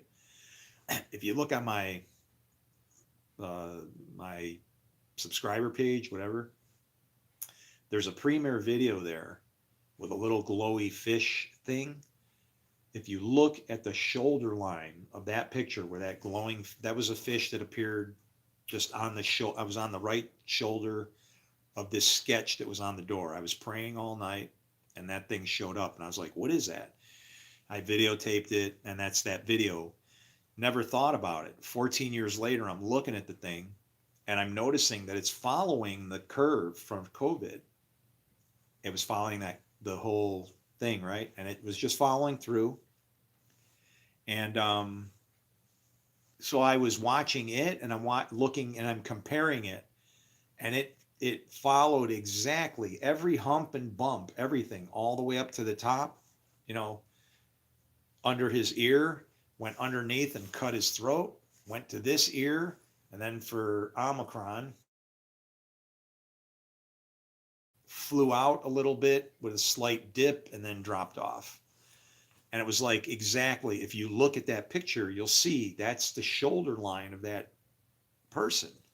It's like, I don't know. I can superimpose pictures. I'm not normal, you know. I walk down the street and I realize that underneath my feet are, you know, possibly tubes and, you know, sewer systems or pipes or something, or maybe people living in there, you know. I mean, there's trees with stuff going up and down. There's piping and stuff, you know, it's like kind of looking beneath it, right?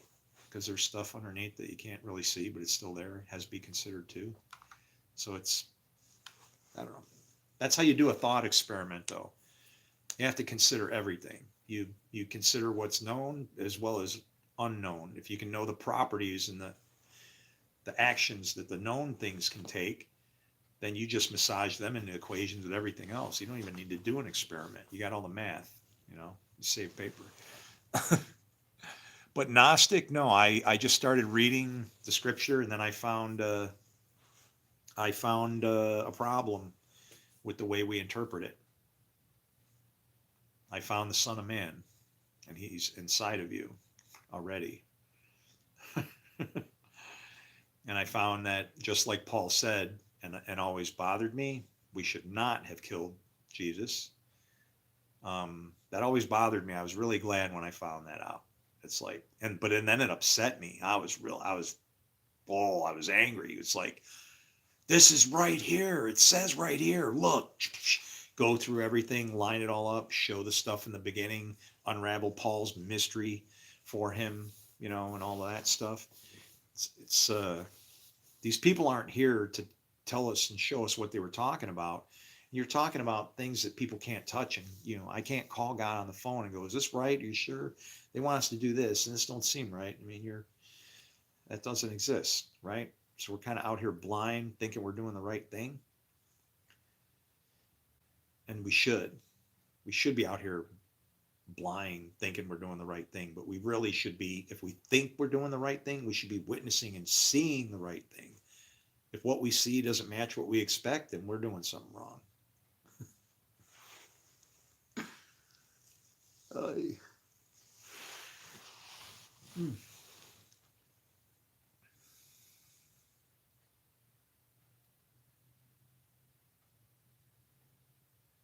No, I didn't do that thing, man.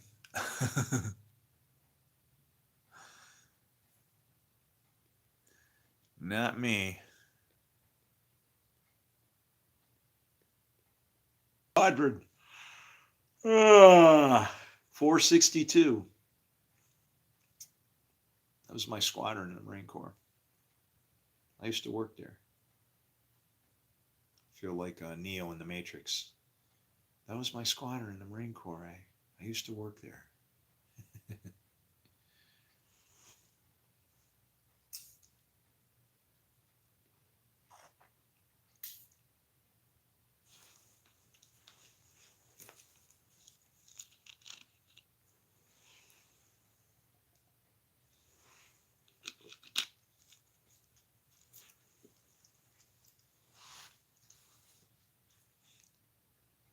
It's like it sucks. My family hates me because I love Jesus so much.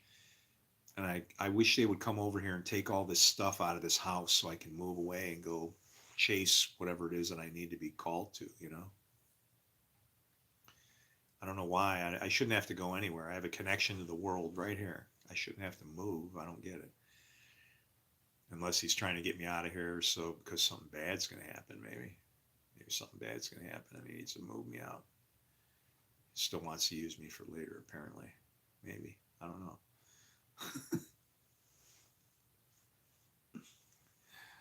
Oh, I'm so tired.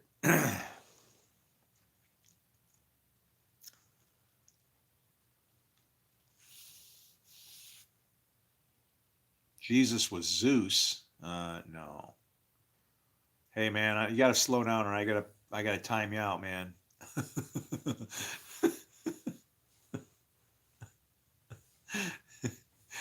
Prison number.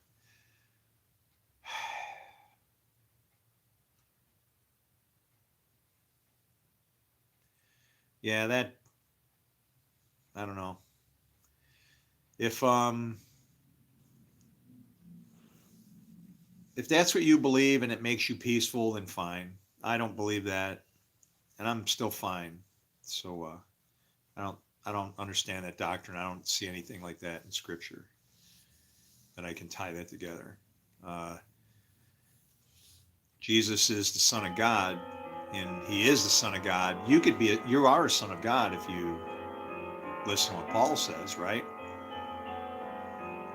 All those who are led by, he doesn't say the Holy Spirit, he says the Spirit, because the Lord does both things.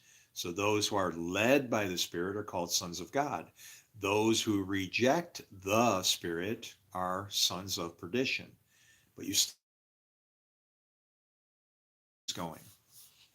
You have the father of lies, the sons of perdition, and the harlot, Jezebel. And then the other Trinity is Father God, the Holy Spirit, and the Son of God. And that's, you can do that. That's not beyond you if that's our problem.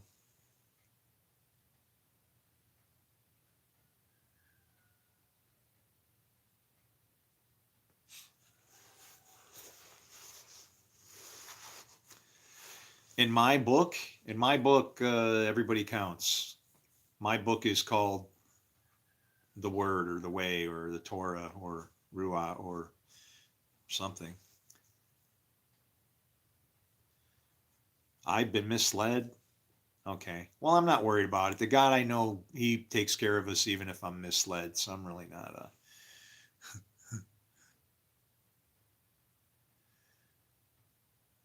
yes. It's alive and breathing. That's what people don't get is this is just like something that you should try to become. Jesus was like this turned into a person. If you can operate, make this your operating system, your internal thing, right? Without all the learn all the bad lessons on the things that you shouldn't do, grasp the good lessons, have hope for, that you're participating in building of a kingdom. If nobody puts that first for that kind of work, it ain't never coming. We won't see it.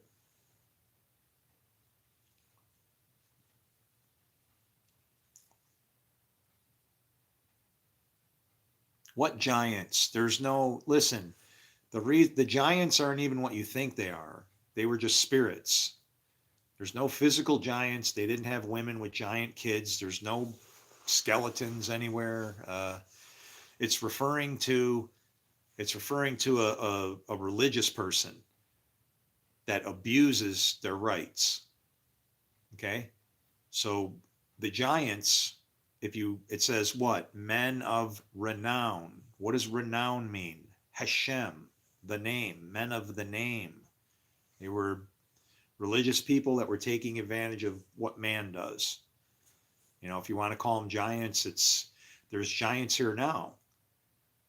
There's giants. What do you think the tech giants are? What do you think big pharma is? Those are giants. They control and they consume mankind. We're watching it happen, right? Get a cell phone every 15 minutes. The next one needs to be new. Yeah. We don't have enough plastic floating around in the world, so we got to make 3D printers that make more plastic stuff. I don't know.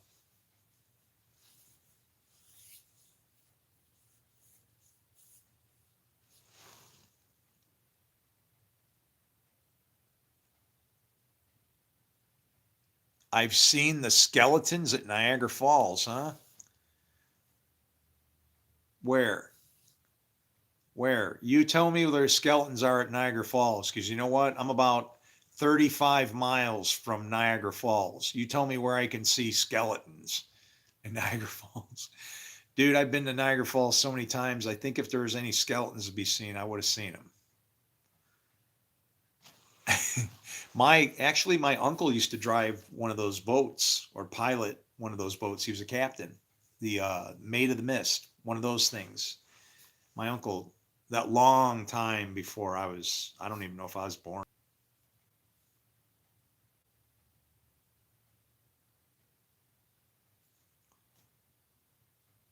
Look up Abraham's speech about giants at Niagara Falls. What? Okay, I'll see you later, pal.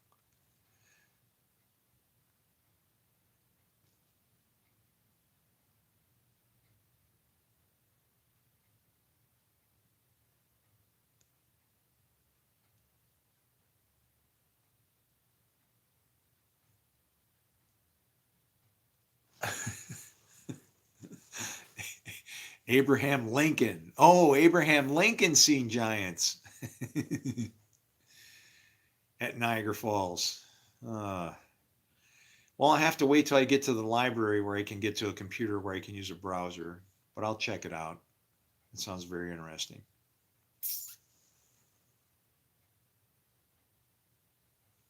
Yes, you will learn the difference between bad and good and everything that comes from that as soon as you are, feel pain. It's the whole purpose of our skin. The bones, the law, that can't be broken. That's the structure. But if you're gonna transgress the law and you know you have to make it so that you can feel some pain, so that you realize the wrong that you're doing before it gets too bad for you. That's why it says, "In the day you eat of it, dying you shall die." That's how it would read.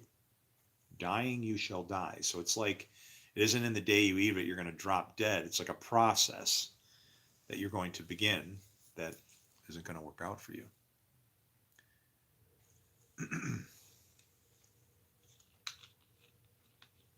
I mean, and what what is enlightenment? I don't know.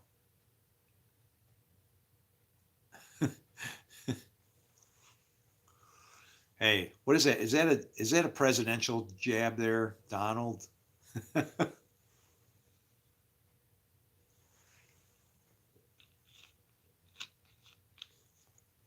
I wouldn't want to be any of these leaders right now. I wouldn't be able to go to another country and do anything but walk into that office, talk to that guy, and say like, "What the fuck are we doing? Are we crazy? We can't let this happen. How are we going to work this out, man? We got to make this work. This has got to work. This is getting ridiculous. My people are over here. They're cleaning off the shelves in my country because they're worried about you. You're over here worried about me, and we're sitting here like doing shots. What can we do to stop this mess, right? Well, we can't make it look that easy. I don't know. Why isn't it that easy? Stop.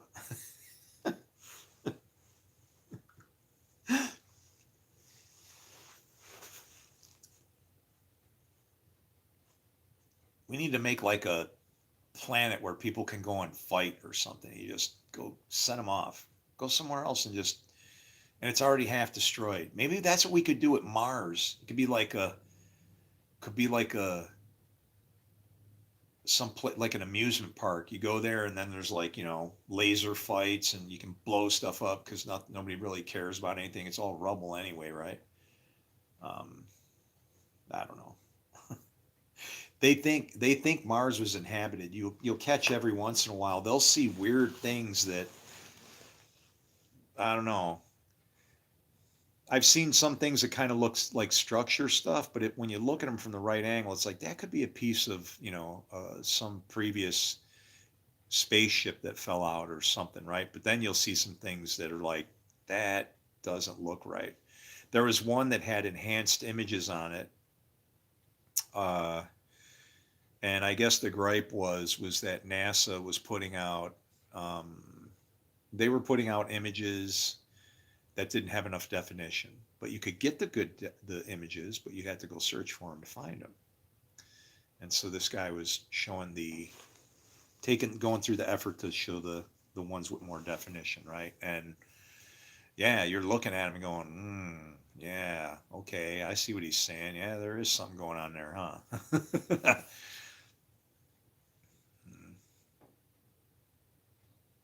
Boy, you know what'd be good? Throw that pita in a toaster. Just heat that thing up.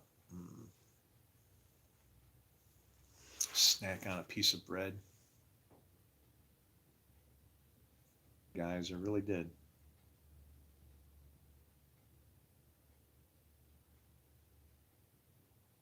Because the only difference between me believing and other people that don't believe me is they're like on the other side of a door and I'm kicking and banging on that thing going, dude, I got a whole, you want bread?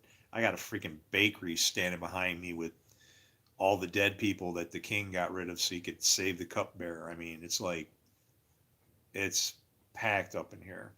We have done a terrible, terrible, terrible thing. Terrible thing in this world.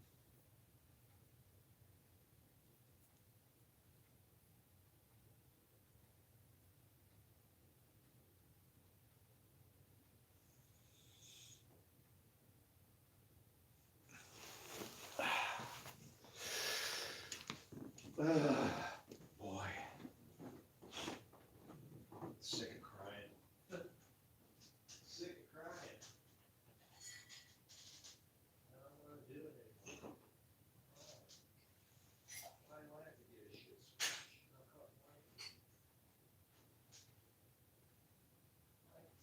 Extremely bad or something. I just don't know. I get what?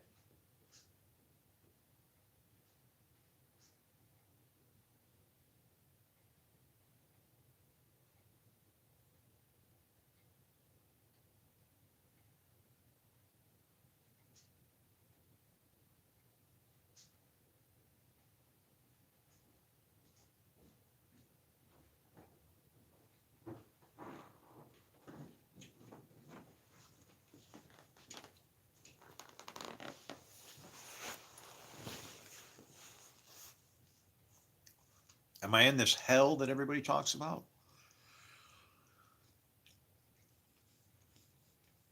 Is this my own personal hell because I didn't care enough before? And so now you're teaching me what it's like to be where a place where just nobody cares? Maybe. I don't know.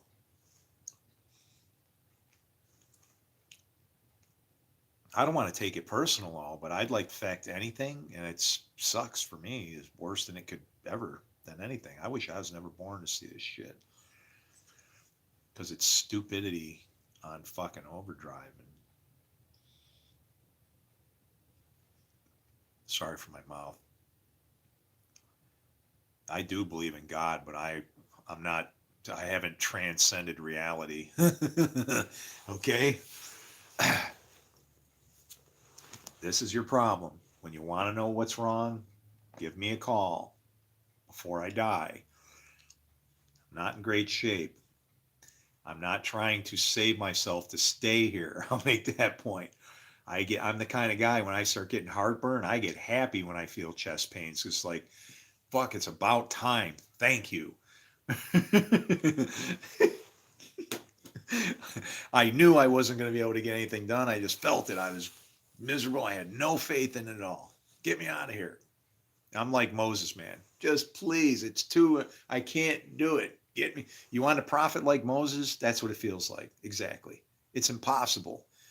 You can't stop them because there are like theologians out there that if they won't talk to you, they literally will steal your stuff because they want to try and make money off of it. This isn't about money, man. This is like so far beyond money. This is something this thing has been jacking our world up. And it should, because of what we've done. That's what I'm saying, is if you're waiting for somebody to come and save you based off of that, like somebody else, you're missing it. You're already here. We're already here.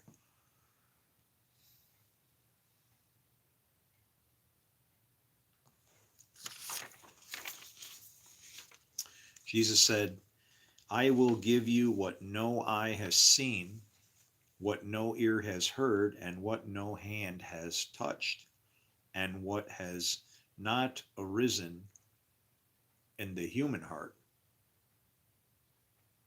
What's he saying?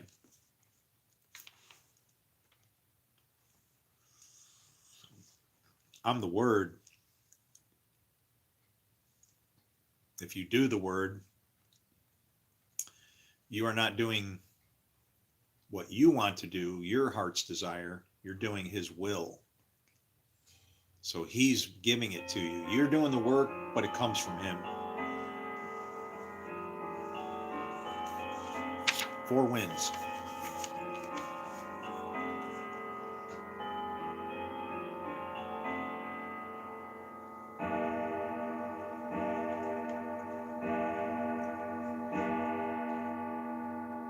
It's like, I will give you what no eye has seen, what no ear has heard, and what no hand has touched.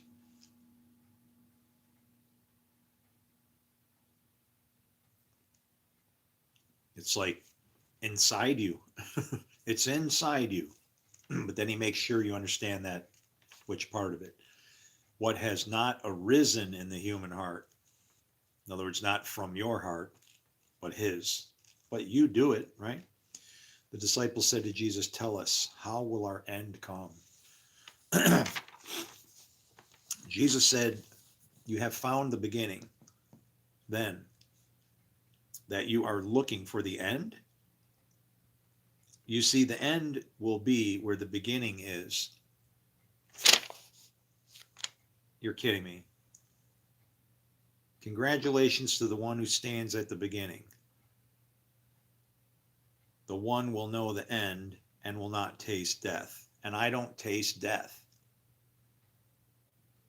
Doesn't mean I'm going to live forever. I don't know. But I don't taste death. I don't see death like other people do. Everything is just, you can say sin is death, What happens if I see that sin as being a lesson in the bad way, but it still serves its purpose? Like irreverence justified kind of way, right? It's like I don't see an evil God, and I don't see a battle between good and evil. I see people that don't understand God, and they are fighting over the God that they don't understand. One God. Jesus sure wasn't helping us out here in where? Commie, Canada. I love Canada, man.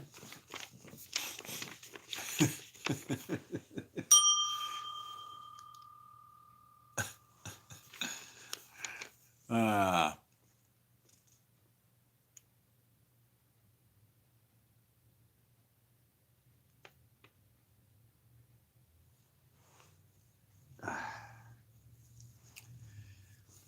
no, I'm not struggling for me. I'm fine. I'm looking at, I'm going to finish Jesus' work if I can. Second coming. I have the hidden manna, and this is really bad what we've done. We're reading this book wrong. When he says, I never knew you, it's literally referring to the fruit, all of it. Nobody, this was revealed to me not by man. Nobody taught me this. And this teaching has separated me from every single person that has called themselves Christian, religious that I've known. And there's hundreds of them. Some of them are my best friends. You're wrong. You're right. Read it. And I just found it again right there. Number 18. That's what I said. The beginning of the Bible is the end of the Bible. It's like the end of that time and starting back into the next time. Congratulations to the one who stands at the beginning. You see, the end will be where the beginning is.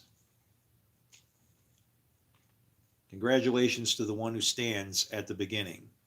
That one will know the end and will not taste death.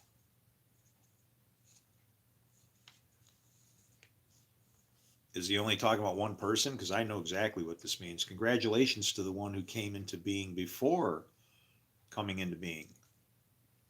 Well, that's me. I'll say that too. Before Abraham was, I am. If I'm speaking of dust, all the dust existed before anybody existed. Are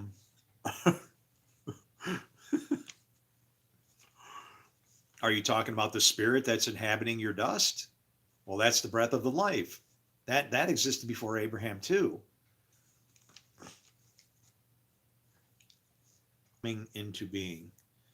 If you become my disciples and pay attention to my sayings, these stones will serve you. For there are 5 trees in paradise. 5. That's grace. Where is it? For there are 5 trees in paradise for you. They do not change, summer or winter, and their leaves do not fall. Whoever knows them will not taste death. 5 trees, huh?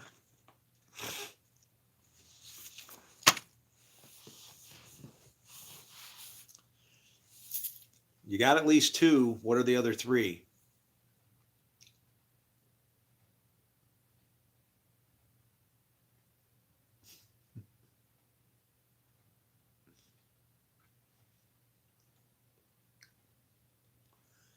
If there were 5 trees in paradise, that would be Adam and Eve. They would be 5 trees. Not because they're each a tree, because they would be grace trees. They would be trees that wouldn't know good and evil. Grace connects good and evil. It's like reverse enmity. And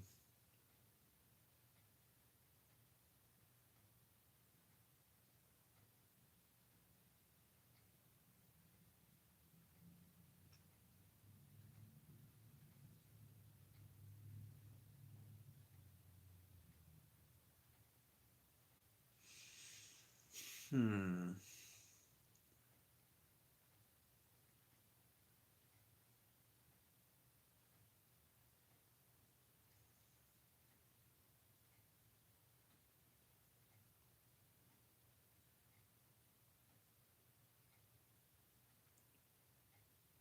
Five trees.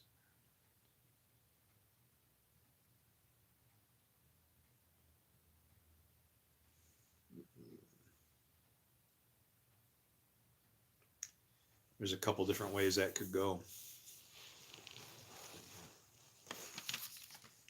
Need to see a different translation of this.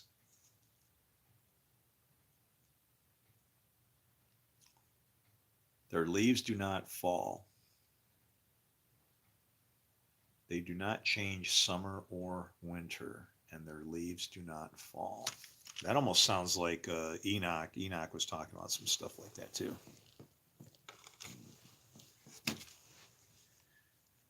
But what Enoch says, he says there are 14 trees that do not change.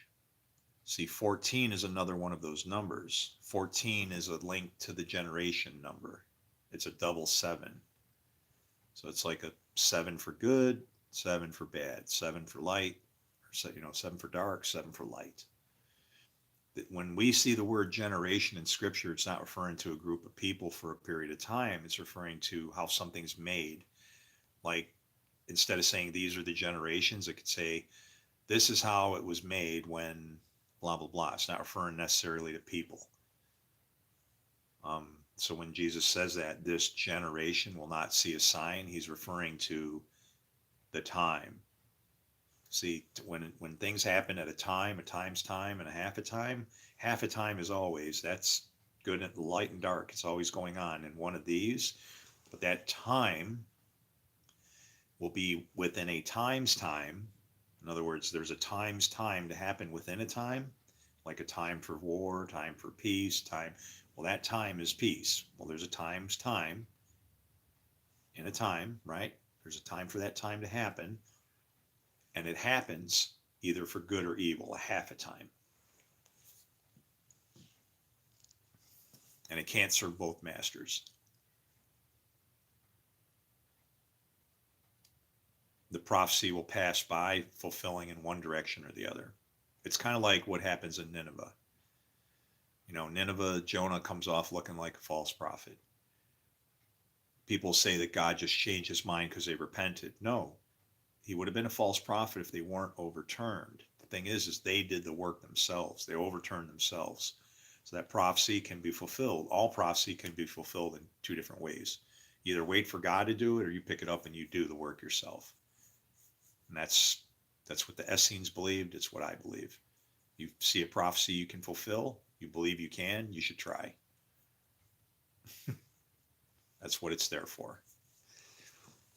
And why you felt like doing it.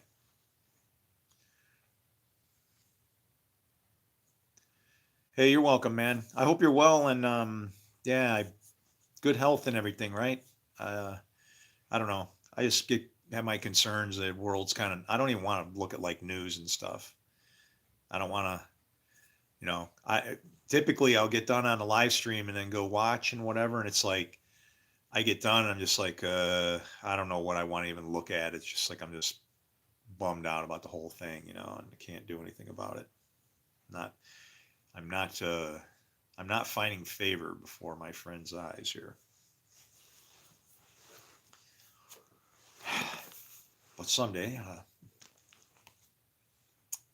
David left Asaph and his associates before the Ark of the Covenant of the Lord to minister there regularly, according to each day's requirements. I just heard my clock strike. God's promise to David. After David was settled in his palace, he said to Nathan the prophet, Here I am living in a palace of cedar, while the Ark of the Covenant of the Lord is under a tent.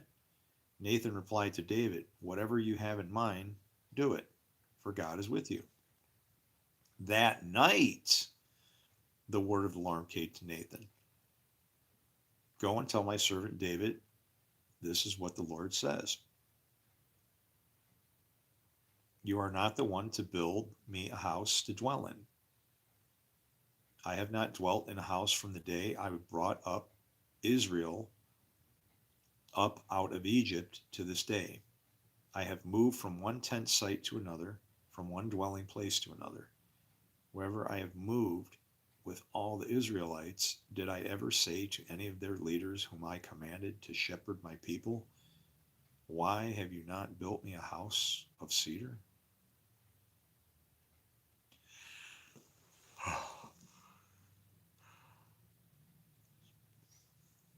He built me a house of cedar. That was the first house I bought, man.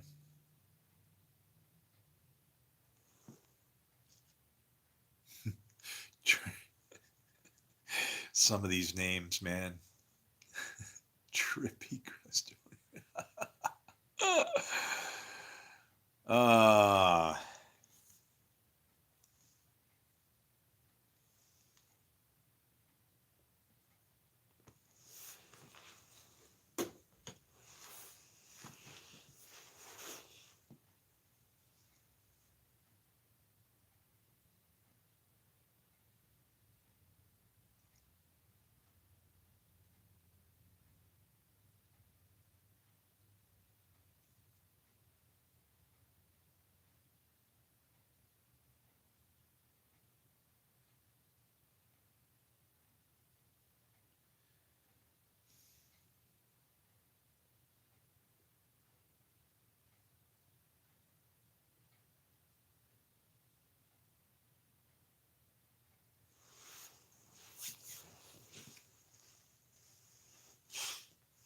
It's heartbroken, man. I'm heartbroken.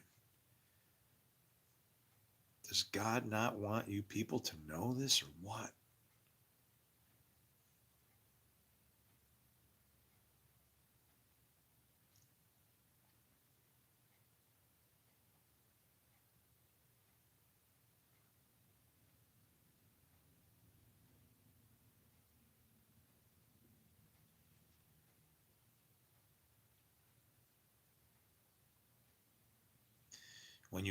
When you make male and female into a single one, so that the male will not be male, nor the female be female. When you make eyes in place of an eye, a hand in place of a hand, a foot in place of a foot, an image in place of an image, then you will enter the Father's domain. And look at, he just described all the pieces of the thing. 2 eyes, hands, 2 different hands, feet, and images.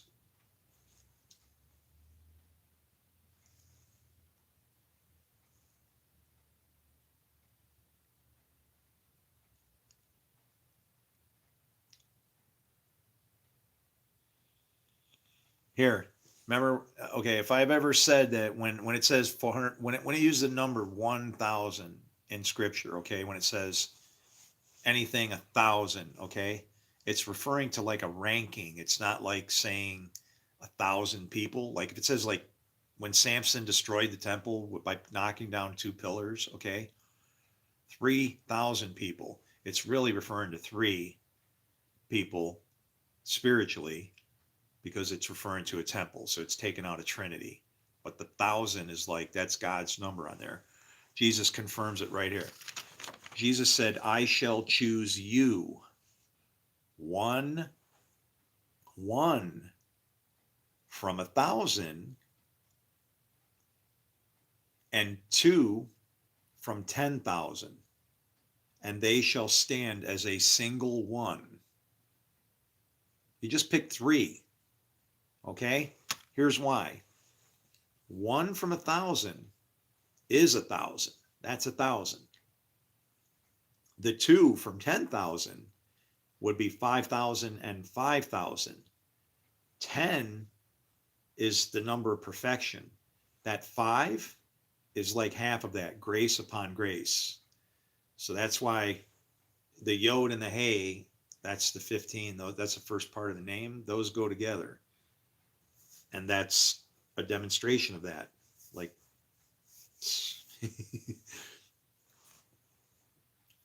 So when he says that David, Saul has slain his thousands and David his 10,000s, that's because David had grace going on.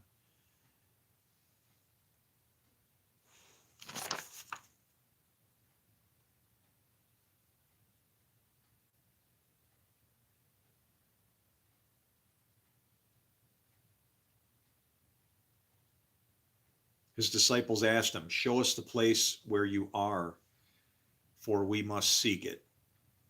He said to them, "Anyone here with 2 ears better listen. There is a light within a person of light, and it shines on the whole world. If it does not shine, it is dark. Love your friends like your own soul. Protect them like the pupil of your eye." There you go. That's all I need to hear.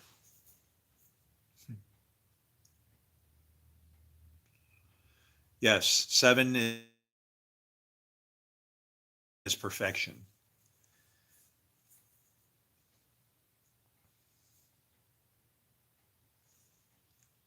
I mean, like when it's talking about a beast with 10 horns, that's just saying that's God's ruling that thing. He's in control of everything. He's just telling you what you're going to set yourself up for, maybe. I don't know.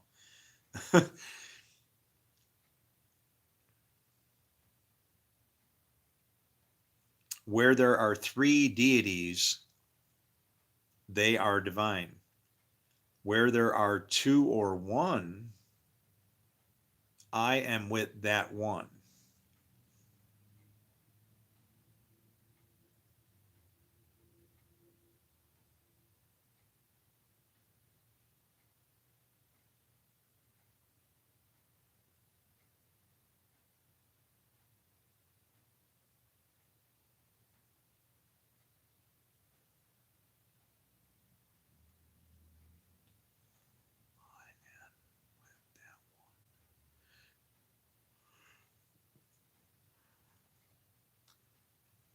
See, he calls himself the Son of Man. That's in him right there. Jesus said, where there are 3 deities, they are divine. Where there are 2 or 1, I am with that one.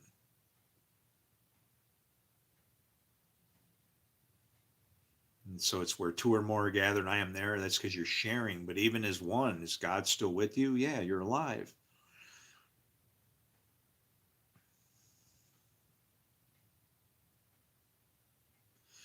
No prophet is welcome on his home turf. Doctors don't cure those who know them. uh,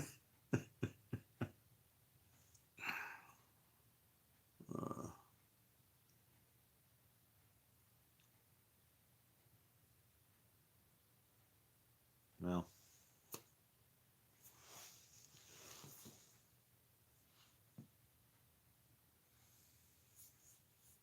mm.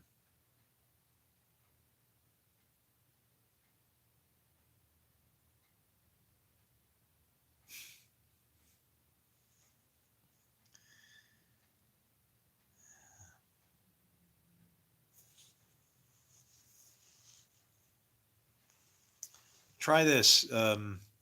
If you ever want to get yourself out of a jam, leave yourself like a back door to go out. So when people are saying like Jesus is not God, he's the messenger of Allah, it's better to say, I believe that Jesus is not.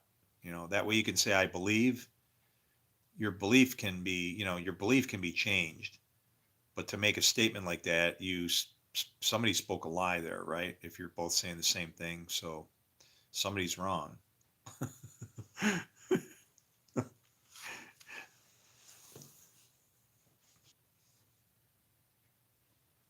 Allah is just another way to say God in Aramaic. So Jesus Christ is not the messenger of Allah. Probably, I would say it's not a good thing to say. Allah is just another way to say God, and that's what it is. We're all fighting over the same exact thing and just don't like it because one person calls it something different than another person calls it. It's like ridiculous.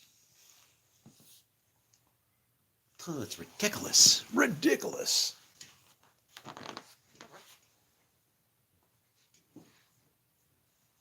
ridiculous. I'm gonna go use the potty again. I'll be back in a moment, maybe. If I don't come back, then it means I don't know. Something terrible happened to me. Maybe means I died. And keep an eye out for me. I'll try to come back and stir up some things or haunt some stuff if I can. If I'm actually as important as people want to make me think I can.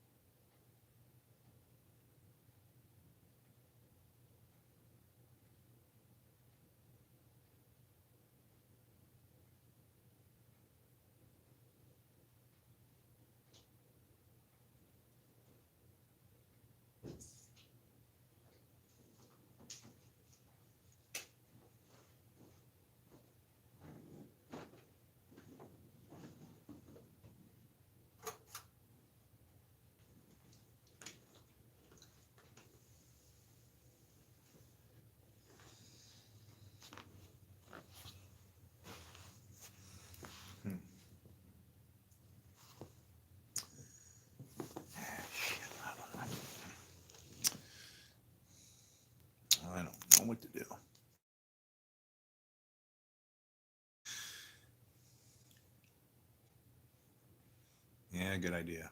Words have power. We forget things we say, but they're still subconsciously there and cause havoc we can't explain. They're so powerful, you know.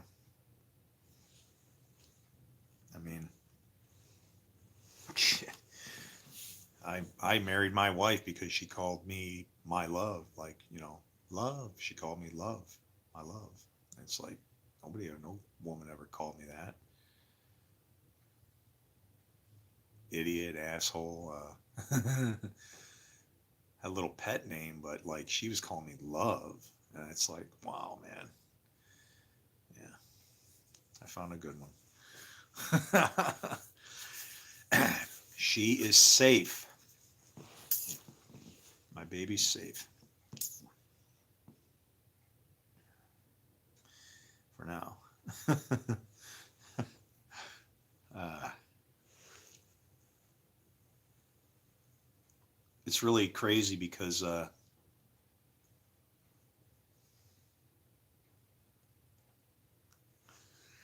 I said, I think I'm the door that you're looking for to explain this thing. And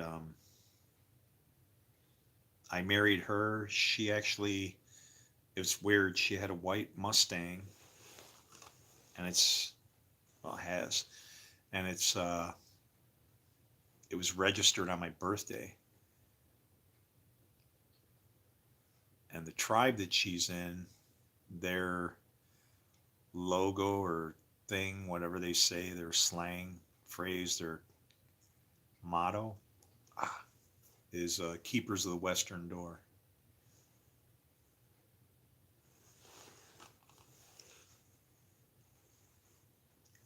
It's crazy ass shit. Beard, man. Beard.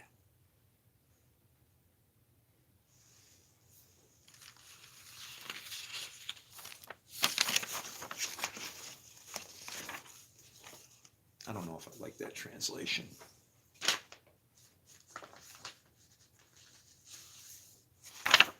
There we go. Well, is this one any better?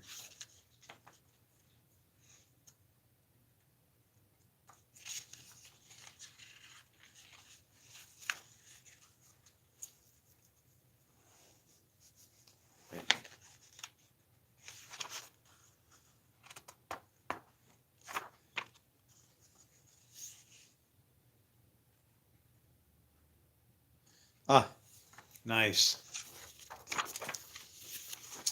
New sayings. This is somebody yelling about. How you doing, man?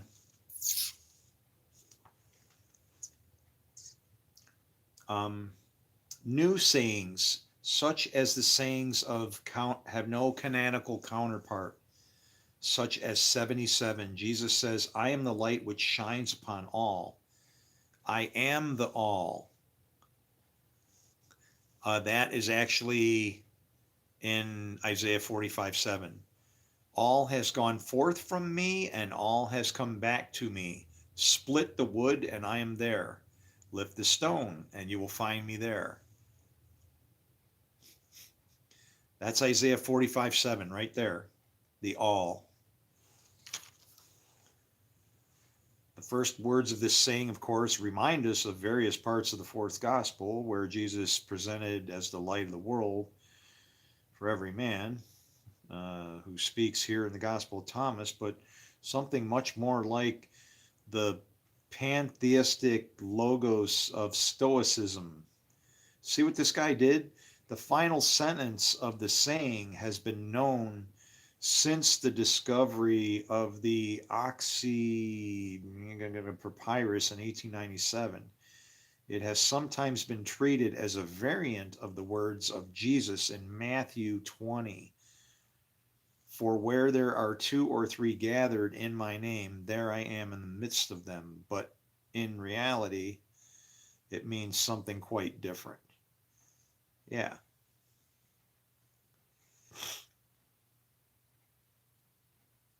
He's saying everything is light. This is Psalm 139 and Isaiah 45:7. Once you got to make Is God all, everything, or is it what, right?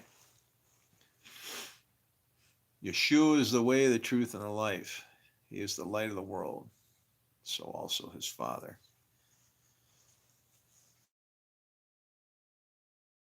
That his Spirit's back. You got to get that in you. And when I see you, I should see the Father. Well, I'm going to see one Father or the other. When you've seen the Son, you've seen the Father. That's how you judge the works. The Son always does what he sees his Father doing. If you're not doing good, then you're a son of perdition. Simple. What's this one?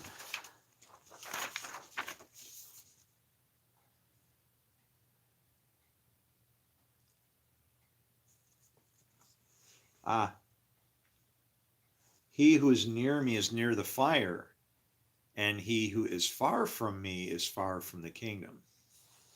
Well, that's just simple.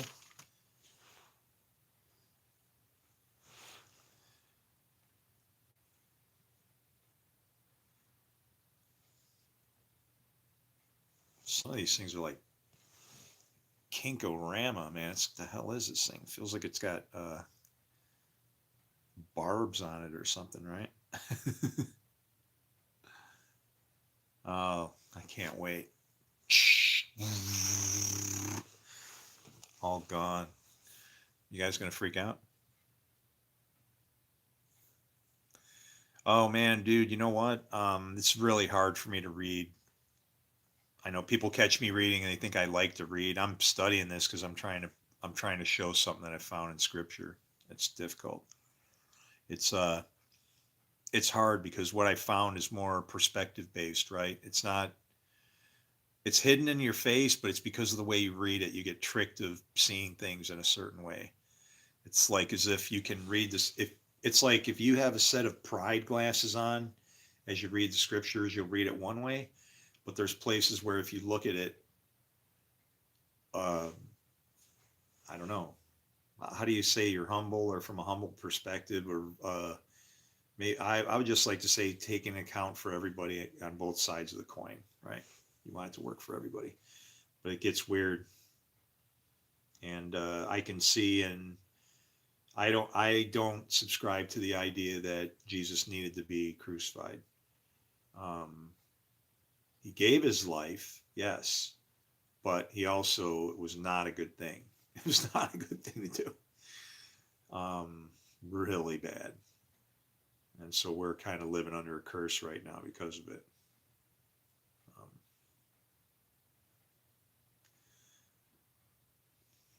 if he does come back, I think it's going to be a spiritual thing, right? So,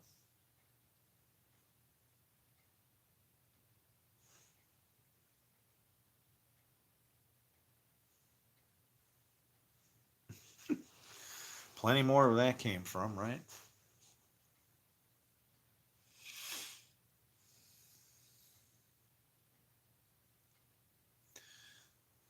Yeah. Well, I think see right there, man. What do you say to that? I mean, okay, let's talk about it, right?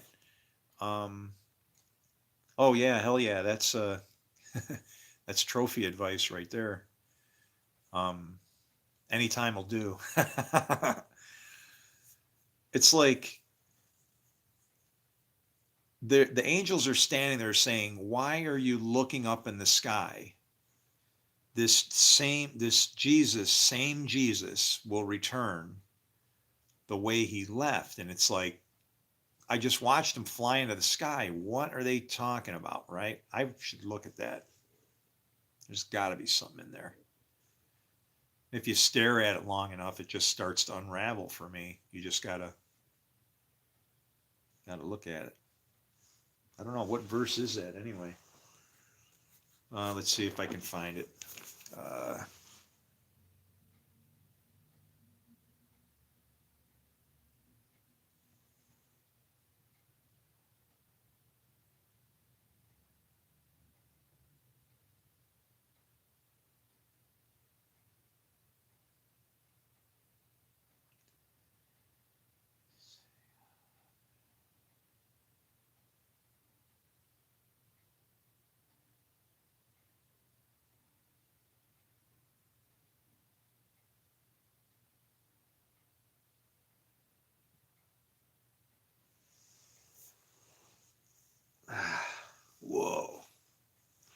tired. What the hell was I looking at? Matthew. Matthew? What are we looking at?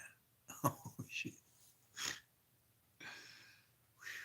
I felt like I took a nap for like, how long was I sleeping? Is that a long time?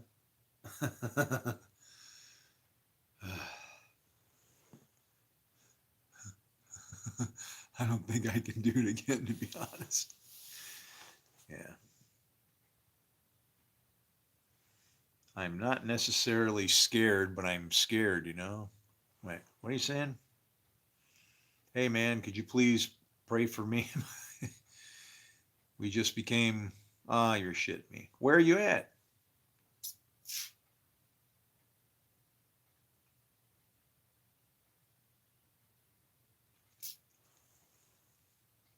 Are you far from me?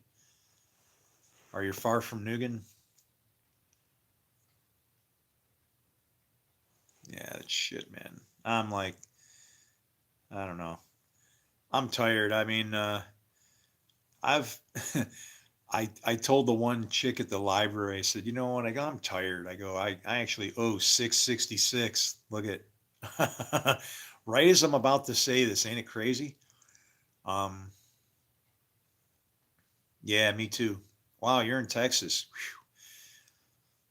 You got weather on your side, though. I'll tell you that at least. But I mean, it gets cold there too. Um, it shouldn't usually. The weather used to be nice when I was there. Oh, you're laughing at the 666. What was I getting ready to look at? Some in Matthew, ain't it? The hell were we talking about? Man, I just like bottomed out. Matthew.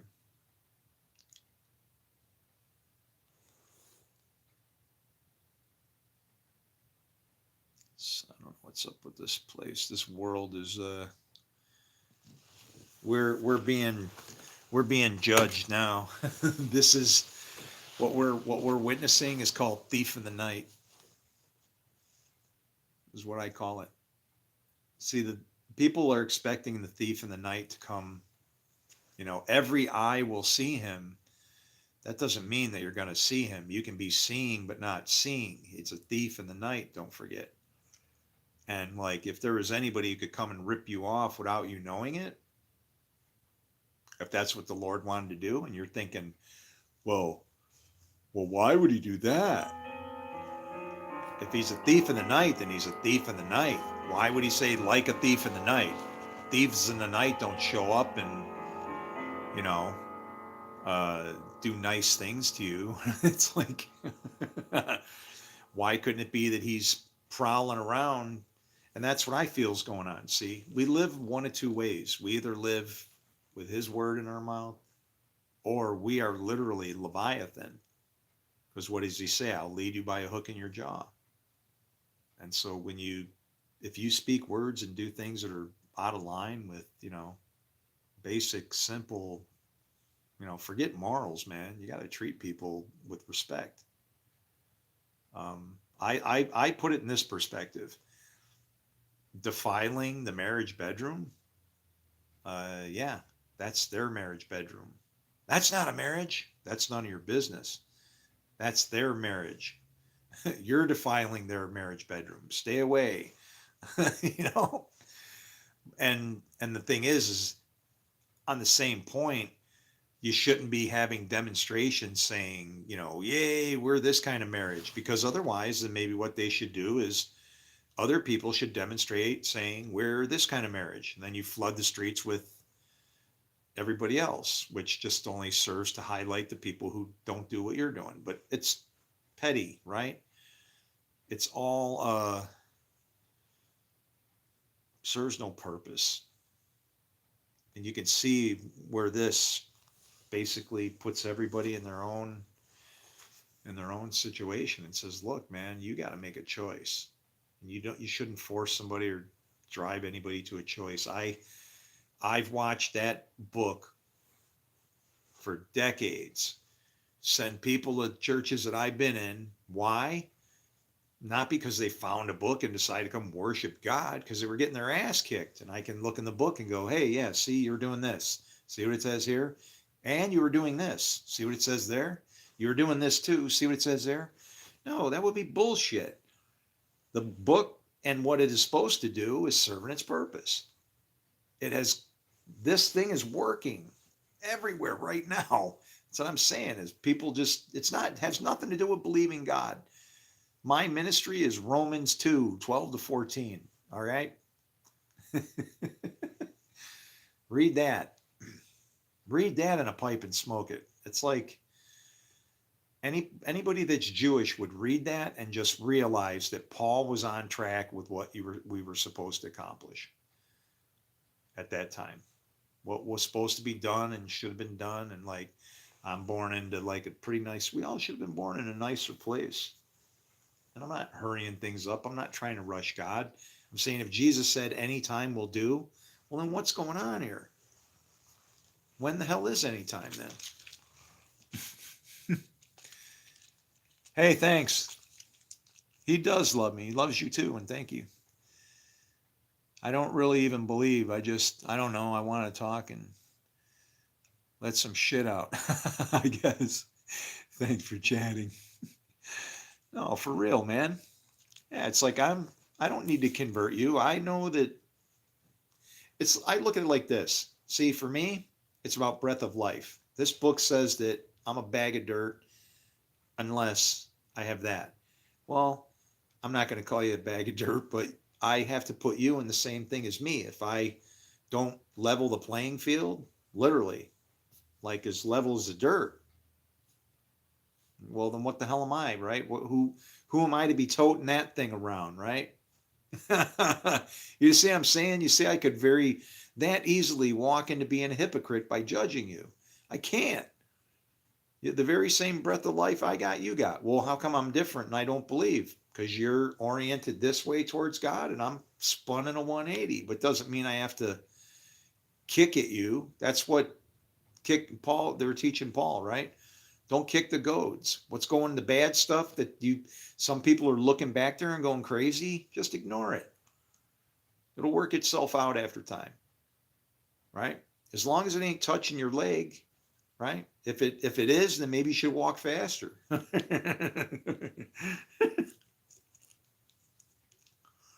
I don't know.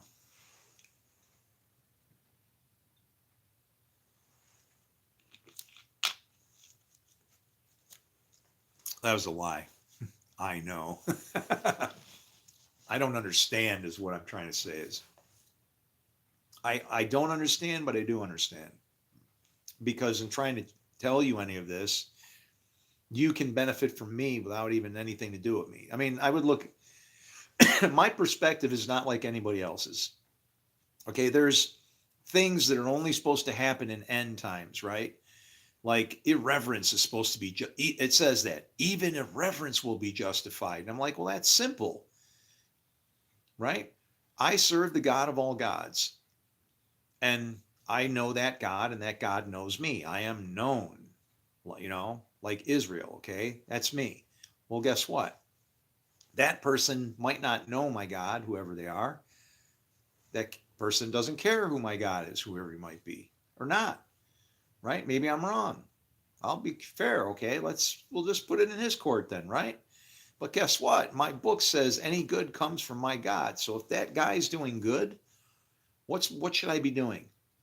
Nothing. He's done. God has written the laws on his heart, right? Is he not going to go to heaven? I think he's going to make, I go from a Jewish perspective. So if I believe in Jeremiah 18, 7 to 10, right? If at any time I tell somebody I'm going to build them up or tear them down and yeah, all of that. You have to take some responsibility for the things that you do. But that guy's doing good. So guess what? Is he serving my God? Yes. Is he serving a God he doesn't know? Yes. That's irreverence justified. Why do I bother with it? He actually knows my God, but he doesn't know. Now, when you want to go all the way to the end, that person will understand that. And then they can decide if they want to follow God or not. I just think it's a thing and it's in a book and it just works. Okay, see you later. You get the mark of the beast. you get this Leviathan mode. See you later. Me, I cooperate. I follow the staff. I do it in shepherd mode. That guy, he's doing it in what? Goat mode, rod mode. He wants to get his, he wants to take his chances. There's accommodations for that too. And within reason, if it doesn't interfere with my, or whatever it might, however that works. Okay by me, right?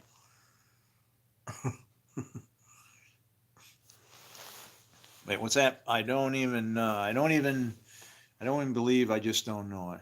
Oh, that's the same one, man. But that's it, man. That's how I feel about it, right? I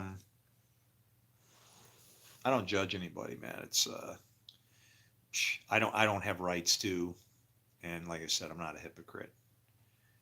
I'm real. I've yeah, I'm from the wild bunch.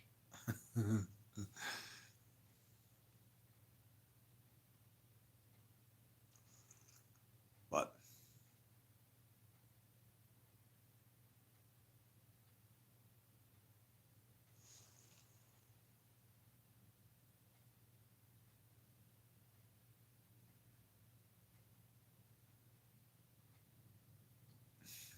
oh, the Catwoman's in the house. Yeah, it's not hard. You just don't mess with it. I found that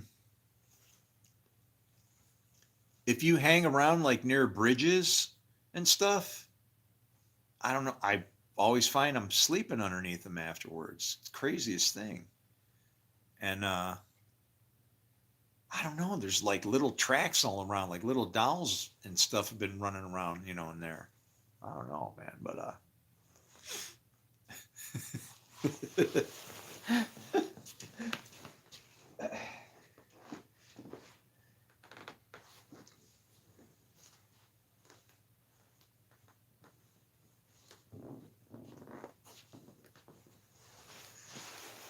how's it go? Of course I want to fight. Pick me up and I'll hit him.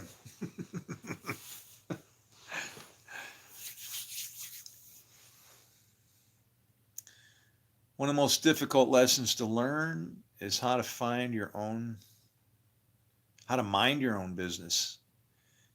Be wary of those eager to give you a badge and the authority to. Listen. Do you know who goes around like a roaring lion seeking whom he can catch in their sin? We call them police. And you want to know that thing that they wear, the badge? The definition of that is a meat-eating cat. Kind of weird, isn't it? Our world is full of this stuff like that. Have seen it all, and it's crawling all through here. And I'm going like this, going, why can't anybody see this? We're so upside down. The reason why they exist here, they're not doing a bad job, but where are the devils? They're in hell, trying to keep everybody in line, right? What do people think it's going to be like? What would it be if there was just a bunch of accusers around? Well, what's our world like? Look at the news. It's like, whoa, hey. Remember when that dude I guess it was a dude. He threw his shoes at George Bush. It's like,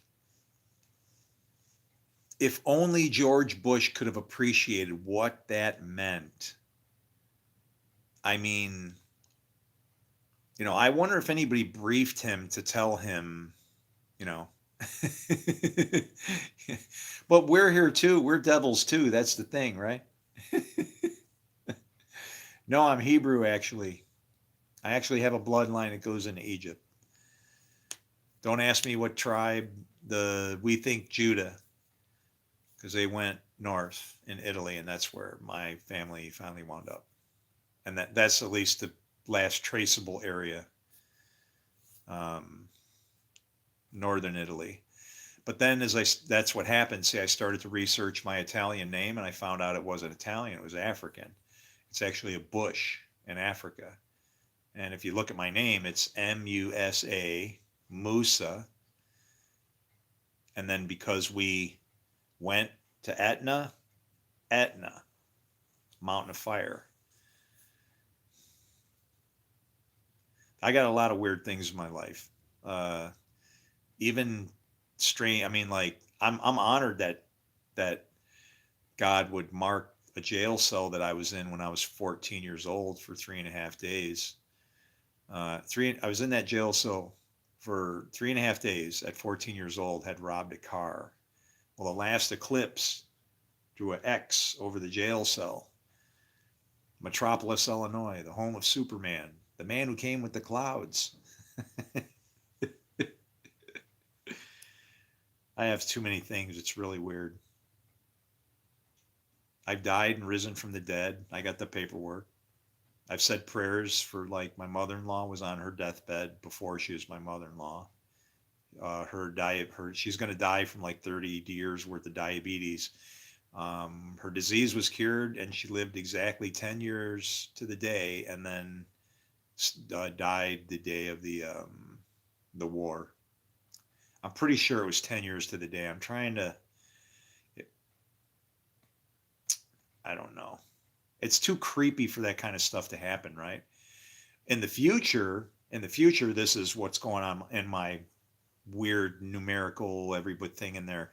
My mother will be 100 when a Pappas flies by.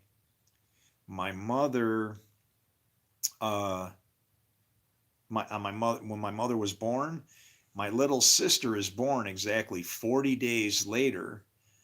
That's when a Pappas flies by, is on my sister's birthday. So I don't know if it's going to do anything or whatever, but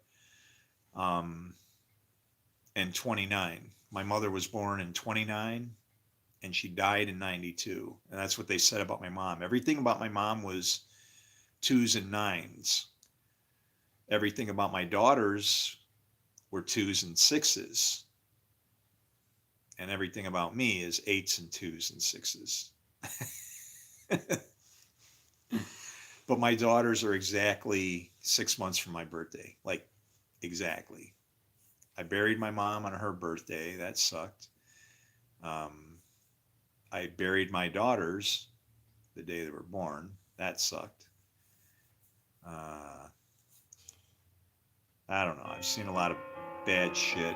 I'm typical for, like, people that's been around, and, you know, there's a reason why people get mad at corporations, right? Why do you think? Not all of them are nice, and some of them do, like, rip their employees off, and bad things happen, you know? You're not always protected just because you're working for somebody, and the laws weren't always, I don't know. But what do you do? A lot of people don't think much of names, but they aren't happenstance. Oh, hell no, they're not. I ask people if they know what their name means. You want to know when I nation, Trump, well, first it was Bush. It was Bush, and then Bush that couldn't talk. Right? There was Bush that could talk, and then Bush that couldn't talk. And then there was Obama Nation. Then there was Trump Pence. Then there was Biden, and Biden threw me off. But when things started to get weird, when I started to hook into the name thing and how important names were, Biden means abide with or both. And he was getting in at 70 years old, a white guy and a black lady. The gender thing was there. We were passing through a door. There was a spiritual thing that flew through here, and it was like as if heaven could have been if the timing was right. But all you were going to see were all these, like, it says no male or female in heaven. Well, we kind of got that, didn't we? no male or female, right? We had everybody that was supposed to wake up and be saved. We wound up with the woke crowd. We wound up with everything that was supposed to be. And I watched it cruise right through while I was going, guys, I want to show you something. And nobody could see it. And I'm going, oh, I could totally see how the church was going to overreact with the identification crisis. And you know, how in the hell can you beat on somebody that's doesn't know who they are? You got to separate. You're your own thing now, right? Just because you're this, no. If you don't match up 100%, you're a dappled sheep, right? You don't match. You get your own system. Maybe there's others like you. We'll support you. We're not going to block you out. It's okay.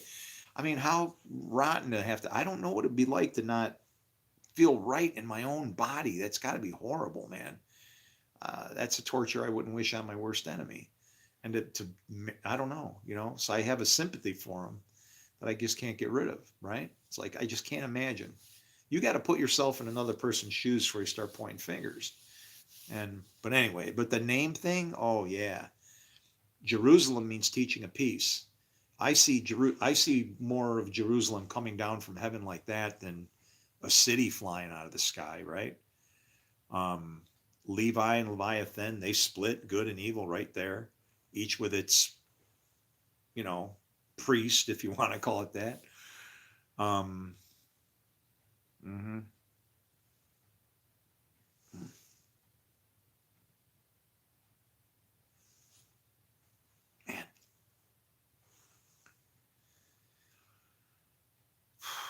I got a tooth that's like razor sharp. It's like having a freaking razor blade in my mouth. I'm going to figure out something.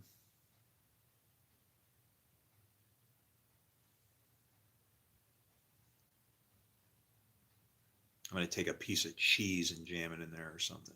But I don't want to.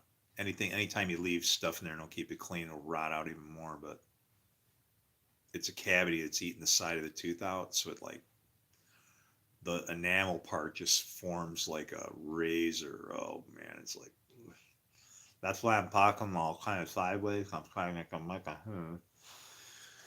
yeah, because those are going to strip clubs, could use some hope, grace, and faith. Why have you seen my strip club story ever? Did I tell you that one? Oh yeah, I got in an argument with God, and he followed me into a strip club, and he was in there. 100% definitely showed.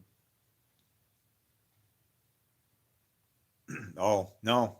Well, let me tell you about how he was in a strip club. I have a picture of this woman. I was out drinking, and I was mad because I got a ticket on my bike.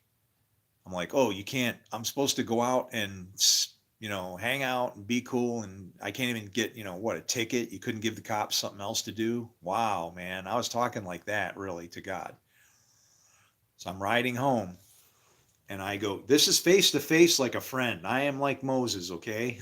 But watch what happens. And I have a picture of this. If you go deep into my comments, I don't know if you can search the comments for tattoo or armor of God, you'll find that picture of that woman's back. But listen to what happens. I go in there, I sit down, and this girl's in there. She walks up, you want to have a beer? I didn't go sit at the stage and gawk, and I'm just like, I'm driving past strip club, and I'm like, I bet you're not in here. Pull in there, I go in.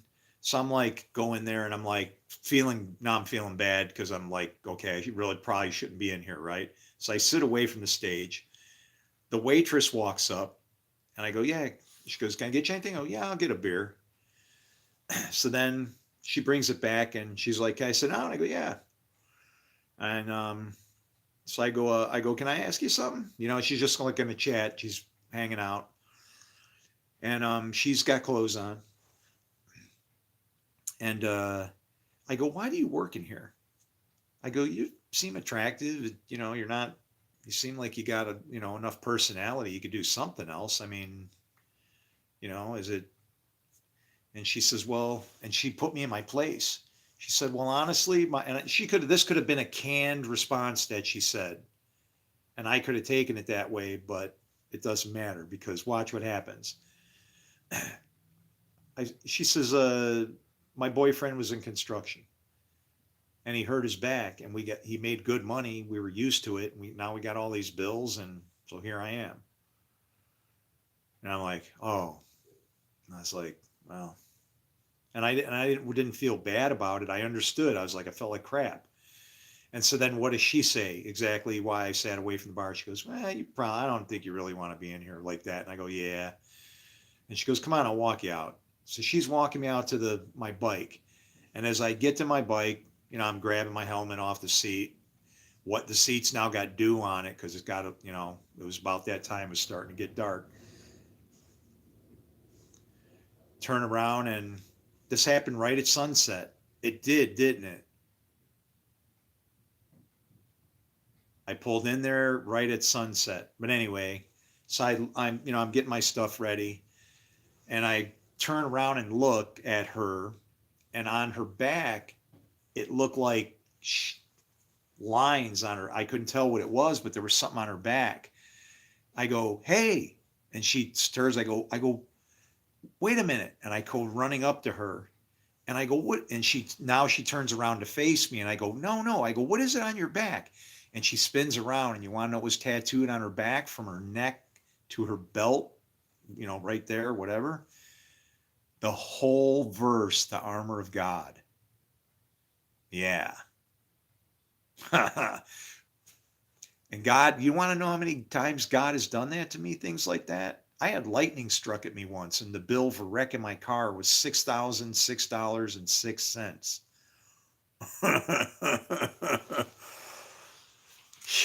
Woo! Yeah.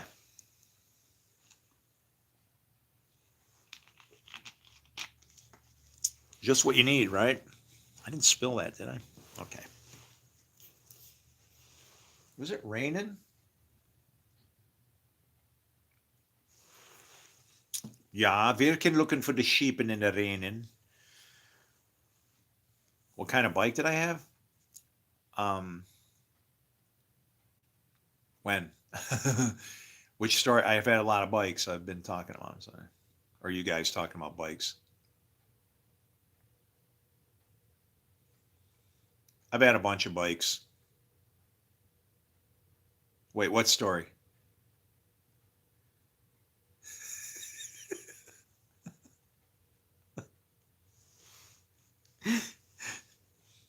I lost time again.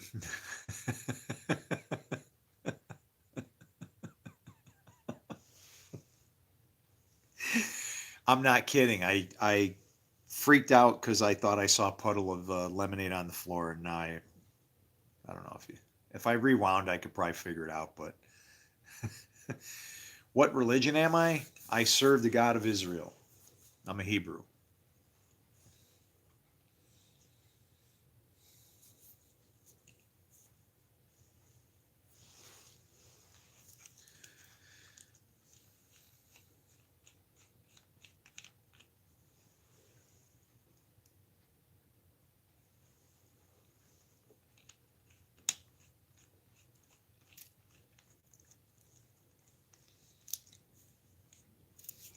And I learned from evil Catholics and other Christians too.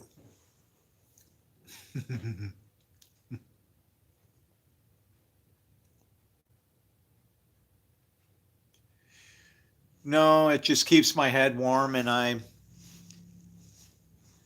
instead of wearing it like puffed out,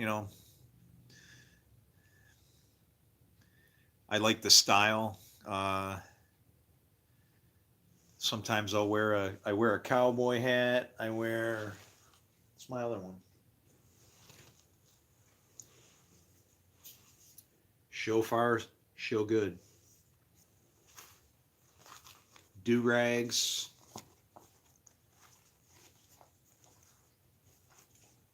Was I really talking about a bike? What the hell was I talking about? Ay. Trying to think now. The wind is just going crazy. Yes, Lord, if you got to knock a tree down on the house, so I got to say I got to move, and then it makes it insurance, and then they can pay for it or something.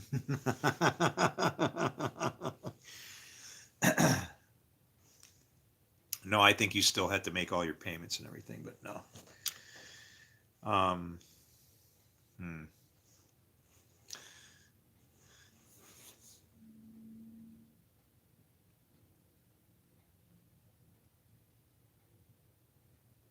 A prophecy? Oh man, no, I don't prophesy to the prophecies aren't what you think. If you think prophecy is something to sit around and wait for or somebody to tell you what's going to happen, that those are weather forecasters. All the prophecies are in there. You got to fill them out and pick when you want to do them and do them. They are to be fulfilled when you feel they can be. You don't wait. I'll give you an example for Jonah. So Jonah looks like a false prophet, right? Because was Nineveh overturned is the question. And people will reason that out and say, well, that's because they repented. It's I don't matter. Were they overturned? And it's like the answer to the question is yes. But there's two ways that every prophecy is fulfilled. Either the work comes from afar, he leads you from afar through respect and you do it locally, or it's 100% local. It's you against the Assyrians and whatever he's going to use for evil to come and get you. The Lord calls for two sets of groups of people to go. When he calls for good to happen, nobody's ever found to go. When he calls for evil to happen, like to kill King Ahab, plenty are found to go. So it isn't kind of amazing that they fight over it. Who gets to go to take out King Ahab, right?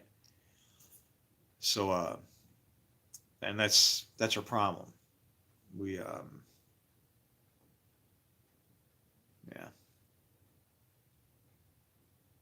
I'm beat, man. I'm tired.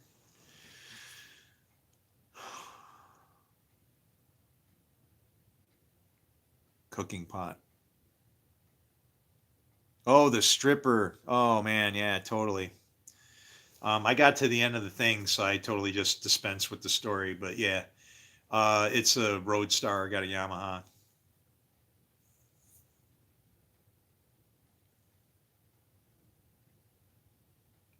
Actually, my plate. I don't know if my plate is showing. I don't know. But I've taken a couple of biblical names. Like, you should be careful when you take a biblical name. I'm not kidding.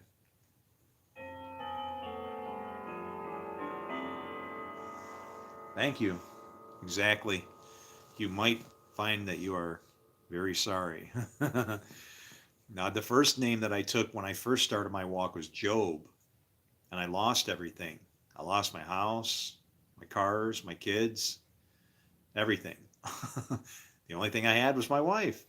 And yeah, she was one of those curse God and die people. Actually, the worst thing that she ever said that shocked me was she said, I want you to love me more than God. She was fighting with me. And I'm like, I love you because of God. It's like and she totally didn't misunderstand it. What I should have said was, of course I love you more than God, because she wants a physical, whatever love. She doesn't want me to worship her.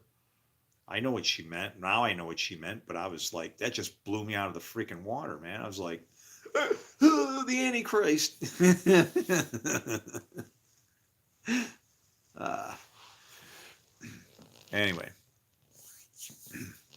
she was just, she could see how intense I mean, this is very important to me. It's very important stuff. I'm glad that I get mixed feelings on what I'm able to know and see right now. Because here's how prophecy works. Watch. It's double-edged. Was Jonah a false prophet? No. They overturned themselves. So it's like God can do it by beating you up, or you can do the work. You actually have two zones where you can fulfill a prophecy. You wait for it to happen, and then it's force-fed. Like, okay, let's say today we decide to do it God's way. Have all the elements melted? Yeah, all the elements of society. Can you imagine going to a Jubilee system where you got to turn over everything you own after 50 years and it gets redispensed and distributed so fairness was amongst everybody and everybody gets to start again? That would be the elements of society melting if it ever could. Unfortunately, I think a nuclear war would probably be easier, but there's always two ways to fulfill those prophecies. One is a blessing and one is a curse. All of Jonah is all set up exactly the same way, and it's set up with that double edge too. You got one fish on the land, right? Or in the sea. One great fish. He spends 3 days in that fish. Okay? And what does Nineveh mean? House of fish. That takes how many? 3 days to cross. Okay? Are you seeing the mirror develop here? Now let's look at the tree. You know the tree that Jonah gave him the tree to give him comfort, right? What destroys the tree? It's a worm. What is a worm? The Son of Man. Who is the Son of Man? Adam. The tree that sprang up in a night and was destroyed in a night, that gives a prophet comfort. I understand that tree. The only Jonah part that I'm dealing with right now is like nobody can hear what the hell I'm trying to show them or tell them or nothing. The PhDs, they're all high on their fucking college educations, man. They're going to get us all slaughtered. I'm sorry for my mouth. I didn't get to go to college. I went in the Marines thinking I would be able to go to college. Unfortunately, when I went in, was like a 2-month period when they had this thing called VEEP, which was trash. It was a heap instead of VEEP. You couldn't, there's people get out on a GI Bill. You can be a doctor if you wanted to. Shit, I'd be all over that. I'd have to, I don't know, be like these other people that think they're going to get something. But I could have been doing a lot of stuff educational wise. That's why I got out. They said my IQ was 178. But if you stay in and re-enlist, I'm not staying in.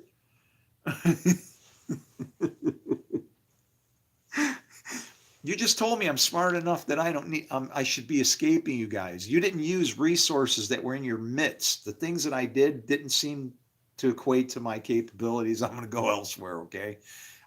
And I did, so, but if you're a person who serves, that's okay. I get it. Me, I can't spill blood. I don't have any enemies. If you're asking me who I'm for or against, I don't have that. I can't answer that question that way.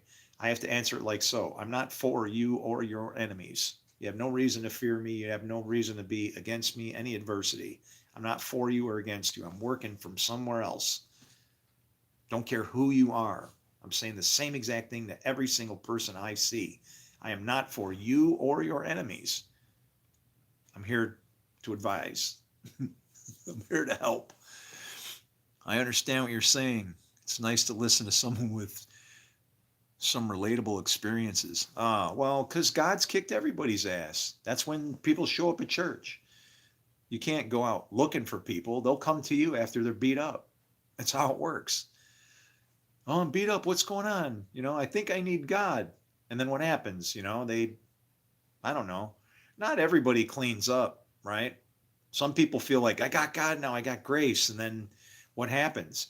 See, I teach grace from a different perspective. To me, grace is evil that's used for good. Now, how much grace do you want to use? And you're like, grace ain't evil. And it's like, oh yeah, it is. How do you make more of it? You sin. You sin and then grace abounds. Am I talking too fast? That's where it comes from. So if that's where it comes from, you can't be just, yeah.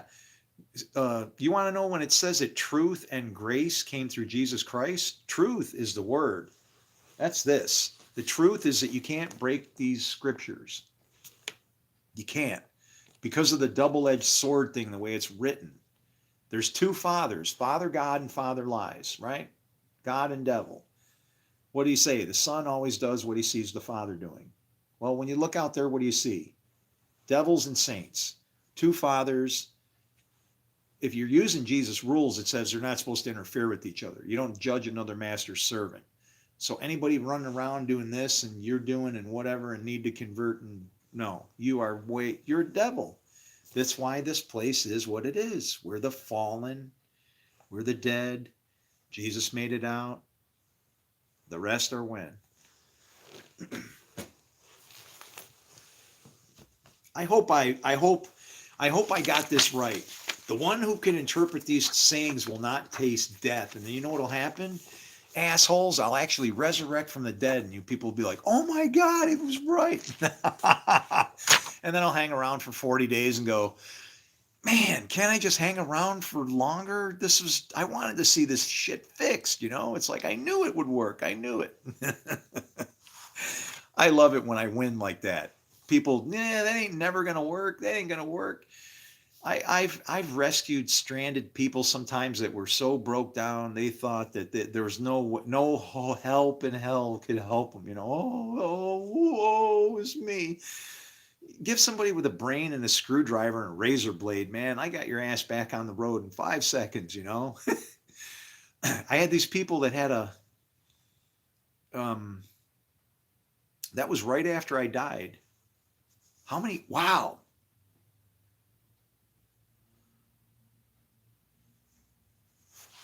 Yeah, that was right after I died, wasn't it? I was trying to go visit one of my buddies. And so I'm driving down the highway. This is after I died in a hospital, and I woke up on a gurney. A doctor drove me into too much stress. Whatever. Anyway, I'm driving along, and I rescued this person that had a boat on a trailer. They got a flat, and the jack wouldn't go up high enough to jack up the trailer to get the wheel off.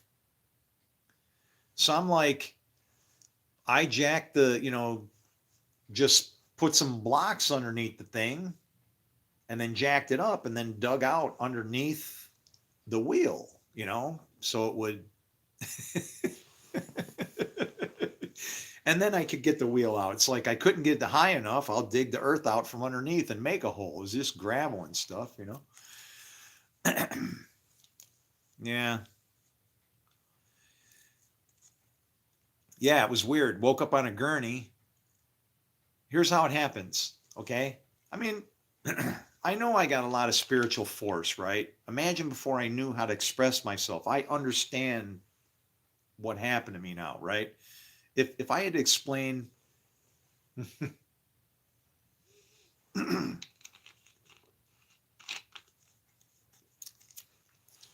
if I had to explain or label the process of what has happened to me, I've been translated.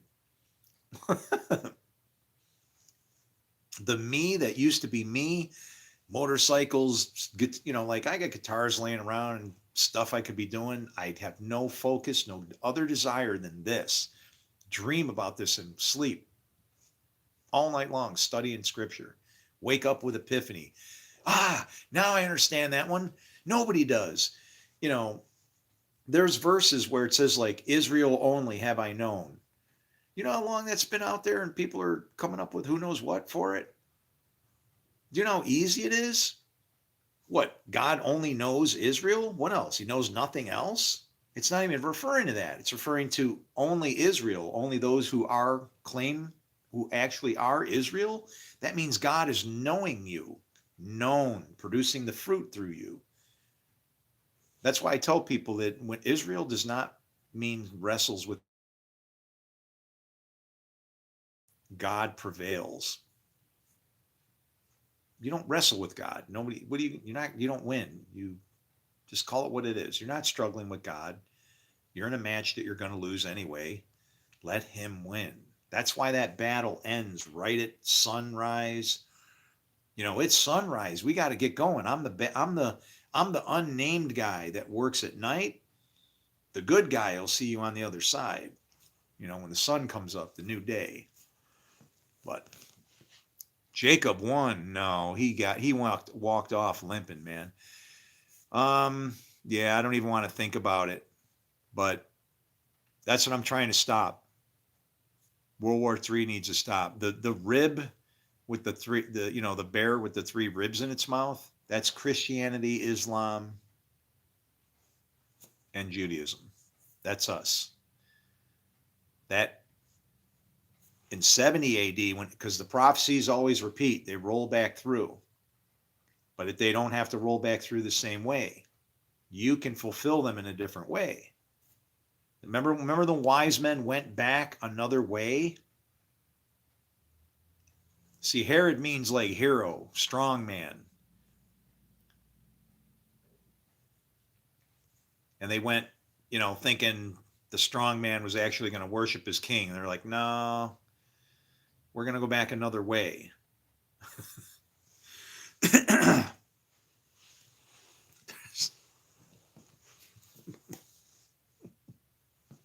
Help, help.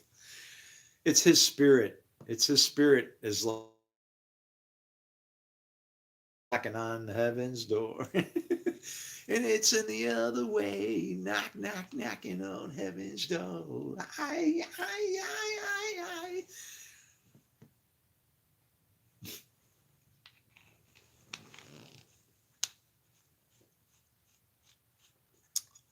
God said, what you want from me?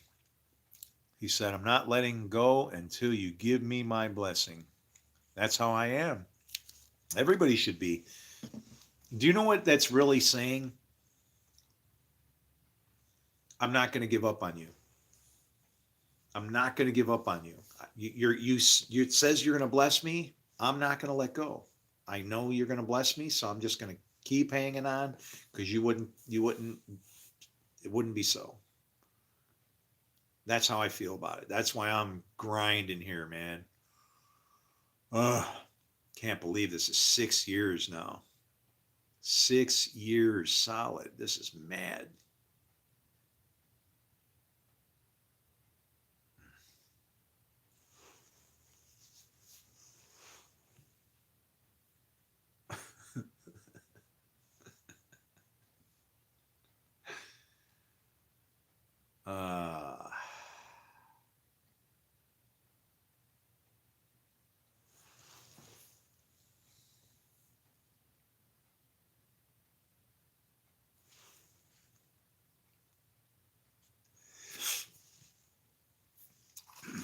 But yeah, I listened to some Harvard professor talk about the Gospel of Thomas and start writing it off. And I said, dude, there's nothing wrong with it. You just can't understand it. You're seeing it as gibberish. It's like here, you know how Jesus says, because you say you can see, you can't see.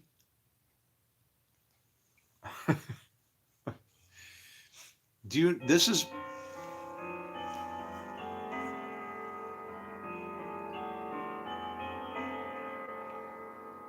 is what he was talking about. Okay. It actually has to do with the tree in the Garden of Eden. Okay. When Jesus did the miracle to heal the withered hand, they had a thing about the left hand. The left hand's no good. Only the right hand. Jesus was saying, look, God has hands that he does, potter. You don't see many one-handed potters maybe, but right. They're usually, so guess what? That's the ministry for Jesus' teaching, is that evil has a purpose too. Let the dead bury the dead, those kinds of things. He's teaching that if you seek the kingdom, you'll get the kingdom. If not, something worse might happen to you, right? So that's his ministry. And so when you start talking about things like where it says, because you say you see, you don't see.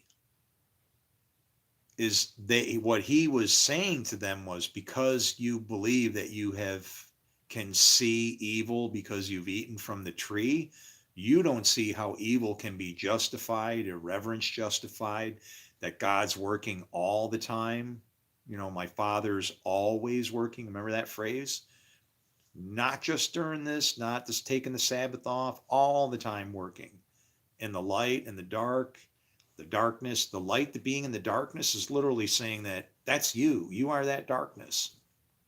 And you are that light.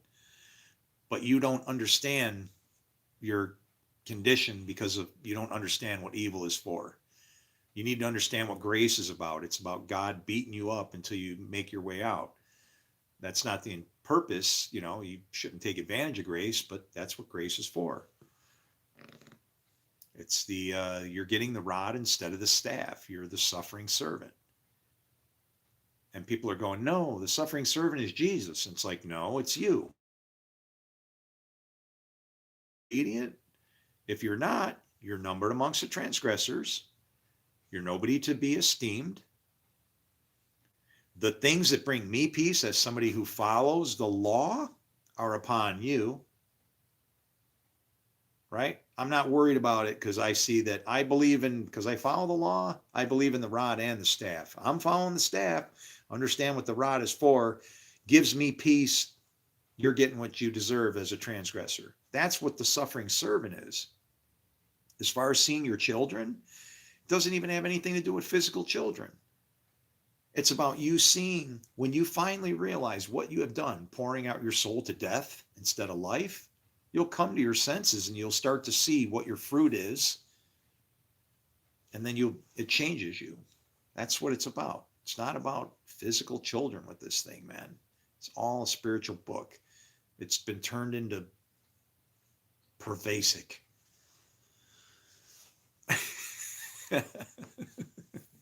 I don't know why I say that, but that's from what is that movie?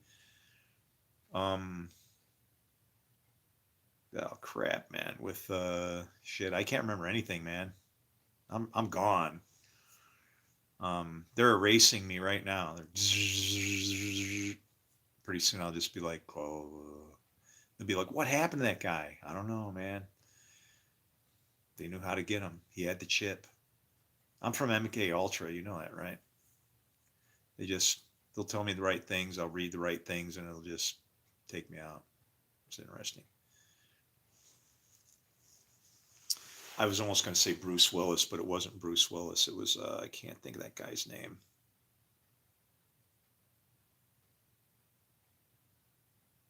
The One-Armed Man. And it was, I can hear him saying it in the movie. It's been so long since I've watched any movies, man. I've been 100%.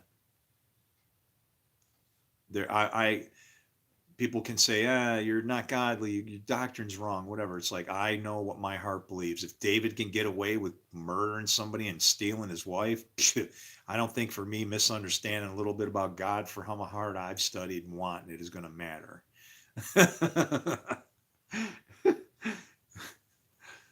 So there, put that in your peace pipe and smoke it.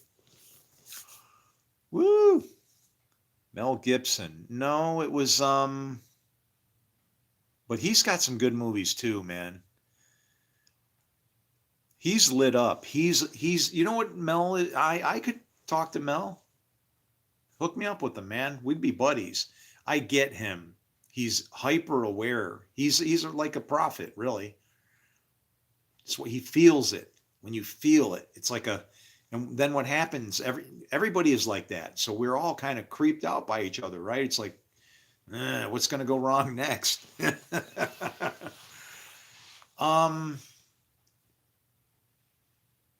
Richard Gimbel was the name, and it was Harrison Ford. Harrison Ford. And The Fugitive. Had to think about it. Did anybody type it in there? Yeah, I got it. Yay, okay. You got to give me that one. He was harloted. Gibson tells you about the harlotry in Hollywood. Yeah. Well, I was in a movie and I didn't get anything out of it. They just do whatever they want with you, and they wanted to do an alternate ending after they finished, right? They wanted to do an alternate ending where I got shot, and I'm like, I didn't know these people very well. And I'm like, no, I'm not interested, man. I don't get shot and die in movies. I don't do that. Ow, just bit my tongue. I don't do that.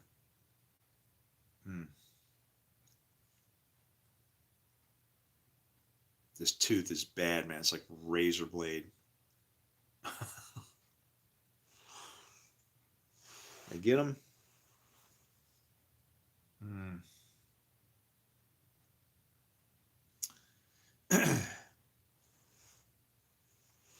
Got this, Lord. We're okay.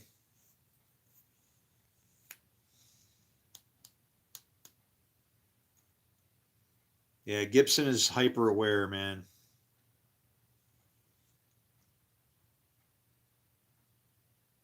People talk to you and they think you're not thinking straight because you're visualizing everything, like a pipeline. It's just comes straight out of Alaska. You're getting more you're getting more oil than you could ever handle.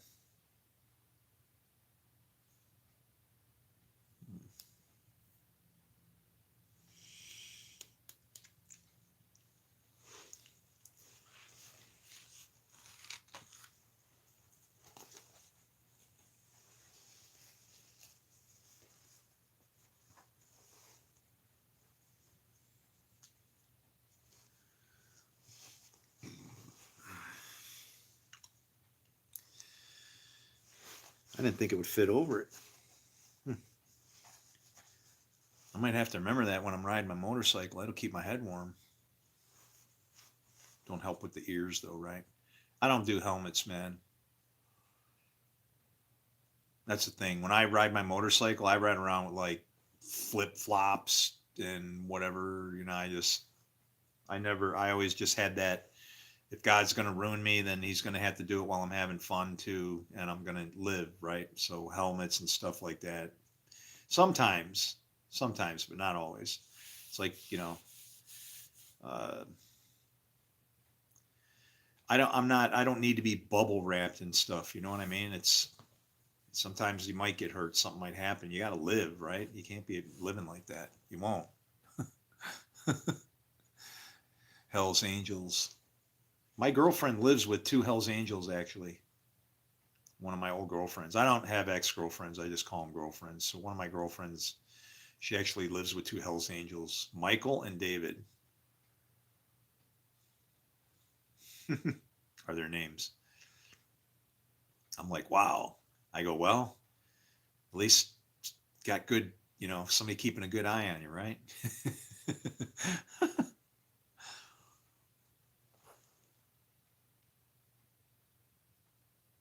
I use full gear since I got 130 stitches in my face. Oh man.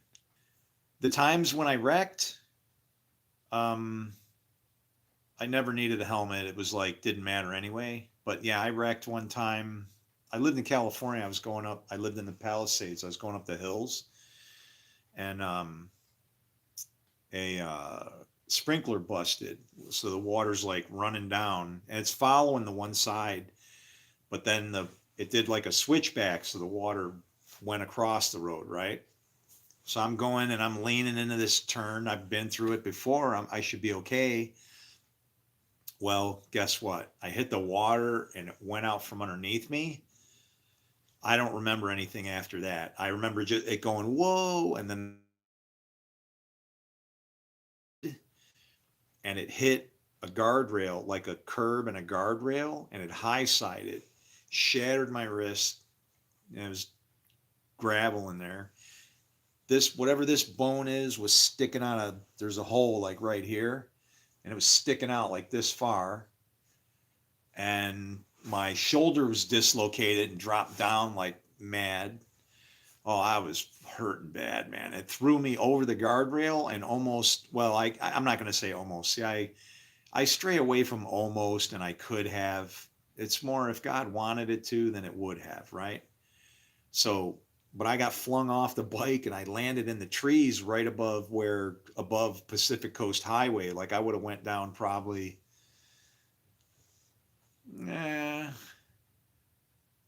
probably a good 300 feet, maybe. And I would have hit the pavement.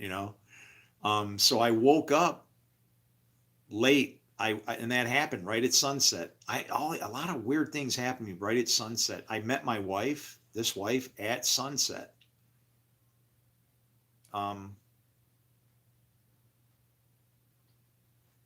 I hear a thing dinging.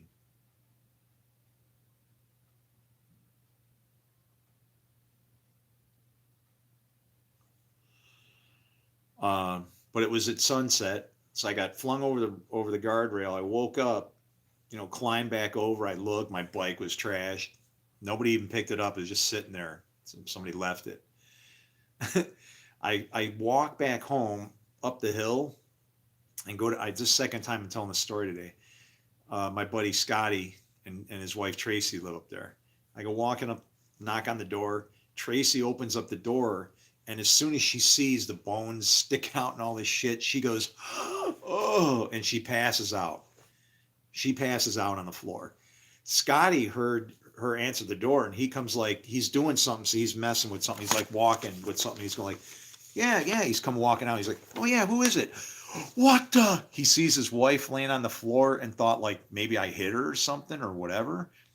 And so he's running through his apartment at me like and if he would have hit me, we both would have went flying off the balcony, man, like from the second floor.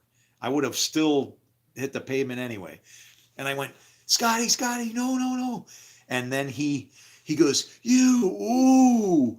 And then he stopped as he like had to put on the brakes, and he like got right up and he goes, oh my God, what happened? I'm like, I wrecked my bike, man. I go, I think I gotta go to the hospital. Bones sticking out and shit. Yeah, it's pretty bad. But I've had some crazy wrecks that I've survived. Like I can tell you exactly when it was, like the day of the Frisco earthquake. I was on Warner Avenue on my way home from work. And this kid, and I won't tell you his name because, he's still alive. He has a business right in that same neighborhood still because he lived there, right? Yeah, but his initials are Sean Heil. And but I'm driving and Sean's like over here and he's edging me into the median and I can't go anywhere. So I'm like, set the throttle lock and I'm beating on his car like, hey, what the hell are you doing? And he's a young kid. He's got his hands at 10 and 2 and he's like bug-eyed now like this. I don't remember what happened, but witnesses said my bike went down. It slid. Would somebody say 89? Yep. My bike went down. Witnesses said this. I didn't get to see this part. My bike went down, slid on its side, and then popped up on its rear, popped back up on the wheels, and then I was in the turn lane.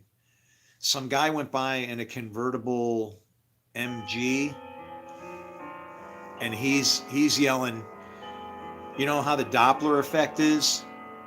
Well, he was going through, and I heard him screaming as he was going up, and as he went past, he goes, "You're the best freaking motorcycle ride I've ever seen," kind of thing like that, right? As he's yelling. And I'm sitting there in the turn lane like freaking hairs stand off me like spikes now. And I turn around, I'm like, where is this? What the hell? And I see him sitting over there. And so I point, oh damn, my shoulder's starting to hurt all of a sudden. But I go, you. And I pointed like this, and I could see his eyeballs in the car. Like he was probably 200 feet away, maybe. He was a good distance, right? And I saw his eyeballs, and then he takes off on the right side and tries to run away. I'm in the left turn lane. I got people crossing the street in the crosswalks. I'm like, beep, beep, beep, beep, beep, beep. And they're all, whoa, whoa, and I'm like merging through them, trying to get through them so I can get out on the road and take off after him. I didn't want to cut fact, right? At least I want to make a right turn on red and do it semi-legally, even if I'm running everybody over in the crosswalk. So I follow this kid in the subdivision, and he jumps out of the car. Mister, don't hurt me. Mister, don't hurt me. And I go, I'm not going to hurt you. I go, what's your name? He goes, Sean Heil, sir. And I go, Sean, my name's Chris Musanté. What the fuck were you looking at? And like just lay, and he starts bawling, I saw my friends on the other side of the street and I was going back and all of that. And I went, Sean, never leave the scene of an accident. I didn't have anything, I get mad and I just realize everybody screws up and then I just go, shit, poor kid, scared the hell out of him. And but when they took me to the hospital, that's what I got to see. Um, I got to watch the earthquake. I was watching, sitting there waiting to be seen. In '89, I don't know if you've ever seen an urgent care center, like these little mini hospitals. Dude, we had those in California in '89. Okay. Everything's west. That's why everybody head there, right? They got all the good stuff. Well, um, I'm in this urgent care unit kind of thing, waiting to be seen, watching TV, and all of a sudden I watch, like the screen starts shaking a little bit, and then on the TV screen, what I can see in there, right? I watch a light fixture go swinging past the camera, like off the ceiling, and then I hear earthquake, and then, mm, yeah, I have, I left Korea during the '88 Olympics, age 7. Yeah, I probably got a kid that lives in Korea. His name was, that fighter. I think his mother's name is Amna. That badass. That's like a kung fu guy that Manny took care of him and beat him up. uh, I don't know. Different kinds of art fighting styles, right? It's like that guy might have been, if he could have hit Manny like a regular fighter instead of boxing match. That's a little different, right? Um, I'm going to tell you something that there's spots in the body, like you hook somebody in here, right in that thing, and hook under that collarbone, you dig in there, man, that person will wish they could fly or something. There's so many nerves under there. Oh, they'll dance for you. I promise. Um, but anyway, uh, yeah, it was in '89 is when it happened. But I had a girlfriend there, and well, I don't know. I left my ID card, my photo ID. It was the best I could do. Never heard anything, so I don't know. Maybe she's fine, or I don't have a baby over there.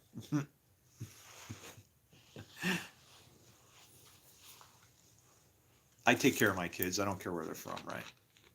You gotta be a good dad. All your kids count.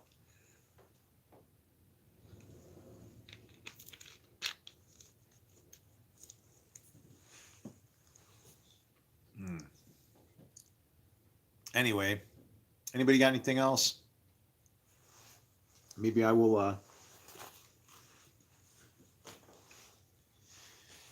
bail out here. We actually pulled off another 11-hour shift. I don't know how else to approach this thing other than to say that I've connected some dots that few people have been able to connect. And if you're a pastor or a theologian, I don't know, anybody that's concerned with this and you want to hear what I got to say, um, I'm just going to say I think I found what we're looking for, and I've been given the hidden manna or broke the seals or whatever. My interpretation is solid. It accounts for everybody, regardless of faith, religion. It puts everybody squarely under God's control and sovereignty.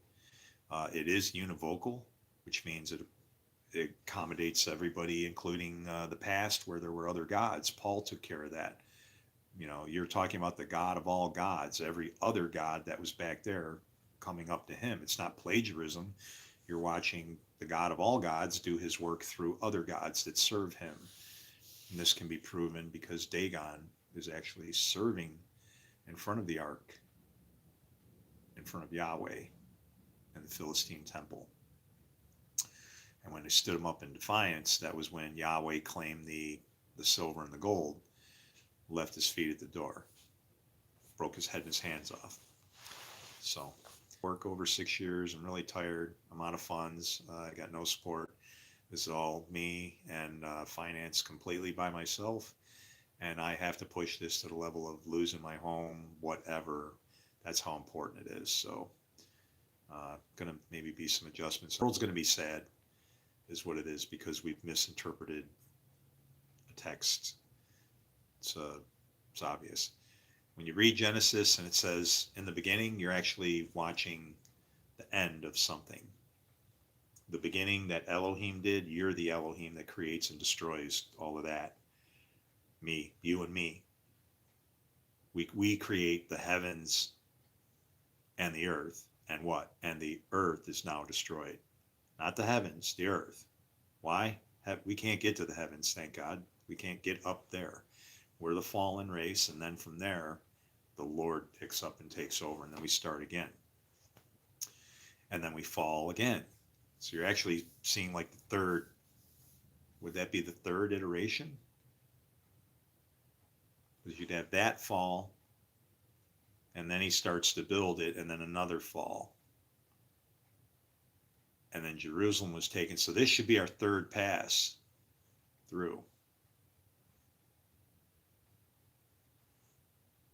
And it is, because there was that water spirit, then there was the Noah water spirit, and then there was the, because we repeated the pattern of Noah. We repeated it when the ships came over the water to America.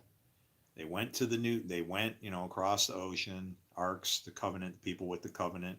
They went across the water. They got to the land. They got to the garden, saw naked people, consumption of the people in the garden, destruction, nakedness, shame, and curse. The exact same thing happens every time. It's always the same thing. And then you start a period of wait. And in our case, it was a 400. And then exactly 400 years later, all the fun starts. Oddly, in 2020, which was the year of the dog, I think they were trying to elect a dog, vote for the dog or something, I remember. But anyway, I love you guys. Take it easy. Shalom. Shalom.